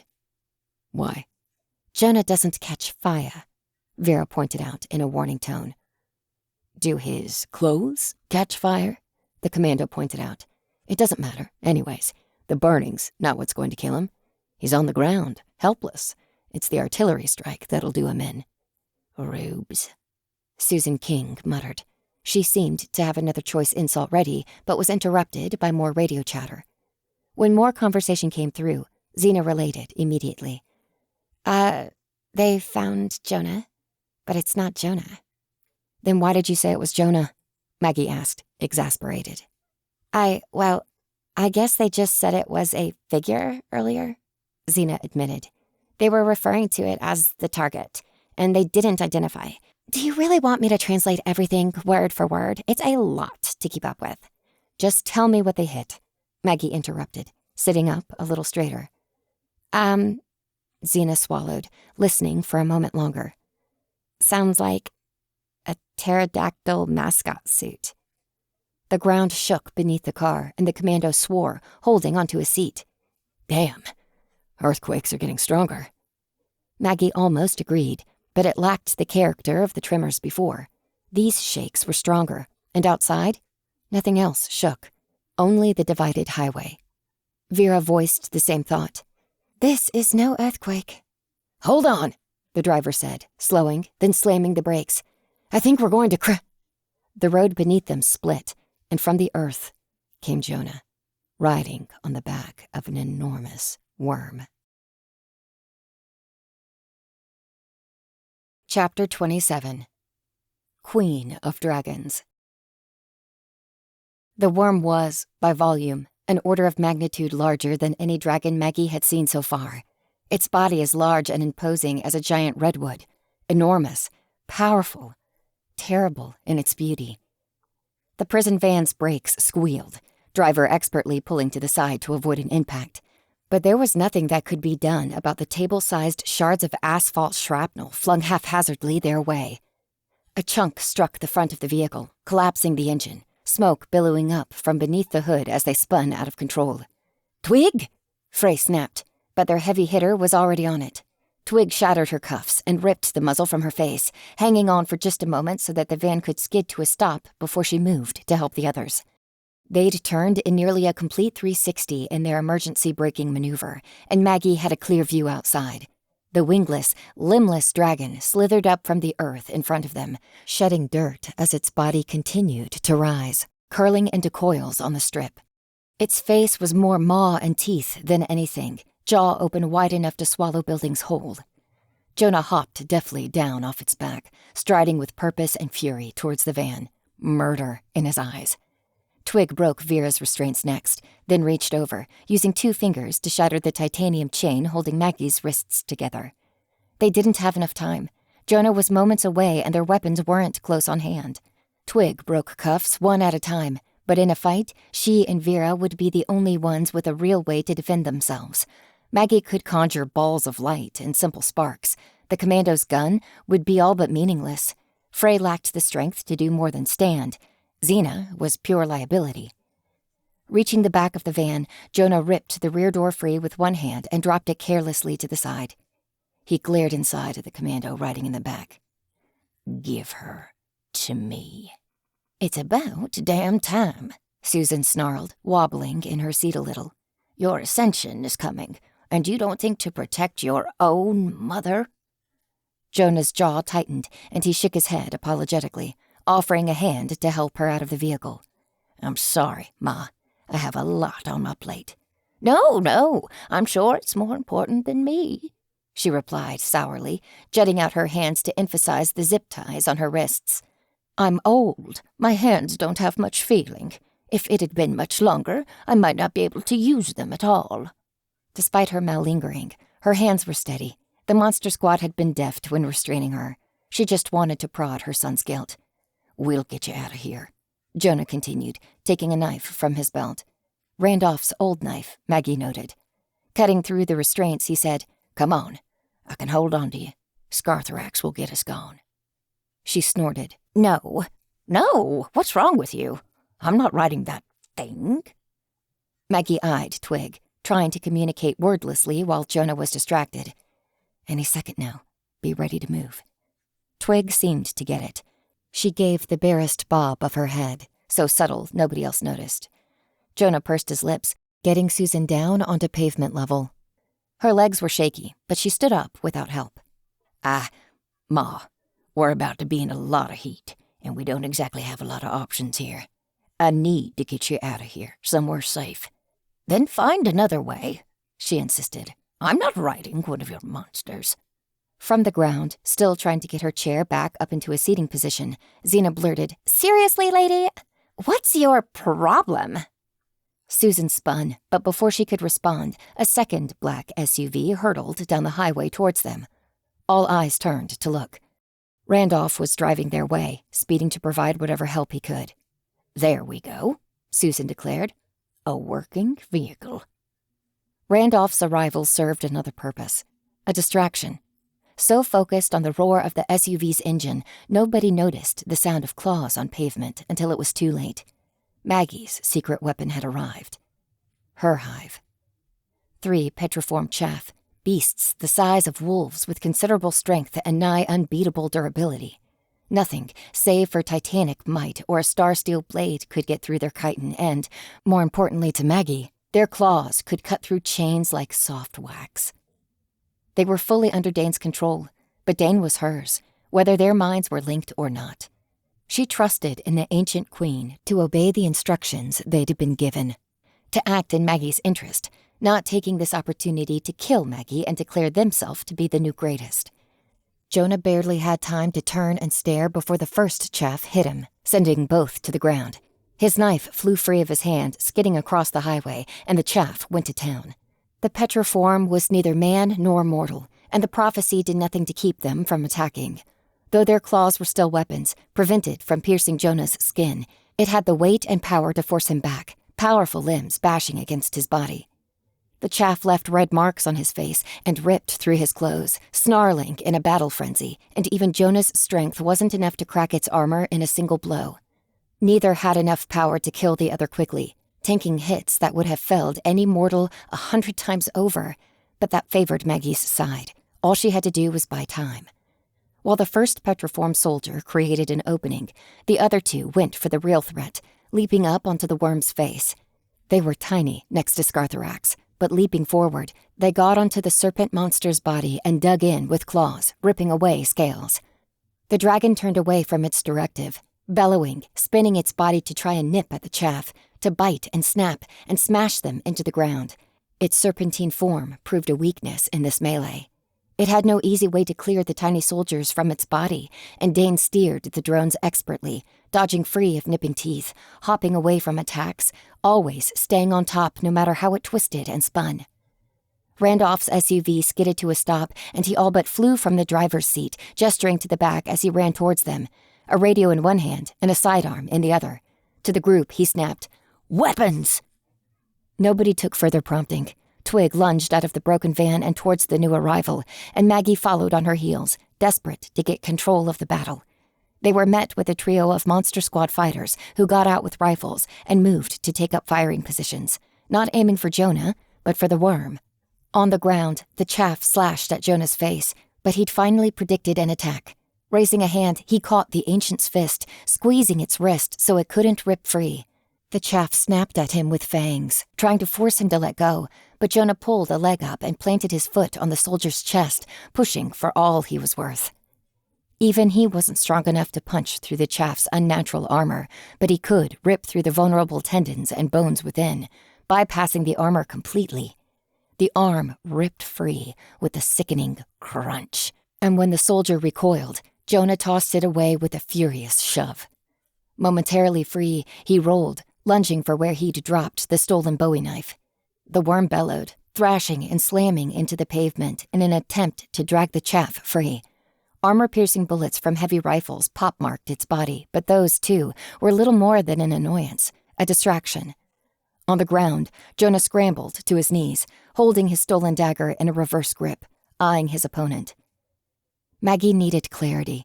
She needed focus. She needed the extra cognitive capacity Dane offered so she could track the battle in her mind. Pushing into the van, she looked for the familiar sheath. When she saw her weapon, the blade sheathed and stowed carefully under one of the seats, she lunged forward like she'd discovered an oasis in the desert, throwing her mind into Dane's. Instantly, they understood it all. The chaff battling Jonah would be dead in moments, but they battled on, buying seconds, distracting the enemy's heaviest hitter. Outside, the other two weren't so much fighting as they were just scrambling across the trunk of Scarthrax's body, ripping out scales and pockmarking it with stinging bites and scratches. Maggie was just one more body in the hive, the strongest body, the greatest, but not the sole mind by any means. The others, their soldiers, the ones not in the hive mind, were equipping themselves. Twig had her bow, and Veer's magic was once again within her ken. Even Lou got a spare rifle. Capable warriors, but they weren't in the shared mind. She couldn't communicate with them, so they could not be relied upon. Maggie, Xena interrupted, stepping into their line of sight. Hold on. Maggie almost shoved her off, but allowed the youth the benefit of the doubt. What? Holding up a transmitter, Xena said, You're calm. Give me 1 second. Maggie hadn't considered the idea, but it would put them in touch with the rest of the Fae. In a sense, it would add them to the hive. She nodded, allowing a few seconds while Xena turned it on and connected the clip. In her ear, she heard Randolph bellowing, "Where the hell's our artillery?" Repositioning, a voice called back. We're set up to hold off attackers coming into the strip, and... Maggie tuned it out. They didn't need the details. Veer, Twig, get Frey and Xena someplace safe. I'll handle Jonah. We've got people stationed in the Wax Museum, Lou added, covering his ear with one hand so he could hear his earpiece more clearly. Medical and coordination. They're still up. I don't need to be protected, Xena interrupted. I can still fight, Frey added at the same time. Go, Maggie insisted, or I'll make you go. This is about to be too hot for anyone to survive. Both looked like they were ready to argue, but they accepted it. With Twig and Vera acting as escort, they turned, jogging towards the Wax Museum. With their mind attached to Dane's, they pulled back the injured chaff, dragging it away from Jonah. It had lost one limb, and another had been cracked in half, but it was still alive, still an asset. Better to preserve it for later than to waste it now. Stepping out from around the van, Maggie's greatest body raised their weapon, shouting at Jonah. We finish this now. You have to die. You think you can kill me? Jonah called back, getting to his feet, raising his dagger into a guard. You think that'll solve this? Maggie smiled, and all of their bodies bared their teeth. Drop the weapon! Randolph cut in. It was directed at Jonah, which was good. If anyone had dared command the hive at the height of their power and ego, Maggie wouldn't have taken it lightly. Randolph had exploited the chaos to get a prisoner. He pushed Susan forward, his slender pistol aimed at her head. Jonah, surrender, and let us kill you, or she'll die instead. Jonah froze, and Maggie did as well, though not out of any sense of morality. Randolph's tactic could be taken advantage of if they used it right. He'd been unable to fight, so he'd been smart instead. The worm fell still, silent, and the monster squad backed off for a moment. Maggie didn't show the same mercy. Her chaff didn't have any killing weapons, but they continued to rip away at scales, dealing fractions of damage to the serpentine dragon. Maggie! Jonah snapped, wincing. Stop. Stop them. Pain makes the fight harder. I can't hold it back if you keep attacking. Maggie obeyed without word or motion, quieting the petriform chaff, though they stayed perched on the worm's back. Put the gun down, Jonah demanded, quiet and firm. Drop your knife and step away from the van, Randolph countered, finger trembling slightly. The nasal tones from his demolished nose were particularly pronounced, amplifying the tenor of his fear. Randolph struck Maggie as a very particular kind of brave. He knew he could die in a split second if Jonah attacked. That terrified him. Rather than hide his terror, Randolph wore it like a badge of honor, powering through it. "This is your fault," Susan seethed, not caring about the arm around her throat or the gun barrel to her head. "I set you up for success. I gave you everything, and you're still allowing yourself to be pushed around by these people. Ma, I'm trying to keep you safe." Jonah started, stepping back, dropping his knife. "Is that why you let these people live? Helped them so they could keep me safe? You should have killed them when you had the chance, but you chose weakness." Susan's words were cold as ice, and an uncomfortable thought struck Maggie, cracking her focus. I remind Jonah of this? "Don't hurt her," Jonah repeated, taking another step back. Over the radio, an urgent elf called, "Sir, we've got hostiles incoming. Our perimeter is broken." "I know," Randolph called, voice shaking almost as much as his hands. "How many?" "Looks like..." The elf hesitated. "All of them." He didn't skip a beat, though his eyes grew wider. "And our people? How close are reinforcements?" "There." Jonah lunged. He was 20 feet away, but his strength propelled him forward at incredible speeds, crossing the gap between him and Randolph in an eye blink, and before the monster squad captain could so much as blink, Jonah had him. It took one solid blow to collapse Randolph's chest, and the malicious, stupid, brave elf fell to the ground, wheezing his last. "Good." Susan stood up straight, wiping away a speck of blood that had splattered on her cheek. "Get the rest. We don't have time for this nonsense." Raising to his full height, Jonah turned to Maggie, crimson rivulets dripping from his fist. "Maggie, just leave. Please." 2 more Monster Squad commandos stood to the side, uncertain if they should keep fighting or retreat, helpless in the face of such power. Maggie faced Jonah squarely and used her posture to declare herself the de facto leader. "Can you hold back the pillars?" The ground rumbled as she said it. Whether her question had shaken his focus or the timing was coincidental, she couldn't say. "They're coming," he said. "They can't not. Just run. Get somewhere safe." "Jonah Tyrone King Jr.," Susan snapped. "These people tried to kill me. You are not going to let them leave." Jonah looked back at her. "Maggie tried to protect you, Ma." Maggie saw motion to her left, a running figure. Spinning, they saw the last thing they'd wanted, and their attachment to the hive splintered further. Xena had slipped back, running to the battle once more. There was no time to intercept her, no time to force her to leave. She just had to face Jonah and pretend the girl hadn't disobeyed a direct command. "She hardly tried very hard," Susan snapped, taking a shaky step forward. "And she certainly tried to kill you. Quit whining. Quit cowering behind excuses and be who you're meant to be." He started, looking between his mother and Maggie. "I don't." "You do." Poison dripped from her tone, pushing Jonah to kill, to defend her honor with violence and blood. "Jonah, you're a king. Not nobility, not some shit sitting on a gold throne, but a king. My son, you have to take this power, rip it from the world. Otherwise all of this will be for nothing." "Ma," Jonah told her, turning to face his mom fully. "I don't want this. I never asked to be king, to doom the world, any of this. This power, it's repulsive. I don't." Susan spat in his face, and Jonah staggered as though struck. "You ungrateful stain," she growled.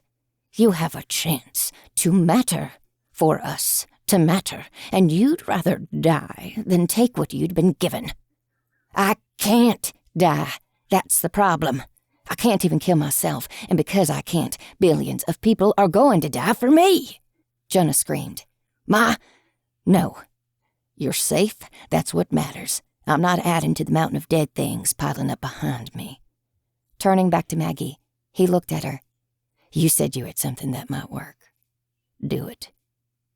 Maggie swallowed. The plan had been to call down the Astra while Jonah still hid in the Ozarks, when the bulk of the damage would fall on trees and animals, rather than obliterating Fae and humans. It didn't matter. It was them or the world. Glancing back, she faced one of the commandos. Call in the attack. Jonah was unafraid in the face of death, expression dominated by weary sadness. If it works, will it hurt? No. We'll all just kind of cease to exist, Maggie admitted. Anyone in the city limits. Jonah looked at her sharply. How soon? Maggie listened to the response through her earpiece before responding. About 10 minutes. He nodded. Tell them to let me through, to get back to the mountains. I can try to keep the damage minimal. I'll go home alone, and... Face purple from rage, Susan interrupted, screaming spittle at her son. Your father died to give us this power. Jonah spun, eyes widening. What?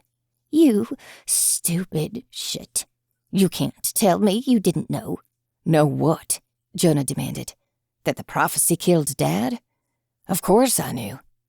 Xena stepped up behind Maggie and whispered. Sorry, boss. I couldn't leave. Maggie didn't look at her, attention fully on the argument ahead of them. You can't say that you didn't want this, Susan shot, breathing heavily. Jonah King. Jonah King. You never wondered about that? Maggie's brow furrowed as she listened. There was probably something she could be doing, preparing for the incoming fight, but she was caught in rapt attention. Xena gasped. He's not Jonah the Third. He's Jonah Jr., because the last names are different.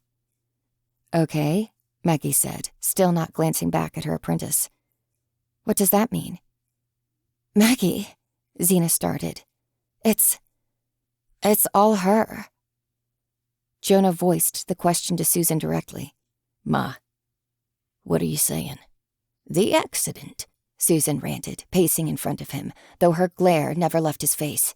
You killed those people when you were 12, and your father, and your name, and all of it. You owe a debt for every drop of blood spilled to give you your power. It was the prophecy, Jonah stammered. It wasn't a gift. It was fate. Susan laughed. Prophecy? There's no such thing. Your power isn't fate, or predestiny, or any old shit. You are who you are because by the time I realized what a soft, weak little thing you were, it was too late to try again with another kid. She let that hang in the air for a moment, her words punctuated by the shriek of a dragon in the distance. The battle was closing in on them. I made you, Susan sneered. You owe me. Do as you're told. As Jonah wrestled with her words, struck with uncertainty and paralyzing knowledge, his understanding of the world hopelessly fractured. The ground began to break beneath him. Maggie felt it first as a shift in her balance. She felt quicker, perhaps stronger, as though the weight of her armor and weaponry had lessened their toll on her body. A moment later, she recognized that she had literally become lighter on her feet, the pull of gravity shrinking against her. The pillars of the world had abandoned their posts, and the rules of physics were slipping as a result. Ma, Jonah said, reeling, stepping back. I don't understand. His face understood, though. He only refused to know, because he couldn't accept what he heard. Of course you don't. It's never been your strong suit. Trust that I know better, that I'm the one who can make decisions for you. Who made sure you had this power? Who kept those skanks away so you wouldn't make a queen out of some useless whore? Susan instructed. Jonah fell silent, though he still gaped, gasping like a freshly caught fish floating in the air. Maggie wasn't sure if she fully understood, but Xena did, and she wasn't afraid to call it out. You made the prophecy come true by manipulating fate, the apprentice called, putting it out plainly. Susan eyed her and nodded. What are you, then? Maggie added. Some kind of witch? A sorceress? No, idiot," Susan sneered. "No wonder Jonah likes you. You're as vapid as the rest." "Boss," Xena added, "she didn't change the magic. She changed Jonah." Susan raised her chin barely an inch, the tiniest nod of acknowledgement. Maggie's brain raced down the line of logic. "Caveland," Xena started, explaining it for her benefit. "Originally, Wilger's Caverns, but she rebranded a year before Jonah was born. Susan changed their names, too, Bill and Susan Wilgers, to Jonah and Susan King, so that when she named their son, he'd be the third Jonah in a row." "That's not how prophecies work," Maggie objected. "It's a prediction. You can't—" Susan cut in, brimming with smug condescension. "Don't be a child. Prophecies aren't real. This was just a way for clever people to write the world." "It's not a prediction," Xena added. "It was a recipe." One of the Monster Squad commandos swore. Jonah looked between her and his mother in shock. That can't be true. My name's Yor, and the ride, but you can't have set up everything. When I was 12, I screwed up. I killed people. The track slipped. It was an accident." Facing Susan directly, he said, "It was an accident." "It was simple," Susan shot back. "Your father made sure to teach you how to really crank the speed. Taught you it was important to show the guests a good time, give them a thrill. A cut brake and a few broken seatbelts was all it took." Jonah's face was ash, and he stumbled back, tears beginning to well in his eyes. "But Dad, he died in the wreck. He'd convinced himself that we didn't need that part," Susan replied, shaking her head. "But he knew the price." In shock, Jonah mumbled, "You killed Papa." Stepping forward, Susan slapped him across the face. It shouldn't have even stung him, but he recoiled, staggering back in pain as she continued. "Yes, because I wanted a king for a son, not some weak, spineless child who can't even take what's his. This world is shit, Jonah. It's time there was someone in charge of it with the power to change that. It's time for us to be on top. And nothing you can do will stop that. It's too late." Something brushed against Maggie's foot. Looking down, she saw the edge of a weed, growing from cracks in the concrete. It hadn't been there a moment before, and as she watched, it continued to grow, plant life proliferating as though she was watching a time-lapse. Then, a moment later, it withered, burned out, dry, out of the nutrients it had stored. It had the strength for a few moments of insane growth, then gasped out its last as that strength was spent. Looking around, she saw it wasn't just by her feet. Anywhere plants could grow, they were swelling, engorging in a lurch towards life. Seconds later, death followed. "I'm going to be sick," Jonah said. You did this to me. You killed Pa to damn me. I gave us power," she shot back. On the horizon, Maggie saw specks swell in size as angels of death soared towards the Branson Strip. The sun had begun to set, but the illusion of a sky on fire was no trick of the light. The horde of dragons carried such power that they truly set the sky alight, and choppers with their missiles added burst of explosive color to the light show. Maggie could make out the peal of machine gun fire, and as she watched, helicopters darted after the flock of dragons. "Jonah," Maggie said, taking a step back, "can you do something about those dragons?" He shook his head, dropping to his knees. "They come. They always come. I'm going to end the world. There's nothing I can do to stop it." Standing over him, Susan sneered. Pathetic. Utterly pathetic. If I didn't birth you myself, I'd never believe you've got my blood, that you're any son of mine. The pain shone clearly in his face, but Maggie realized something, a glimmer of hope. "Jonah, the prophecy isn't predictive." Jonah straightened, facing Maggie.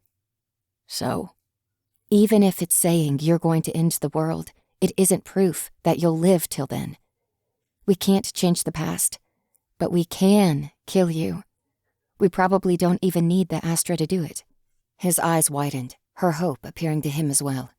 How? "I don't know," Maggie admitted. "But do you think you can drown?" Tried it once, but that was just me," Jonah conceded, swallowing as he took a step towards her. "I can't keep myself under. If you do it, though, that might—" "No!"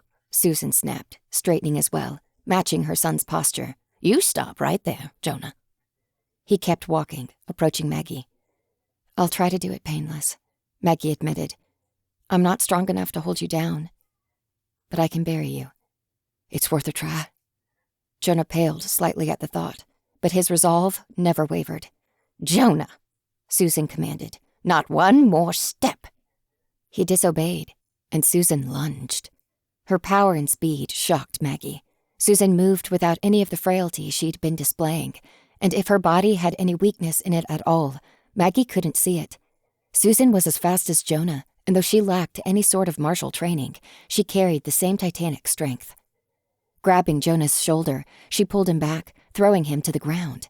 His landing carried enough force to make the ground shake, a tremor that almost rivaled the increasingly frequent earthquakes. Still, Jonah rolled, coming up on his knees. "What the—" Realization hit Maggie like a truck then, and everything clicked into place. He will rule with blood and fire, and his queen will rule at his side, equal in might, equal in stature, appear in every way. For all of Susan's bluster about potential, this had never been about Jonah. It had never been about giving him opportunity. Literally, technically, she fulfilled the words of the prophecy in the most self-serving way possible. By pushing away all other romantic prospects, she'd left Jonah with no partner, no other woman in his life. That left Susan as the queen mother by default. They had only one choice: kill Jonah and end it then and there. Maggie would just have to get through Susan to do it. "Xena," Maggie instructed, "I need you to do something for me." "What?" Xena asked, her breath coming quick with anxiety. Maggie didn't spare a glance at her apprentice. "Run." Chapter 28.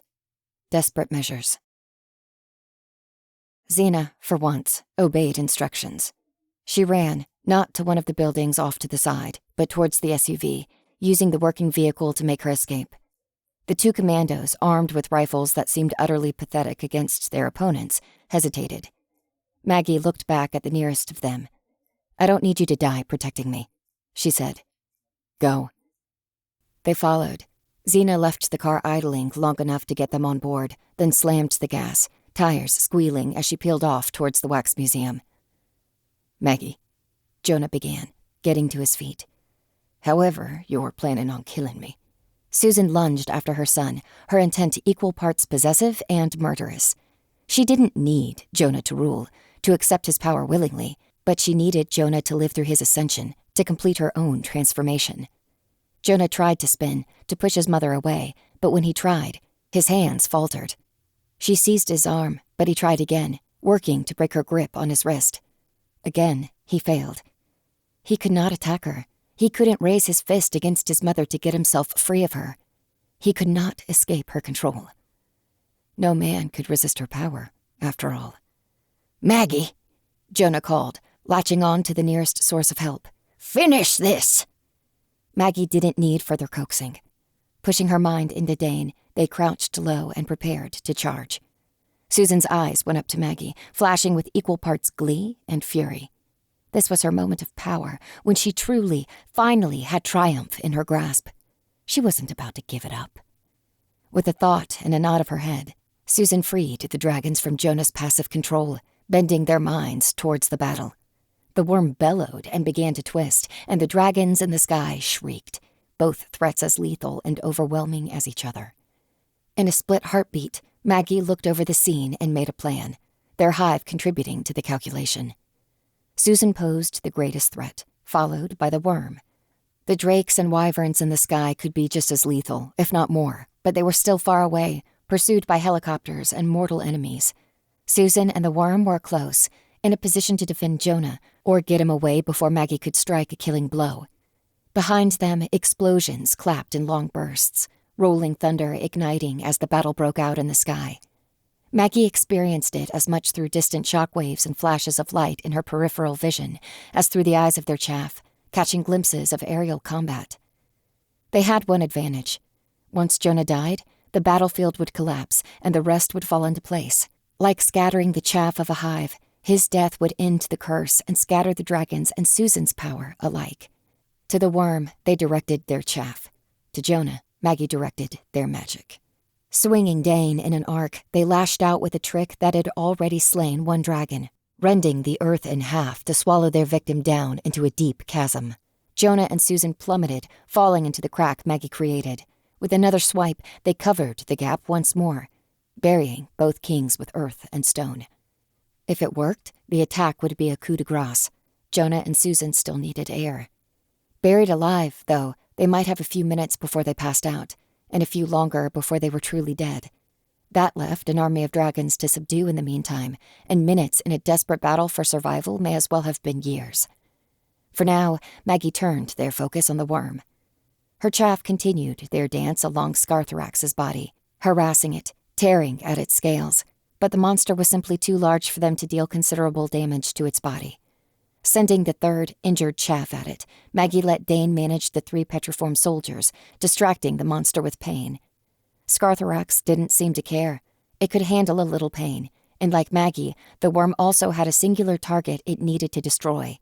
Uncoiling its body, it began to pursue Maggie.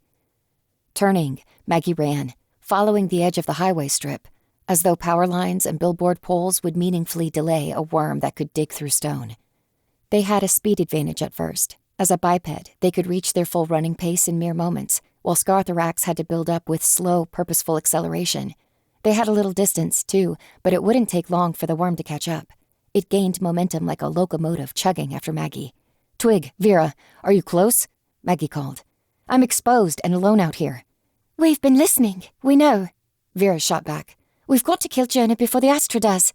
We're on our way." "How long?" They glanced over their shoulder. Scarthorax was 100 feet back, and it had matched Maggie's speed. Ahead, a drake with scales that seemed to glow like old embers flew in, so that Maggie ran from one threat right into another. "About a minute," Vera promised. That would be too long. Maggie had seconds, at best.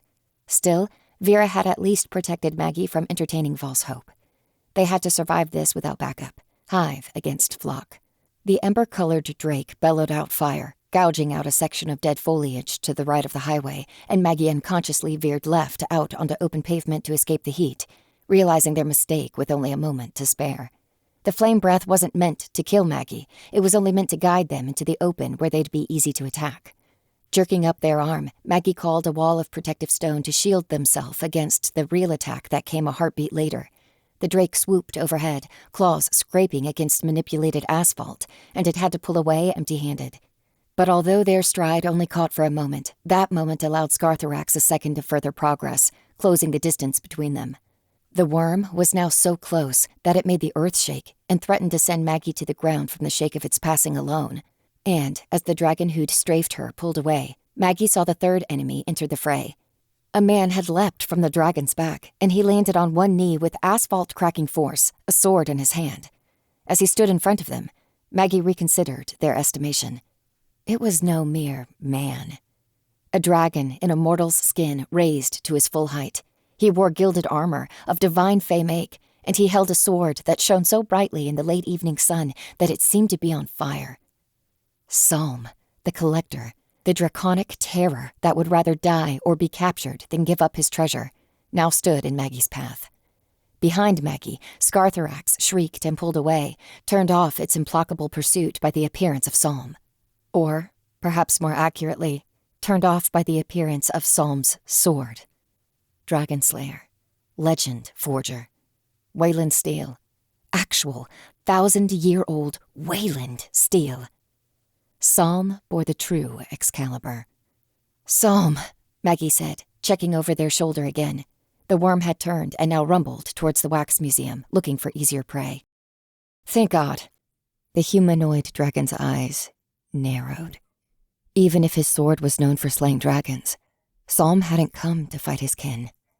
He raised his blade over his head, the tip pointed squarely at Maggie's chest, and charged. Swallowing, Maggie called the rest of their hive off from the worm. They could not win this fight with blade and body alone, but the chaff were still too far away to help. They'd have to survive for a few mortal moments. Raising Dane, Maggie wished that they'd brought a shield or a second blade, anything to help ward off the Wayland steel coming for their blood. Psalm attacked without guile or humility. Raising Excalibur, he brought it down in a wide slash, aiming to kill with sheer speed and power. Even with Dane to enhance their reflexes, the attack almost worked, and they survived only with the barest room to spare. Maggie sidestepped and parried him away before lunging to the side, trying to keep as much space as possible between them and Psalm.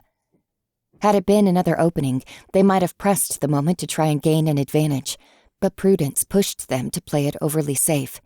If they became aggressive, Psalm might be able to turn the attack back around and strike a killing blow before help had time to arrive. Survival was Maggie's goal, not victory. He lunged again, but his next attack was hampered by the shaking of the earth, a sudden rumble that cracked the highway further and forced the two of them to separate, lest they fall on each other's swords. After regathering his balance, though, Psalm disregarded the ongoing rumble and lunged for a third time. Maggie parried his blade and stumbled back, but Psalm seemed to glide on the uneven, shaking terrain, moving with the earth, swaying lithely to keep his balance. While Maggie staggered, he pressed his advantage. His attacks were lightning fast and ruthlessly precise, and it was all Maggie could do to keep their flesh safe as they lost ground. Overhead, a brrrrap of machine gun fire split their attention for a moment, stray bullets lifting pockmarks in the dirt, as a helicopter pursued an enemy overhead. Through the chaff's eyes, Maggie saw the battle going on. Dragons engaged in an aerial dance, able to turn and twist in the air with vastly greater agility than the helicopters, but slower and with fewer options at a distance. Meanwhile, Maggie's own side of the battle threw missiles, bullets, and spells alike in a devastating salvo, modern weaponry working alongside Aurea, fey wind sprites, and wizards enchanted with flapping robes that held them aloft like wings. It just created one more hazard for Maggie to avoid as Psalm plowed towards her, will implacable, technique impeccable. Every step he took forward pushed Maggie back, forcing them off the highway, backing them up into the parking lot of a theater to where lines of abandoned cars provided more terrain to maneuver them against. Weeds tangled Maggie's ankles, plant bodies growing between pavement cracks and desperate throes of expansion. Shadows rippled over the terrain, moving and twisting, flashing so much and changing so fast that the Branson Strip seemed to warp with the light. Then again, the world could have warped genuinely on account of the increasingly unstable magic suffusing the area as the pillars left their posts and came to Jonah. Psalm pressed forward, uncaring, driven only by psychic domination that sent him to kill Maggie. His armor, the armor Maggie had sold him, proved to be all but irrelevant. Maggie had no opportunities to even try and attack. They had fought masters of all stripes, newly fledged savants coming into their own and veterans with a century's experience, but he was one of the greatest they'd ever matched against, and for all the advantages offered by Dane, it could not match his talent. That left only one trick. If they couldn't touch Psalm with their steel, they'd have to touch him with their skin. As he fainted, trying to bait out an attack that he could exploit, Maggie took their chance. They didn't lunge for an opening. They weren't a fool. Instead, they reached out with their free hand, grabbing wildly for Psalm's face. The attempt left Maggie's wrist totally exposed. A simple sweep up would separate hand and arm in a moment, but before that could be done, they lunged into Psalm's mind, using Dane's ancient magic to focus the psychic assault. Probing into Psalm's mind, the hive, Maggie, Dane, even the mental power offered by the chaff, launched the most ferocious mental attack they could muster, slamming their own psychic presence into the dragon's iron will. They hit a barricade of mental tenacity, Psalm's psychic defenses, but the fortress around Psalm's thoughts had already been collapsed by another invader. Maggie pushed through his mind, through the broken guards, and reached out to Jonah. Dane, keep me in my body. We can't go to that void. Okay. He's here. Jonah, I need— What the fuck? He hadn't communicated like this before. Thought to thought, but not body to body. It's Maggie. Help me. I can't hold the dragons back. There's so many. Too many. And Ma, I can't breathe. Ma's fighting me. I can't control him. I can't make him stand down. You don't need to control him. Just free him. He'll do the rest. Another voice entered the conversation, weathered poison and hatred plain in her tone. You get out of my son's head before I— Psalm shoved her away, staggering, and lifted a hand to his head. Maggie watched, warily, uncertain if Jonah even had the strength to give Psalm's control back. An unsettling heartbeat later. He regained himself, calm and relief washing over his face. He looked at Maggie. I owe you a debt. Maggie didn't take it as an idle statement. Psalm collected power and favors almost as jealously as his relics. He took his debts seriously. Help me in this battle, they replied, and it'll be wiped clean. He gave a sharp nod, raising his blade to fight. While they'd dueled and then negotiated, the battle had reached the sky. Pure chaos unfolded above them, fire and death raining down onto the Branson Strip. The mix of aerial power was more diverse than Maggie had guessed when they saw it on the horizon, or through watching distantly through the eyes of the chaff. A precise count was difficult, but there were only 24 or so Monster Squad choppers. Amongst them, in equal measure, were various other vehicles with different logos and symbols emblazoned on the side. Freelancers like Foray, or other agencies like the Monster Squad, equipped with their own aerial arsenals.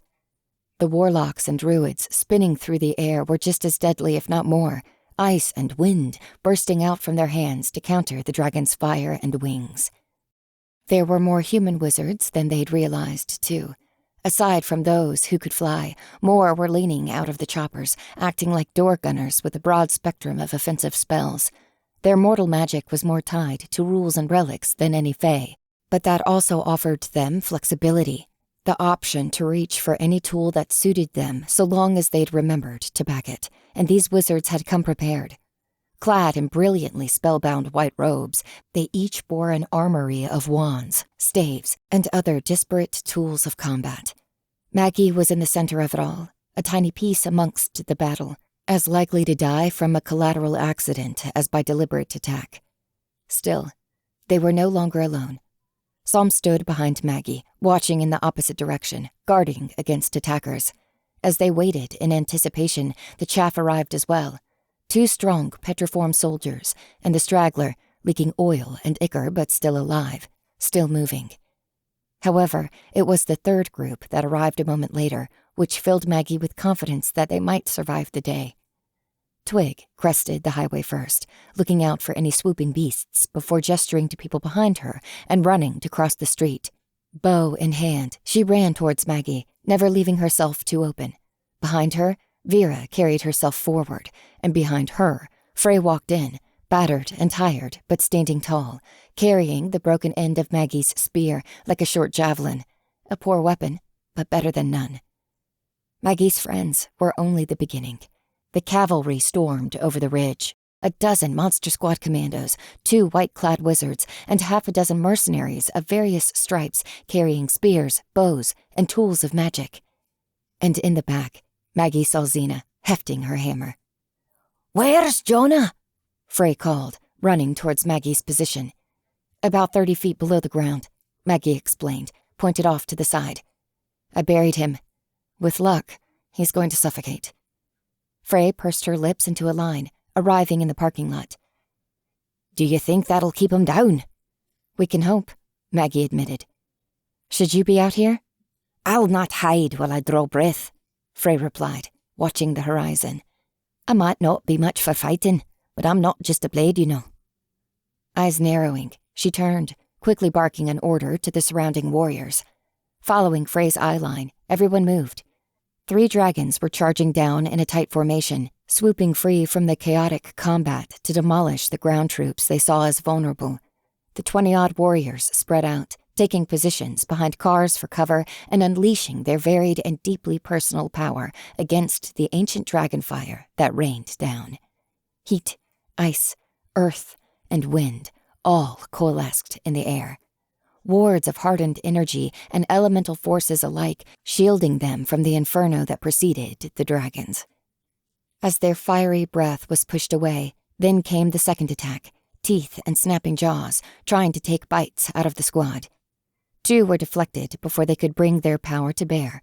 Arrows from Twig's bow launched devastating strikes on the face and neck of a deep black beast, who roared and pulled back. An assault of armor-piercing bullets produced pockmarks of pain and blood on another, lighting up its face with sparks as shots careened off it, blinding it so that its claws could not find purchase. The third dragon didn't meet deflection. It met death. Directing her hive, Maggie felt as much as watched when one of the chaff vaulted off a car, propelled by inhuman strength and agility, claws latching onto the dragon's underside. It was smaller, yes, but not so much smaller that it couldn't hurt the beast. This was no worm of epic scale, and the chaff's claws dug in harshly, refusing to be knocked away as the dragon peeled off, snapping at the monster on its belly. The chaff's armor resisted the dragon, and its claws dug into the belly flesh, cutting a path into and through the terrible lizard. The rest was gruesome, bloody work, and Maggie directed her focus away, slipping out of Dane and into herself, turning her attention towards her apprentice. "Xena," Maggie began. "I know, you want me someplace safe," Xena snapped. "But the fighters were leaving the wax museum, so I'd have been on my own. And besides, the whole town's getting nuked if we don't win, so—" "Nowhere's safe," Maggie finished. "You're right. I'm glad you're here." In spite of it all, Xena's eyes widened, and she started to smile, pride from the validation shining through. "So," Maggie continued, "stay close to me. Don't try to attack, and just watch out for danger, okay? We can use all the extra eyes we can get." Xena smiled, hefting her hammer. "Can do, boss." Turning, Maggie faced Frey. "What's the plan?" "Kill any dragons that come close," Frey replied. "Wait out till Jonah suffocates. There's precious little else we can do until—" Before she could finish the thought, a new tremor hit the earth, more powerful than any preceding quake. The cars in the lot shook and then were thrown to the side, clacking around and into each other like billiard balls. Ahead of them, the highway split open, a chasm forming along the spine of the strip. From within, gasping, dirty, and furious, Susan leapt free. Jonah's arm was clamped tightly in her own claw-like grasp, and he was panting, staggered and winded, but very much alive. Maggie exhaled sharply and rocked her neck from side to side, preparing to fight yet again. "New plan," she said. "I'm going to kill Jonah." Chapter 29. Hive of 2. Jonah lurched against his mother's tight grip, lunging towards the group, but she had anticipated this move and released her hand just as he leapt. He tumbled to the ground, too much force upon release, kicking up pavement as he fell. "You can't handle this alone," Frey warned, catching Maggie's shoulder before she could run off after the Dragon King. "I'm not alone." Maggie tilted her head and raised her sword. "I'm never alone on the battlefield." "Still," Frey replied, "it's not just you. Don't forget that." Maggie nodded, looking back at the squadron of mercenaries and fighters. "Do me one favor. Keep Xena safe." "Aye." Frey visibly regretted that she couldn't help in the duel herself, but she relented to the logic of Maggie's answer. "Godspeed." Nodding her head forward, Maggie sank into Dane. Farther, deeper than she'd done before. It scared her to lose herself, but she saw no alternative. "I need you. I need to be perfect here, as strong as I've ever been. There's no room for weakness. We need to fuse, but you can't push me to inhumanity. Okay? I don't understand. You make me want to spend my friends like chaff." "No, I don't understand. Fuse. You don't feel the way I join you? When we merge?" "I do," But that's delegation, not strength. Maggie frowned, losing precious instants to the mental conversation, but unwilling to fight without full confidence in her ability. What's the difference? We're not chaff. We're not in this together. Maggie, you're the greatest. Be the greatest. Maggie wasn't sure she could ever understand the ancient's sense of hierarchy, but she tried. Sinking into Dane, she simultaneously tried to keep her thoughts free and to bind them with Dane's, to both fuse and dominate. It all clicked into place then. Dane wasn't an extension of her mind. Dane was an extension of her body.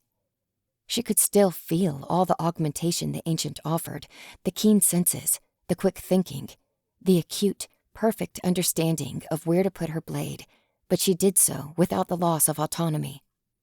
She was the queen of her hive, the leader of an entire species of monsters.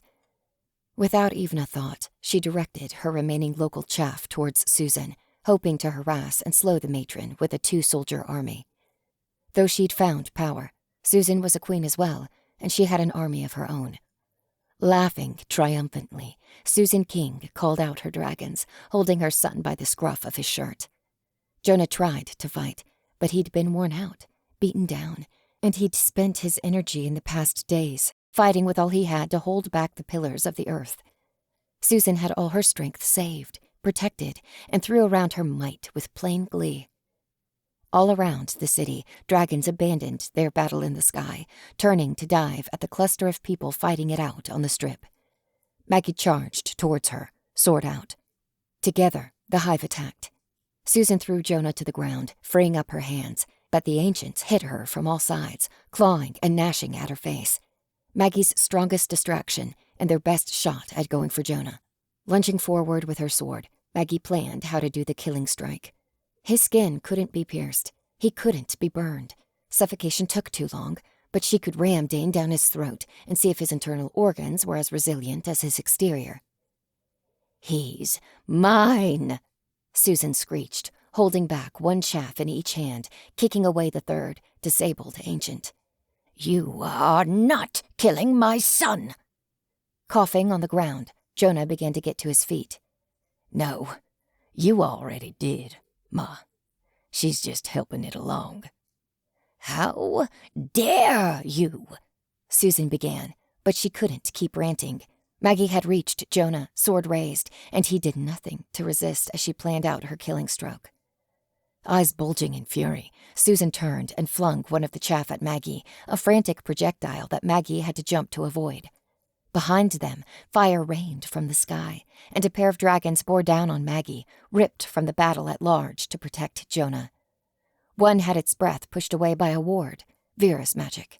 Maggie knew its feel by now, and was forced to retreat after a barrage of arrows, bullets, and even a missile that corkscrewed from Lou's portable rocket launcher. The other came in low, but when the claws snatched down for Maggie's exposed body, Psalm leapt to her defense. One long slash of his legendary sword tore through the dragon's leg, and Psalm lashed out with a free hand, grabbing onto one of the monstrous drake's ridged horns on its back. It twisted in the air to snap at him with its teeth, but he kept his grip and pulled himself up, getting to a place where he could deal a mortal blow. Then her ally was gone, carried past Maggie's field of view. Maggie couldn't let herself worry about the absence. Raising the sword, she aimed for Jonah's mouth and brought the weapon down in a plunging strike. Susan got there first, one chaff still hanging off her body, and batted the steel away with her hand. Maggie backpedaled, getting clear of Susan and Jonah alike, and before she could do anything else, a new attack came, one she never expected. Face screwed up in concentration, Susan brought down yet another dragon from the endless flock, but it flew high and stayed clear of the fighting on the ground. Its scales were black, but ringed with red lines that weaved between grooves and low points, giving it the appearance of coal that had died down to embers. Nobody attacked the drake. They had other concerns, and couldn't spare focus for every enemy that simply skimmed the sky above them. Susan had no intentions of a killing stroke. Instead, she seized her son by the collar, turned, and flung him into the air with Herculean strength. Jonah yelped, as shocked as Maggie, and the dragon's claw snatched him up before he could plummet back down to the ground. Damn it. Maggie muttered, legs pumping under her as she pursued, sending her chaff off to protect Frey and Xena and to act as eyes and ears to track the battle. Hoping the message would be heard through all the chatter in their comms, she shouted, "Vera, throw me!" Maggie had apparently built up a repertoire, pulling stunts like this often enough that the druid didn't argue. A burst of wind put a spring in Maggie's stride, and when she bent her legs and pushed off, she leapt powerfully into the sky. "Jonah, please, please, please get the idea."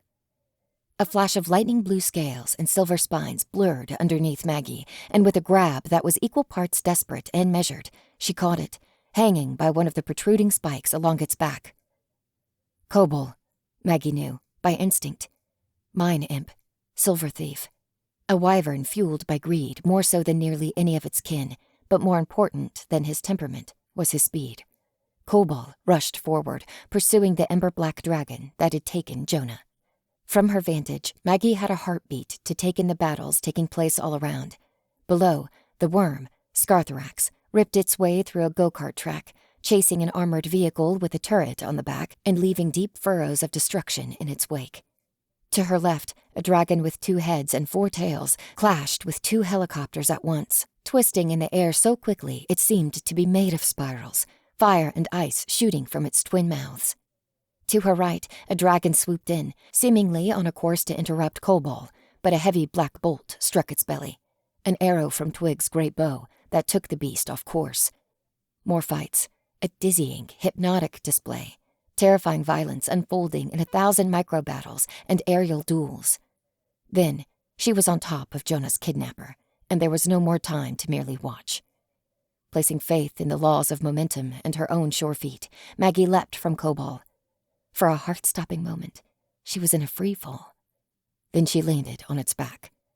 Unlike the wyvern that ferried her across the sky, this drake, Barnascus, a young hunter who'd yet to learn the taste of defeat, had no spines along its back to hold on to. But, also unlike the wyvern, this dragon was no ally and was not commanded by Jonah. Maggie felt no qualms making a handhold for herself, plunging Dane into the meat of the dragon's back. Barnascus bellowed in rage, turning to look back at Maggie. It couldn't simply twist its neck back and snap at her while in flight, but it could flip its whole body in the air, twisting and flying in a tight reverse arc that whipped her to and fro, threatening to toss Maggie free. Grabbing the hilt with both hands, she held on with all her will. Had the sword been tapered to a point, it might have slid clear, but the saber swelled toward the tip, providing more mass to catch between tendon and meat before holding fast as a bloody vacuum formed. At the lowest point of the roll, she began to scream, not from fear, but from the burning in her arms as the speed and force caused her weight to multiply by an order of magnitude. It felt as though, even if her grip stayed true, her ligaments and tendons might tear free. But for all the pain, she was not the only one to scream. Her own body mass on the sword pulled the blade harder into flesh and bone, digging out an excruciating furrow in the meat between Barnascus's shoulder blades, multiplied as much for him as for her. It ended the maneuver prematurely, leveling out and slowing, purely to keep the sword in its back from dealing any further pain. Maggie's arms burned, and she panted for a moment, hands so tight around Dane that she had to struggle to loosen her grip. She couldn't rest for long. There was no safety on the back of a vicious predator, but she took 10 heartbeats to breathe before she pulled herself up onto one knee and began to formulate a plan. She had to get to Jonah. Though he was only 10 feet away from her, give or take, they were separated by the body of the dragon that carried them. The wind whipped against Maggie so furiously that she could hear only the rushing howl and the beat of her own heartbeat. Even her comms were muted, blown out by the sheer volume of wind noise. But she didn't need to speak to communicate. Pressing into the dragon, she called out to Jonah, finding a liminal space between the blackness where they spoke. "Can you hear me?" "What the fuck?" "It's Maggie. Can you—" "I'm hearing you now, damn it. I can't get this dragon off me. Ma's too strong, and—" "You're strong, too. I'm tuckered out." "She's—" "No, Jonah. You're strong. Can you break the dragon's grip?" A pregnant pause told Maggie what she'd already guessed. Jonah hadn't even considered the idea. Fatigue and the terror of being scooped up by a legendary predator worked on even the most auspicious of minds. "I can, but I'll drop. Nothing but sky below me. I can't get up to you. Then I'll come to. Maggie's thoughts were interrupted as a chainsaw-like brap of machine gun fire split the air. A chopper without any logos had pulled up alongside the dragon, and a gunner took careful aim at the dragon, bullets firing from a minigun. Bullets ricocheted off the dragon's scales, harmless to the beast, but fatal to mere mortal flesh. The shrapnel and stray fire skimmed just past Maggie's body, and she had to throw herself flat against the ember beast's back to shield herself from the stray fire. Even then, she felt a couple stray bullets bounce off her body armor.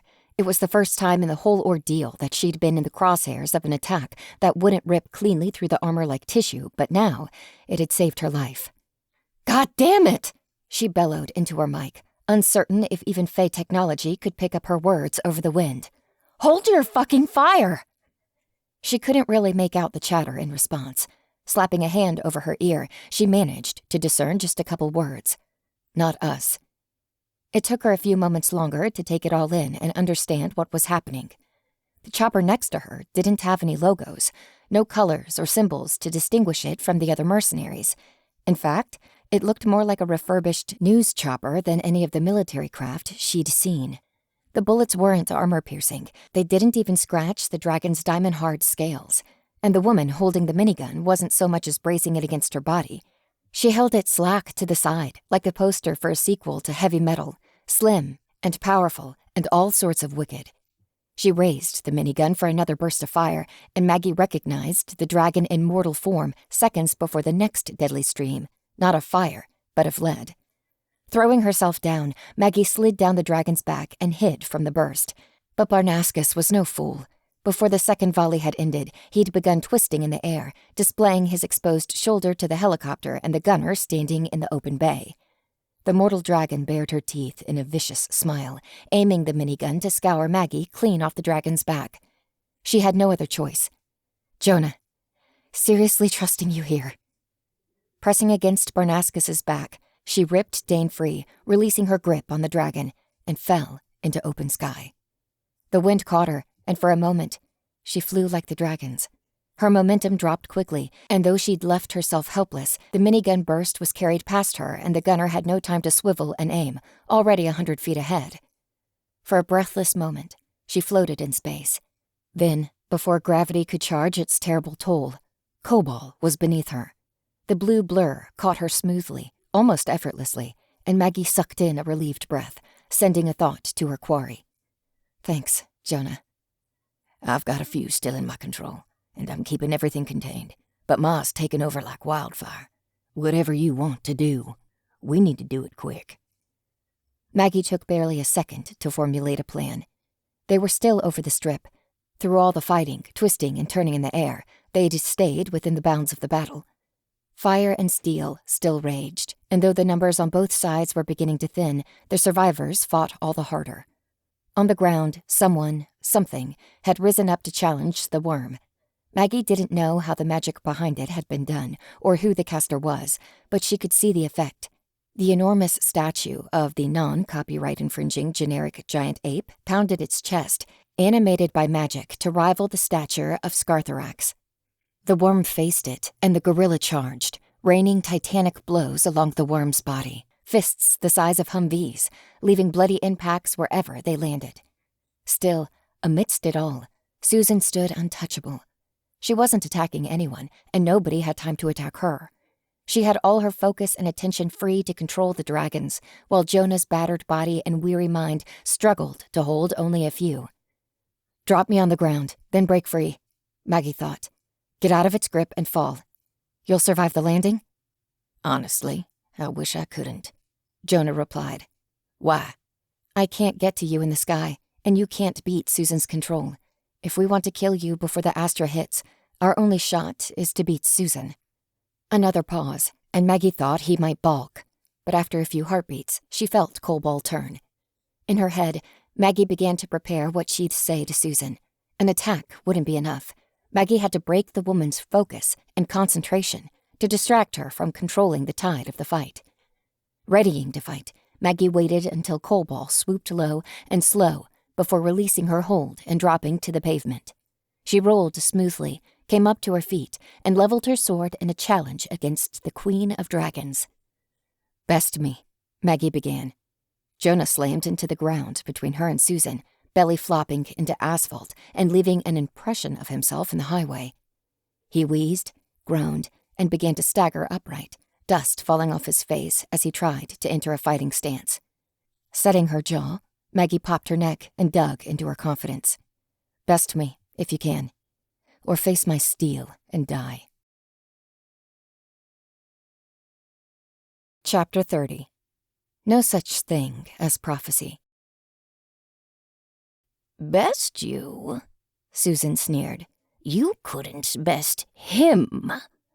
Emphasizing her strength, Susan stepped forward and kicked Jonah in the belly, knocking him sideways. He wheezed, alive, still more than vigorous enough to persist, but too weak to fight. Maggie faced the woman, trying to regain control. "You damned him," she bellowed, furious. "Before he was even born, you had it in your head what he would be, and it didn't fucking matter to you what he wanted." "I gave everything to him," Susan shrieked, running at Maggie with a juggernaut's power. Maggie sidestepped, slashing, landing an impotent hit that cut Susan's sturdy blouse but barely marked her skin. "You took everything from him!" Susan whirled, swiping her arms, but for all her power, she had no experience with athleticism. Her body could outdo anyone on the planet, but her reflexes lacked precision or refinement. "He's not going to waste his life. He wouldn't be happy with failure."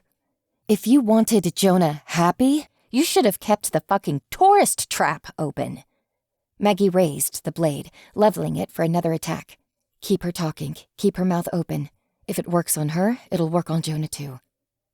Like a peasant against a medieval knight trying to stab through the eye slit of otherwise impervious armor, Maggie had to get her sword down Susan's throat. Crouching, Susan grabbed a chunk of the broken highway, a piece of hard asphalt as big around as a beach ball. "I should have expected this from his friends. Jonah is too important to be stuck at some dead-end drive-through telling stories to children. He matters too much. You'd have him throw away all that potential." She flung the stony projectile, then charged in, blind. Maggie dodged. She'd seen the attack coming. It wasn't hard, but the projectile came so fast that it took all of her attention. She had no time to recalibrate before Susan was on her, pinwheeling her arms in the most lethal version of a playground attack Maggie had ever seen. Susan left few openings, relying on pure aggression. Unable to handle a duel directly, Maggie lashed out her magic and struck Susan with a sudden jutting burst of hard-packed dirt. It hit her with catapulting force, buying a moment of space to take in the battle around her. A drake flew low towards them, but Maggie paid it no mind.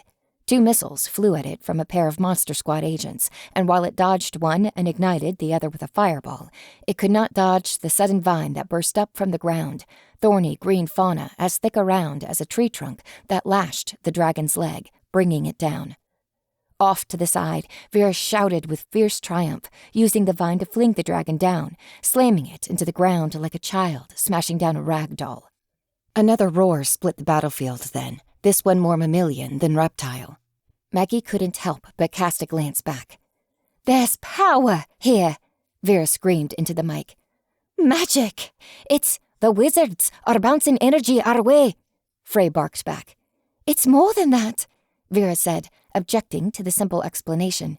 She called up a veil and seemed to simply vanish, disappearing in the fight, though her wards and bolts of magic continued to float between conflicts. It's primordial, like we're in a well of power, and—" "The pillars," Maggie said. "They're close."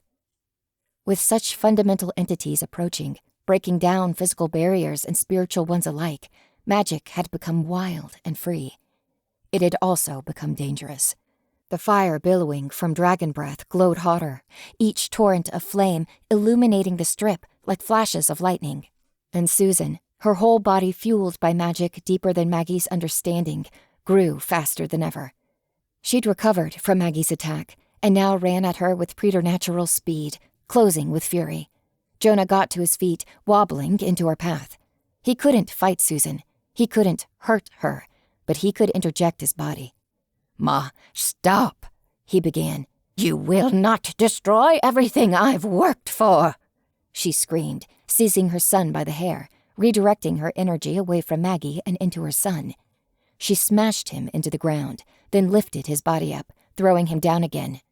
"I made this. You will not break it." "Jonah's a person," Maggie bellowed in reply. "Not your thing, not a tool for you to shape into what you want, but you made him into your object." Looming over Jonah's battered, prone body like a lioness guarding a fresh kill from hungry scavengers, Susan growled, "I didn't make him do anything. He's his own man. I just gave him power, and I tried to give him the judgment to use it. God knows he'd be better off if he'd listened." She lunged. "You didn't," Maggie spluttered, sidestepping, batting away a fist with the flat of her sword. It took all her strength just to barely redirect an attack. "You ruined his fucking life. You changed his name. You poured blood on his hands and said it was his doing. That's on you." Maggie was ready. Susan's inelegant style was predictable, and more to the point, she'd grown so focused on fighting that she'd lost all sense of the battle at large. Just as Susan lunged in for another attack, the 2 standing soldiers in Maggie's hive arrived. They slammed into Susan from both sides, seizing her, clawing to push her head into place, and Maggie took the shot. Raising Dane, she struck at Susan's face, driving the steel towards the crone's mouth. The attack was imperfect. The petriform chaff were strong, but not strong enough, and Susan twisted free at the last moment. The blade's wide tip caught her mouth sideways, and finally, incredibly, Maggie saw blood. It was no lethal blow, and with a scream, Susan stumbled and slipped back, but the inside of her cheek had taken a nasty gash, and blood poured over her teeth as she pushed to her feet and backed away, arms raised to ward off the soldiers that pursued her. "Looks like I can kill you," Maggie taunted, calling back her soldiers to preserve them. There'd be no point harassing Susan for a few seconds at the cost of good, able bodies. Jonah, too. "You're going to die tonight." Susan thrashed away so that she stood next to Jonah, finally wary. She'd taken a hit, received a warning that she could be hurt. She no longer wanted to fight with pure aggression. "You act like you're better than me," Susan snarled, her chin running red with her own blood. "But you're in no position to be high and mighty with me. I've seen your girl, the sniveling child who ignores your instruction and has no respect." Maggie prepared a hot retort, and she didn't recognize until too late that she'd been baited into the argument, baited into focusing on her words and not her footing. It was Zena's cry of warning that saved Maggie's life. "Maggie, behind you!" 2 figures landed behind Maggie, a pair of heavy whams that kicked up shrapnel. Ready for it, Maggie jumped away, barely dodging in time before the figures could strike at her back. Maggie spun and recognized the humanoids for what they were. Dragons in the form of mortals. Elenon and Brask. Names recalled almost thoughtlessly from Jonah's memories. Both held lances as long as their bodies, and Maggie could tell from posture alone that they'd spent more time fighting with the weapons than she'd spent breathing. Throwing her chaff their way, Maggie prayed that the ancients could hold up against the primordial power of the dragon men, though she already knew that Maggie, Dane, and 2 standing soldiers just weren't enough. If that had been her whole hive, that'd be the end of it, but her hive was more than what she alone controlled. Jonah staggered to his feet, wobbly and punch-drunk, facing the 2 dragons. "Maggie," he slurred, raising both fists in a guard, though he wobbled so much that it didn't seem to protect any part of him. Shambling forward, he promised, "I'll keep them off you. Deal with Susan. I've got this." "You really don't," Maggie replied, but before she could finish the thought, another warrior stepped up. Frey, holding the half-broken spear, braced in one arm, faced down the dragons. "Just need one more blow, right?" Frey added. "We'll buy you that time." The warriors, for their part, stood and waited. Time favored them. The more seconds passed, the more the Fey forces would be worn down, and the sooner the pillars would arrive. Already the battle in the sky was turning. There were simply too many of the dragons and too few mortals to counter them. Maggie knew that if she attacked, if she tried to lunge at Susan for a sucker punch, the tenuous ceasefire would end. That meant she had time, too, as long as she didn't fight. She looked around. Surely there were others. But no, all the most capable fighters were tied up, battling beasts and monsters in an apocalyptic fight for survival. Frey had only been out of the way because she had no other battles to fight. She'd been overlooked as not worth attacking. Twig was currently locked in a battle with a great golden dragon, her bow in pieces on the ground, using a car to shield herself against a torrent of fire. Vera was nowhere to be seen, though twisting lines of magic told Maggie she couldn't be far. The other mercenaries were off in their own fights or laying down supporting fire, bullets that would only do harm in aggregate and wouldn't help in a fight like this. Still, that left one more person who wasn't currently engaged. Though her hands trembled on her warhammer and she looked almost comically out of place, Xena stepped up, planting her body between Maggie and the dragon warriors. "Xena," Maggie snapped. "I said to keep an eye out, not to fight." "Not while you're about to get ganked," Xena shot back. "Xena," Maggie insisted, "you can't fight." "And neither can Frey. And hell, Jonah's about unconscious. What do you want me to do?"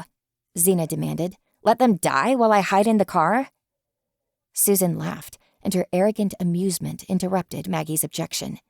"This is what you'd have for me." Sarcasm and anger blurred into bloody barbs that Susan spat out. "This is what you'd give power to? Some disobedient, arrogant child who thinks if he plays pretend hard enough, it'll change what he is?" Xena stiffened, and Maggie set her jaw. "Xena might not always listen," Maggie shot back, "but she's 1,000 times the woman you are. For all her flaws, at least she's willing to try and help. Your own son wants to kill himself to undo what you've done. You think that's the sign of a good mother?" Susan's face grew hard and furious, and the calm moment to argue ended. "Don't kill them," she snapped. "Break them." The pair of dragons lunged. The fights didn't take long. Xena barely had time to draw her hammer back before a deft spear thrust knocked the weapon from her hand. Frey did better, which is to say, she lasted perhaps a second before her broken weapon and broken body alike were thrown to the ground. Jonley only stood the longest because, when the nearer of the dragon men lunged at him, he exerted what was left of his willpower and forced him to hesitate. Then Susan was behind him, knocking her son to the pavement with a vicious blow to his back. Maggie didn't fight. She dropped her sword, leaving the hive behind, and fell to her knees. They'd lost. Susan stepped over her, leering down. "Tell your people to call off their attack." "They won't listen," Maggie said. Susan looked out into the sunset. "Not long now. Jonah was born right when the sun set. Did you know? I didn't even make that happen. Do you think the old gods he's calling up can survive your weapon? Or will you just break the world you're trying to save? Better to..." She flinched back, striking out at dead air. A pained yelp echoed from seemingly nowhere. Then Vera fell into view, sap seeping from her arm where it had taken a monumental hit. "Nice try," Susan sneered. "But if you think you can beat me with tricks, you'll have to try harder than that." Vera looked ready to keep fighting, but Frey cut in. "Give it up. We're lost." Fatigue and desperation had finally gotten to their leader. They'd failed, and now that Frey admitted it, nobody else felt they could deny the obvious truth. The druid deflated. And all the fighting, running up and down the highway, Maggie had ended up right back where they started. Randolph's corpse lay on the ground only a dozen paces away, a grim mile marker showing how little had been accomplished. "We'll ride the beast," Susan conceded, scanning the horizon for the battered worm. "Bury ourselves deep. That might save us." "Can anyone hear me?" Maggie whispered, barely moving her lips. She prayed that her calm still worked, that it might pick up her voice without Susan or the dragons noticing. "Susan wants to run, hit our position with everything. We can't let her escape." "Maggie, no!" Xena objected out loud. "Just kill the worm, and..." Susan whirled and slapped Xena across the face. A weak attack meant to stun, not to kill, which was the only thing that kept her alive. "Not another word." Xena whimpered in pain, and Maggie scowled, her attempt at subterfuge foiled. "Take their microphones," Susan commanded. Maggie could not resist as the nearer of the two mortal dragons stepped up and took her microphone clip, crushing it between their fingers. The dragons moved to the others then, taking away earpieces along with weapons. Susan faced Maggie, snorting. "Does this thing ever listen to you?" "I listen," Xena said, facing up at Susan. In spite of it all, she wore triumph on her face, the expression that said, "I know something you don't." "You're right about me. You're right about the world, too." Susan frowned, despite being told of her correctness. "I know that." "We're a lot alike," Xena continued. "You saw parts of yourself you wanted to be different, so you changed them. You even got your very own dead name, Miss Wilkers." That stung her, and Susan's glare turned hot. "We are nothing alike." "You know what your magic proved? I can change the world. I can hurt you. If you think it's playing pretend, you need to explain this." Emboldened by imminent mortality, Xena puckered her lips and spat in Susan's face. The Dragon Queen wiped at her eye, recoiling in rage, readying to strike Xena in retaliation. But before she could bring her hand down, Xena cut in with words that dug deeper than any blow. "You see a man try to spit in your eye, then tell me I'm just playing pretend." Then Maggie got it. She got all of it. "Jonah," Maggie blurted, the idea tumbling out of her half-formed and infinitely important. "What if you weren't Susan's son?" All eyes fell on her. Even Susan's fury was arrested, looking at Maggie with confusion. Jonah responded sadly. "Family's blood. I can't change that." "Why not?" Maggie asked, pointing at Susan. She did. The magic doesn't care about what's in your blood. It cares about your name. So what if you weren't her son? Susan laughed, her voice sandpaper. "It doesn't work like that. He's mine." "Why not?" Xena interrupted, getting it, supporting Maggie's questions. "Explain it to me like I'm an idiot. Why can't he change his name?"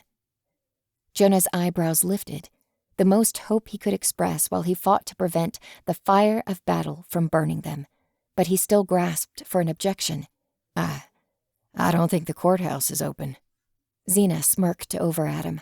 Maggie could see it was all bravado, willpower, not real levity.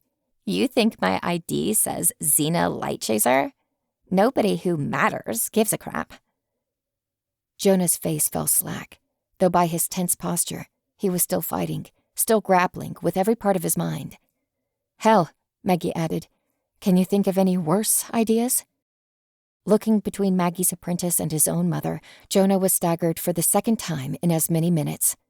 A release, a way to be free. He'd been given an answer. The earth rumbled. The sun was low on the horizon, dipping into the sky, and only moments were left until the end.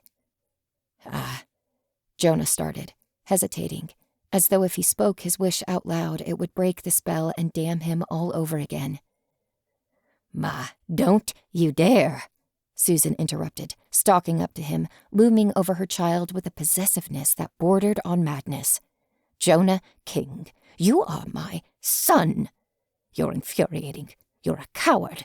But for all that, you're my son. Don't you fucking dare throw that away." My name." He hesitated only once more, then exhaled, throwing off the shackles once and for all. "My name is Terry Wilkers." Chapter 31. Borrowed Power. Jonah, Terry's mother, recoiled as though struck, and the earth began to shake. "Jonah," she snapped. "Jonah, you fix this. His name's Terry," Maggie interrupted, "and he's not yours to command." Susan whirled on her, face contorted in rage, and Maggie realized, too late, that she should have kept her mouth shut. The would-be queen of dragons lunged. Maggie had barely enough time to scoop her sword up from the ground before they rolled, tumbling in a tussle on the Branson strip. Susan raised a fist and brought it down. Her strength had flagged, already fading, but she still carried might. Maggie's jaw broke, bones fracturing from the impact, and lightning bolts of agony shot up through her face. Dane's mind dulled the pain, but they could not dull death.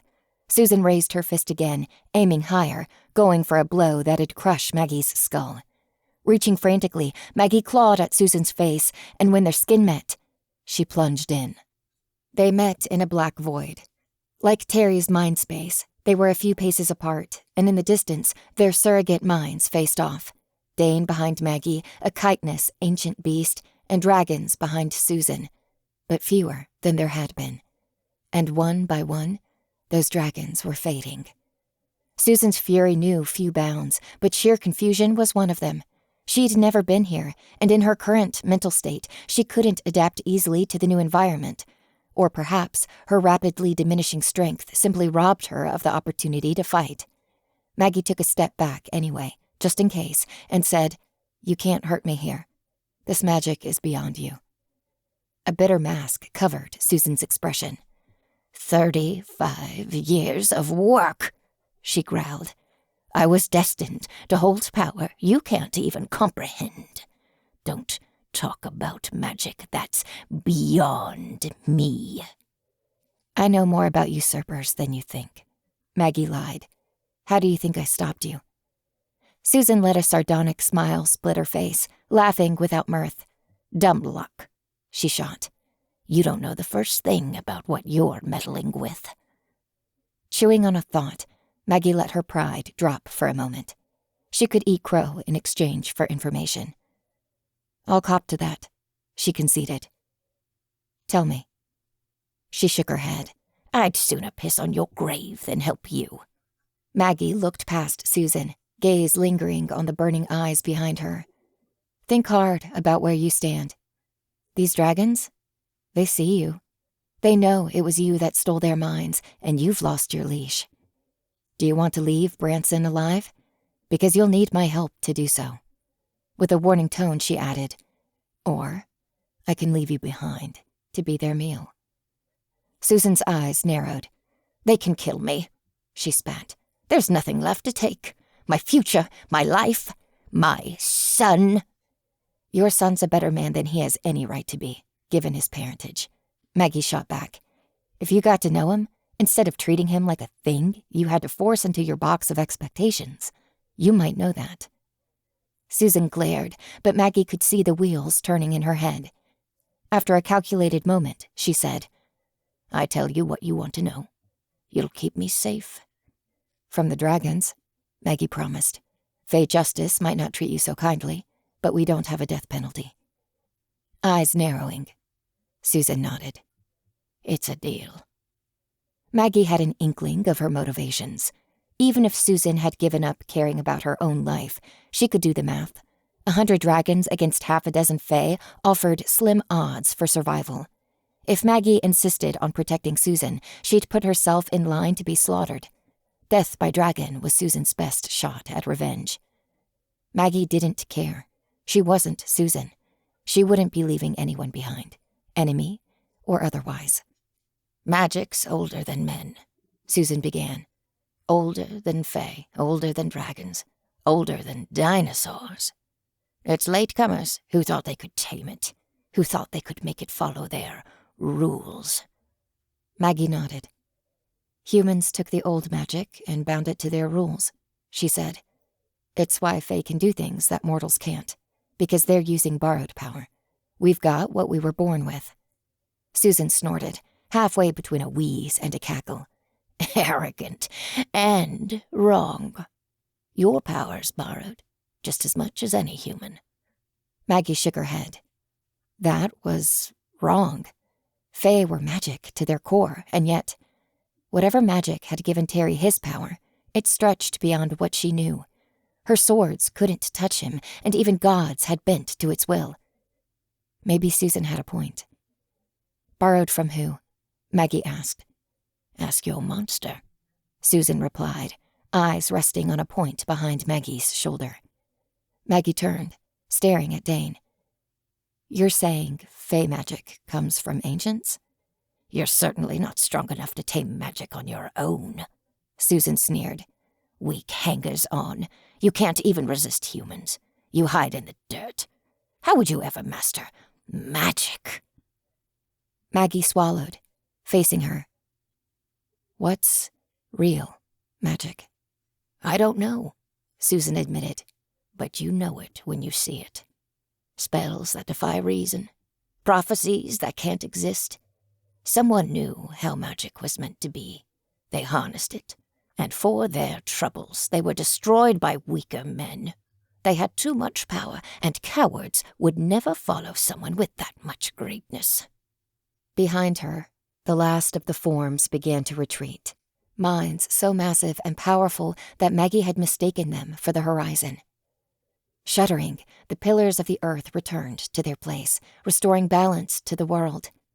More eyes blinked out, and Susan suddenly recoiled, screaming, What are you doing?" Maggie felt baffled for a moment, until she understood. Without the prophecy and its shared power, Susan's mind was mortal, but Maggie had opened up a connection into her thoughts through the power of an ancient. Without reinforcement, she'd feel the same psychic backlash that had once threatened to kill Maggie. She'd leave in a moment, but first, she had one more thing to say. "I saw plenty of greatness today," she announced, letting Susan steep in that discomfort for a little longer. "And the only coward's the one standing in front of me." Susan's glare turned hard. "I did what you asked. Now protect me, if you can." No need to torture her, even if Maggie thought she deserved it. Maggie slipped out of Susan's mind and found herself in a car, body pressed against the rear driver's side door, her hand locked around Susan's wrist in a death grip. Releasing the crone's arm, she sat up. Something was wrapped around her face. A bandage, some kind of emergency brace that kept her from moving her jaw. She still felt a deep agony, but it felt blunt. By painkillers or shock, she couldn't be sure. Looking around, eyes wide, she tried to take in their surroundings. Xena called from the back seat. "I'm getting us out of here, boss. They canceled the Astra. Now we just need to get clear of the dragons." Everyone had crammed into the SUV. Vera rode shotgun, conjuring wards against the breath of dragons, while Terry sat on the seat opposite to Maggie, his mother squeezed in the middle between them. In the back, Frey, Twig, and Lou huddled without proper seats, holding on to whatever they could for stability. Unable to speak, she tried to convey the threat. The dragons would be coming for Susan, for Terry, and probably for anyone who'd fought in the battle. They were in imminent danger. Twig caught the worry and pointed at the roof, her body language reassuring. Confused, Maggie had to roll the window down and stick out her head to look. Psalm, armor gilded and sword burning in the dusky light, rode atop their SUV like a champion of old, blade raised. Though nothing fastened him down, he stood atop the car with perfect, steady calm, and whenever any dragons so much as looked their direction, he met the monster's eyes and issued a nonverbal challenge. Many dragons wanted revenge for having their minds stolen. Many more were egoists, violent beasts looking to prove dominance in any arena. All those worries paled next to a single concern: the blade that had felled more dragons than any weapon in history, and the blade master who held it. There were few with an ego to challenge Excalibur. Few, not none. As Xena drove them towards the end of the strip, driving with no particular destination except to get away, a black shadow passed overhead, a nightmare silhouette. Passing over them, the Drake spun in the sky, dropping to the ground in front of the SUV so that there was no path. They could stop, or they could crash into the Challenger. Xena hit the brakes, squealing to a halt, and Maggie stood up in the back so she could peer over the edge and view their enemy. A powerful, dark beast raised her body in front of them, scales the color of the sky an hour after sunset, building a torrent of flame deep in her throat. "Oh, hell," Terry mumbled. "She's been challenging me since day one." Arnandus had come to collect her dues. Maggie hurt. She was slowed by injuries. There were 100 reasons she should have stopped then and there, but she couldn't. There was still fighting to be done, so she popped open her door, stepping out with Dane. "Maggie, no," Terry said, raising a hand, following her out. He hopped onto the highway next to her, glancing up at Psalm, who'd straightened, preparing for a duel. To Psalm, he promised, "I'll handle this." "You can't fight," Psalm observed. Terry shook his head. "I didn't say I'll win." Turning, he walked towards the dragon, arms spread wide. "Arnandus," he called, voice loud and confident despite his weariness. "For a month now, you've challenged me. For a month now, I've won." Arnandus waited for Terry's approach, wings spread to their fullest, and bellowed a challenge that shook the earth. Terry stood there, unafraid, and continued. "I didn't win fair. I won with strength I'd nicked from the cosmos. Strength I didn't want, strength I don't deserve. So here I am, all of me and only me. I'm not your master. I'm not even your peer. I've seen the minds of every dragon in the world, and you're the only one who ever made me sweat." In front of the dark, dangerous angel of death, he dropped to his knees. "Kill me or don't. Choice is yours. I'm not going to fight you, because I can't." His words didn't read as flattery. Maggie had a good read on when Terry was lying. She'd been in his head. And so had Arnandus.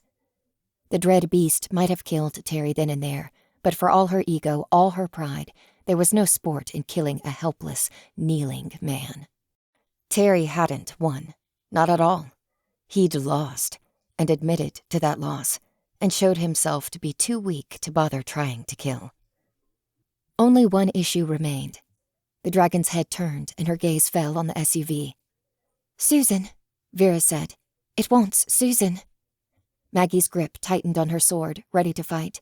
Arnandus's nostrils flared, smoke puffing out, communicating her desire. Susan stiffened, but didn't get up. "No."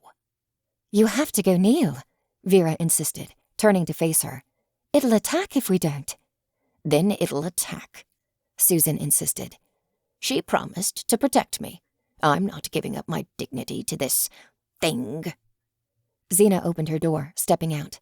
Maggie understood the prudence. It wouldn't pay to stay in the SUV if Arnandus chose to cook it into slag. Instead of running, though, getting clear or finding cover, Xena stepped to the back seat of the SUV. "Boss," she added, voice a little shaky. "Dragons are smart, right? People smart?" Maggie nodded. "Okay, good," Xena said, "because I hope to fuck it doesn't think this was a kidnapping." Pulling out her backpack, she raised it above her head, high enough that Arnandus could see. After a second, frightened but curious, a tiny head popped out from the top of the pack. Bello chirped, looked around, and when the dragon's eyes met, Maggie got it. Mother and daughter. They'd found the bodies of dead monsters in the cave where Arnandus had hidden. She hadn't been hunting for herself or fighting Jonah's control for herself. It had been for her young. The first dragon hatchling in 100 years, no less. Looking away out of sheer terror, Xena walked towards the dragon. She kept the pack raised in front of her, possibly to present Bello to her mom, possibly as a shield in case Arnandus chose to attack after all. But the huge black dragon simply watched, patient and still. Xena reached the enemy and set her back down, stepping away. Arnandus lowered her huge head, neck twisting as she looked over her baby. Bello was fed, protected, unhurt. Arnandus nodded, picked up the infant with her teeth like a mother cat, and spent one last heartbeat to look at Xena. Smoke puffed from her nostrils, all the respect she'd ever give to a mere fae. Then her wings flapped, and she took off, flying into the night. With her departure, the air fell still. Choppers still buzzed in the sky, but the dragons who'd had the will to fight had been bested, and most had chosen self-preservation over ego. The battle was over. They'd survived. They'd won. Chapter 32. Rehabilitation. 3 months later. Maggie's truck rumbled gently as it was steered down a dirt road. She'd gotten a real truck this time. No fancy spaceship technology, no touch screen, just a solid frame and her own intuition. It had been on her own dime, so splurging had seemed ill-advised. Her cut of the bounty had been substantial, but all the same, she had other things she'd wanted to put the money towards. Investments in the tourism industry. The drive down to the Ozarks had grown familiar to her, a comfortable routine, shuttling the 3 hours between Kansas City's urban grays and the verdant, lush hills just west of Branson, already returning to their natural green hue. This time, though, she'd let her apprentice drive. "It's a left up here," Maggie said, pointing at the upcoming turn. "I know," Zena replied, her mouth curling up in a smirk. "I've been here before, too." Maggie didn't challenge her. "Thanks for driving."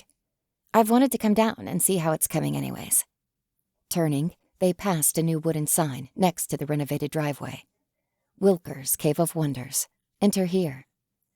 A piece of paper fastened with duct tape had an extra note in black marker. "Grand opening, coming in May." They crunched up fresh gravel all the way up to the property where, a few months before, there had been a desperate battle for survival. Other than the terrain, it had all changed. The trailer had been completely replaced with a tiny home, and where the burned-out wreckage of the Caveland tour building had sat in ruins, an unfinished 2-story building sat, raw plywood awaiting paint.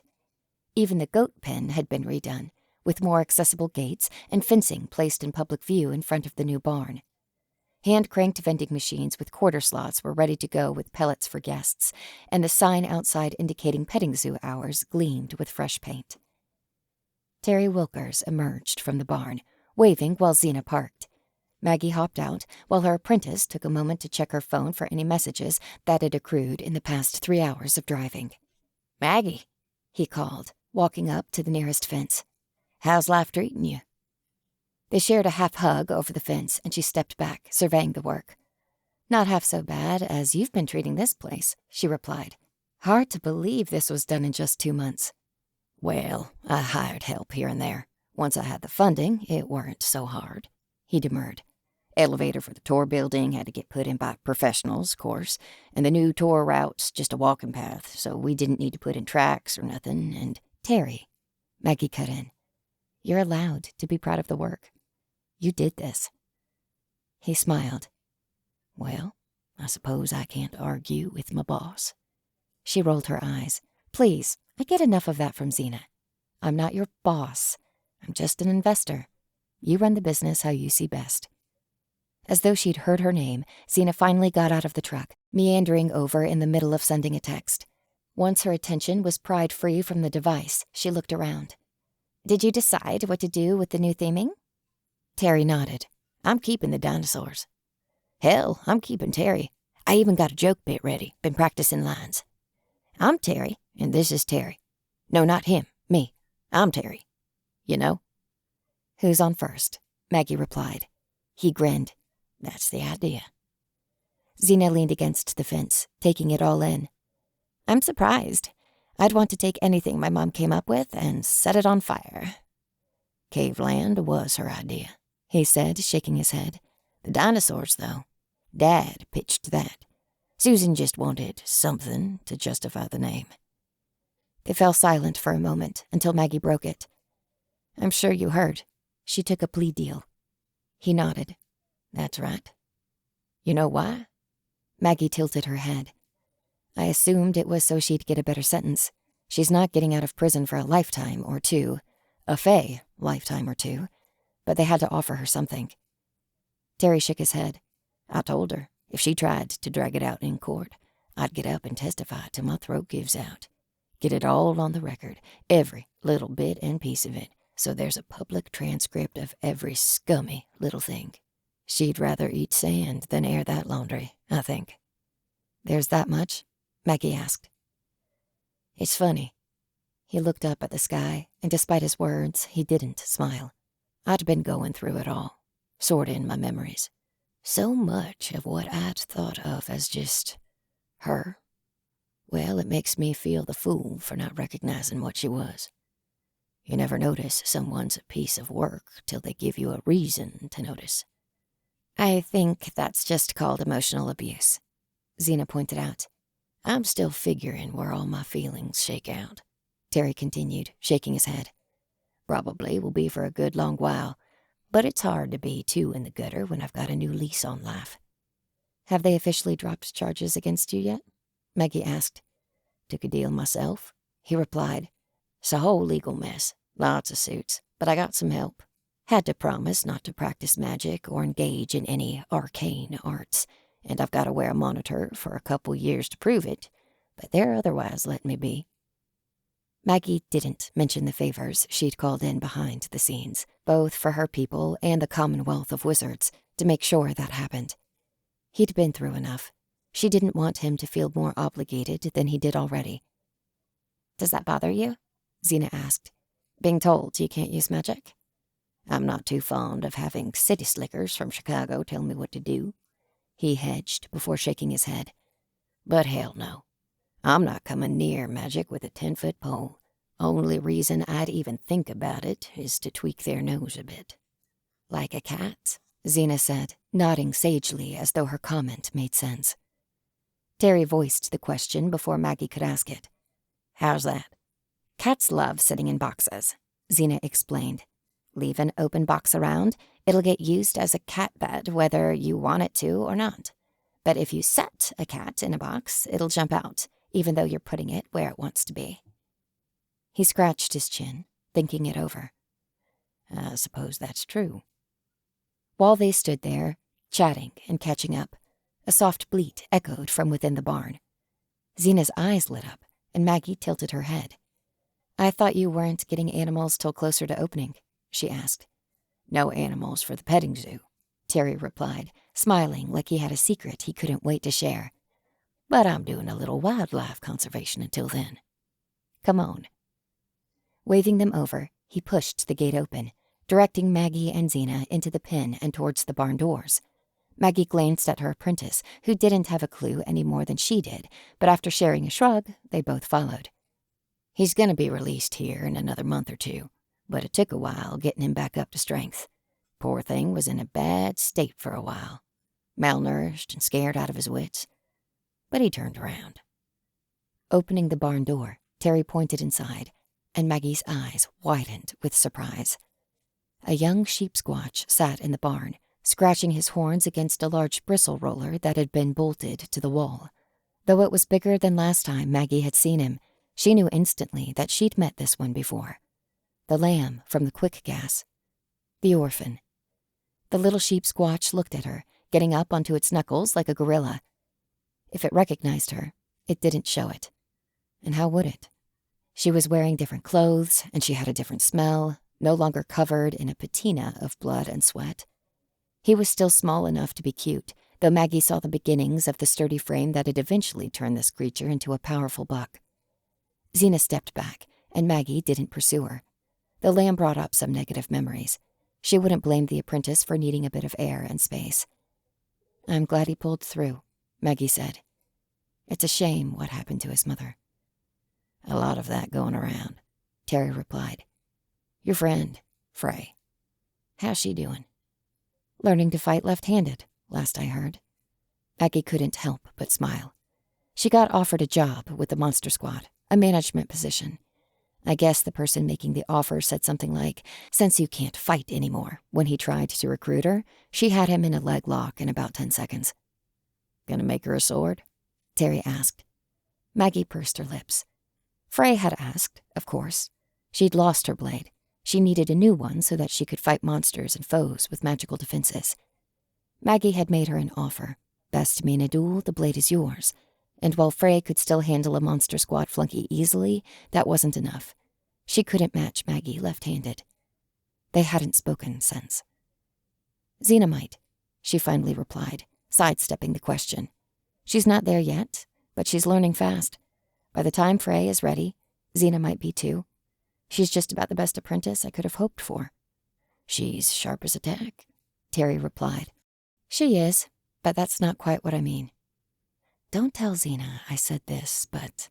Maggie paused, aware that Xena hadn't gone far and that the girl could probably hear the whole conversation. I've learned as much from her as she has from me. I can fight better than her. I can forge better than her. I know more about magic and business and fey politics, and none of that would have meant a damn thing if she hadn't been there. She could never say as much directly to Xena, but she wanted the girl to hear it all the same. Terry smirked, looking back out at the exit. Speaking from experience, power's overrated.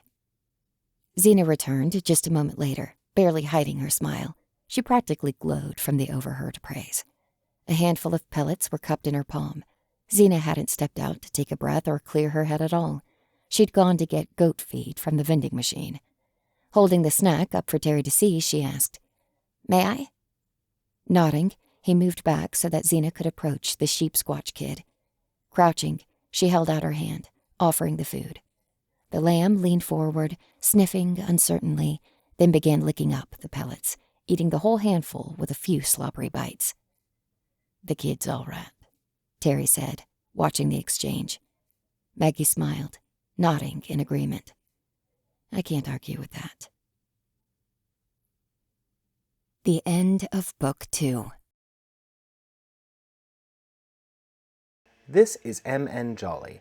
I'd like to take a moment to thank T.K. Vincent and M.D. Cooper for sensitivity reading, Emily Post for advice and feedback with swordplay and historic weapons, Rachel Ellen for advice and feedback with modern arms and armor, my supporters on Patreon, Amanda Jolly, hi Mom, Core, Miranda Coulter, Ma Regal, Jennifer Singleton, and Kevin Dillmore.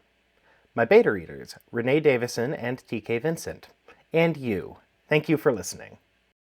This has been Fool's Gold, Maggie Cartwright, Book 2. Written by M.N. Jolly. Narrated by Katie Hageman.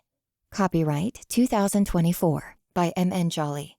Production copyright by M.N. Jolly.